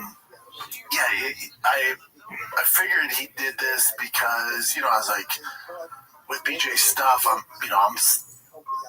never had fun with it. It was always like, this dude needs help, this doesn't end well, it's a shame to see he's a legend. So, it just takes... The couch is like, no. He's like rubbing it. That's hilarious. He's like, keep talking. Oh my god. It's all the fun out of it. This isn't something to mess around with. If he legit thinks I'm Aaron Hernandez, it just in his things he did. It's probably their best editing job yet. It's pretty good. Our faces are a tad different. I do see the similarities. People made that comparison all the time. A few differences between me and Aaron Hernandez, just for you people out there who believe this. Nobody believes it. Yeah, I don't think that's a well-held belief. It's not one of the bigger conspiracies yet. Yeah. That would be very funny to start that. That should be something I start on the Reddit. That Shab actually is Aaron Hernandez. Aaron Hernandez never died. Yeah. He's always been Brennan Shab. Shab claimed to have a cappuccino when really he was playing for the New England Patriots. Shab's a great athlete, but he wasn't in the NFL. Does that make sense? He benches 40, whatever, however you speak this gym term. Shab said his wife was here illegally, but his wife was born in California. All of his lies. He just said, he lied about a lot of stuff. Maybe he's lying about, did you see Aaron Hernandez die? There's a video of Aaron Hernandez selling comic books out of his mom's closet. I'm like, wait a minute. Aaron Hernandez's story is so unbelievable. You're telling me an NFL star ruined everything and decided he wanted to kill people? Isn't it more likely that he did MMA and he was friends with Joe Rogan and loves podcasting? I'm just putting facts on facts. You can take whatever you want. I'm stacking it over a week in your toast. I think we just convince people, honestly. Yeah. He's good at football. Aaron's great at football. I'm stronger than Aaron Hernandez. From the rumors, he used to have a bigger dick than me. I heard he has a real swamp slapper on him. Swamp slapper? This is just disgusting. Yeah. Just a real gator tail on him. Straight up, dude. Peach's delight. I'm not into... His dick would stop the tracks. I wanted to see it. I asked him, can I see your dick? Can I touch the dial? He was like, oh, you're fucking Brendan Schaub. You didn't tell me. Might be surprising, guys. I'm not into dudes. And I don't murder people, so there's a few differences there. All right. I get it. Yeah, it was fun, but it's more sad than anything. And I'm sure he's posted other stuff after that. Not about me, but about other stuff. Or no? Is it just he does this one? Who's doing this for him, though? Like, I don't think BJ's getting on Microsoft Pro or what the hell. Microsoft Pro? What? Microsoft Pro, yeah, so he thinks that shit edits the videos. He's like, well, go on your Microsoft Pro and don't cut that part out. He doesn't know what an Apple is. He's like, hey, John, what's the name of Snap on PC? He's like, he's like, dude, my editor's so good. He uses apples to edit his podcast. Apples. Literal apples. I would use oranges. Schaub, the women that Schaub cheats on his wife with on the phone should be so, like, they should feel impressed by that he chose them because of the work that he needs to do to be able to figure out how to send them a message. Yeah. Saving a contact, good luck. Yeah. If he put in all that effort to figure out by himself how to turn on the phone, spell out the message he sent, and do find the right emoji. God knows he doesn't know where the emojis are. Yeah. And send that to you. He's really put a lot of work into that. I don't agree with you on the emoji thing. That's probably the first thing he seeked out. That's like, asked one of his kids, hey, how do you do? And then he's just like sending devil emojis left and right. Okay, he doesn't ask his kids, but he goes to some school and he to find a young kid. He's like, how do I put the emoji on? Right? Because he wouldn't actually. His own children. Well, instead of the water cooler, it's like at the cubby. You know what I mean? Yes, they're. Oh no, it's Brennan. It's Bossy's dad's gonna ask us how to use his phone again. God damn it! You guys use the edit and shit. Knock all these out. Like, he obviously has a team helping him out. I don't think so. Microsoft Pro. He's posting a lot. Oh, you saying that? Nope. BJ, nobody think that's BJ Penn. Yeah, someone or the people close to us should definitely get him to a psychiatrist. Yeah, I know.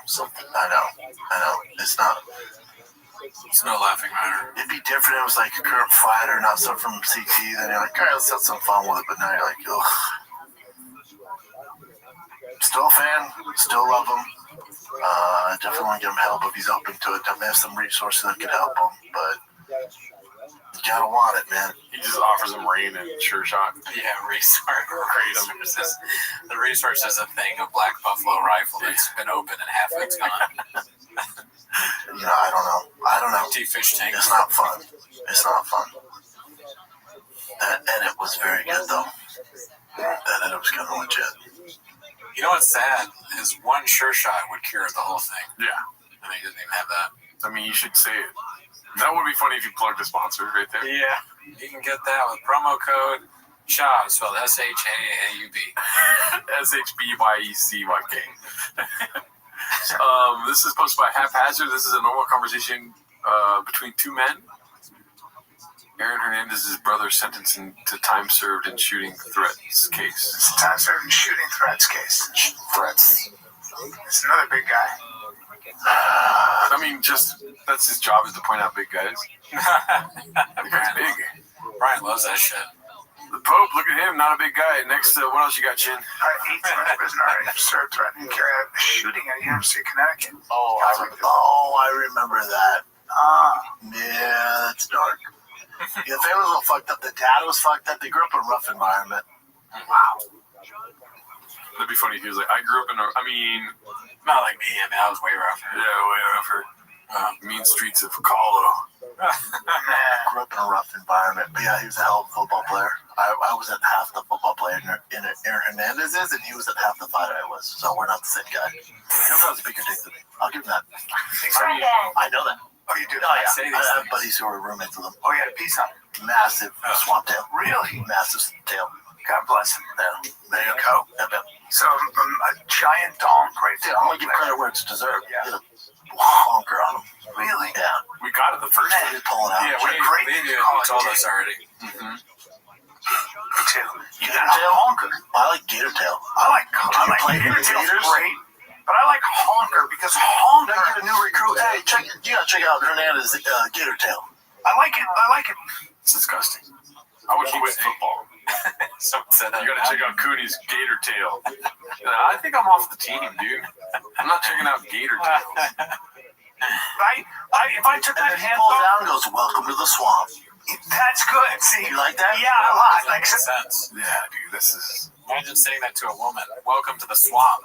After you pull your pants down, she's gonna really want it. Sir, this is an Arby's. Just put the fries in the bag, bro. I don't want to see your dick. Welcome to the flood. Are you ready for a hurricane? Yeah. Earthquake. A third plane is at the tower. 9/11. 9 inches, 11 inches wide. What? That's a joke. Dude, he had a big chode on him. I knew his roommate. Yeah, no, his roommate saw his cock all the time. The roommate, you mean boyfriend? Yeah, dude, like. If I took my pants off. Hey, Swamp Thing, get that gator tail out for the new recruit. Yeah. Yeah, no, I like no. Let me say welcome to the swamp. Don't say swamp. Say, hey, Bri. Go ahead, say it. Hey, Bri. Yeah. Come check out Swamp Thing. No. He is fucking the bit up. I'm on Brian's side here. The chemistry is, as always, electric. Wait, Show me who am I? that gator tail. Oh, show me. Yeah, you say that. Say, hey, Bri, show the gator tail. Yeah. So you're in Hernandez in this? Yeah. All right. Show me your cock. That's what he says. That's them. Flash this gentleman. I look like him. Hey, B. Yeah. Get that gator tail out for the new recruit. You asked for it, man. Welcome to the swamp. Yeah. You know what I'm saying? Oh my god. He has a rapey voice. He did the full voice. Welcome to the swamp. And then he's happy, like immediately after smiling. He's got one bit and he does it and he thinks it's hysterical. You asked for it, man. Welcome to the Look at that serious face right there. swamp. Yeah. Yeah, you're my girlfriend now. You know what I'm saying? Okay. Come on, man. Ew. Now say now. Where do I now sign? say, bro, show him that honker. See, that's not as funny. That's right. Now we're recruiting West Virginia. Yeah, I know, but that's all right. Hey, Brian, show him that big old honker. You asked for it, brother. Honk, honk. Honk, honk. Yeah. Honk, honk. Are we 12? Yeah, I was going to say. Brian is more like the character in Tropic Thunder that's like, redacted. That Chab is sometimes. Hey, Cooney. What? Show that penis of yours out there. Okay, you asked for it. Uh-huh. Welcome to the lake. Welcome to the igloo. Welcome to the mushroom farm.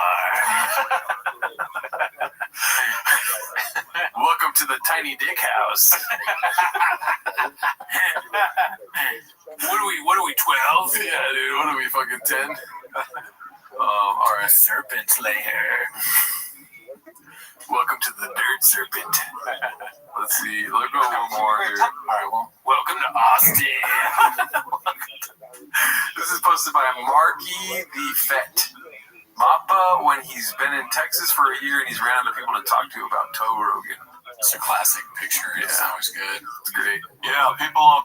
This is posted by Edgy Depressed Teen 420. Is this Marg at Coachella? For sure it is. It is. Have some posting when I say, how do you get so big and muscular? And I say, creatine, creatine, creatine. I put it in my coffee, on my food, and in my... That's great. He's talking about shop. He's like, he didn't pay me on Monday, he didn't pay me on Tuesday. Wow. None of the days and any day. Oh shit, it wasn't on the screen again. Let's watch it. Yeah, people always say, how do you get so big and muscular? And I say, creatine, creatine, creatine. I put it in my coffee, on my food, and in my... It'd be funny if he picked up that guy, ripped him in half, and then made out with the chick. It is funny, this guy is like arms crossed, like, you know, Mark's been cooking for a minute. Oh yeah, Mark can cook. It's a good. We never crossed our arms. We were like this. The whole time. Facts. Hell yeah. Shout out to Mark, dude. Great guy. Never met him. But yeah, I think that's it for this week, dude. All right, that's it. Have a good week. Patreon.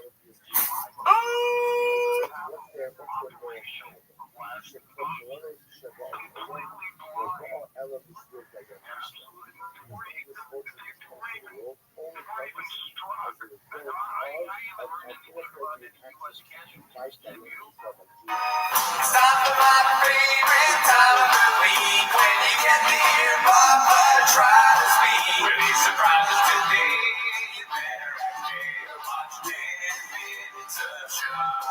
Welcome back to 10 Minutes of Shop. Thanks for tuning in. As always, join the Patreon, join the Discord, join the Reddit. This week, we actually did, you're not going to believe it, we did an extra Timos episode with its own original song.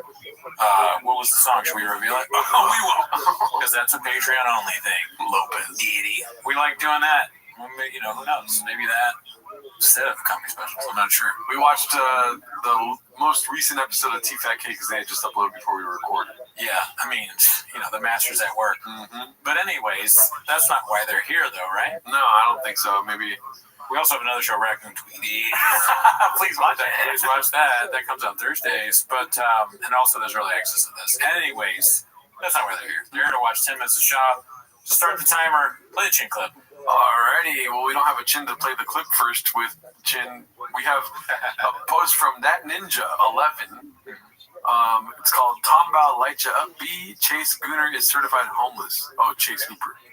My one goal at the end of my career is to have better stand-up than Brendan Chow. I think we're accomplishing that. Classic. Very good. Damn, that was like a one-liner. Yeah.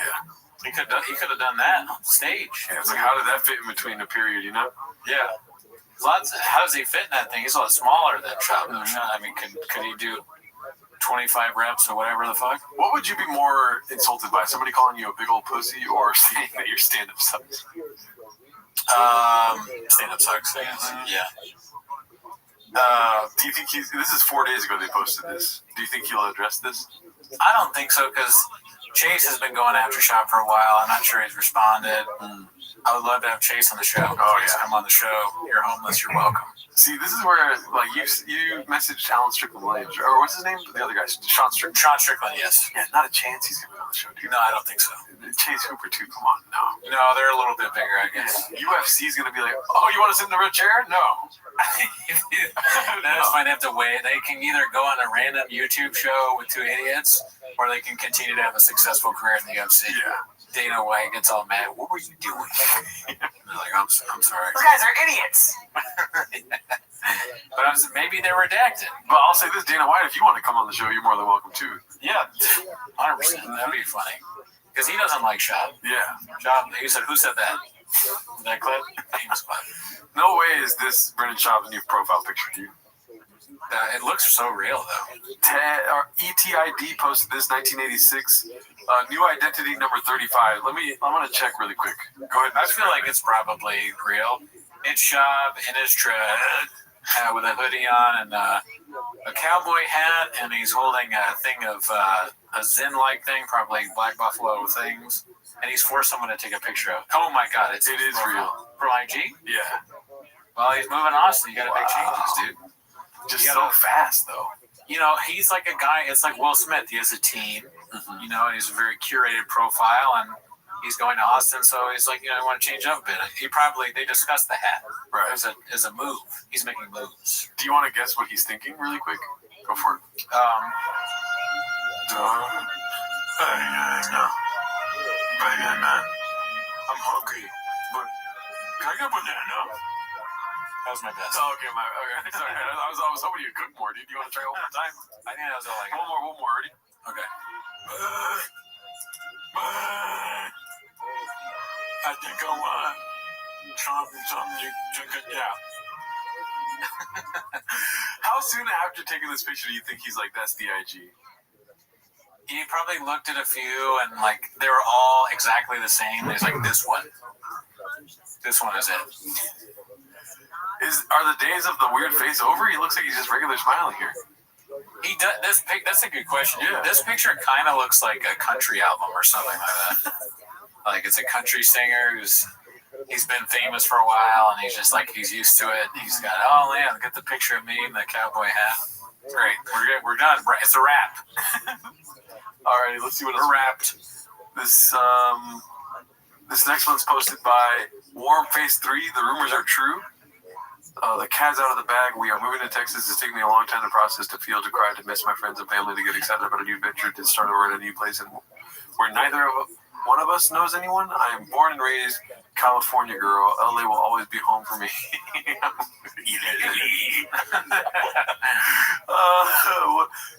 Leaving my friends and family behind is not going to be easy, but I know that they'll come visit and we'll have to adjust. I just bought a whole box of hot Cheetos.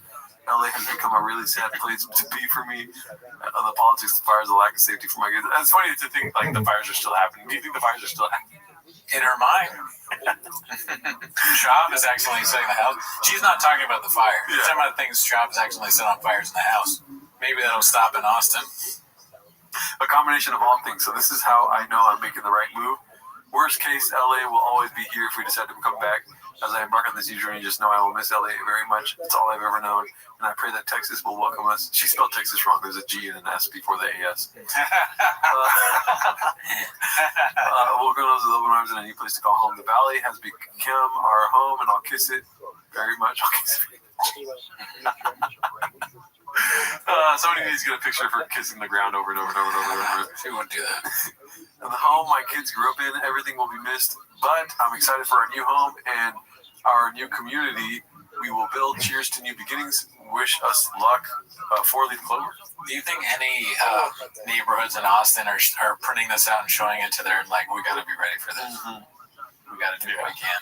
It's coming. This is in the newspaper, front page. Yeah, for sure. How do we prepare for show? I would rather do anything. You know, this is really her. You know why? Why? Because there's only 2 emojis. Fake emojis, or fake accounts only always have 3 emojis. Right, that's true. And it is random emojis, so that does give me a little like dicey. You know, cowboy hat, smiley face, and a 4-leaf clover. Yeah. But if we saw something like a dolphin or something, then we know for sure it's a fake account. Yeah, that's it. You're very observant. Thank you. That's what I can think for here. That's nice. Let's see here. Next post is posted by Jesus Chrysler. Coming soon. Sniffle West always been North Star. Smith and Wesson. You go ahead and get another one. Check out these dope ass custom thick boy holler points. Hollow points, yep. Tiger's such a good shot, B. Just got my tactical bow. Zigzagly the same as Rogan's B. This is, I don't know why they're all pink. Daddy just got his NRA membership, B. He would really say that too. Today we gonna hook my brawler with a serious upgrade on his beloved M1911. Shab, today the school shooting happened, and then it's like tied to him somehow. He's like the uncle of like some. I mean, God forbid, maybe too far. I'm just a patriot, B. Removed the sights and mounted this scope. Dope ass RGB light strip. Hell yeah, dude. Man accidentally shoots his own truck. Sweet. He's Richard Pryor now. Alright, This is posted by Haphazard. Papa talks about quitting comedy again and admits to cheating on his wife again. Hearing Will Smith on this is a good segue. Yeah. Yeah, I don't know how to take that. I mean, Will's how old? He kind of did it all, right? I think his kids are grown. That's part of the thing. If he had little kids, it'd be different, right? You know what I'm yes saying? And no. I would question how much he was in their lives as busy as he was. I think the difference between me and him. Just laugh. I mean, when you say something like that, it sounds like, and since you're a celebrity that is on TV or whatever, it sounds like you're saying that you also are not in your kids' lives. I don't know if he realizes that, or he realizes that he doesn't care. He's just a very dumb guy. Yeah, I think he's mentioned that he wasn't in their life as much. Really? Yeah. But it's for sure about something else. Is I'm telling you right now, if I could stop, I can. I know what I want to. I like this stuff. I like podcasts and doing stuff. But if like out of everything I do, nothing comes close. And it's gonna happen with Bossy. It's not that I favorite Tiger. Bossy's more talented than Tiger, but when Tiger has a good game, like dominates, dude, right? You've been in the UFC, NFL. Nothing is better. There's nothing else I'd rather do. There's nothing. Yes. There's absolutely nothing. Like when he's playing well and balling out, that's all I need, man. Literally. I don't want to do anything else. So that's what I'm saying. There's nothing. Yeah. Only when he's good at sports. That's the best thing, is when his kid is good at sports. That's awesome. The best, dude. Well, you can never experience that with his podcast because it's never good. You know, and walking chicks who struck didn't really work out. Yeah, they struck out there. Yeah. And maybe, I don't know that Will, because, so you give up a lot when you are that busy. I can tell you, and you can tell, you know how busy that guy was. Like, you and I aren't even a fraction of busy as Will. Yeah. He's that Will Smith that worked too much. Will Smith won't have the opportunities Will Smith does. You just like when I see The Rock, or even our boy Burt Kreischer, when I see his schedule, now his kids are in college, but he was like that when they were little. He talks about it. Like, he talks about it. He cried when me and him were on the podcast together. Yeah. He's like, he knows all the time they cried. And these are people that are just like Shab, same level of fame and talent. The Rock, Burt Kreischer, who else did you say? The first guy who sang, was it Will Smith? Will Smith. It's like that's basically the same career. Yeah, I mean, I forget Will Smith all the time. Never Shab. Was around more. When you're gone, at least it wasn't too late for me to realize, like, hold up, stop the tracks. What's important here? Train, keep doing this. Stop the train. The tracks aren't moving. Stop the tracks. Blue Shorts texted us to me, the Stop the Tracks thing. I didn't watch the clip. Stop the tracks. That's great. How shit I was doing, or I can grow the fuck up and be the dad I've always wanted to be, and have a lot of knowledge put into them, and that's what's important. So it wasn't too late because the kids are young. Yeah, man, I think I wouldn't trade for anything. I don't Shut up, Brian. Squeeze. I think it's better for those people, for those dads, like grinding in their kids' lives. Like, to me, success is I can go to all of Tiger and Bossy's practices. I don't miss a practice. I don't miss a game. That's success. I have the ability to pick him up from school and then spend 3 hours at his baseball practice. I've never missed one. What Kobe was doing with his dog, that's a long time. That was a huge practice, right? Maybe I didn't play travel ball, so I don't really know. That seems like 3 hours is very long. Yeah, I'll show up at 30 minutes to the end, You better be good at that. And now I'm starting to understand why he's so. I mean, if you're not good after 3 hours at practice, maybe I would. Yeah, you should be better at baseball than I guess. Yeah. Like, he'd be picking her up from school. He'd go to practice with her. Like, to me, that's success. Success is, to me, I realized probably, honestly, about maybe a year and a half, maybe 2 years ago, like, success isn't having a special and selling out arenas. Because then, who cares about that? The amount of work it requires, and you gotta be selfish, man. You do. In order to be a great comic, a great actor, a great athlete, you gotta be super selfish. Unfortunately, He's got Just be, you gotta be selfish. That's the main thing. That's what everybody says too. Yeah. It's like selfishness is what gets you there. Yeah, absolutely, he came. He didn't get there because he was funny. He got there because he was jacking off all the time. He was hoarding things too. He was like, "Give me all this stuff in the green room. Yep. You know, I want all the shows." Yeah, unfortunately, it doesn't make you the best dad. Right. And now there's some great dads who pulled off, but it's just different, man. It's just different. It's like just different. Very different. And to me, it's just. And now I'm not saying there's anything wrong with it. To me, I just prefer going to Tigers practice than going on the road and making money. It's just. To him, it's like Joe Rogan's like, yeah, the podcast is bigger than it's ever been. I'm doing arenas with Dave Chappelle, and then he's like, yeah, but you're a bad dad, right? Yeah, but you suck as a dad, right? It's such a ridiculous thing to say. Like, I actually prefer being a dad to, like, you know, getting doing stand up in these big shows. Yeah. Yeah, duh.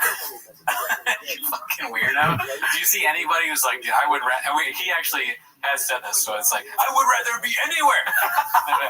But you never see people being like, God damn it, I wish I could be on the road. Yeah. You know, like, I cannot. My son hit a home run. I could win an Oscar. That's just not said. It's a very, like, who cares? Oh, being a dad's great. Good, yeah. Wow. Yeah. Perfect show. Yeah. I was a comedian, so I was naturally selfish. It's like, you weren't even good at that, though, so you weren't being selfish, were you? You're already selfish. In fact, you're probably better at being selfish. The decision I had to make. Yeah, it's all good. It doesn't mean it was the right choice. For me, it was. But there's a lot of great comics out there that, you know, can. But there, you could have, you know, when you get to where Will Smith is, it's like 56, and you've done everything. God bless. You've drawn a line through everything. Oh, here's the secret everyone should know. Everyone feels that way. At the top, like the top. He's at the top. This is the top. We're the top. Yeah, red cheers. Red cheers. That's what the top means. And our cheers have stickers, so we're a little higher. Yeah, dude. I'm sorry. I'm never going to talk to my family. Look at this. No, dude. Now, the second I said, you're going to say, fuck my family. If my kids ever sit in this, foster kids. The second. Okay, sorry. The second I sat in this chair, I was thinking about my parents. Two thumbs. Way up. Two middle fingers way up. Yeah. Turn it up. The tracks ain't stopping. You watching that, Mom? Yeah. Fuck you. Yeah. I'm never going to talk to you again. No, I can speak just when I was 50. Yeah, I'm so successful. I'm not even a bad dad. I'm a bad kid. Career where I was on 2 TV shows.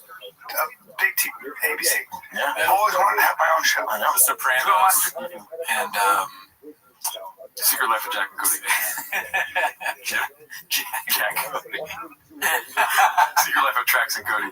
That I shot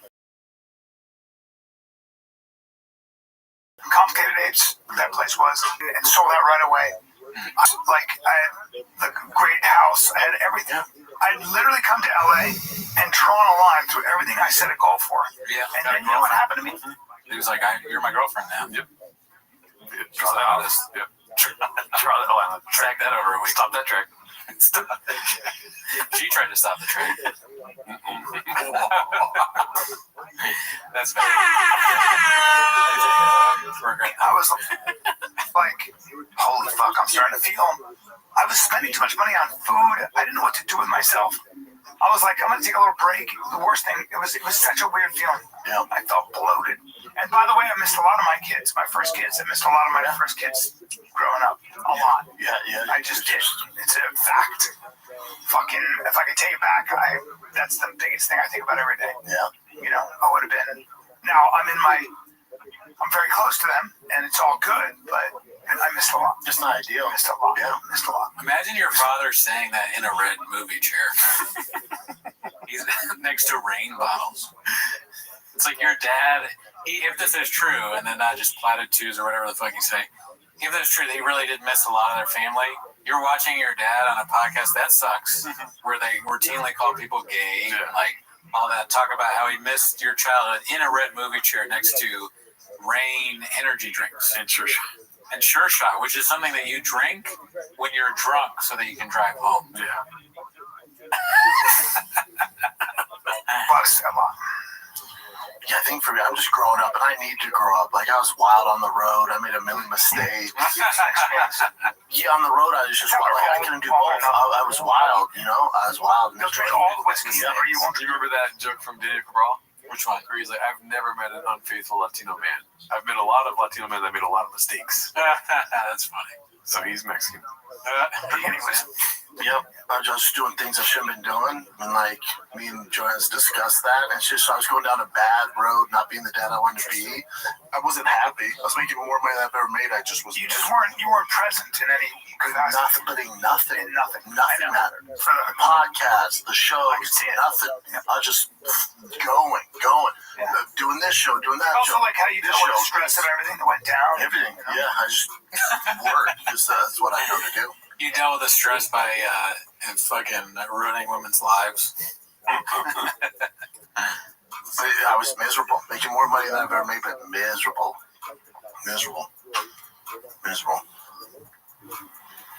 Yeah, just growing up. It's like even like with that UFC money I've come in, like if this was 2 years ago, that money spent before I even get the check. I would have spent that money on a car or something, and so I got allocated the new ZR1. Super hard to get. They're expensive, like 200-something thousand. What are you even babbling about? What is the ZR1? I don't know. I got this other car. Is it the Jeep, the purple Jeep that he bought? I don't know. It's hard to get. Most people don't. They won't just give it to anybody. They only give it to the dumbest guy in the room. Most people don't want it. Prerequisite: big red chair. Car, fastest American production car ever. Me and my brother spec'd it out, everything. And a week ago, the guy from Chevy called me. He goes, "Hey man, we got your allocation. Be here by June." I'm like, "Shit, my check will be here in June." All right, cool, man. I hung up the phone. I was sitting. I'm like, "How much is my check?" I'm like, "That's not very smart." No, that's not smart. No, that's not smart. Could I do it? Yeah. I'm like, that's not the smart thing to do. Is toward your kid's future. So yeah, invest in and put in the accounts for the kids. Yeah. So that's what I did. Now don't get twisted. Daddy still has problems. So I'm gonna take a very small chunk of the money. I gotta get some toy, maybe a Viper or a 997 Turbo, but something modest. Not only ZR1, but the majority of it, 85% of it, I'm saving for the kids. Yeah. 2 years ago, that's spent before it even hit the account. Yep. Growing up, man. Tempting the gods. Yep. Living like a bank robber. What else you got? Yeah. Back to the intern to steer the show. And by the way, the squeak at the end. Yeah. Yep. Living like a bank robber. Yeah, I heard it. Sure. That's how you know it's time for a new topic, is when they move their mics or their chair. Yeah. Alrighty, well, that was we learned a lot. You know? That was sad, kind of. Yeah, most of them are sad. You know, that's the thing about comedy podcasts now. It's just sad. Yeah, that's true. The state of comedy. We're trying to get sadder. Yeah. But we can't, so we're sad about it. Yeah, I mean, I just watch Only Kill Tony now. I mean, I used to have so much fun. Imagine that's your podcast. It was just like, I was bored. Everything was awesome. Right. I stopped doing it. I know I had a talk with my wife, and I was just like, we talked about it. And I said, I'm having a lot of fun on the road. You know what I'm doing every night. And then I was like, but, at times, you got to give it up and just, like, hang out with her. It's fucking blows. I would rather do anything. Alrighty, this next one's posted by OneUsual4460. It's called Joey Twink or Violent DNA. It's an article from, what is this, Daily Mail exclusive? Joe Rogan fled violent father for San Francisco's gay scene. Now his estranged sister breaks her silence to tell a very different story about his path to $200 million stardom. Oh, man, dude, his family's turning on him. That sucks. I want to see that sister video, though, so bad. Okay. His family sucks hard, dude. Fuck. They're just making money. Oh, man, come on. Sending photos of him looking effeminate. For, like, how much money do you think they got? $5K? $10K? Probably like a $2,500 story on Daily Mail. Daily Mail's like, you got any gay pics of Joe Rogan? Jesus. They're like, no, but how about stuff where he looks kind of gay? Well, can you just say he was gay? Wow. So so that's painting a narrative if I ever seen it, dude. I want to see the video though, dude. What's the video of? I guess she did a video, like an interview. Yeah. Yeah, I mean, trash human. Well, we'll look it up another time. This is Rink's cameo on Tom McDonald's new masterpiece, posted by Tio Sanders.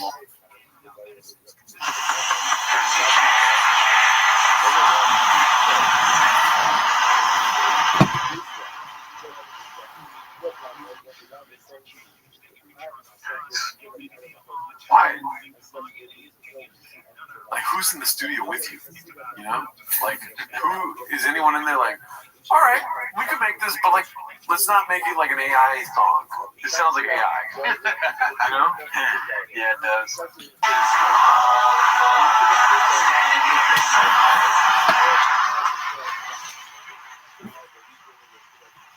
Wouldn't it be so much more powerful with just an acoustic guitar? Yeah, you know, 100%.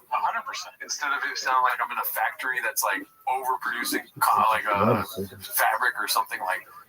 Yeah, it's fake purely for views and YouTube money or whatever the fuck. Everybody get money out of this. He's like, oh, great new idea. This one's called I Can't Cancel All of Us. Next one is I'm Not Triggered. Next one, and we get all the greats. Brian Callen. Yeah. And then fat guy with beard. Yeah. I was actually Fox News guy. I made a cameo. This is me 2 years ago. When you were still tracked. Yeah. And just flipping off. Like, I remember that I looked down at my thumb one day and I was like, God, my hand looks so fat. And then I started losing weight.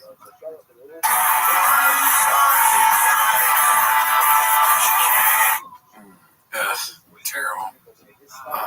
Get a tripod, dude. You know? Would you want to be in this? No, right? No. I wouldn't even want to be in the version where we're like, we're going to cancel you if you did some bad things. It's like, no, we don't need to make either of those songs. No. You know? If you deserve it, we're going to cancel you.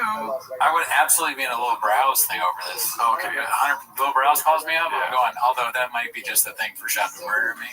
But I'm down to be in Little Browse. I feel like I'm being serious here, less embarrassing than this by a lot. What do you think? No. I'd rather be floating in a space station than doing this. You know? Yeah, dude. Right? Absolutely. Oh, I don't even have to show up. You're just going to AI my likeness? Go for it, dude. You know? I don't even think there's that much stuff embarrassing about being in a Little Browse thing. This is horrible. This is terrible. The song is absolute garbage. Yeah, it's not good. We've listened to 23 seconds of it. Usually if you listen to 20 seconds of a song, you're like, maybe it gets good, and then I'll like this part too.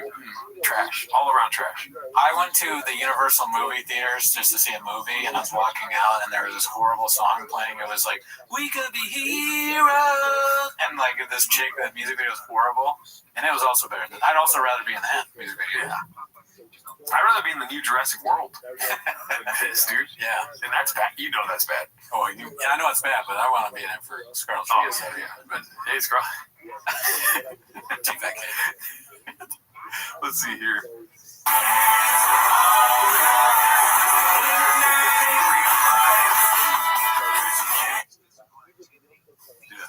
You want to watch it again? Sure. No. You're supposed to say no. Oh, sorry. No, absolutely not. Anytime that question is posed about this. This guy, man. Smart businessman, though. Make that money. Tat the face. You know. The tattoos are fake. He takes it off after it's done. Yeah. Making so much money he can afford more fake tattoos. No, you don't get it, Gerardo. I had a rough life. You don't even know where I'm from. Hey, if you try to cancel me, I'm going to make a song about you, too. I put a jihad on them. Yeah. And I put a jihad on you. Can't cancel all of us. Well, I mean, I guess not. I mean, that's not true. People don't even know who you are. Yeah. I've never, only time I swear to God, I'm not saying this to make a point or anything. Right. Never heard of Tom McDonald other than one of the clip on Chinks. Yeah, I'm sure people are trying to cancel a real life South Park character. Right. This guy's like, I don't even know if he's real. He's from Canada in South Park. Let's see, what's next? I saw this. This is posted by Complacent Exhausted. Eric calls out Mappa's gearhead abilities while going over the recent Space Penis launch. Space Penis, okay. Ready to hate, and they're acting like women and shit. They're like, oh my god, but like, all this was built by men. They just jumped in yoga pants and went straight up, straight down. And we're like, oh, bravo, Queens. Well, This is Jeff Bezos. His wife is like, I'm so bored. He's like, go space, bitch. But it doesn't matter. You didn't build any of your trucks. Yeah. Eric coming in hot. I like it. Yeah, dude, he's being the devil's associate here. I see, Eric, you're at a 5. I'm gonna put you to a 10. Keep it up, Chin. Yeah, dude, Eric, go harder. You know, like Houston, we got a problem. You got the communication. Yeah, Eric. Yep, I'm listening. Do for lunch. Good issue. Who cares? Yeah, Ford built those trucks. No, some I built. But I'm not. Eric does not believe that. You didn't build shit, dude. It's round up. You built them. Yeah, my Hummer did. Oh, really, dude? I'm here to get my hands dirty. Your boys can be super involved in this project. Usually I just hand it off to somebody. Not anymore. Your boys can get dirty. All right, we're on the home stretch here. Your boys been busy. I've been all over. The boys here have been at the shop working hard for the deadline. And a lot has happened since I've been in and out. Brandon. Oh, here he is at a golden hour. It's amazing. Isn't it funny? It was like West Coast choppers crashed and burned, right? Which one was that one? Exactly. Yeah. You remember they used to work on like motorcycles and they had a deadline and it was like they would argue all the time. Fuck. You don't remember West Coast choppers? Nah, bro. It was like the dad and his son and they were like, fuck you, no, fuck you. Oh yeah. Oh, you're talking about that? Yeah, like they look like he looked like a Jack Guy Fieri. Mm-hmm. Yeah. And then they were always on time and fucking. Yeah. He's like, let's do West Coast choppers, but no son, all fast, no gas. We're here with the guys I had build my truck, and I was out fucking talk to Joanna about. It's all good. Yeah, we're good there. All right, this one's posted by Complacent Exhausted again. It's a zombie baseball emoji. Let's see. Monday. Happy Monday. Happy Monday, kids. Nice little weekend full of baseball as usual. Is there anything worse when people are telling you about their schedule with their kids? Like, unless it's your kids. Why do you talk so much, dude? Why does he do this? Yeah, he talks so much that he's gonna get in trouble. You say one thing and then hours later you're gonna say the opposite of it. Like if this was the first clip we ever saw Brendan Shaw, we'd be like, why would he say that? It'd be like, but we're so used to it now. We're like, dude, stop. Yeah, that's all you gotta do. Yeah. Sorry for laughing very loudly. You're on the same baseball team or in the same school, you really don't give a fuck. Big tournament coming up this Friday, Saturday. Technically our first travel ball tournament. Looking forward to that. Tee pitched over the weekend, balled out. Kids can't catch pop flies. See if you can have a no-hitter. Then kids drop pop flies. Very frustrating. You can't cancel us. Isn't that a fucking melody already? Yeah. It sounds like a High School Musical. Really? Yeah. What is it? We're all in this together. I don't know that one, but I'll take your word for it. Yes, around other parents who pretend their kids aren't god awful. You're like, oh my god. He's like, at least he's trying. Like, yeah, he sure is. Do you have a razor blade and a warm bath you can draw me? Bless you. Underwood. It's called Underwood Lopez. Underwood with Lopez. Underwood Family Farm. Lopez. The concern, like, what am I supposed to say? Is he having a fucking... What the fuck? He said that he would rather have a razor blade than a warm bath? I don't know what that was about. But I mean, that's just Shab not understanding that that's too much to say. It just makes people go, Imagine. Remember Fear and Loathing in Las Vegas? Of course. Best part of the movie? No, what's the best part? Is when Benicio del Toro's in the bath and he's high on ether or whatever, and he's listening to White Rabbit, and he's like, throw the radio in the bath when the White Rabbit sings. Dude, fucking hilarious, dude. Anyways, that's just what that made me think of. But way too disruptive. I like the adjectives he uses. You're trying to speak English, but let's not involve suicide. Yeah, he doesn't understand humor. He's like blunt force, like Mark said in that interview. Yeah. It's like he heard someone say that probably in a different context and he put it in the wrong one. Mm-hmm. boss. The next one is Complacent Exhausted again. It's called Bappa retells how he got fired from Bravo for being a beast of a red carpet roaster. Oh, I like these days when he would just go on random shows on Zoom. For a hot second, doing the pre and post shows for like the Grammys, the Oscars, all that stuff, man. And I knew my time was coming to an end because they brought me on, and these celebrities, they look ridiculous, and they're watching the red carpet. We're live, dude. And I'm just lighting these dudes. I'm lighting the guys up. I'm lighting the girls up. Just having fun, like roasting them. Because at the time, also, I was doing King of the Sting with Theo Vaughn, which was an all roast show. So that was like my pattern. I was just like roasting people every Tuesday, Thursday. And I got on Eve, and when you roasted, who was it? It was like Little Zany X, where the hell those guys are. And he was just like sad, and I just like lit him up. And then the producer in my ear, like, dude, you gotta back off. I'm like, I can't. And then Lady Gaga walks down the aisle.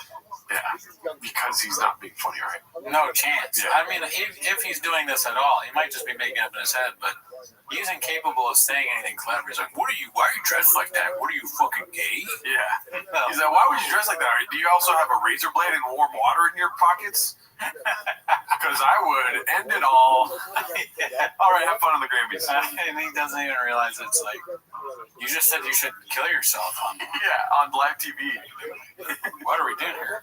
Let's see. She has like 14 people holding her dress. I'm making fun of her. And at the end, the producer's just like, I think we're good, man. I think we're good. Oh, I won't be back. Now, tell you there are no alligators in the beautiful waterways of Springfield, Missouri. We're all being Friday, Saturday at the Blue Room doing comedy. You're welcome. Rain is coming. Don't get rain. Rain is coming. TED Talks. Brandon, thank you for being here, man. Appreciate it. Of course, man. It's pretty badass to have you sitting next to me. I look like a great white shark, but in my DNA, I'm a dolphin. I'm gay. Another episode of TED Talks, guys. Thank you for tuning in. He ends the episode like that. Oh, great editing. That's so funny. Remember us when we watched that for the first time? Vaguely. You're like, that's actually funny. Which one? When he says, he said, I look like a great white, but I'm a dolphin. I'm gay.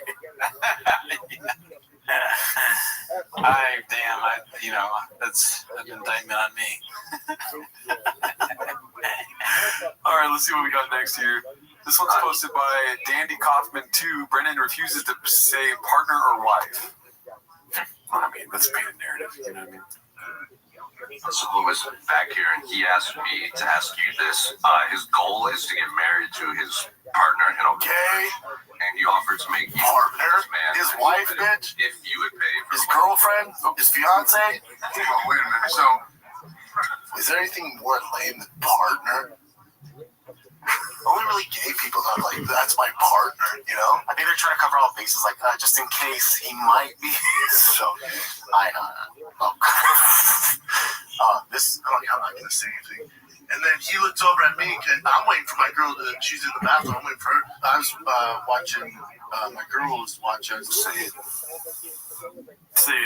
My girl now, I'll come home and her and her mom be cooking, and you made a pepperoni pizza? Because my girl had the emergency C-section. I mean, I don't agree with what Brendan said, but he's saying my girl. I guess he's not saying wife. Yeah. But it's probably like wife is hard to say or something. Yeah, it's 4 letters. Yeah. I'm being serious. I honestly think maybe he's worried he's going to mess it up. My whiff? Yeah. Mm-hmm. You got it. He's only ever read it? Yeah, he's read it, yeah. Alrighty, let's see here. What do we have next? This is this is posted by Complacent Exhausted. Toe mentions Papa's Gearhead show on latest JRE. It's like I like to go and become a regular person. How do you integrate and just be a regular guy after that. Yeah, it's got to be very weird. Like Schaub's figured it out. Yeah, but Schaub got lucky that he found podcasting, you know, and he, you know, found his car show, All Gas No Brakes. So like he found. He's Andrew Callahan. Is it called All Gas No Brakes? I think it's something like that. Drive fast, all gas. No, but like Andrew Callahan shit. It's like all gas, no brake. What is it? All gas, He's talking no about brakes. Brendan Schaub. I know, but he fucked it up when he said gotcha, Andrew Callahan. Didn't he? Isn't that what it's called? All gas, no brake? I have no clue. Whatever. Andrew Callahan is Channel 5, right? Yeah, but he has that show for a while where he's driving around. It's called like All Gas, No Brakes, I think. It's funny. It's hilarious that he got his show wrong. Yeah, he thought it was because, you know, Rogan's probably watched the Callahan show. He's never seen Drive Fast, All Gas. Way to transition and still have a good time. Yeah, it's very few guys. Because you think, I remember just the era of watching Tyson go from fighting to finding a rhythm. Yeah, you know, and being in so movies. there's like fighters like Schaub, elite fighter, you know, top 10 heavyweight in UFC. But then there's champions, world champions, guys who sell out arenas, pay-per-view stars, like Conor. How's that guy go and be a regular person? I mean, Chris D'Elia just became a regular person. And it took a lot before. Yeah, I mean, he was a really dark soul. He wasn't even a human. And he did it. I mean, he did it by telling the truth. Yeah. Like showing Hollywood, hey, listen, you think you can fucking cancel me? Well, guess what? I'm going to tell everything, including the fact that the craft service table food was not good. And after that, Hollywood was scared. All facts and no lies. Over it. I got Simpsons laugh. All right, let's see what we got next here. The next one is posted by Substantial Flan 694. Shop Steals Identities Part 1, the redacted take, fixing the Rogan comparison from Part 1. Okay, so this is a painted narrative, obviously. Because what came first, Shop or D'Elia? Shop. Exactly. Let's see. I don't know if it's this small. Let's see.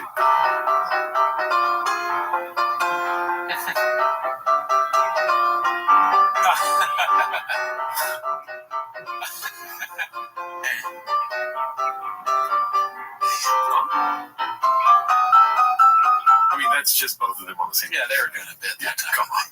Let's paint the narrative. Let's be fair. Yeah. Fair. Oh, come on. Okay, that's fake. That's not real.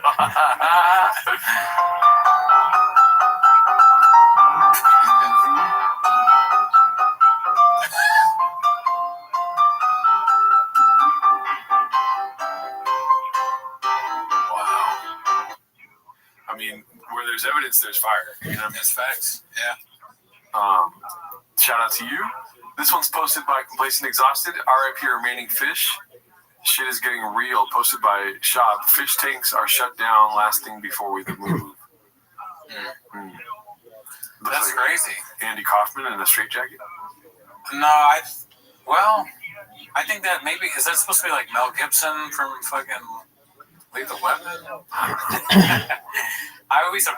That's kind of funny that Andy Kaufman is in Shop's house. Maybe I'm it's all surprised by acts. that. He's dude. What? Yeah, dude. That's what fucking we've been saying. It is like he is literally the Andy Kaufman of our time. He's fucking with us. Yeah. We're stupid. He's a genius. Could be. Here I come to walk to my truck. Okay, I could have just. That was good, dude. Okay, let's see here. The next one is. Wait. What was that? Did you see the song that's playing? Closing Time by Semi-Son. They has for his closing time. All the fish are dead. And I'm not taking them to Austin. The next one's posted by Negative Chemistry 519. Unique still trolling Bappa. Donate at Streamlabs, Kyle Swindles, Cash App. Why? Tiger Thick Whiskey. What are we doing here? Mexican Cookie. Whose phone number? Oh, that's probably just like because he gives out phone numbers. Yeah, that's from the clip. Hopefully not real. Well, let's pray for Unique. He feels like he always can use it. Let's see here. When did the I'm so happy he went on this podcast. Complacent Exhausted posted this one. Papa is off property and gives a very fleshed out narrative of the Texas move. This is what we've been waiting for. Okay, let's see. I like how you looked at the time. Like, oh, okay, all right, let's watch it. They come about. Like we talked a little bit about it off air. Was this major plan for a long time, or was it like I remember you're like, hey Brian, you got to go there. Like you got to be there. You're being a good guy, good friend, good brother, right? You're like you got to go. Did you think in the back of your mind you were gonna go? Like how did? Dude, I can't. I got 4 kids. I can't move across. Get to the question.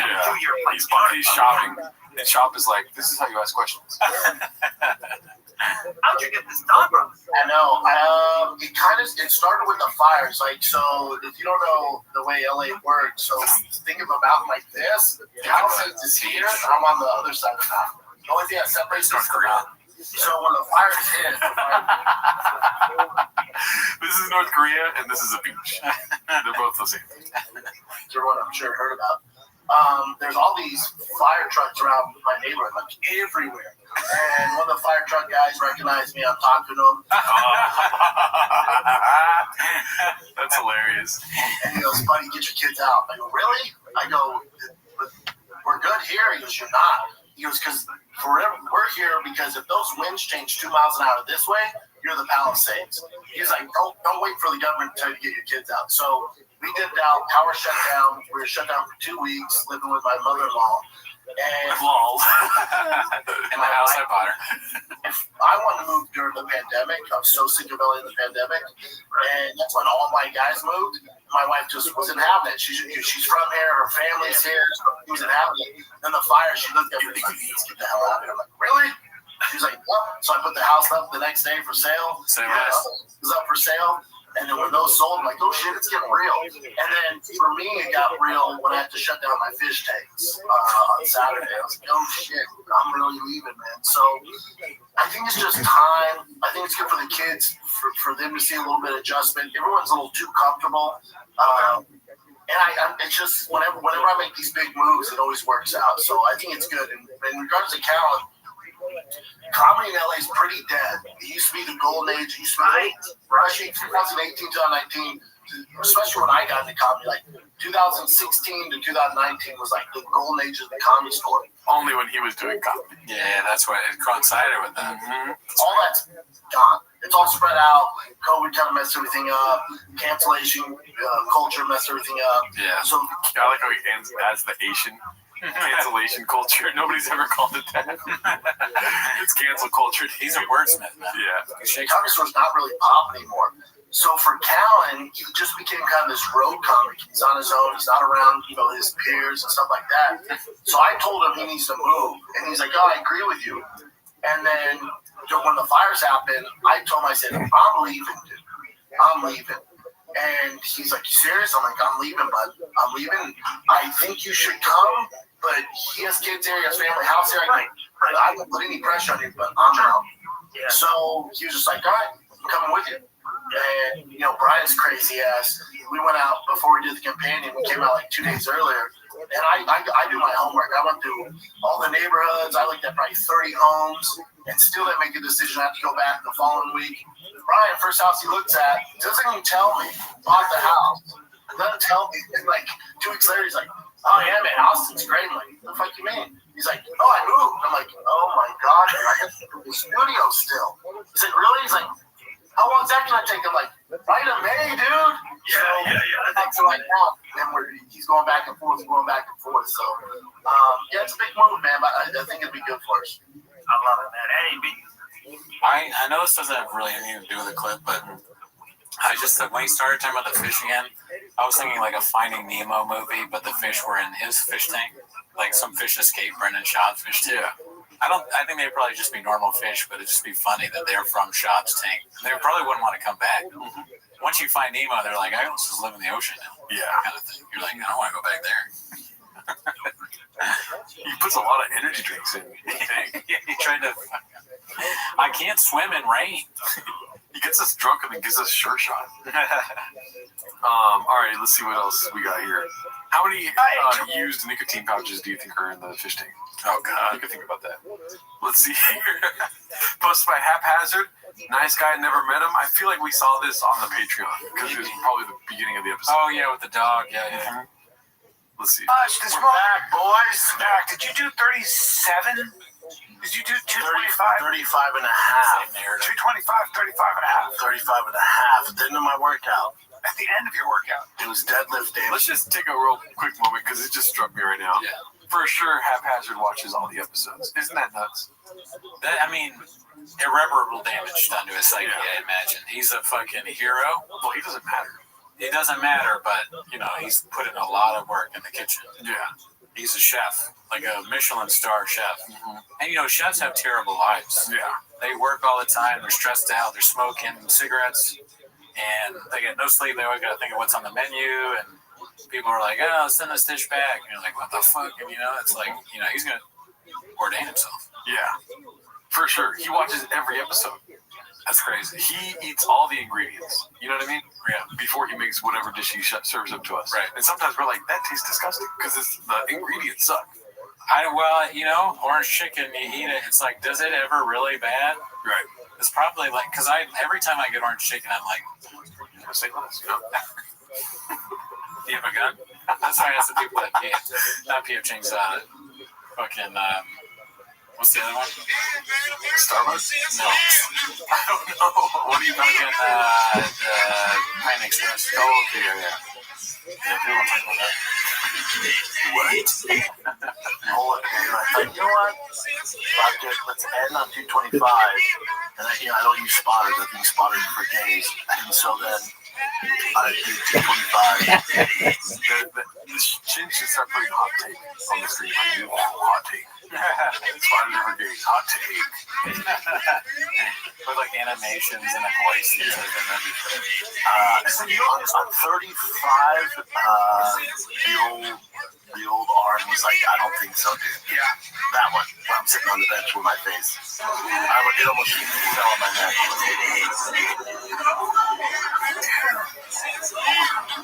It's so funny to watch the whole video. Should we have a spotter? No. See the young guy in the, well, he's not a young guy, he's an older guy in the back with his trainer. He's not paying attention, they thought he needed help. Sir, I got this. Nice guy, though. Never met him before. Yeah, we saw that on the Patreon. It blew our minds. He actually said it out loud. You were convinced that he's doing a bit now. Yeah, I thought he was. I think he's probably did that on purpose. But maybe not. There should be some sort of, you think Shab's going to do that and not wink and nod? Yeah, you're right. Hey, it blows my mind still. I don't know why I'm not used to it, but he's just so crazy. He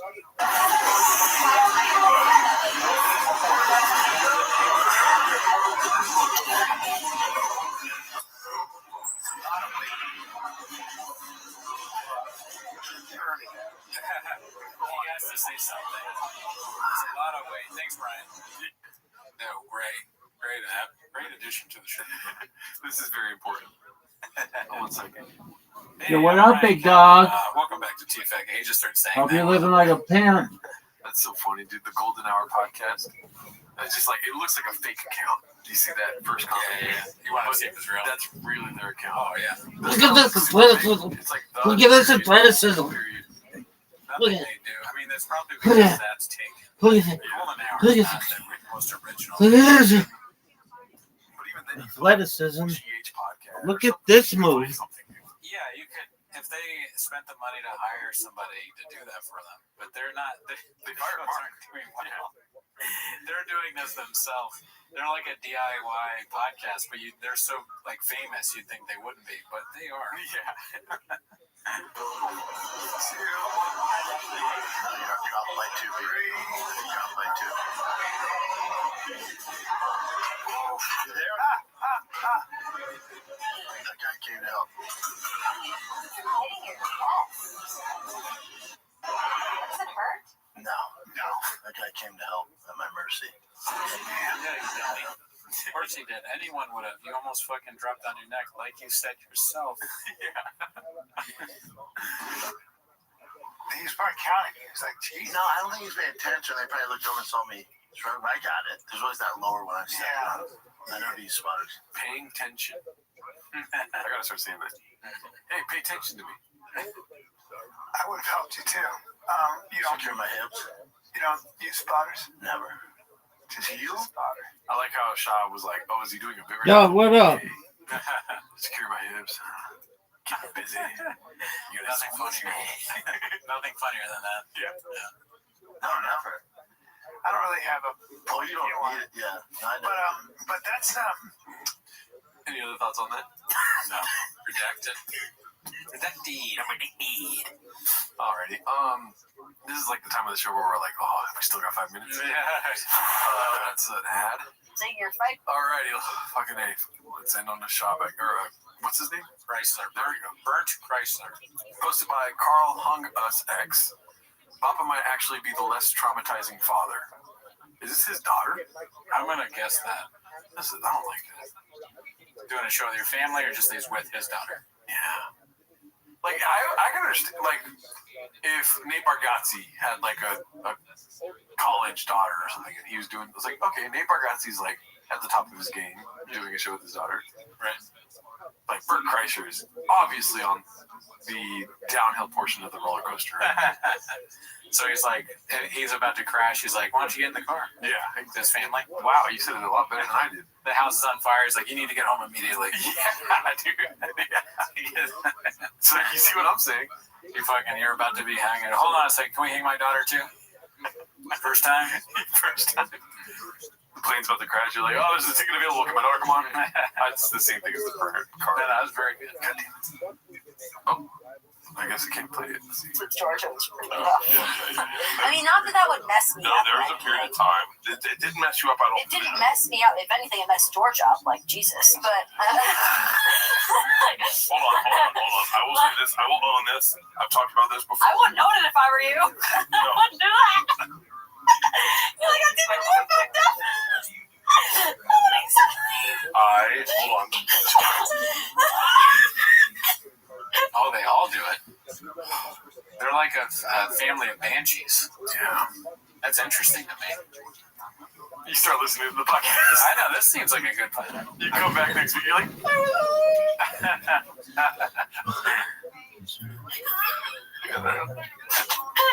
This woman had to sit through the entire thing for every single. Is that their house? I'm so traumatized. I didn't know what to do. You wonder why I don't test your boundaries now? Oh, this is horrible. No, not that one. But we're so good now, so we should just live with it now. Oh, good now. Right? Yeah, COVID was a rough time, wasn't it, buddy? COVID was not so fun. Damn, dude, the podcasts are crazy. This is like a whole new. This is like Thanksgiving dinner podcast or something like that. Like you just see a family talking about their day. I never even thought about that. I mean, like, I don't know. I'm wearing my slippers, dude. I always have shoes on. Yeah, wear your shoes. Wear some shoes. That house, I mean, I'm not an interior decorator or whatever, but that to me is horrible. Mm-hmm. The wallpaper is horrible. I don't like the couch. I don't like the chair. I don't like the table. I don't like the golden lion thing. Mm-hmm. This is like, I don't know. I don't like this at all.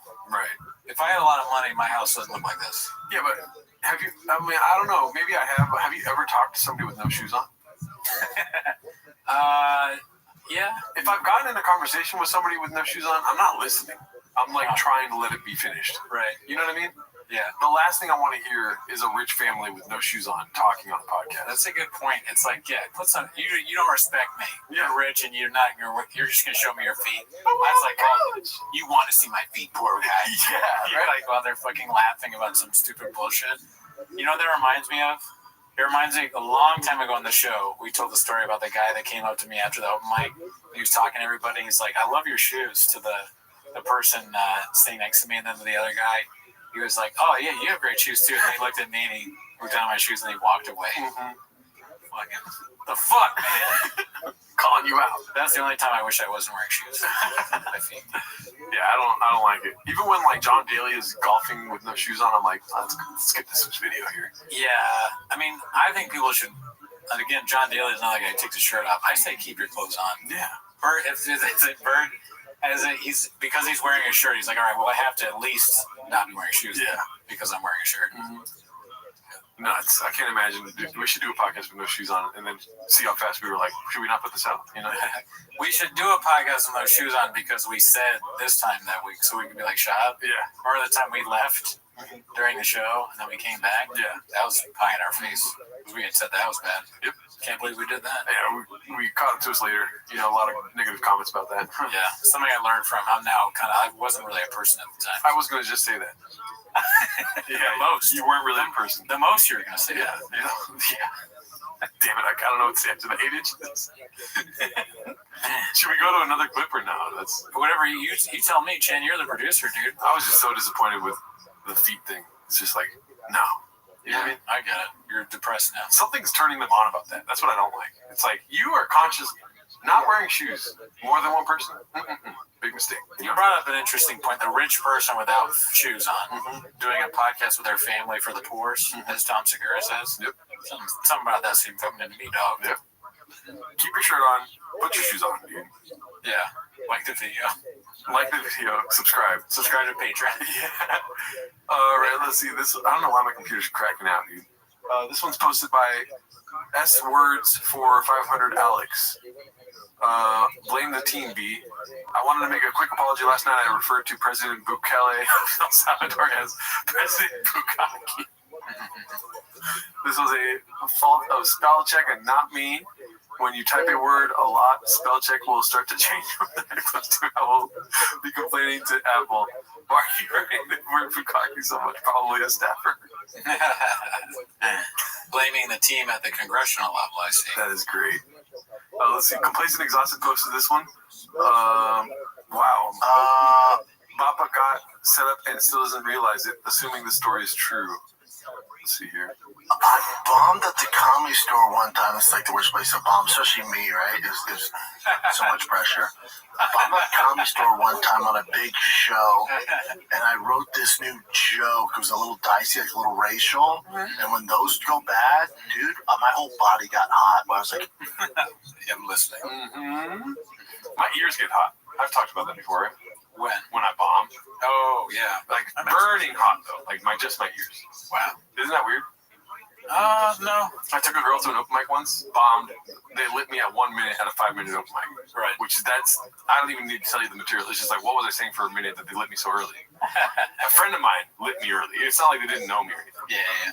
And I got off stage and I went to the girl who was sitting upright when I got on stage and then cowering by the end of it. And the first thing I said was, my ears are hot. Oh, no. It was all downhill. I got sober a year later. Well, at least it started there. You know, you bombed for a good reason. My ears are so hot. oh, I'm going to get canceled. Oh, my God. Yo, what am I doing? And I remember I went back to the green room and was like, what was I thinking? Yeah. What are we doing? Yeah, that was horrible. Because I did it with my buddies, and they were black, and they were like, dude, that's so fucking...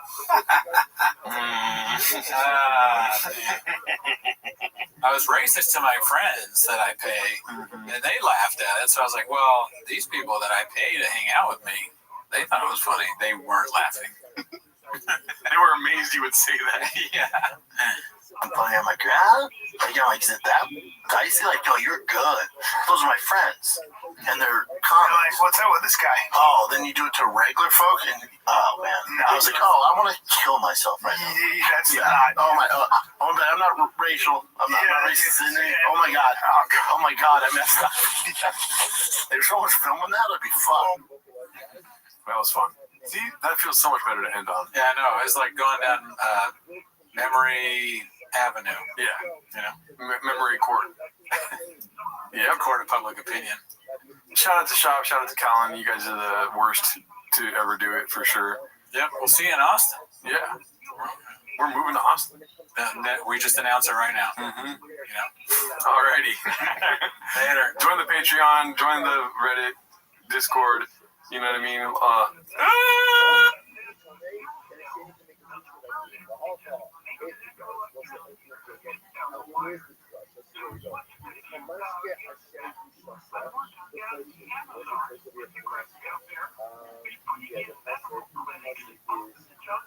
Mas que achei que On a bright Chris Monday morning. Oh, my bad. Of the Chris Cornell. Okay. On a bright Chris. Ready? Okay. On a bright Chris Monday morning. No podcast. Netflix on a dead reef. I confess was lost with my English. Shadow band, just say less. YouTube took our views away. Gonna move with Red Girls. Austin where we wanna go. With Rogan, I long to be the mothership. Redacted name. I'll walk with you there. To my truck, I'll walk with you there. To bone. One team. It's not my favorite time of the week when you get near Papa try to speak. Really surprises today. You better act fair. Watch 10 minutes of shop. Welcome back to 10 Minutes of Shop. Thanks for tuning in. As always, join the Patreon, join the Discord while you can. There's a fire sale happening in the hentai 18 plus room. Oh yeah, I don't even know if the T-most people know about our Discord where we do NSFW. Yeah, you have to call it Cooney Daddy. Some people have been saying Dad lately. We don't like that. On the Patreon, we watched Nick Mullen's special. Mm-hmm. And what's it called? Year of the Dragon. Yeah, and if you want to know what we think about that, you know what you got to do. Mm-hmm. But anyways, that's not why they're here. We will be streaming live Wednesday. I know we didn't last week, but we'll do that. Yeah. That's not why you're here. You're here to watch Tim as a shop. So start the timer. Play the chin clip. Okay, yes, Master Daddy. What's it called? So this is gonna be the Fighter in the Kids subreddit. Have you heard of it? Yeah, briefly. I'm not really a Reddit guy. Ever heard of it? Ever fucking heard of it? Oh, sorry. Okay, I'm trying to pull it up. Handsome black man with a couple of underscores posted this one. It's called Great Guy. Never met him. Why does Brendan say he's a good guy and do stuff like call people's kids ugly and say that a victim of gang rage? That's not right. But likes the way the D tastes. Oh, jeez. Fire George on Christmas after lying about paying for skin surgery. Or throwing his roommate through a glass door after eating all his food. Or constantly cheating on his wife on the road. Have to quit comedy because of it and blame it on travel, of which he also calls kids fat and untalented. Doesn't make sense, B. Well, listen, I don't know who wrote this, but I get it. Mm-hmm. Don't kill me. He's a comedian, right? And we don't know what that's like. A former comedian and podcaster and host of a very successful podcast. You and me, we don't know what that's like. You don't matter. Yeah, and also you don't matter. You're what are you, homeless? Mm-hmm. And like what? Let me guess. Like it looks like the profile's a man that time, but could just as easily like why would I care what he thinks? I think that if I were Brendan Schaub, I would honestly, and I'm not going to sugarcoat this for you, I would honestly think the same like about that as I would like a homeless person. Yeah. Opinion. Okay. That's just me. It doesn't matter. 7 replies. What are you, numbers guy? Let's see. The next one is Bapa's Texas Personalities Incoming, posted by C Literature 6480. Let's check this out. I've been bull writing ever since I was a kid. I mean, if you start saying that, he's in on the joke. There's no way. Yeah, dude. If there's a subplot of some kind of bull writing history, he always like I love bull writing. I have the Hemingway. Read a lot of Hemingway. He knows famous bull writers. Yeah. You know, Montego. I don't even know. Like bull writing. I'm thinking of bullfighting. I'm so stupid. Jeez, you didn't stop me. You gotta pay attention. Don't let me go down. I don't know Montego, dude. You went straight Latino on me. I kind of liked it. Well, I was thinking of bullfighting, not bull riding. Is like the American, like is the Southern guy. Oh, okay. Obviously, they're moving to Texas. I'm tired. They're gonna keep an eye on me like a hawk. You got it. Sorry about that. Let's see the next one. I'm into guns now. Uh-oh. Ty. He's had guns though. Yeah. He's talked about it. I mean, he talked about somebody like broke into his house, he had a gun or something. I like how instead of saying Homer, it says homo kind of, or 4 letters. That'd be cool if he rode around a Hummer that said homo on it. You know? That would be kind of funny. Yeah, and is it his or Brian's? I mean, that would be not. It would be like their first way of being almost not homophobic, right? Because it says homo on their card. That'd be the first time where they're like accepting of gay people, which would be good, I guess. Let's see here. My Texas mechanic is working on the new build. These Legos are cool. I like this. Yeah. Can you imagine how great? Like we start having Brendan shop Legos at our house. We're like, whoa, dude, we're going too far. You guys are making fucking Lego shit. He's obsessed. Yeah. Let's see here. Me and my dad would always catch bats under the bridge. I mean, this is a whole thing. This is kind of like that they used to do the animation. Perfect thing for the Shopaverse to do Lego bits. I could watch this all day. Oh, yeah. I mean, if you're that dedicated, dude, hats off to you. You still don't matter. Let's see. Texas high school football, Friday Night Lights is a beast. Yikes. This definitely coming. The Friday Night Lights thing, for sure. Well, don't get me started on the cappuccinos. Driving fast, all gas with Joseph Rogan. Pink Hummer. Nice. And the attention to detail that he's bald and he's small. Yeah, tiny. Yeah, and they're in the pink Hummer that he bought. And I don't know how Brendan will even fit in there if it's a Joe Rogan-sized Hummer. That's the one they fucking bought, too. Yeah. That's pretty cool. I don't understand the comments about what color it was. Did we fuck that up, too? It was pink. Yeah, it's a pink car. No, we said pink. Oh, okay, cool. Yeah, but the comments were like, it's actually spring Rosenwald. Oh, I'm sorry. I meant like your fucking, crayon colors. Yeah, dude, shit, tickle me pink? Okay, yeah, it's tickle me pink then. Yeah. What the fuck? Fucking evergreen or whatever. Macaroni and cheese, yellow. Yeah. Cool story, bro. Yeah. Let's see here.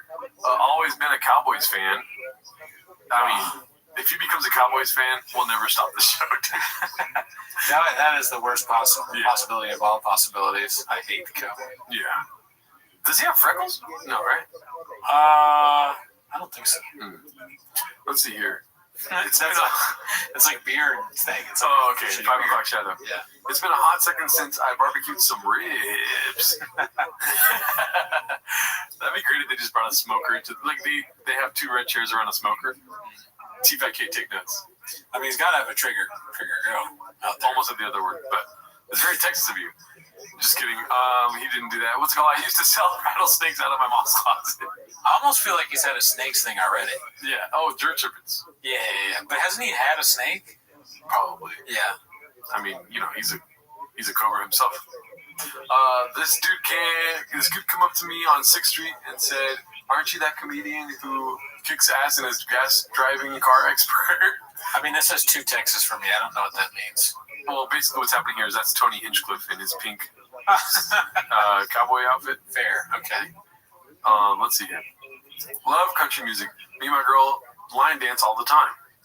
Dude, I hope so. That would be funny. And then there's thing is, he does like to dance on camera. We could see that. That might be coming. Let's see here. I own a Tesla to own the libs. Yeah, you called it. That's coming. Yeah. Let's see here. Me and Matthew McConaughey are boys. That seems plausible. Yeah, him lying about it. Yeah. Yeah, for sure. And he's a Longhorns fan all of a sudden. I can see it. Yep. He's got what is it called? Remember that one podcast where he had the horns behind? Yeah. Do you have a gun, guy? Say less. Me and Travis Barker had a jam session and I played banjo. All right, these are far-fetched. Yeah, I mean, that one just kind of seems like he found the banjo thing. He's like, how can I make this shot? Respect. There is levels to this shit, and banjo is a whole new level of grifting when moving to Texas. I mean, Brendan Schaub could not learn it. If he could learn how to play any musical instrument, it'd be very shocking. But also, like Brendan Schaub goes into his recorder bit, piano bit, guitar bit. Any of those would be great. He learns how to play something. Always been a music guy. Angry Cowboy solo podcaster. That is also seems plausible. Yeah, it could be. But Brian's there though. Shop show. Does that probably continues, right? Probably. Yeah. All you need is shop, daddy. Yeah. He can just push record himself. He doesn't need chin. He needs chin. You're right. Cowboy comedian. I hope so. Pray to God. That would be the best case scenario. The cowboy poppy. If he starts, the Cowboy Puppy as the name of a sequel. If he does comedy in a cowboy hat, that's all I need. If my girlfriend leaves me, lose my family, lose my house, my job.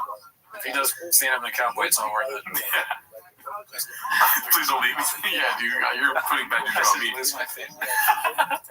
I took horse riding classes in grade school. XJ seems plausible. Dude, like he'll act like you should know this already. I've been riding horses. Everybody knows that. It's like riding a bike. You didn't know that, dude. I had a horse, Stella. Let's see here. Texas is a country. Yep. And the Alamo. Oh, buddy. I wish those men would try that shit.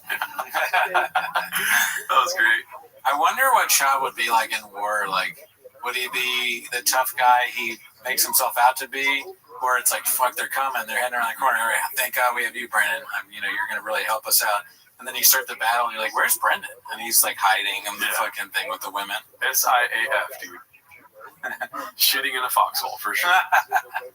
I think so. I think, honestly, and I'm not saying this to be mean, I think that's more likely. I just don't think he has, I'm not sure he has heroic tendencies, right? Yeah. Nothing leads me to believe that he would, like, pull someone out of a car, even though he says he did. I just don't see it. Dude, well, I'm dead in a foxhole. No bullet wounds, just cardiac arrest. Let me be clear. I'm not saying I would either. But I'm just, I hope I would. But I don't think that Chav is like going to risk his life for other people. Let's see here. He causes the secession of Texas. That'd be great. Let's see here. The Brendan Chop career timeline posted by Maximum COD 2592. I'm sure we know all this already. Let's just take a gander, I guess. Why does it not work sometimes, and sometimes it does work? Alrighty, grifters. A timeline of career growths and failures. If the music gets cut, sorry. Football, it's definitely gonna get cut, right? Well, this is like a song that's in Canada, like it's so old it's probably public, right? But the recording of it could be recent. Oh, jeez. That's how they get you. You know what I mean? It's fucked up. I mean, we get it, right? Claims racist coaches held his career back because he was white. Oh, wow. I never heard that. Sounds like somebody say that. Yeah. Use ChatGPT. Find me the stupidest excuse for something. The least believable excuse. Banned from attending future UFC events after being in the UFC. All right, that's Photoshop. No, there's no way that's Photoshop. That's probably real because he's running away from that fool. That makes it looks like that Amazing Centipede or whatever it's called, the human centipede. Oh yeah, the amazing my favorite centipede. I mean, look at that red chair, dude. Shit, it's like what I'm sitting in.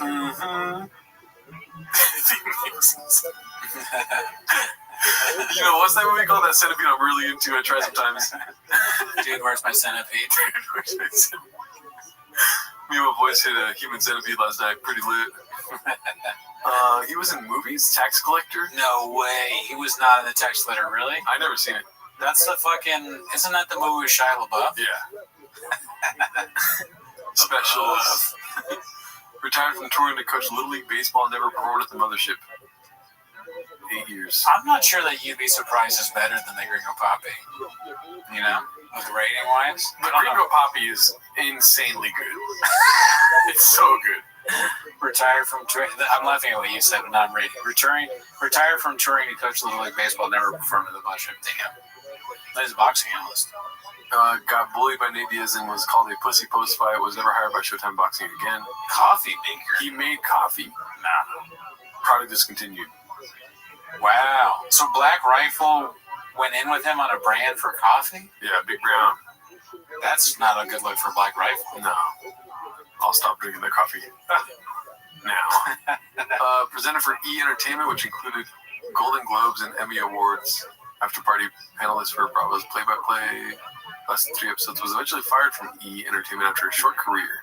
The Thick Boy Blight Club is something I missed, but when you told me about it, I can't stop laughing. That's so funny. My favorite centipede, dude. Creator of Thick Boy Club, Mike. Never competed as Never completed San Francisco's Los Angeles charity bike ride. You know, of course not. Charity, that never happens. You know one thing they will never have? Book club. There will never be a Thick Boy book club. Audio book club. I don't even do that. Hasn't promoted his whiskey since 2023. Damn, it's been that long. Wow. We've been in the thick of it, dude. Right. It took me that long to drink the first one that I got. Yeah. Started Thick Life Fitness, Comedy, and Lifestyle channel, abandoned after 6 months. Well, he's probably still working on an episode. He lifts like 225 pounds 1,000 times. Yeah. In a session. And that's like 2 sets of that.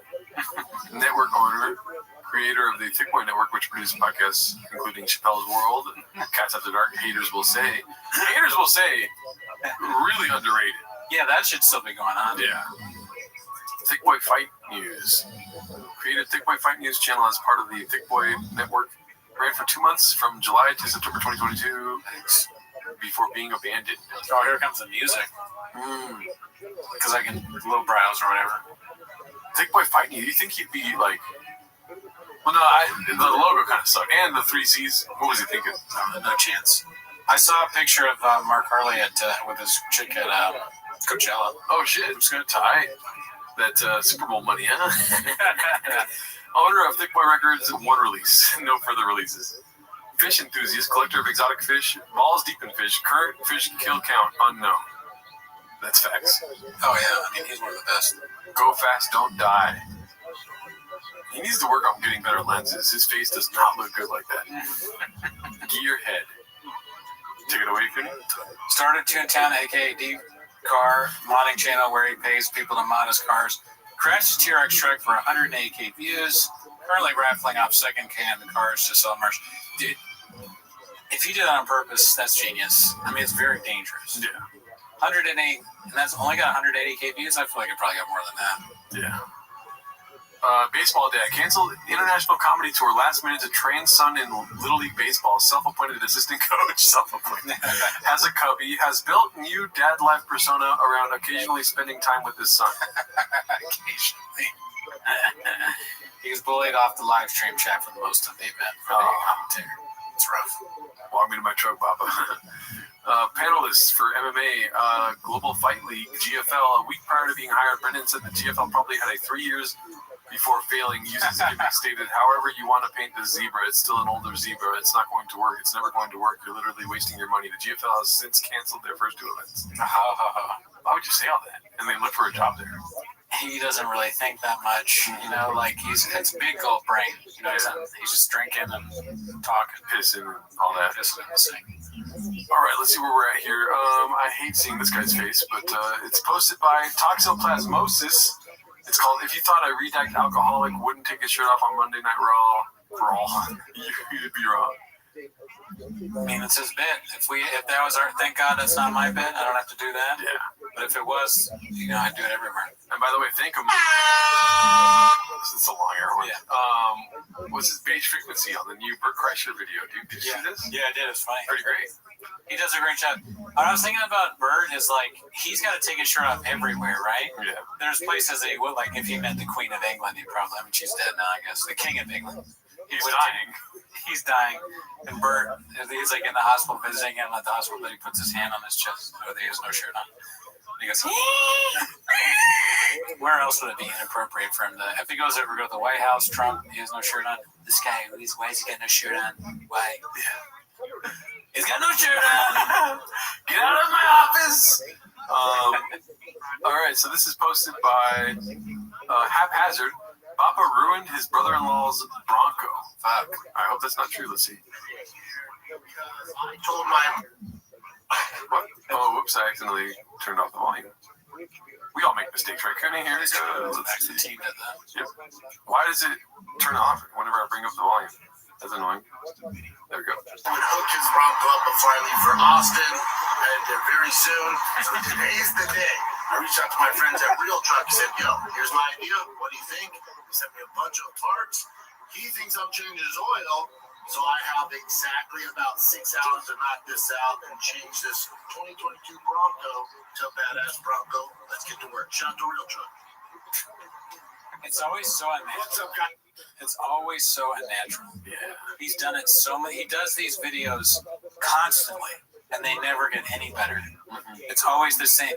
Hey guys, we're working with Real Truck, and they said that I had to get this new thing, and I said we're gonna mod it, and so that's what's going on. So stay with me, and shout out to Truck Real. It's like 45 takes to get that. It's just so weird that he does it. It's like SNL. There's a guy with the cards, and they're dropping them like off camera. And is this for his YouTube channel, his Instagram? He thinks he's Will Smith. This is Instagram, I believe. Yeah, it's like, bruh, let's see. You're not Will Smith. You're not that guy. Special. All right, I want to see how he fucked it up.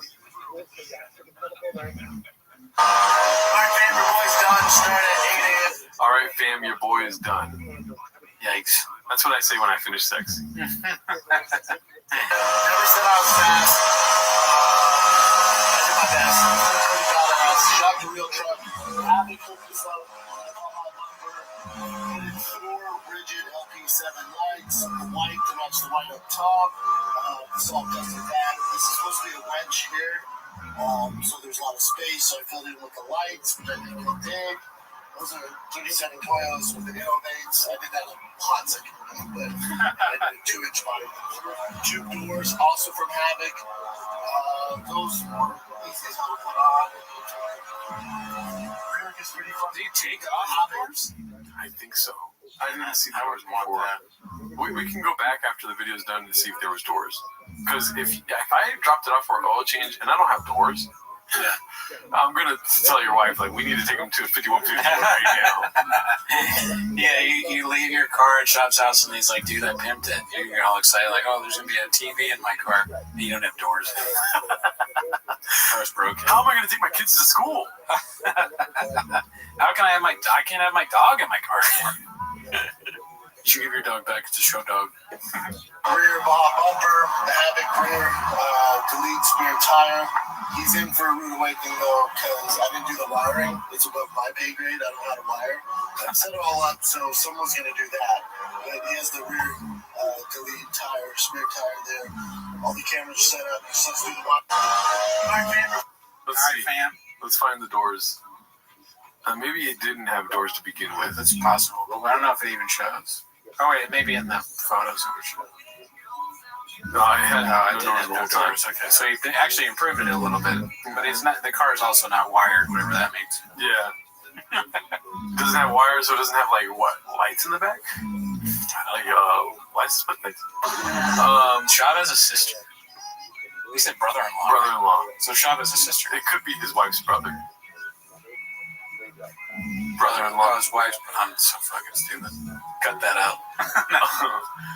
Let's see here. Nearly pops his head off, half repping without a spotter.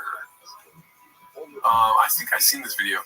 It's posted by Hate99999. Okay, so I feel like this guy loves Shop.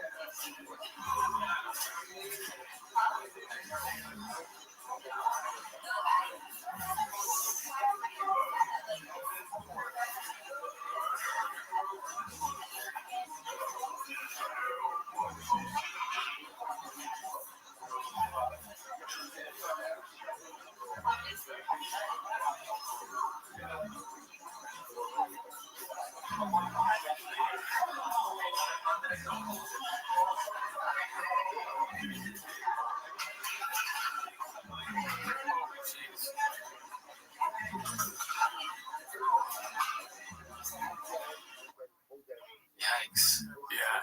That's why you want someone to spot you there, deity. Somebody, or it was, I think Shop put in the caption, like, shout out to the guy that tried to spot me. I'm good, brother. It's like, no, you were not good. No, yeah. You're lucky that you were able to get it into the second hook, you idiot. Yeah. I've definitely done that. Mm-hmm. That is a scary thing when you get it into the bottom hook or whatever. Yeah.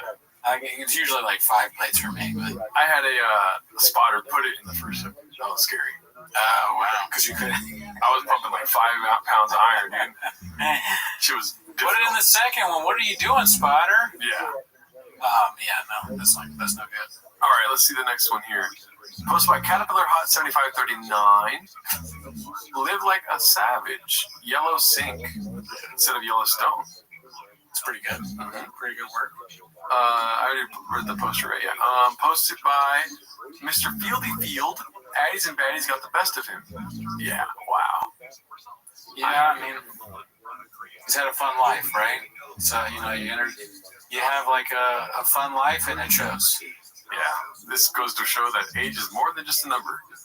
You know? You get old and wrinkly and fat and chubby all at the same time.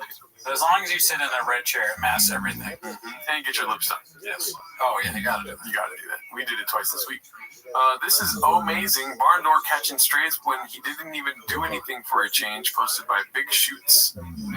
Looks like it's a Mark Norman's podcast. I'll say this right now. I had a friend one time who I've always supported say something shitty about me. It hurt my feelings. Really hurt my feelings. Because this guy sucks.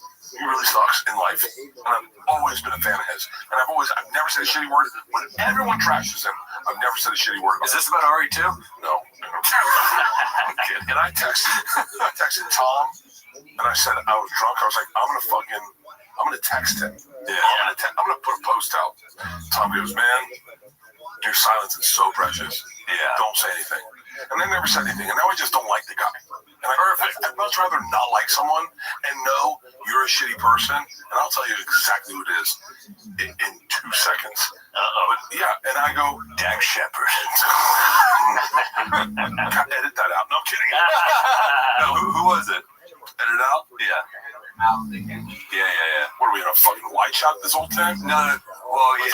I'll tell you after this time. All right. Well, it's interesting because in that situation, Bert, you're like, if I care about the person, I'll confront them. I care about the person so much. Well, as a friend of this person, it bothered me so much that they would take a shot at me. And I go, I know who this is. You do? I know now. Did I text you? No, I put it together. Yeah. But don't respond to that. It so bothered me. I was like, and then you go, you know what? Your silence is perfect. Don't say anything. Just let it go. Have you run into this person since? Nah, he's not doing stuff. That's all you have to say, stuff. Anything other than stuff gives it away. Man. Nah, he's buying fish. Dude, Bert always has this problem with people, though. It's always like, they talk shit about me and all this and stuff. You're rich, man. Yeah. Sleep, like, why are you even thinking about it? I like how he's like, I'm always supportive. I fucking hate him. I was like, wait a minute, that's a... Me and you are the people that should be having these small petty gripes. Yeah. Bert, your life, you're a rich guy with a mansion and a wonderful family. You should be hating like watchmakers. Yeah. This guy tried to give thousands of dollars out of me for a watch. It's too much. Yes, both hands have watches. You should be, you're sure, you did say your wife's tits smell and you're special, but, other than that, things are going good. Puto, cabron, relax. That's one of the beauties of this guy being... Oh, wait, no, it's not anything. Oh, okay. By the way... Never mind. I know who you're thinking. That is so funny that I know who you're thinking because you said, no, he's not doing stuff. Well, you said he was a piece of shit, all right? He's going nowhere. Well, now I know who you're thinking of. I laughed there. That was funny. That was good. All right, I'm sorry. I'll take this time to apologize. Margaret was funny. It's quite a game of telephone here. Telepathic telephone. This should be a game. This should be a game. I know who you're thinking, but not that guy. Yeah. I'll say this right now. I had a friend. That's so funny, though. Yeah. It got funnier because I thought it was just going to be funny for, like, he talks shit and all this, and then Mark Norman's like, he's not doing stuff. But then it got even better because Mark Norman wasn't even the guy, and they started laughing about that. And then they shit on him again. Poor Brennan. Yeah. Imagine that's people probably talking about us like the two. You know? Yeah, and you know what, dude? My silence is in full goodness. You're ridiculous. Hell. My silence is what it speaks the loudest. Yeah, so this one's called Adonis in Full Display, posted by Intelligent Note 8497. It's just, his mouth. Like always. After putting the thing in, he almost died, and then he's got his fucking tongue out. Thanks for spotting me, bro. I got this. Yeah, thanks for thinking I needed a spot. I'm the world's strongest man. It's on the rack. Okay. Do I need a spot? Do you think he fixed it, or he just left it like? Probably left he it. didn't put the weights back. If I had to put money on it, I would didn't fix it. No chance Brennan puts weights back. No. Yeah. Let's see here. This is posted by Long Day, Slow Joe at her finest. I look like this to dress like Adam Sandler. Okay. Okay. Let's go past that. No comment. Luke, do you know how to speak? No gooning. This one's posted by Lumbambao. BC crediting this subreddit for content. Oh, that's good. Let's see. Speaking of future President Conor McGregor of Ireland fame, there are people out there who believe he can win the election. Do you know this? I don't know enough about the Irish system to say confidently, but from what I've heard, it seems like a long shot. Well, let's hear it. There's somebody that believes. Fighting that's running for president of Ireland. I like it. Everyone's like, you don't have a chance. You know what they're doing. Like, buddy, did you not learn from the Trump shit? You don't have to have a background in politics these days. Politics are not what you grew up with as a kid. It's not your dad's politics. Usually the most famous guy wins. So funny that Luke was like, I don't know about Irish politics to even say anything. She goes to Brendan Chop being like, yeah, no pretense, nothing. Yeah. Just straight into it. He could do it. Yeah, but he has this dark history. Did you not learn from Trump? He has some shit in his background too. It doesn't matter. It doesn't matter. You just want to change. You're not voting for him to marry your daughter. You just voted on something different. That's all it is. No fuck. They're gonna run on that, trying to smear his name. No, that works. Smear. Look, that's an interesting take. He went on to say that they're doing Timo's on fucking thanks. So safe. We doing skits and bits here? No, he went on to say that he doesn't know a lot about Ireland, but he believes Conor can win it. Let's go to the Ireland tabloids. They did a poll. They don't think it. And 90% felt it. 90. Like the attribution wasn't actually his show, but it was the Reddit, the subreddit. Hey, wherever we it's a Dude, that's awesome. That's great. Shout out to BC, dude. This was posted by Haphazard. The podcast is doing great. As you can see, I already saw this video. Because that's clickbait, dude. This podcast is doing great. Oh yeah, great. Let's see here. I'm sure it's painful. Needles? We're worried about needles? No problem. They said I can't do anything. They said my donor is too weak. They're like, we're sorry. Really? Yeah. You get a wig. You don't have any power. When did you get a wig? Dude, remember I do the little fibers. I do the fibers. So crazy. Whatever, dude. You know, you're out of your mind. All right, keep going. Get wigs, dude. Come on. God, sometimes I'm just so tired of life. I just want to not do anything. Sick of fighting it? Yeah, I'm sick of social media. I'm sick of talking about Botox. I'm sick of everything. I'm sick of my culture. I'm sick of what we're doing. I'm sick about talking about Trump. I'm sick about talking about everything. Podcasting. I'm just. This is not good. This is not good. We called it last week. We were like, we don't know how long they're going to be doing this. This is pull out. Fucking we need to have an emergency meeting after. We gotta look into this. Yeah. I hope Brian don't do anything crazy, Brian. Right. Okay, you suck. You suck. We need you. But yeah, you don't. They shouldn't. You know what I'm saying. Yeah. That's all I'll say. Mm-hmm. Don't do it. Don't do it, dude. But that one is I'm sick of podcasting. It's like, that hits me, dude. Come on now. About everything. Podcasting, I just don't want to talk. I want to be. You just want to quit, huh? Yeah, sometimes I just do. Set yourself on fire and protest. Just Brendan Chop. He's just the worst. Like we've said this before, he is absolutely the worst person to go to with your problems. He's the last person you'd ever want to lean on for something. You will never. Now I know I say jokes when you say things that are serious sometimes, but he will never be serious with you. It's never gonna be like, let's talk about it, or I have an idea of what you should do with this problem. It's gonna be, what is that gonna bring a diamond You're finally letting something out. You think you have a safe space. You're like, I'm tired of podcasting. I'm tired of doing this. And then he's like, why did you set yourself on fire? Yeah, no, I mean, it's just the worst person ever to lean on. Also suggesting to kill yourself, basically. Set yourself on fire in protest. Why? Why would you say that? Protest what? And it's like, are you really going to say that when you have your hand in your ass? Yeah, his hand's in his ass. To go to Brendan for like moral support, you have to find like a situation where he doesn't have his hand in his mouth, his hand in his pants, his hand up his ass, which is like 5% of the day for him. Yeah, dude, unscathed with the Diet Coke. Look at that, dude. Cargo pants. His hand in his ass. It's not even cold outside. There's no excuse for like keeping your hand warm or anything. That's just pleasure right there. That's digits in the anus right there, dude. No.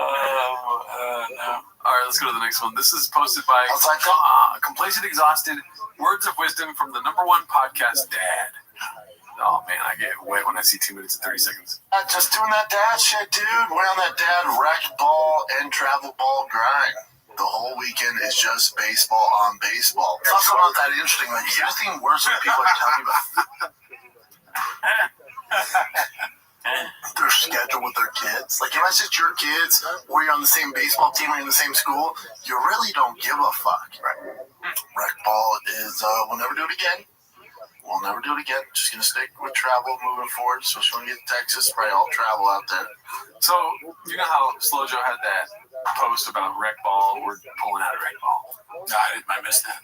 No, we saw it on the show where she's like, we're never going to rec ball again. Oh, okay. So basically, like public, they're going to go to travel ball where it's more they're too good. affluent. Yeah. You know? What's the reasons? Because Boston and Tiger are like really good. They're the best. The real reason. Because Brennan, when they tried to do rec ball, Brennan got mad that there was no Cubby. And then he got kicked out. They were like, whoa, you're wait. Scale back. Too real. Too real of a reason. They wouldn't let him be a coach. Oh, duh. No. I was just adding to what you said.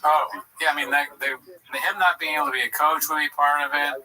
Maybe Slow Joe did something to embarrass the family there. Do you think it's like pure optics? That would be crazy if it was just like, really? Our son's going to be in rec ball? Look at these other rec ball kids. They're all fat. They're eating sloppy joes for a 7th inning stretch. Well, travel is like when you're good, right? You're like better at baseball. It costs money. So you can pay your way in. But I'm sure it's for good kids too. Yeah. I didn't graduate college. Interesting. Yeah, I guess honestly, no one, if you tried to, let's say it's not a thing, if you tried to do it, they'd probably be like, yeah, sure, we'll take money. Yeah, dude. Someone's like, $100,000, my kid's on travel. You're like, okay, your kid starts. Yeah. Plays every game. His arm's going to hurt. Yeah. Because I'm going to be pitching him every game. I pray to God his kids don't become Dodgers. Because then it's going to be awkward. That'll be funny. Yeah, they're like really good. But they'll probably hold the grudge and be like, you talked about my dad for 5 years. Oh, they're never going to like us.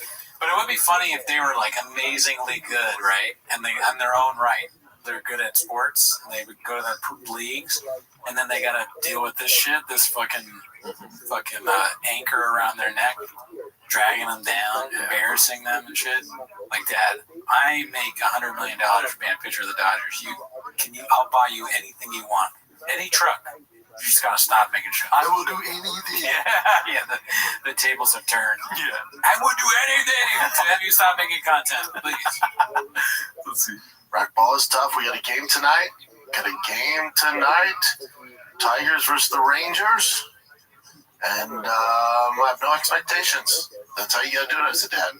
I heard someone say this for all you dads out there. Your kids are playing sports, especially baseball. For a reason, the baseball dad is a particular type of dad that criticizes their son, knowing damn well they could have hit the ball that 9-year-old's throwing.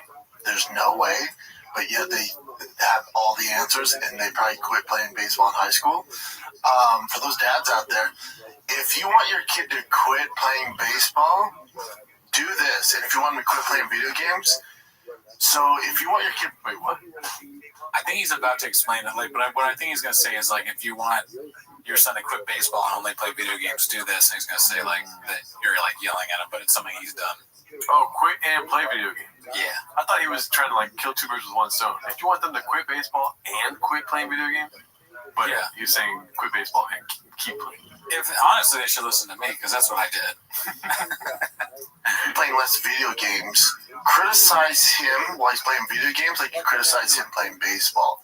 So when he's playing Fortnite or Rivals or the MLB Show or Madden, sit over his shoulder and go, no, you should hit X. No, what are you doing? You should go here. No, hit X faster. Oh, come on, dude. L1. Do that. Criticize your son when he's playing video games if you want him to quit. Do the exact same thing you do when you're sitting in the bleachers and your kid's playing baseball. Not a chance it's an original thought. No, yeah, you definitely got it from someone else. You're right. That's a good capture there. Mm-hmm. He's like, Chin's like, are we ready to start the show? He's like, 1 second. He's just scrolling through YouTube Shorts. It's all baseball right now. He's watching video. It would be funny if he was prepping, like he's watching videos on how to be a good baseball dad. Yeah. And that was one of the videos, and then he just doesn't credit the person at all. Let's see. He knows he's made a mistake and you embarrassed him yelling at him. Do the exact same thing when he's playing video games and he will stop playing video games. Because if you're going to do that when they're playing baseball, they're going to stop playing baseball. Little words of wisdom there for you. There's like a weird T in wisdom. I heard it, yeah, wisdom. Wisdom. You put a T in it. Yeah. Sure. Not even little. Don't sugarcoat it. There was a T in it. Not a T in the word, though. Baseball. Little words of wisdom there. There is like a DT, wisdom. I guess you're right. It was a little. It wasn't as big as I thought. Yeah, definitely. But we heard it. Yeah, TD. Mm-hmm. It was just as loud as that door. For you. Just go ahead and criticize the kid while he's playing video games and he'll shut that shit down. So if you want to play baseball, Hey, just be my dad. shut your yapper, okay? Just shut your yapper. It's tough to do. I get it. Boy, do I get it. 2 at 2 for 4. I get it. I definitely get it. You gotta put a little effort in, pal, because you're wasting my fucking time, aren't you? Right? My entire weekend's dedicated to this, and you're not gonna apply effort? Oh, well, fuck me. Wow. Now I'm not your dad. 2 out of 4 is good. No, I'm not your dad. Yeah, and that's obviously redacted. Everything he says doesn't make any sense. And also that clip, he was clearly just stringing it along because he's like, the show's got to be an hour. You know? So I'm going to say the same thing 5 times. I disagree with you. You don't think so? Okay. I humbly disagree. Sure. Is that how you disagree in this situation? I'll take it. I see where you're coming from, but I disagree. He definitely saw a video or heard a dad over talking. Yeah. While he was checking his Kobe, he was like, and he just regurgitated that on the podcast. And he thinks there's more that he can add to it, but he only repeated what the dad said. Yeah, that makes sense too. Because they have to stop him at an hour. He can go for 4. You know what I mean? Filling up time is no issue, Daddy. Okay, yeah. There is no world where filling up time is an issue and he says so many guffs. It's like, no, he's doing the guffs because he's cooking. Well, there could be like 30 minutes of phone time too during a show. Oh, yeah, true. Yeah. It's only issues like, yeah, Tiger's doing great on baseball. So, yeah, Texas baseball. Here's the thing about wisdom, dude. I'm going to school you on some wisdom. You should yell at your kids for baseball as much as you do video games. Jin's like, yeah, that's good. Leave it in. No cuts. This one's posted by Where Does It Hurt? R.A. Who? Let's see what this is about. It's called Who.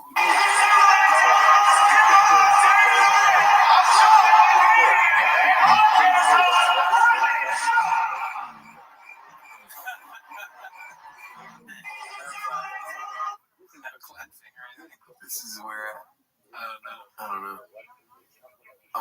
Dang, the kids have their own Instagrams. It's crazy. Alrighty. Next one is posted by Dirty Buns Fart Nugget. Great name. Never seen it before. Is everything all okay? All key? You guys know Zuckerberg's not a cuck. He did not tell me to say that. Definitely not. He's on TRT. He does jiu-jitsu. That makes him a man. Okay. Definitely not a cuck, guys. He should definitely get the nasal cleared. Just all that gunk is in there. It's probably all the oil and fish paste and dirt from the baseball field. Just get it cleansed out. Yeah, and maybe a deep even septum or something. Yeah. He's like, yeah, where does this new voice come from? Yeah. It's definitely part of our team. Okay, I'll buy that. Bitch, got a train. Check out my 2 chains. I'm just like the rest of the guys. Okay. Dude, just to make it manly, dude. Like, okay. Do you know how hard it is to run that company? I bet he had no clue about the Biden stuff. Okay. We'll buy that narrative. I'm a UFC fighter. I'm paid from Zuckerberg. The guy's pretty good. Okay. Yeah. Okay. Yeah. Obnoxious. Okay. Yeah, he kept doing some new thing he's trying. Peaches Delight. They got 2 big red chairs and they kind of replicated your set. Okay. They talk about you every week. Okay. That's the thing. While he's chasing us around the chairs, he's going, okay. You don't have a penis. Okay. Brandon has a mangina. You piss in the sink. Okay. Let's see here. My computer's cracking out. This is posted by somebody on the Reddit. Air Pumper. Papa doesn't go anywhere. Okay. Okay, so it's another okay? Let's see here. Oh, man. Why is it doing this to us, dude? Let's see if we click the link. I know you say you love Dana and you guys are all good, but why don't you ever go to UFC fights anymore? I don't go anywhere. Yeah, you don't. Yeah, I don't do anything. Okay. Okay. Run-of-the-mill moments to stream. Lots of creature comforts. Yeah, that's Brandon Shaw, the MMA fighter. Good for him. I hope he's okay with the Tuscanero Pearl. I don't know. No, my kids' baseball ended on Saturday at. Is that the color Tuscanero Pearl? Oh, okay, gotcha. Now I understand. All right. Yeah, pink. 5:30, and then UFC fight nights are on. I don't go anywhere. Tear down off the top first, and then we can also rotate it over. I feel like I'm doing like an internship, and I'm like to free college. I mean, I don't. It's nothing against the UFC. I'm busy. Okay, I'll buy that. I don't go anywhere. People might be wondering who is this gentleman sitting next to us. Brendan Shaw. Why don't you? Yeah, I just don't. It's probably stressful. I'd rather watch it at home. It's not even stressful. I just no. Okay. But don't you have like a show dedicated to MMA? Oh, I don't do anything. They don't even know what to say in that talk show. So we have Brendan Schaub. He's you recognize him. You've seen clips of him on Reddit. Yeah. The top pick of the Boston Bruins. Yeah, I think for Woodley, he checks all the boxes that you want as a first pick. Of course, he's the first pick. Think about Woodley's since he's retired from the UFC. So if I go do it live, then I get to rewatch it when I get home for the show on Monday. It's a lot of work. Okay. Okay. I don't go anywhere.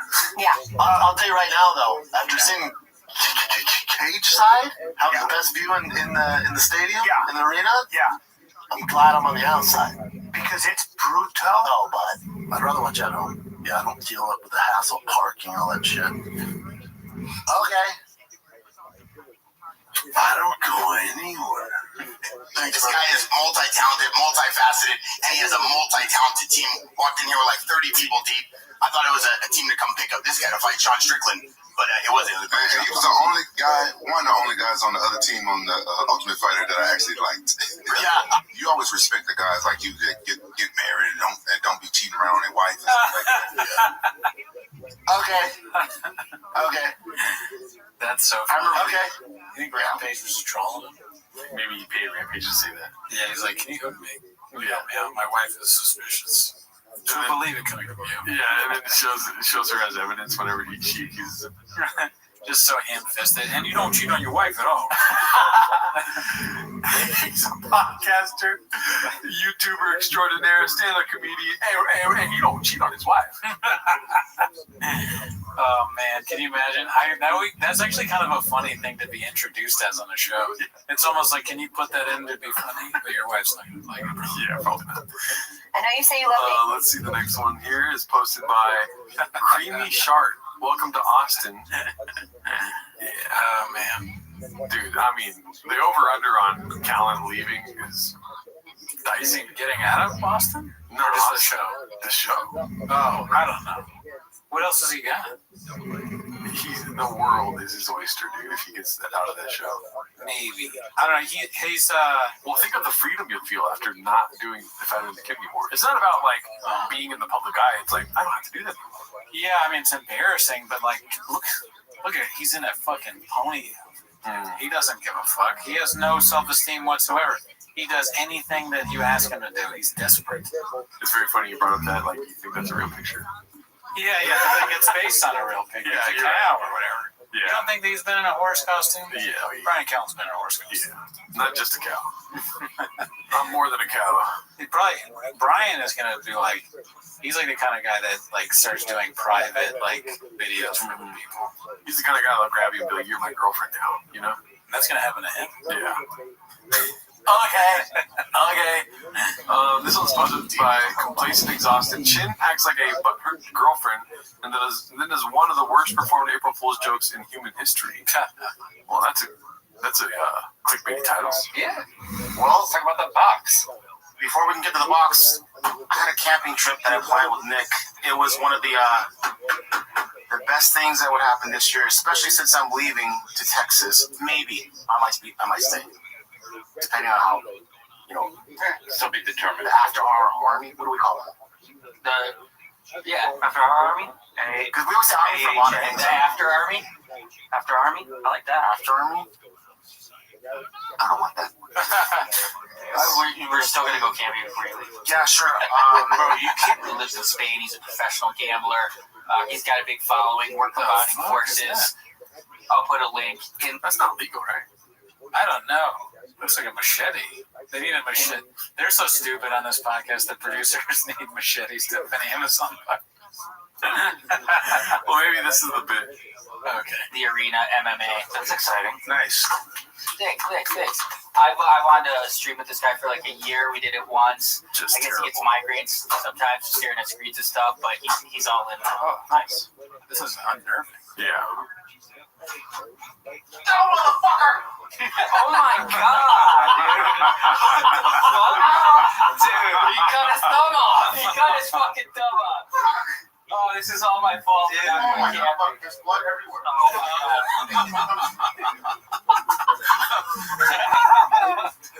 Oh, Chin's an April Fool, sir! Bro, you got me. For 2 seconds. No, he didn't stick the landing. Okay. Let's move on. That was bad. That was so bad, dude. It was bad, yeah. P.F. Chang's HR manager posted this. Imagine if he actually tries to answer off the top of his head. I'm sure this won't get asked because it's not a softball question. If it does, Shab will probably have a scripted answer that he would stumble over all his words, but I would really respect him for answering and appreciate you for asking.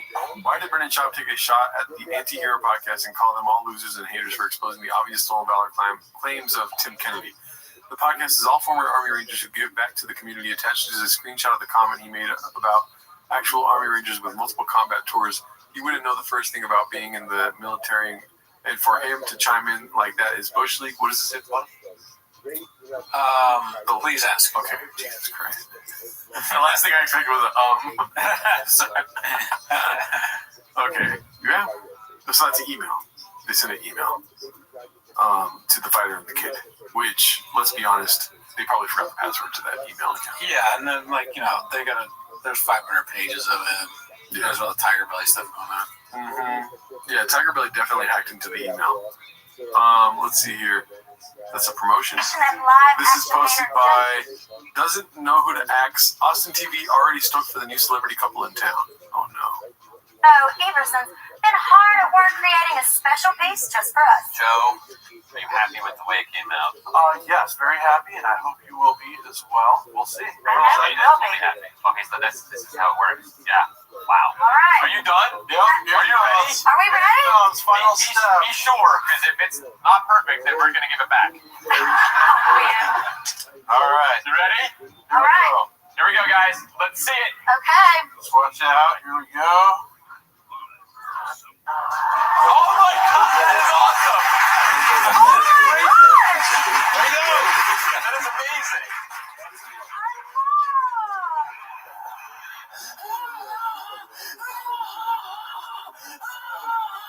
He gave my mother HIV. Oh man, there's so much funny shit of them on the internet. Oh, great.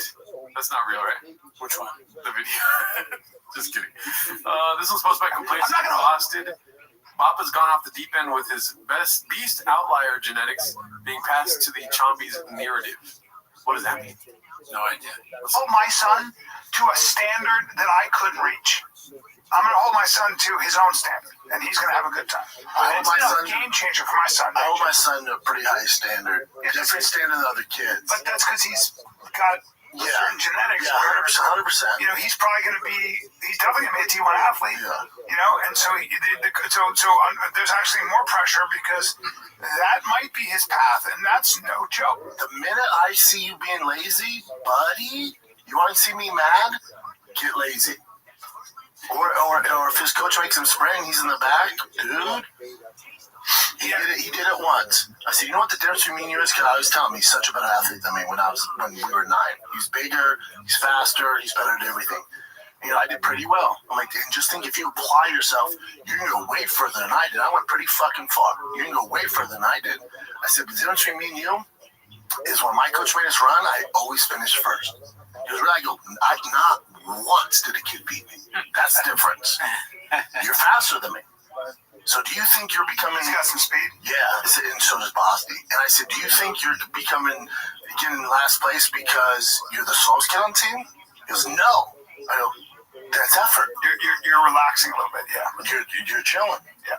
I said, no one ever beat me in anything. To the water, to the sprints, conditioning, I was always first. To the truck. Into the cappuccinos. He seems like he's lying again. Yes. And I feel like he's just making. I mean, it's funny to think of the kids watching this being like, I do win every race. He's just making stuff up for the show. Yeah. He's using his kids as boring. And what is this? The tank top episode? I know. We should have fucking redacted. We should have done that, dude. We should have. God damn it. We got to work out for a year. Yeah. That means we have to do the show for another year. Dude. And then come back with tank tops. And a yellow hat. God, I'm so hairy. And some stylish shoes.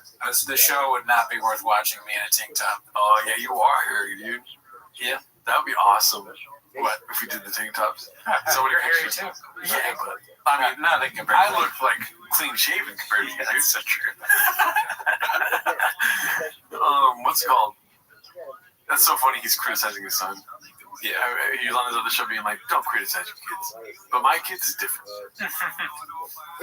You're the difference between you and me?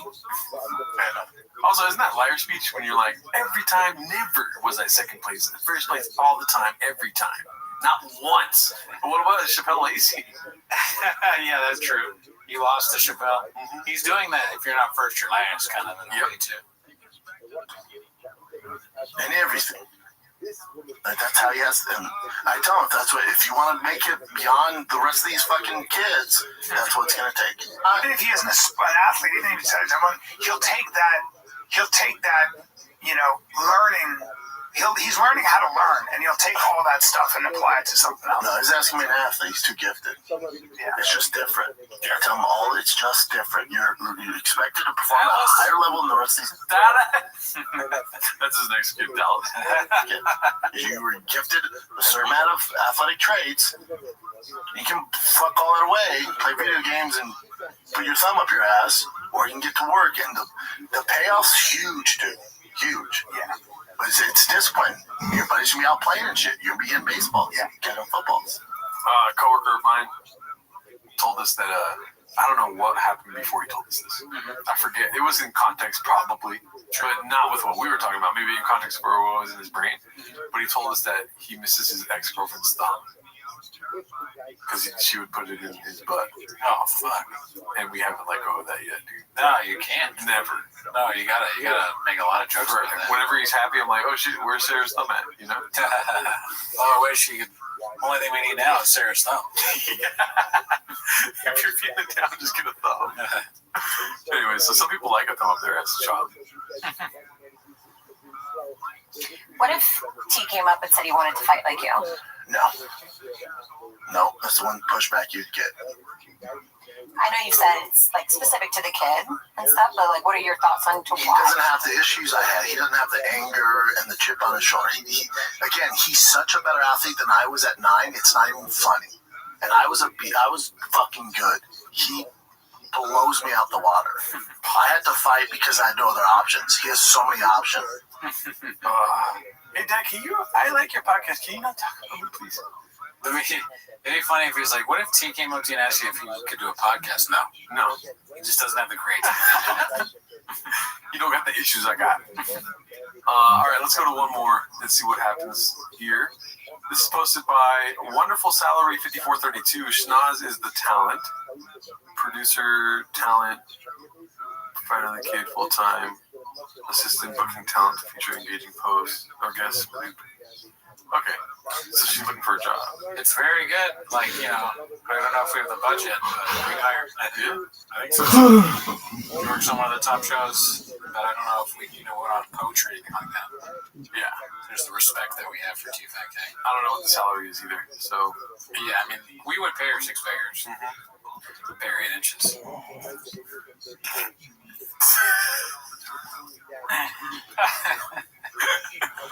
We'll cut that part out. Let's see this.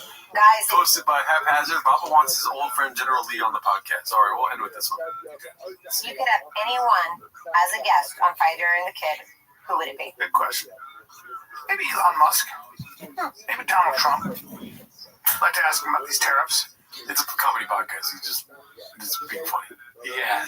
Very funny guest to have on for this comedy podcast. But those would be boring. I'd go with Theo or Bobby Lee. Bobby Lee would be great. Why you gotta wait for Theo to come on? I thought you guys were boys. That's a good point, but I like this, Brennan. Every once in a while, it's like, and he's like speaking sense. There's moments of clarity in Brennan's fucking hurt, riddled brain, like all the CTE pockets. There's maybe a good guest would be Bobby Lee. Yeah, that would be a good guest. Brian fucking sucks ass. He's like, well, let's have on the Secretary of State. Fuck up. Hillary Clinton. Stupid old bitch. Dumb fuck. Or I think something fun, dude. Yeah. Let's throw Trump or Elon. Yeah, that's what we do. Bobby Lee would be great. Trump or Elon would be people. Our most viral clip is Bobby Lee. Yeah. All the most people. And then you ruin it with that. What did he say? He said our most viral clip is Bobby Lee. Shut your fucking mouth. No one is talking to you. God damn it. Don't ever quit the podcast, though. Yeah, please. Fucking hate. Guys, Theo, Will again. Yep, Sasso. Oh, God, that was great. Yeah. Rogan. Yeah. I'd rather have my friends than some random people. Facts. He's not friends with Bobby. Nah, oh, okay. He doesn't even know. But he's been the most supportive one. Yeah, well, they started out, and Bobby Lee helped him out a lot. They basically hang out all the time. They're boys and stuff, but he's never actually met him. Oh, okay. Yeah, that makes sense. Yeah, I mean, I don't know where I would see Bobby. I'd be cool. I have no animosity towards him. I don't care. I think he's hilarious. He's so talented, but I'm sure he feels the same way. It's like my life doesn't get better if me and him are friends. Neither does his. So all good. All good. Wow. Imagine coming in and being like a manager, like trying to get you guys to have a bigger show, and be like, oh, well, this one is super viral. It's Bobby Lee. Why don't you guys get him back on? So like, our lives don't get better with him. No, but this is literal evidence. It is a lot better with him. It's the most viral clip. They don't understand. They don't get it. Well, if you're the manager and you're talking to them, you got to come in with like fucking cartoons and like crayons and all right. So I know this is a tough concept to get, but here's like this, like with this amount of views, you get money for you. Money for you. If you get body, you get money for you. He's like, okay. Okay.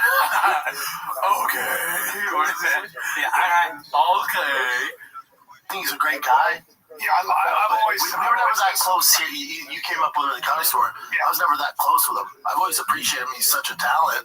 He has great podcasting and stand-up. Look, man, but it's not like I missed wrong. him. I think that Peaches, delight. isn't that crazy how Brendan Shaw was basically a nuke for like a major friend group in comedy? But the nuke only affected one city. That was Brian Callen. He's just like on an island now.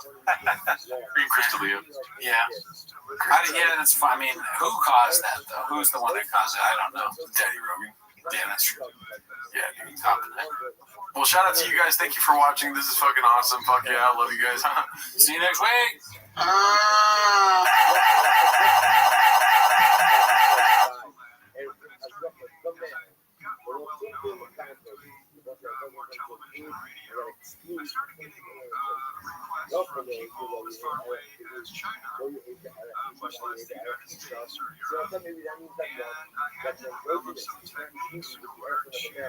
All around me are redacted comments. I don't read them. I don't read them. Don't even think about the stupid haters. Live in basements. Live in basements. Their tears are filling up my Reddit. I don't get it. I don't get it. Don't really care. I want to squeeze their neck, bro. No tomorrow. No tomorrow. And they say that I'm a dummy. They say I'm kind of sad. I am going to kill them, but I'm not even that mad. I find it hard to tell you. I find it a mistake. When haters talk in chat rooms, it's a very, very cat's world. Cat's world.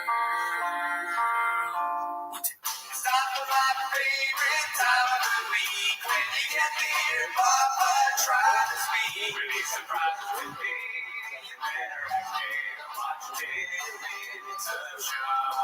Welcome back to 10 Minutes of Shop. Thanks for tuning in. Listen, I want to just take this time. I want to look directly in the camera when I say this. Okay. I want to thank Brendan Schaub and Brian Callen. They didn't look directly in the camera. I can't do it. It doesn't matter. I want to thank Brendan Schaub and Brian Callen. I mean, we've been doing this for, what, 2 years? Who's counting, right? I want to thank them. I can't believe we've been doing this show, 10 Minutes of Shop, for that long. Also, thank you to everyone that watches. Thank everybody. I don't know how much longer we can do 10 Minutes of Shop. Okay? I don't know how much longer they can do their show. It's not looking good. All right? And at the very least, though, it'll be every week in May and April. And then we'll see May and April. April and May. But, you know, it's rough. So, I mean, I'm just putting it out there. You know, there's a timeline on everything. It's like, how do we even fit all that into 10 minutes sometimes? Yeah, and like every week, 10 minutes? That's a lot of, stack that over a week? Yeah. That's a lot of 10 minutes. You know, and I've never been a numbers guy myself. I mean, honestly, I don't even know. Like, sometimes it feels like I'm playing 4D chess with myself, trying to think of a next Chauvism. Exactly. And, you know, you've been looking at places in Minnesota. Mm-hmm. You know, you've always talked about the Minnesota scene. I think you'd be great there. Right. You know, there's a lot of cool people up there. Tim Waltz is up there. Yeah. And he's like always begging you to move out there and buy you a house. You're going to put your house up for sale. No one's going to buy it, though. How are you going to what are you going to give your dog away? Mm-hmm. Move? It's a show dog, so it'd be cool. Yeah, it's my guy. That is Bubba. Bubba, I know. Mm-hmm. It takes 6 months to do a truck show, and that's something that we're thinking about. Here's the thing, before we start with the timer. Oh, yeah. What's the over-under on them having red chairs? In Austin? Yeah. I don't think they're going to do that. No? I mean, they have the money to move everything. I wonder, I'd love to see what the shipping. I feel like I think Shop's gonna be like, no, it's not worth it to ship anything. He's gonna be at a loss buying new shit. No, we don't need any of this. It's never here. He's trying to sell it. You get rid of it. And this, whoever stays here that's not moving, they'll just like, oh, sick. I have all this fucking equipment that shot, but then they'll like find dust and Cheeto stains on it, and you know. Why does this red chair smell like shit? He poops in it. He's like, that's it. I could totally see him being like, no, we don't want any of it. And then, you know, he has to like spend thousands of bucks on new shit. Yeah. I don't know where he gets the money, but he has money. Yeah, clearly. He just bought a new pink Jeep. Mm-hmm. That's when we were like, that's it. Yeah, that's why I want to quit. He has so much fucking money. That's what that like I have no reason to name it open mic. Matty Chimber once was like, dude, he's rich. He is so good. He's telling a story about meeting it. He's like, how does he have, he like grabs me by the, he's like, how does he have so much money? I was like, Matty, I don't know. I just do a show about him 10 minutes a week. I barely know him. Never met the guy. Yeah. You met him. He's like, he's got so much money. I'm like, okay, fine. But anyways, that's not why you're here today. You're here to watch 10 minutes of Shop, so start the timer. Play the chin clip. Alrighty, let's see. I didn't even have this open yet. Jesus Christ. The page. Let's see. The first one is posted by Haphazard. It's called The Cowboy Hat Era Has Began. Oh my god, dude. Unreal. I saw it. You already saw it? No. The hat? Oh, shit. Yeah. Let's see. Okay, wow. We predicted this, or everybody did. I mean, yeah, dude. Yeah. You think we're going to go to Austin without a hat? Oh, really, dude? I don't really care. Come on, baby. You're just cozy.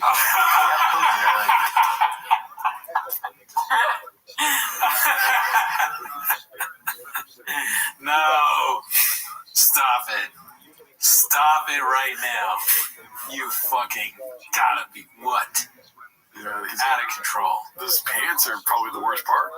Yeah, those have Diet Stars Monday written all over them, Daddy. Mm-hmm. I mean, that's like Crocodile Dundee style hat a little bit. Yeah, it looks like a sepia tone on Instagram or something. Everything that he's wearing. Yeah, man, he matched it, and he's got the shoes. I mean, this is very skated. Yeah, dude. Where do you think he bought it himself? Great question. Because maybe wifey bought that. Do you think he's an online shopper where he's just buying shit online? He knows his like tailor sizes and he's like looking at dimensions and shit, and he's just like, I don't even have to leave the house, Daddy. He probably does know his sizes. I'll give him that because he's at the mechanic shop buying clothes. Yeah. But the shop, hey, can you help me out? He said he was going to help them out. He's like, yeah, I'll be there in a minute. Looks like I'm buying these fucking checkered pants right now. He adds to cart a lot. I think he probably does know his sizes because he's a shopaholic. Mm-hmm. Look at he has a lot of shit. Yeah. So he's got to know his sizes. Unless he just goes to stores and he's like, hey, can you hook me? I have this really big podcast, Byron Kid.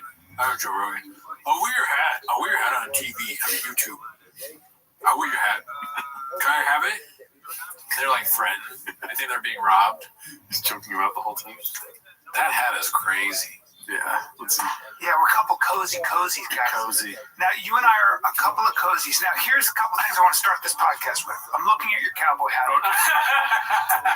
Thank God he addressed it. Imagine they just had a podcast with a cowboy hat. We should do that. Yeah, we have to get cowboy hats now. I want to get a cool cowboy hat. Shit. We're moving to Austin, dude. I'm telling you, blow up our lives, bro. Why are you fucking faking, dude? Why do you not want to move to Austin? I don't need a job. We always give it to you. With or without you, dude. My boy Christian gave it to me, yeah. And we know also the rule. See, somebody gave it to him. Oh, yeah. But that's another thing. It's a gift. Please don't hurt me. Take my hat. You're going to need this in Austin. Yeah. Oh, no, you're still in it. It's all good. If you are a cowboy, you can wear a cowboy hat. Correct. If you're born and raised in Texas and you're going to an event, a cowboy hat, boots, and a belt are also a part of it. That's it. Rodeo. If you are from Aurora, Colorado, and you work with horses, you can wear a hat. But if you are a guy who lives in LA with those pants and you're wearing a cowboy hat, I still can't wear it? No. I didn't say No, it's given to me. Of course you can wear the hat, but it doesn't make you a cowboy. It does make you a dick, right? Typically. Fair. And that's fine. Fair. But I like that was given to you, and I approve because it matches your outfit. Does it match? And it's a nice Stetson. It's a proper cowboy hat. Proper Stetson. I might get bullied in Texas, so like take it. Right? The thing is, nobody can bully you. So at the end of the day, you're fine because you all have cauliflower ears and you're a giant. Yeah. And I'll wear this fucking hat if I want. Yeah, and you're also you're not old Brendan. There's a lot of Aurora Brendan back in. The real Brendan is back. Yeah. I like how I wear this hat if I want. I'm obviously thinking about other hats that you shouldn't wear, right? Like not true. Oh yeah. Like he's like, I can wear whatever hat I want. But I don't think you understand why. Oh, it's my hat. I like the little this is. And he might give you a this is what I say about this is what can I just tell you how I warn people? It's pet time, Brendan. Well, this is what I say to people about Brendan. Don't make me put on the yellow. So go ahead and say, just go ahead and start dissing Brendan for a second. Just if you're a not guy that strong. I bet I could do this to him. Yeah. Say he seems like a dick. Just go ahead. He seems like a bit of a dick, man. You guys are always wrestling. Yeah. Hey, listen up. I love that you're saying all this and you keep that to yourself. You don't want to say that with an earshot and then say, why? Why not? Because you might get gripped. I don't know the fuck they're talking about. He was doing the squeeze you thing. Oh, I don't know. I had to stop it. It was going on for so long. He's keeping you busy right now. Watch Callan here. I think you're saying all this. And his feet start to shake and his body starts to move. you might get You keep that to yourself. You don't want to say that with an earshot. Why? It's all he's like. He's gonna keep you busy right now. He's getting ready. Let's see. Why not? Because you might get gripped. Yeah. I'm not gripping it. You don't want to get gripped up. Yeah. Horrible. I wonder, did that start off ironic, like how we go, yes, and now we can't stop? Like, because I think it's funny, but I'm doing it ironically. I don't feel like he's doing it ironically. Like, you're gonna get gripped. Okay, so I think it is ironically because he's saying, like, this is how we talk. You know? Double up the funny. But when he's doing politics stuff, he's like, different voice, this and that. And he doesn't randomly go, like, Rob DeSantis. You know, he doesn't hit that voice when he's doing real talk. With his politic thing is so funny, like his politics voice. Like he talks as if he's that dude from the meme who stands up with the thing in his jacket pocket. But what he's saying is stupid bullshit. He has no idea what he's an idiot, dude. God help him, dude. Let's see what else we got here. That's a promotion. I gotta make this bigger. Pause. Okay, so posted by those people. Oh, Jesus Christ! Why is it not letting me stop it? Oh my God, this is annoying. Screen. Here it goes. Okay, so this is posted by Mock It Farces. I know this is a hater sub, but I really like the show. I made a highlight video for the guys to play while they make the move and don't know where else they might see it. Please be nice. Maybe you'll like it. Something tells me there's going to be sarcasm. Oh, yeah. TFAT Best Moments Fan Edition. Let's see here. If you want to reach a large audience, view those people the same I view a homeless guy critiquing my art or critiquing my set or critiquing a podcast. They do not matter. What do you care? It'd be the same as if a cat created a profile. That's a good example. Who cares? Even a homeless guy. Oh my God. It's definitely not going to be in the episode. But we can watch the clip. Hold on a second. I used to think giraffe was giraffe. How about spelled with a D?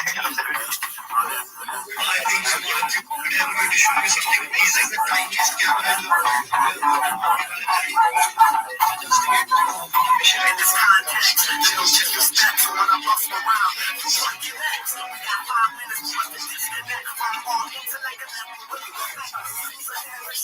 Don't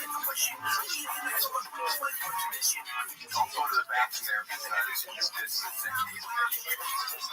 What? So you guys like your freedom? You like having a big freedom? You're welcome.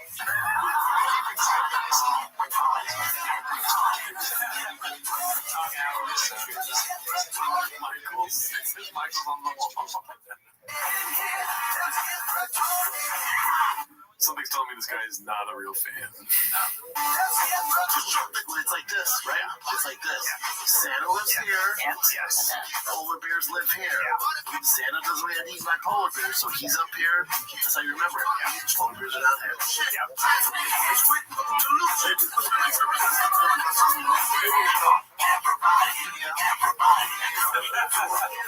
What the fuck, dude? Why?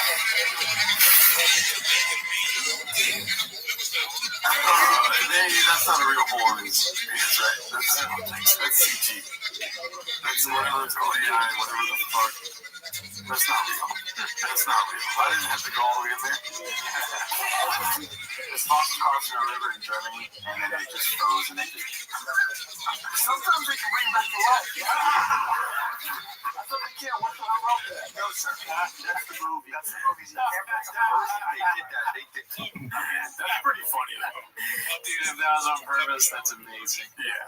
That would be such a funny bit because hilarious. He's like thinking of cryogenic freezing or something like that, but it's just a frozen fox in the ice. They can bring that back to life, right? Someone That's a Walt Disney, right? No. Walt Disney. Really, it's actually kind of funny there.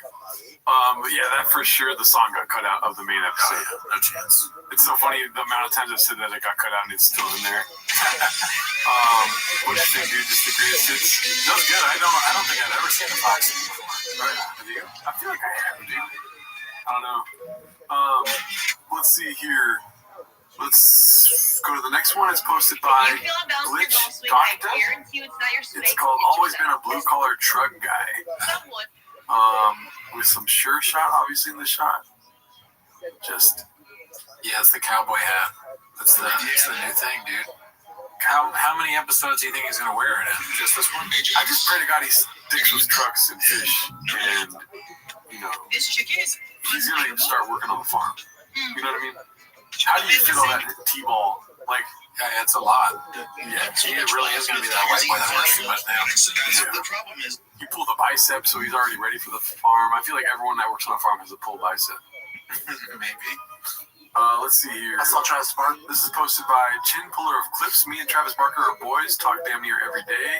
What happened with Travis Barker that they're reposting this? It's just they just go through like the greatest hits. Oh, they haven't been posting in a while. Yeah. Oh, the show. Yeah. I guess that new episode is the one with the hat. I see. Let's see. But they should all be moved there, right? Because it's April now. I remember he said they were going to do a bunch of like best of for a while. Did they do that? I think so, and I think that's why people are making their own best of. Right. And it's like the classic, random celebrity that he's friends with, but not really friends with. Mm-hmm. You can love that. Adam Sandler. Who do you think was Carmelo Anthony? Someone thought he was Carmelo. Oh, he thought Jay was Carmelo Anthony? No, some guy in the elevator thought that Shaw was Carmelo Anthony, I think. Oh, right. Okay, and then... Well, there's Adam Sandler, Pete Davidson, Travis Barker... But not Crystalia. They didn't know Crystalia. They only ended up with him. Because before Crystalia was kind of like, he was barely a person. Yeah. He had real hard, evil, dark eyes. When he became a person, they met him. Yeah. The real Chris. Let's see. Dave Chappelle. He told Dave Chappelle to stop smoking. Yeah, Dave Chappelle thought he was really funny. Ryan would not pick my son up when I was driving down the road up here, and there's a guy tailing me in a Rolls Royce. I want to start doing that.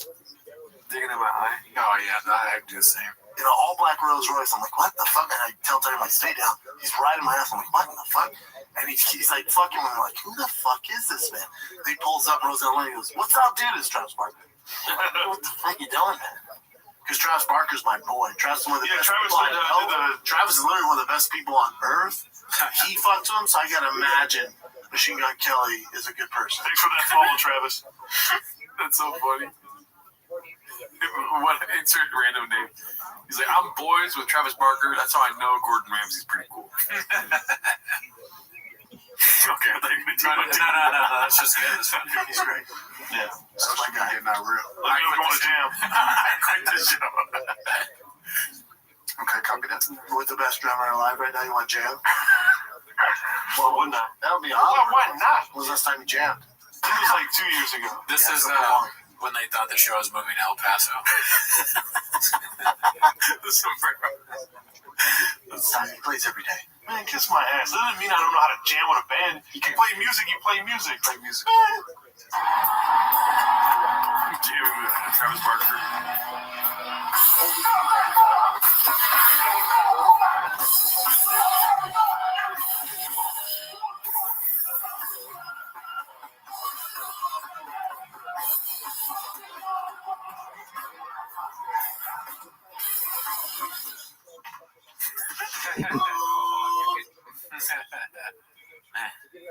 Oh man, Bit of a painted narrative. Who do you think made that happen, dude?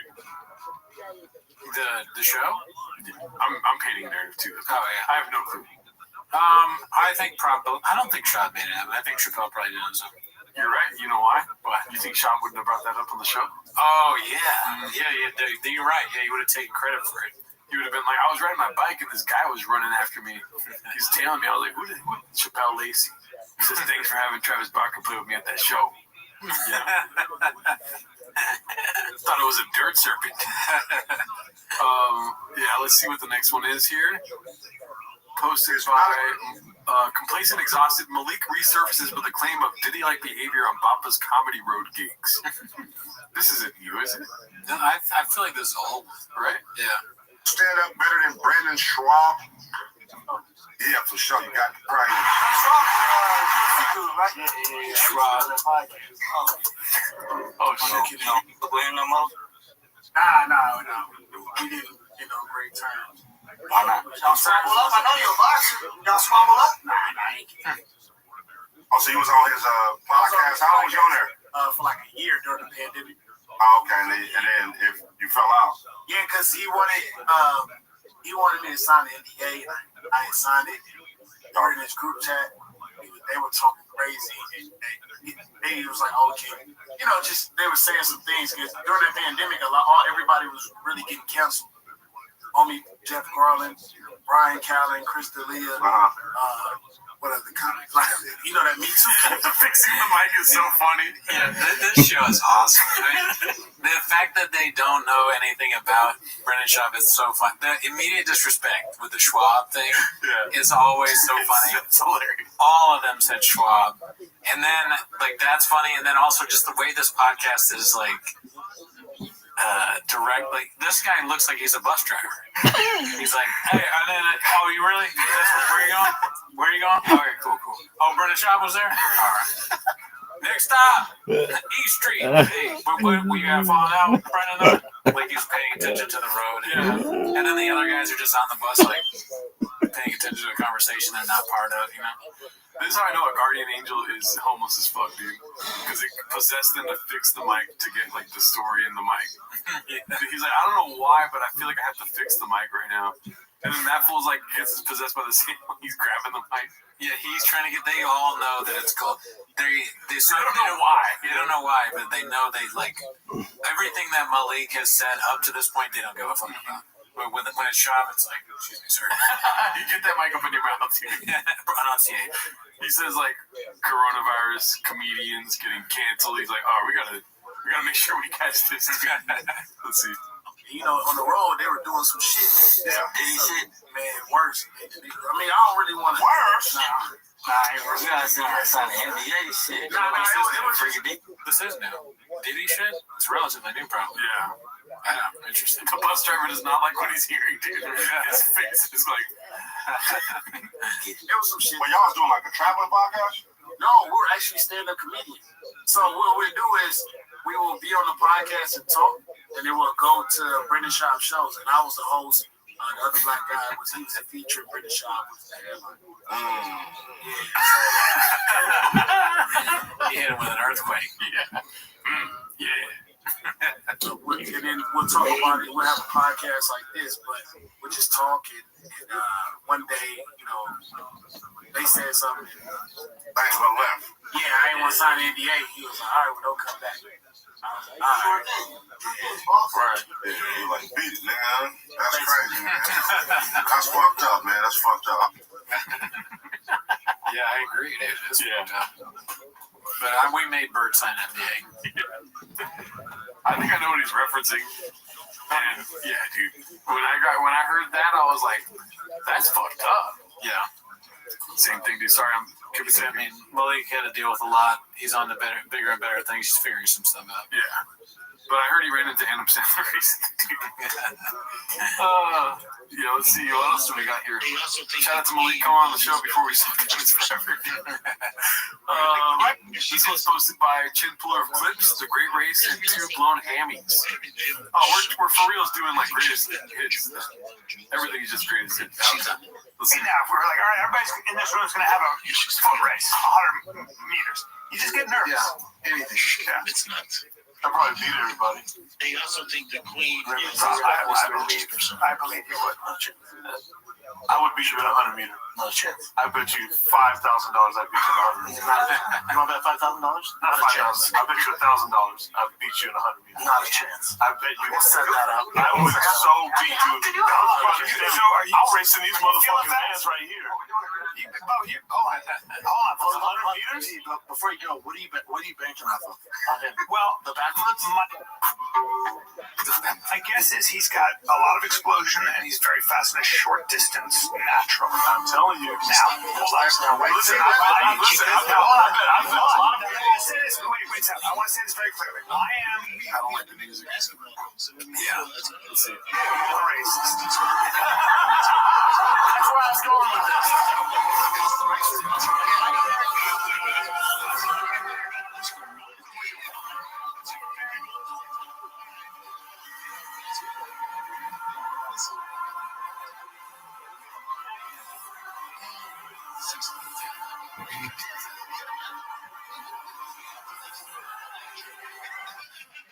So funny.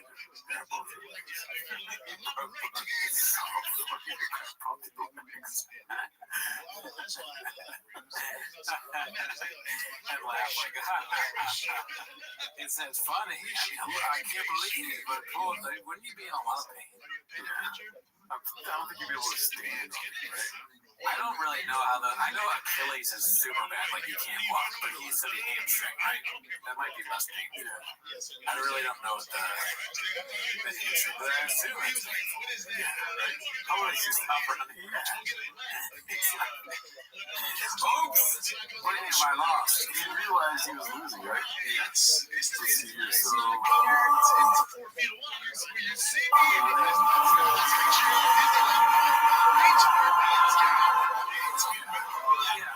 it just looks fake. I mean, if you like in serious pain, do you really stop like that? Maybe, but it's funny that he lost regardless. I mean, technically, he's still running that 100 meters because he never crossed the finish line. It's like I haven't lost the race yet, never crossed the finish. Should probably just blows through that thing. Not fuck her boss. How did that happen? He's racing with the employees. Why? They bet money. He lost the but he's not gonna pay. He doesn't pay his regular race. He calls them names. Let's see.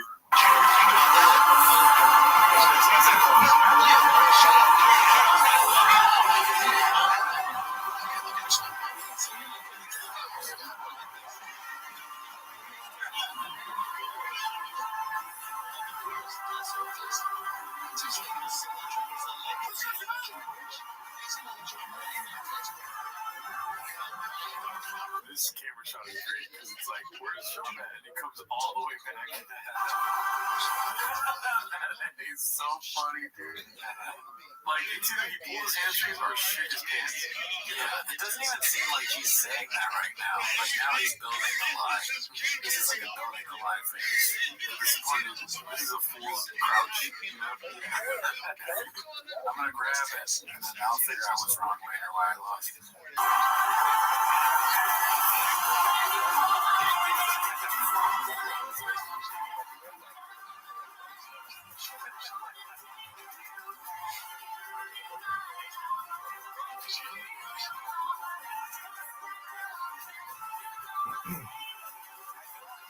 I don't even think Chappelle is really going full speed, to be honest. I think he's like kind of keeping pace, and then when he's confident in when he just goes, and then he notices that Brent's not even there, and he slows down. That's the Michael Jordan dream. He's like, oh, come to this the best you got. You're 2 years and 7 days, which is crazy. I mean, he just does over and over.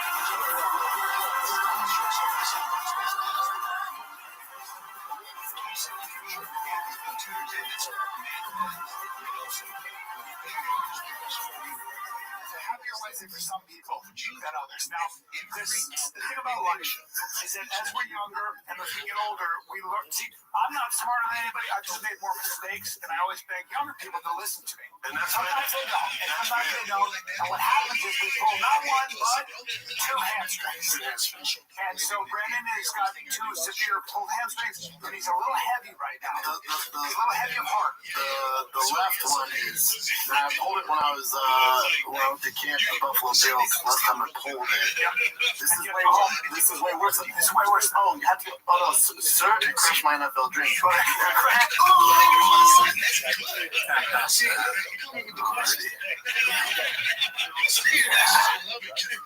Regular old Brendan Schaub dreams, dude. You ever had a Brendan Schaub dream? How do you define that? It's like a dream you had before you had another dream, and then you're pursuing all these dreams at once. Oh, NFL comedy, fish, podcasting. Yeah, I mean, I'm pursuing this podcast, but also my other dream is directing the Reno Poppy documentary. Right. I'm still kind of like, ever since you were a kid, you dreamed about directing. Let's see, the sixth was posted by Don't Know How Food Acts. Moving to Texas Meat. You come to me from two. This is from Double Double. No, it's something about Mary, right? Oh, okay, yeah. Let's see here. This was posted by Chin Puller of Clips. Meeting Drake, Robert Downey Jr., and Will Smith the same day. They're huge fans of The Hybrid. The Hybrid? The car? Hopefully not. That's electric. Yikes. We'll see. The only person I've ever been the same room with, I'm like, I gotta get a pic. I have to. And I was like, how am I gonna do it? And then he came up to me and was like, man, you think this guy really has a chance? I was like, guys, holy shit, it was great. I was working for Showtime for the Floyd Connor fight, and I was like the MMA expert for Connor, so I'm in a suit and tie, get ready to go on stage, and I was like, oh fuck, we're in Toronto doing the press conference, and it's wild. It was the first date, wild, sold out arena, and I'm like, damn, this is crazy. I see Drake, I'm like, holy fuck, that's good. See Drake running through the six. What is running through the six mean? Running through the six? Yeah. Great question. Yeah. I'm pretty sure the six is representative of Toronto. And running can be a number of things. Right. You know, what do you do? Pulling both your hammies in the six, basically. Right. Yeah. Okay. There's just too many saying. Yeah. Meeting Drake is a peach's delight, dude. We're in Toronto. Oh shit, Drake's running through the six. That's facts. Running through the six with my woes, I think, is the original version of the song. It's a song. Oh, it's a song. Yeah. Okay. Let's see. I was like, I gotta get a picture. I have it. It's fucking. Pull it, pull my hammies with my woes. The way Will Compton reacted is how I reacted when he said, and how I would in real life too if I shot to the Drake run through the six, and I was like, I gotta get a picture. I have it. That's me. I could be on Barstool. Yeah, exactly. That's what I'm here for. Fuck it, he's my favorite. And I was all nervous, and then I hear out of the corner of my ear, man, you think Connor really has a chance? And I heard you talking all that bullshit. And I was like, yeah, I checked. Holy shit, what up, dog? I need a picture. He's like, yeah, no doubt. I was like, oh, fuck. Yeah. One time you were also there where Will Smith and Robert Downey Jr. I didn't ask them for a picture. Yeah, but they were like, oh, it's the hybrid, and they wanted to talk to you. Yeah, Robert Downey was like doing front kicks at me. Like, very cool, man.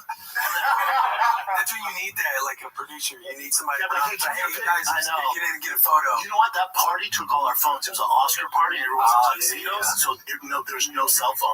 I've been to those parties. And Will Smith asked me if I did private training. Will Smith was like, "Hey man, you're the reason why you punched my face." Oh, he laughed, old boy. No, I didn't train. You're the reason why Chris Rock. No, I didn't train with him. I didn't train with him. Take him up on it. I got different vibes. What'd you say to him? No. I'm gonna hold mitts for you. You didn't say no. I promise you. I was like, well, at the time, as a current UFC fighter, I'm like, I don't like hold mitts. If you want to put me in fucking whatever the fucking I Am Legend. Will I Am?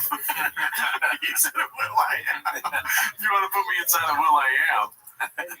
He's just like the vibe I get from this is Will and I forget the other guy's name now. They're all like they're back in the locker room, right? And they're making fun of the guy that's dumber than them. You know? They're like, "Oh yeah, what'd you do? Yeah, what's that?" And then afterwards, they're like, "Dude, we got him to do so much stupid shit. It was hilarious." Fuck your mother. They're like giving each other high fives. We're like, "We gotta fuck with that." You know, I won't say what they say, but we gotta fuck with that more often. Yeah. 3. I mean, but I don't hold mitts, Daddy. You get I don't hold mitts, Daddy. Whatever the fucking I Am Legend 3. I mean, but I don't hold mitts, Daddy. You get there and he's got a latex. You repeated it too, said mitts, Daddy. That's crazy. Mask on you. Oh fuck! I didn't plan on this. You're gonna be a zombie. Can you go? That's the vibe I got. Yeah. Best in the business. I mean, dude, I wish I met half the people he met. Is that what he wants people to say? I think, yeah, maybe just he thinks he's a name dropper, dude. He thinks he's painting interesting aspects of a story. You know, you always want to talk about the most famous people you met in a story. I gotta write that down. This is posted by Fudge Runyon. Wake up, babe. Oh, wake up, babe. We're in Austin. That's so fucked up. So mean, dude. That's so fucked up. It's extremely mean. And then Brian over getting arrested. Yeah, it is a pink. She girl. Look at her front. I drove back. Ew. That's so gross. Big Sean. Her name is Big Sean. All the zombies too. Yeah. All right, let's see what we got next. Love seeing the community in the comments. Able Statistician 1. It's Pornhub. Can't believe that this dick is going in cat. Well, pause. I didn't know that. Talking about Luke Kane, but never hit his butt cups. Saying that his shit's the best thing he is slaying. I mean, out of all the crossovers, I expected this one. Yeah, this strangely should come sooner, probably. Yeah, cats jacking off together, for sure. He's a small dude. He's a lot simple, by the way. That's okay, crazy. All right. So I think what I'm reading is that cat is dating a porn star. Can't believe that's the dick that's going in cat routine. Oh my god. I didn't catch that at all. Dude, I had to really weird. I thought so stupid. I thought that this was a video about boning a cat. I'm so glad it's not. I feel like a weight has been lifted off my shoulders, honestly. You think almost got to watching cat porn? I mean, I don't think the cat porn exists, hopefully. But I just was like, it's just my brain shut down. I was like, cat porn. I was like, can't go there. Just gonna let it go. But cat's a porn star, that's fine. Well, look, no judgment here. Good for her. It's yours, Daddy. Maybe he's a nice guy. Posted by Busy Middle 8108. It's called Quick Chip Season with a couple lies for y'all. Let me know what you taste. Looks like a while ago, right? Or it might be new because of the positioning of the sure shots. That's how you can tell the era. Those are magic minds, bro. Right? My bad. Be cool. I don't know what it is anymore, dude. Sure Shot, Magic Mind, Yo Kratom, Happy Hippo Kratom. There's always something in front of their feet. That's true. Imagine the ad space they have, like, for sale. Like, if they give out, like, a fucking portfolio to people, they're like, in front of the feet's the best place. We always wear French kicks. Behind this is all right. You know. What do you think is the most expensive place to put anything in here? I think rain, probably. The rain position. You know, because I barely, like, you didn't even know that was Magic Mind. You were just like, sure shot over here. But there's no mistaking the rain. I mean, I can't be the only one. Dude, I'm obsessed with bats because there's bats in Austin, so we walk bats. Some dude, whatever knew I was around town, came up and was like, "Hey man, welcome to Austin, give me a cowboy hat." Oh, come on. How great is with that? my name on it, everything. What? Yep. Dude. I didn't understand a word of it. So somebody walked up to him and gave him a cowboy hat with his name on it and everything. Okay, that part I got. But what the bats thing? We went around basically. Basti, he's been obsessed with bats because it's one of those bats in Austin, so we walked to get bats. To get bats? Okay, I see why you're confused now. So they're known for bats, which are scary creatures that fly in caves. But also, T-ball is ever present in their lives. They use bats to hit balls. Right. So it sounds like he's obsessed with bats. I don't know how you're obsessed with a baseball bat. Right. So it sounds like he's obsessed with scary bats. Yeah, I'm thinking now. I'm overthinking this. I think they probably went to get like stuffed animal bats. Right. Probably. Because he is a young kid. Yeah. That's my bad. Look, that's the team's fault. Some dude, whatever knew I was repping. So they were going to get bats. Stuffed animal bats. Little did you know, you get a free cowboy hat. With your name. With your name on it. How would he have his name on it? Maybe it was like in the store. The guy was like, "I got a cowboy hat. I can put your name on it for free." They make hats in the store. Engraving it. There's an engravers because they're getting baseball bats. Listen, it's a lie. Or a cowboy's leaving his house every day like, now that I know Brandon Shaw going to leave here, I'm going to get in my hat and get his name on it. And there's no more surprises one day. And the first day he goes to Austin, somebody has a hat for him. Brian's hat says. Or his realtor just got him a hat. Yeah, I mean, I don't believe a word of that story, honestly. Oh, well, that's your takeaway, dude. I believe Baba. Believing Baba, the new documentary coming to Netflix next year. Let's see, the next one is posted by Miserable Number 104. It's called Look What the Cat Dragged into Blockbuster. Milking the Scorpion. I don't know what role Chin plays in Milking the Scorpion King. And who's that at the bottom? Brian? Yeah, it's Brian. Alright. Homeboy was like, careful boys, tow my hair. Complacent Exhausted posted this one. Let's see what this is about. Hey, find me the fucking evidence. There's no evidence. It's also like, with all due respect, cold plunging. Like a lot of doctors are like, doing cold plunging every day for no reason is not necessarily good for you. Unless you're an elite athlete with inflammation, it really doesn't do much. Also, it can actually make you. Was that us or was that their squeak? That was that, dude. Let's see. Because if that was us, I apologize. What the fuck was that? And if it's them, I also apologize because I'm playing it twice. Could be the door. Sure, an elite athlete with inflammation, it really doesn't do much. Unreal. Or a table moving. Get some WD-40, dude. Table with wheels. That's the one good thing about a new studio is like, shit's not gonna squeak, dude. You know? Also, it can actually make you. What? I'm laughing at that. The new studios will be less squeaky. Yeah. I mean, we'll see. Who knows? Maybe. Well, Cowboys. That's one of their ambiances, right? What? Fucking saloon doors. They should get that in the studios. They should do the news podcast. They walk into the saloon. Look, this is the fighter and the kid. Do you think they'll have like animal heads on the wall now too? Probably, right? I like this. Yeah, this is great. No sneakers on the wall for sure. No animal heads, and then maybe when you go to work, you can do that buck hunter game. They have the bars. Duck Goose or Duck Hunt. Duck Hunt. Yeah. I feel like boots. He's already wearing boots, Mr. on the right here. Oh yeah, Cal was born in boots. You know why? He's already living in Austin. Facts. So less sneakers, a lot more boots. For sure, and this is a legit guess, they're going to bring on assless chaps and talk about assless chaps. Maybe. I could see it as done as a bit. Brennan chop beef jerky. Beef jerky. No more nicotine, just jerky. I don't think they'll ever go to nicotine. True. Let's see. Weaker. Also, it can make you weaker. If you're just working out, trust me, I know my workout's so tough. Trust me, you don't have enough inflammation where you need to sit in a cold tub every day. You don't need it. Right. I know you want to fit mentally tough. Go run. Yes. Come on. Yeah, I know. Also, cold tubs for real athlete, that's a dessert. That's not mental tough. Oh, buddy, that's your toughest thing you do all day? Oh, sweetie. How important is the plunge pool? Or is that just a trend? Is that Zumba for today? No, it's real. It has Without a doubt, it has great physiological and mental benefits. I do it every day. At 434. Same. Yeah. I do it too. I don't know what Shop's talking about. Yeah, it helps cool off the violence somebody in it. Yeah, I mean, honestly, if I didn't do it, I'd probably be in a lot of fights. Yeah. And not like me, I'd be in jail. Yeah. I'd be all creaky. Creaky. It sucks.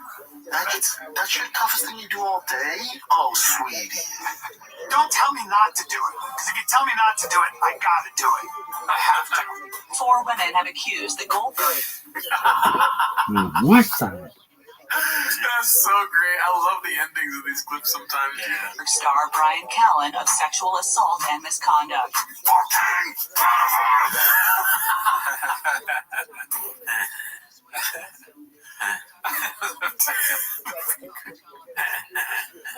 Any thoughts about that? What do you think about cold plunging? Still gonna do it? I mean, yeah, that's like part of my routine now. After my monster workout in the morning, I'm just like, honestly, like, that's why I never get angry, because I do so much, like, I'm exhausted at the end of the day. I just don't have the energy to, like, fight. I definitely feel less scathed when I get out of the cold plunge, you know? Oh, yeah. But now that he's calling me a big old pussy for getting in the cold plunge, I'm like, yeah, what are we doing here? You know? That's true. I see that too. It's like, does it even have any benefit? Like, man, fucking dick shrinks up. And I'm all cold and shit. Yeah. I don't know. Let's see here. This is posted by White Trash with Class. Comedy is legal again with our boy Brian Callahan. They never spell his name right on here. That's the correct way, right? That is a horrible item. Laughter on lockdown. I mean, just don't let the documentary come out. Is this about COVID? It's a documentary. I don't know. It came out on April Fool's Day, so hopefully it's a joke. Yeah. Let's see here. That picture so. Brenda does his getting a Tesla spiel on Golden Hour. Complacent, exhausted.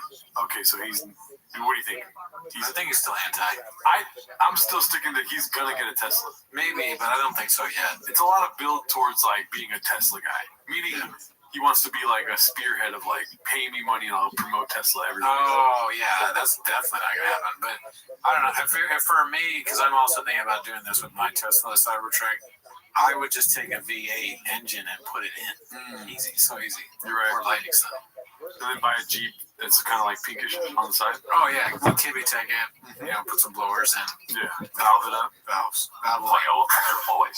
They always use it for like guys that listen to Drake or whatever.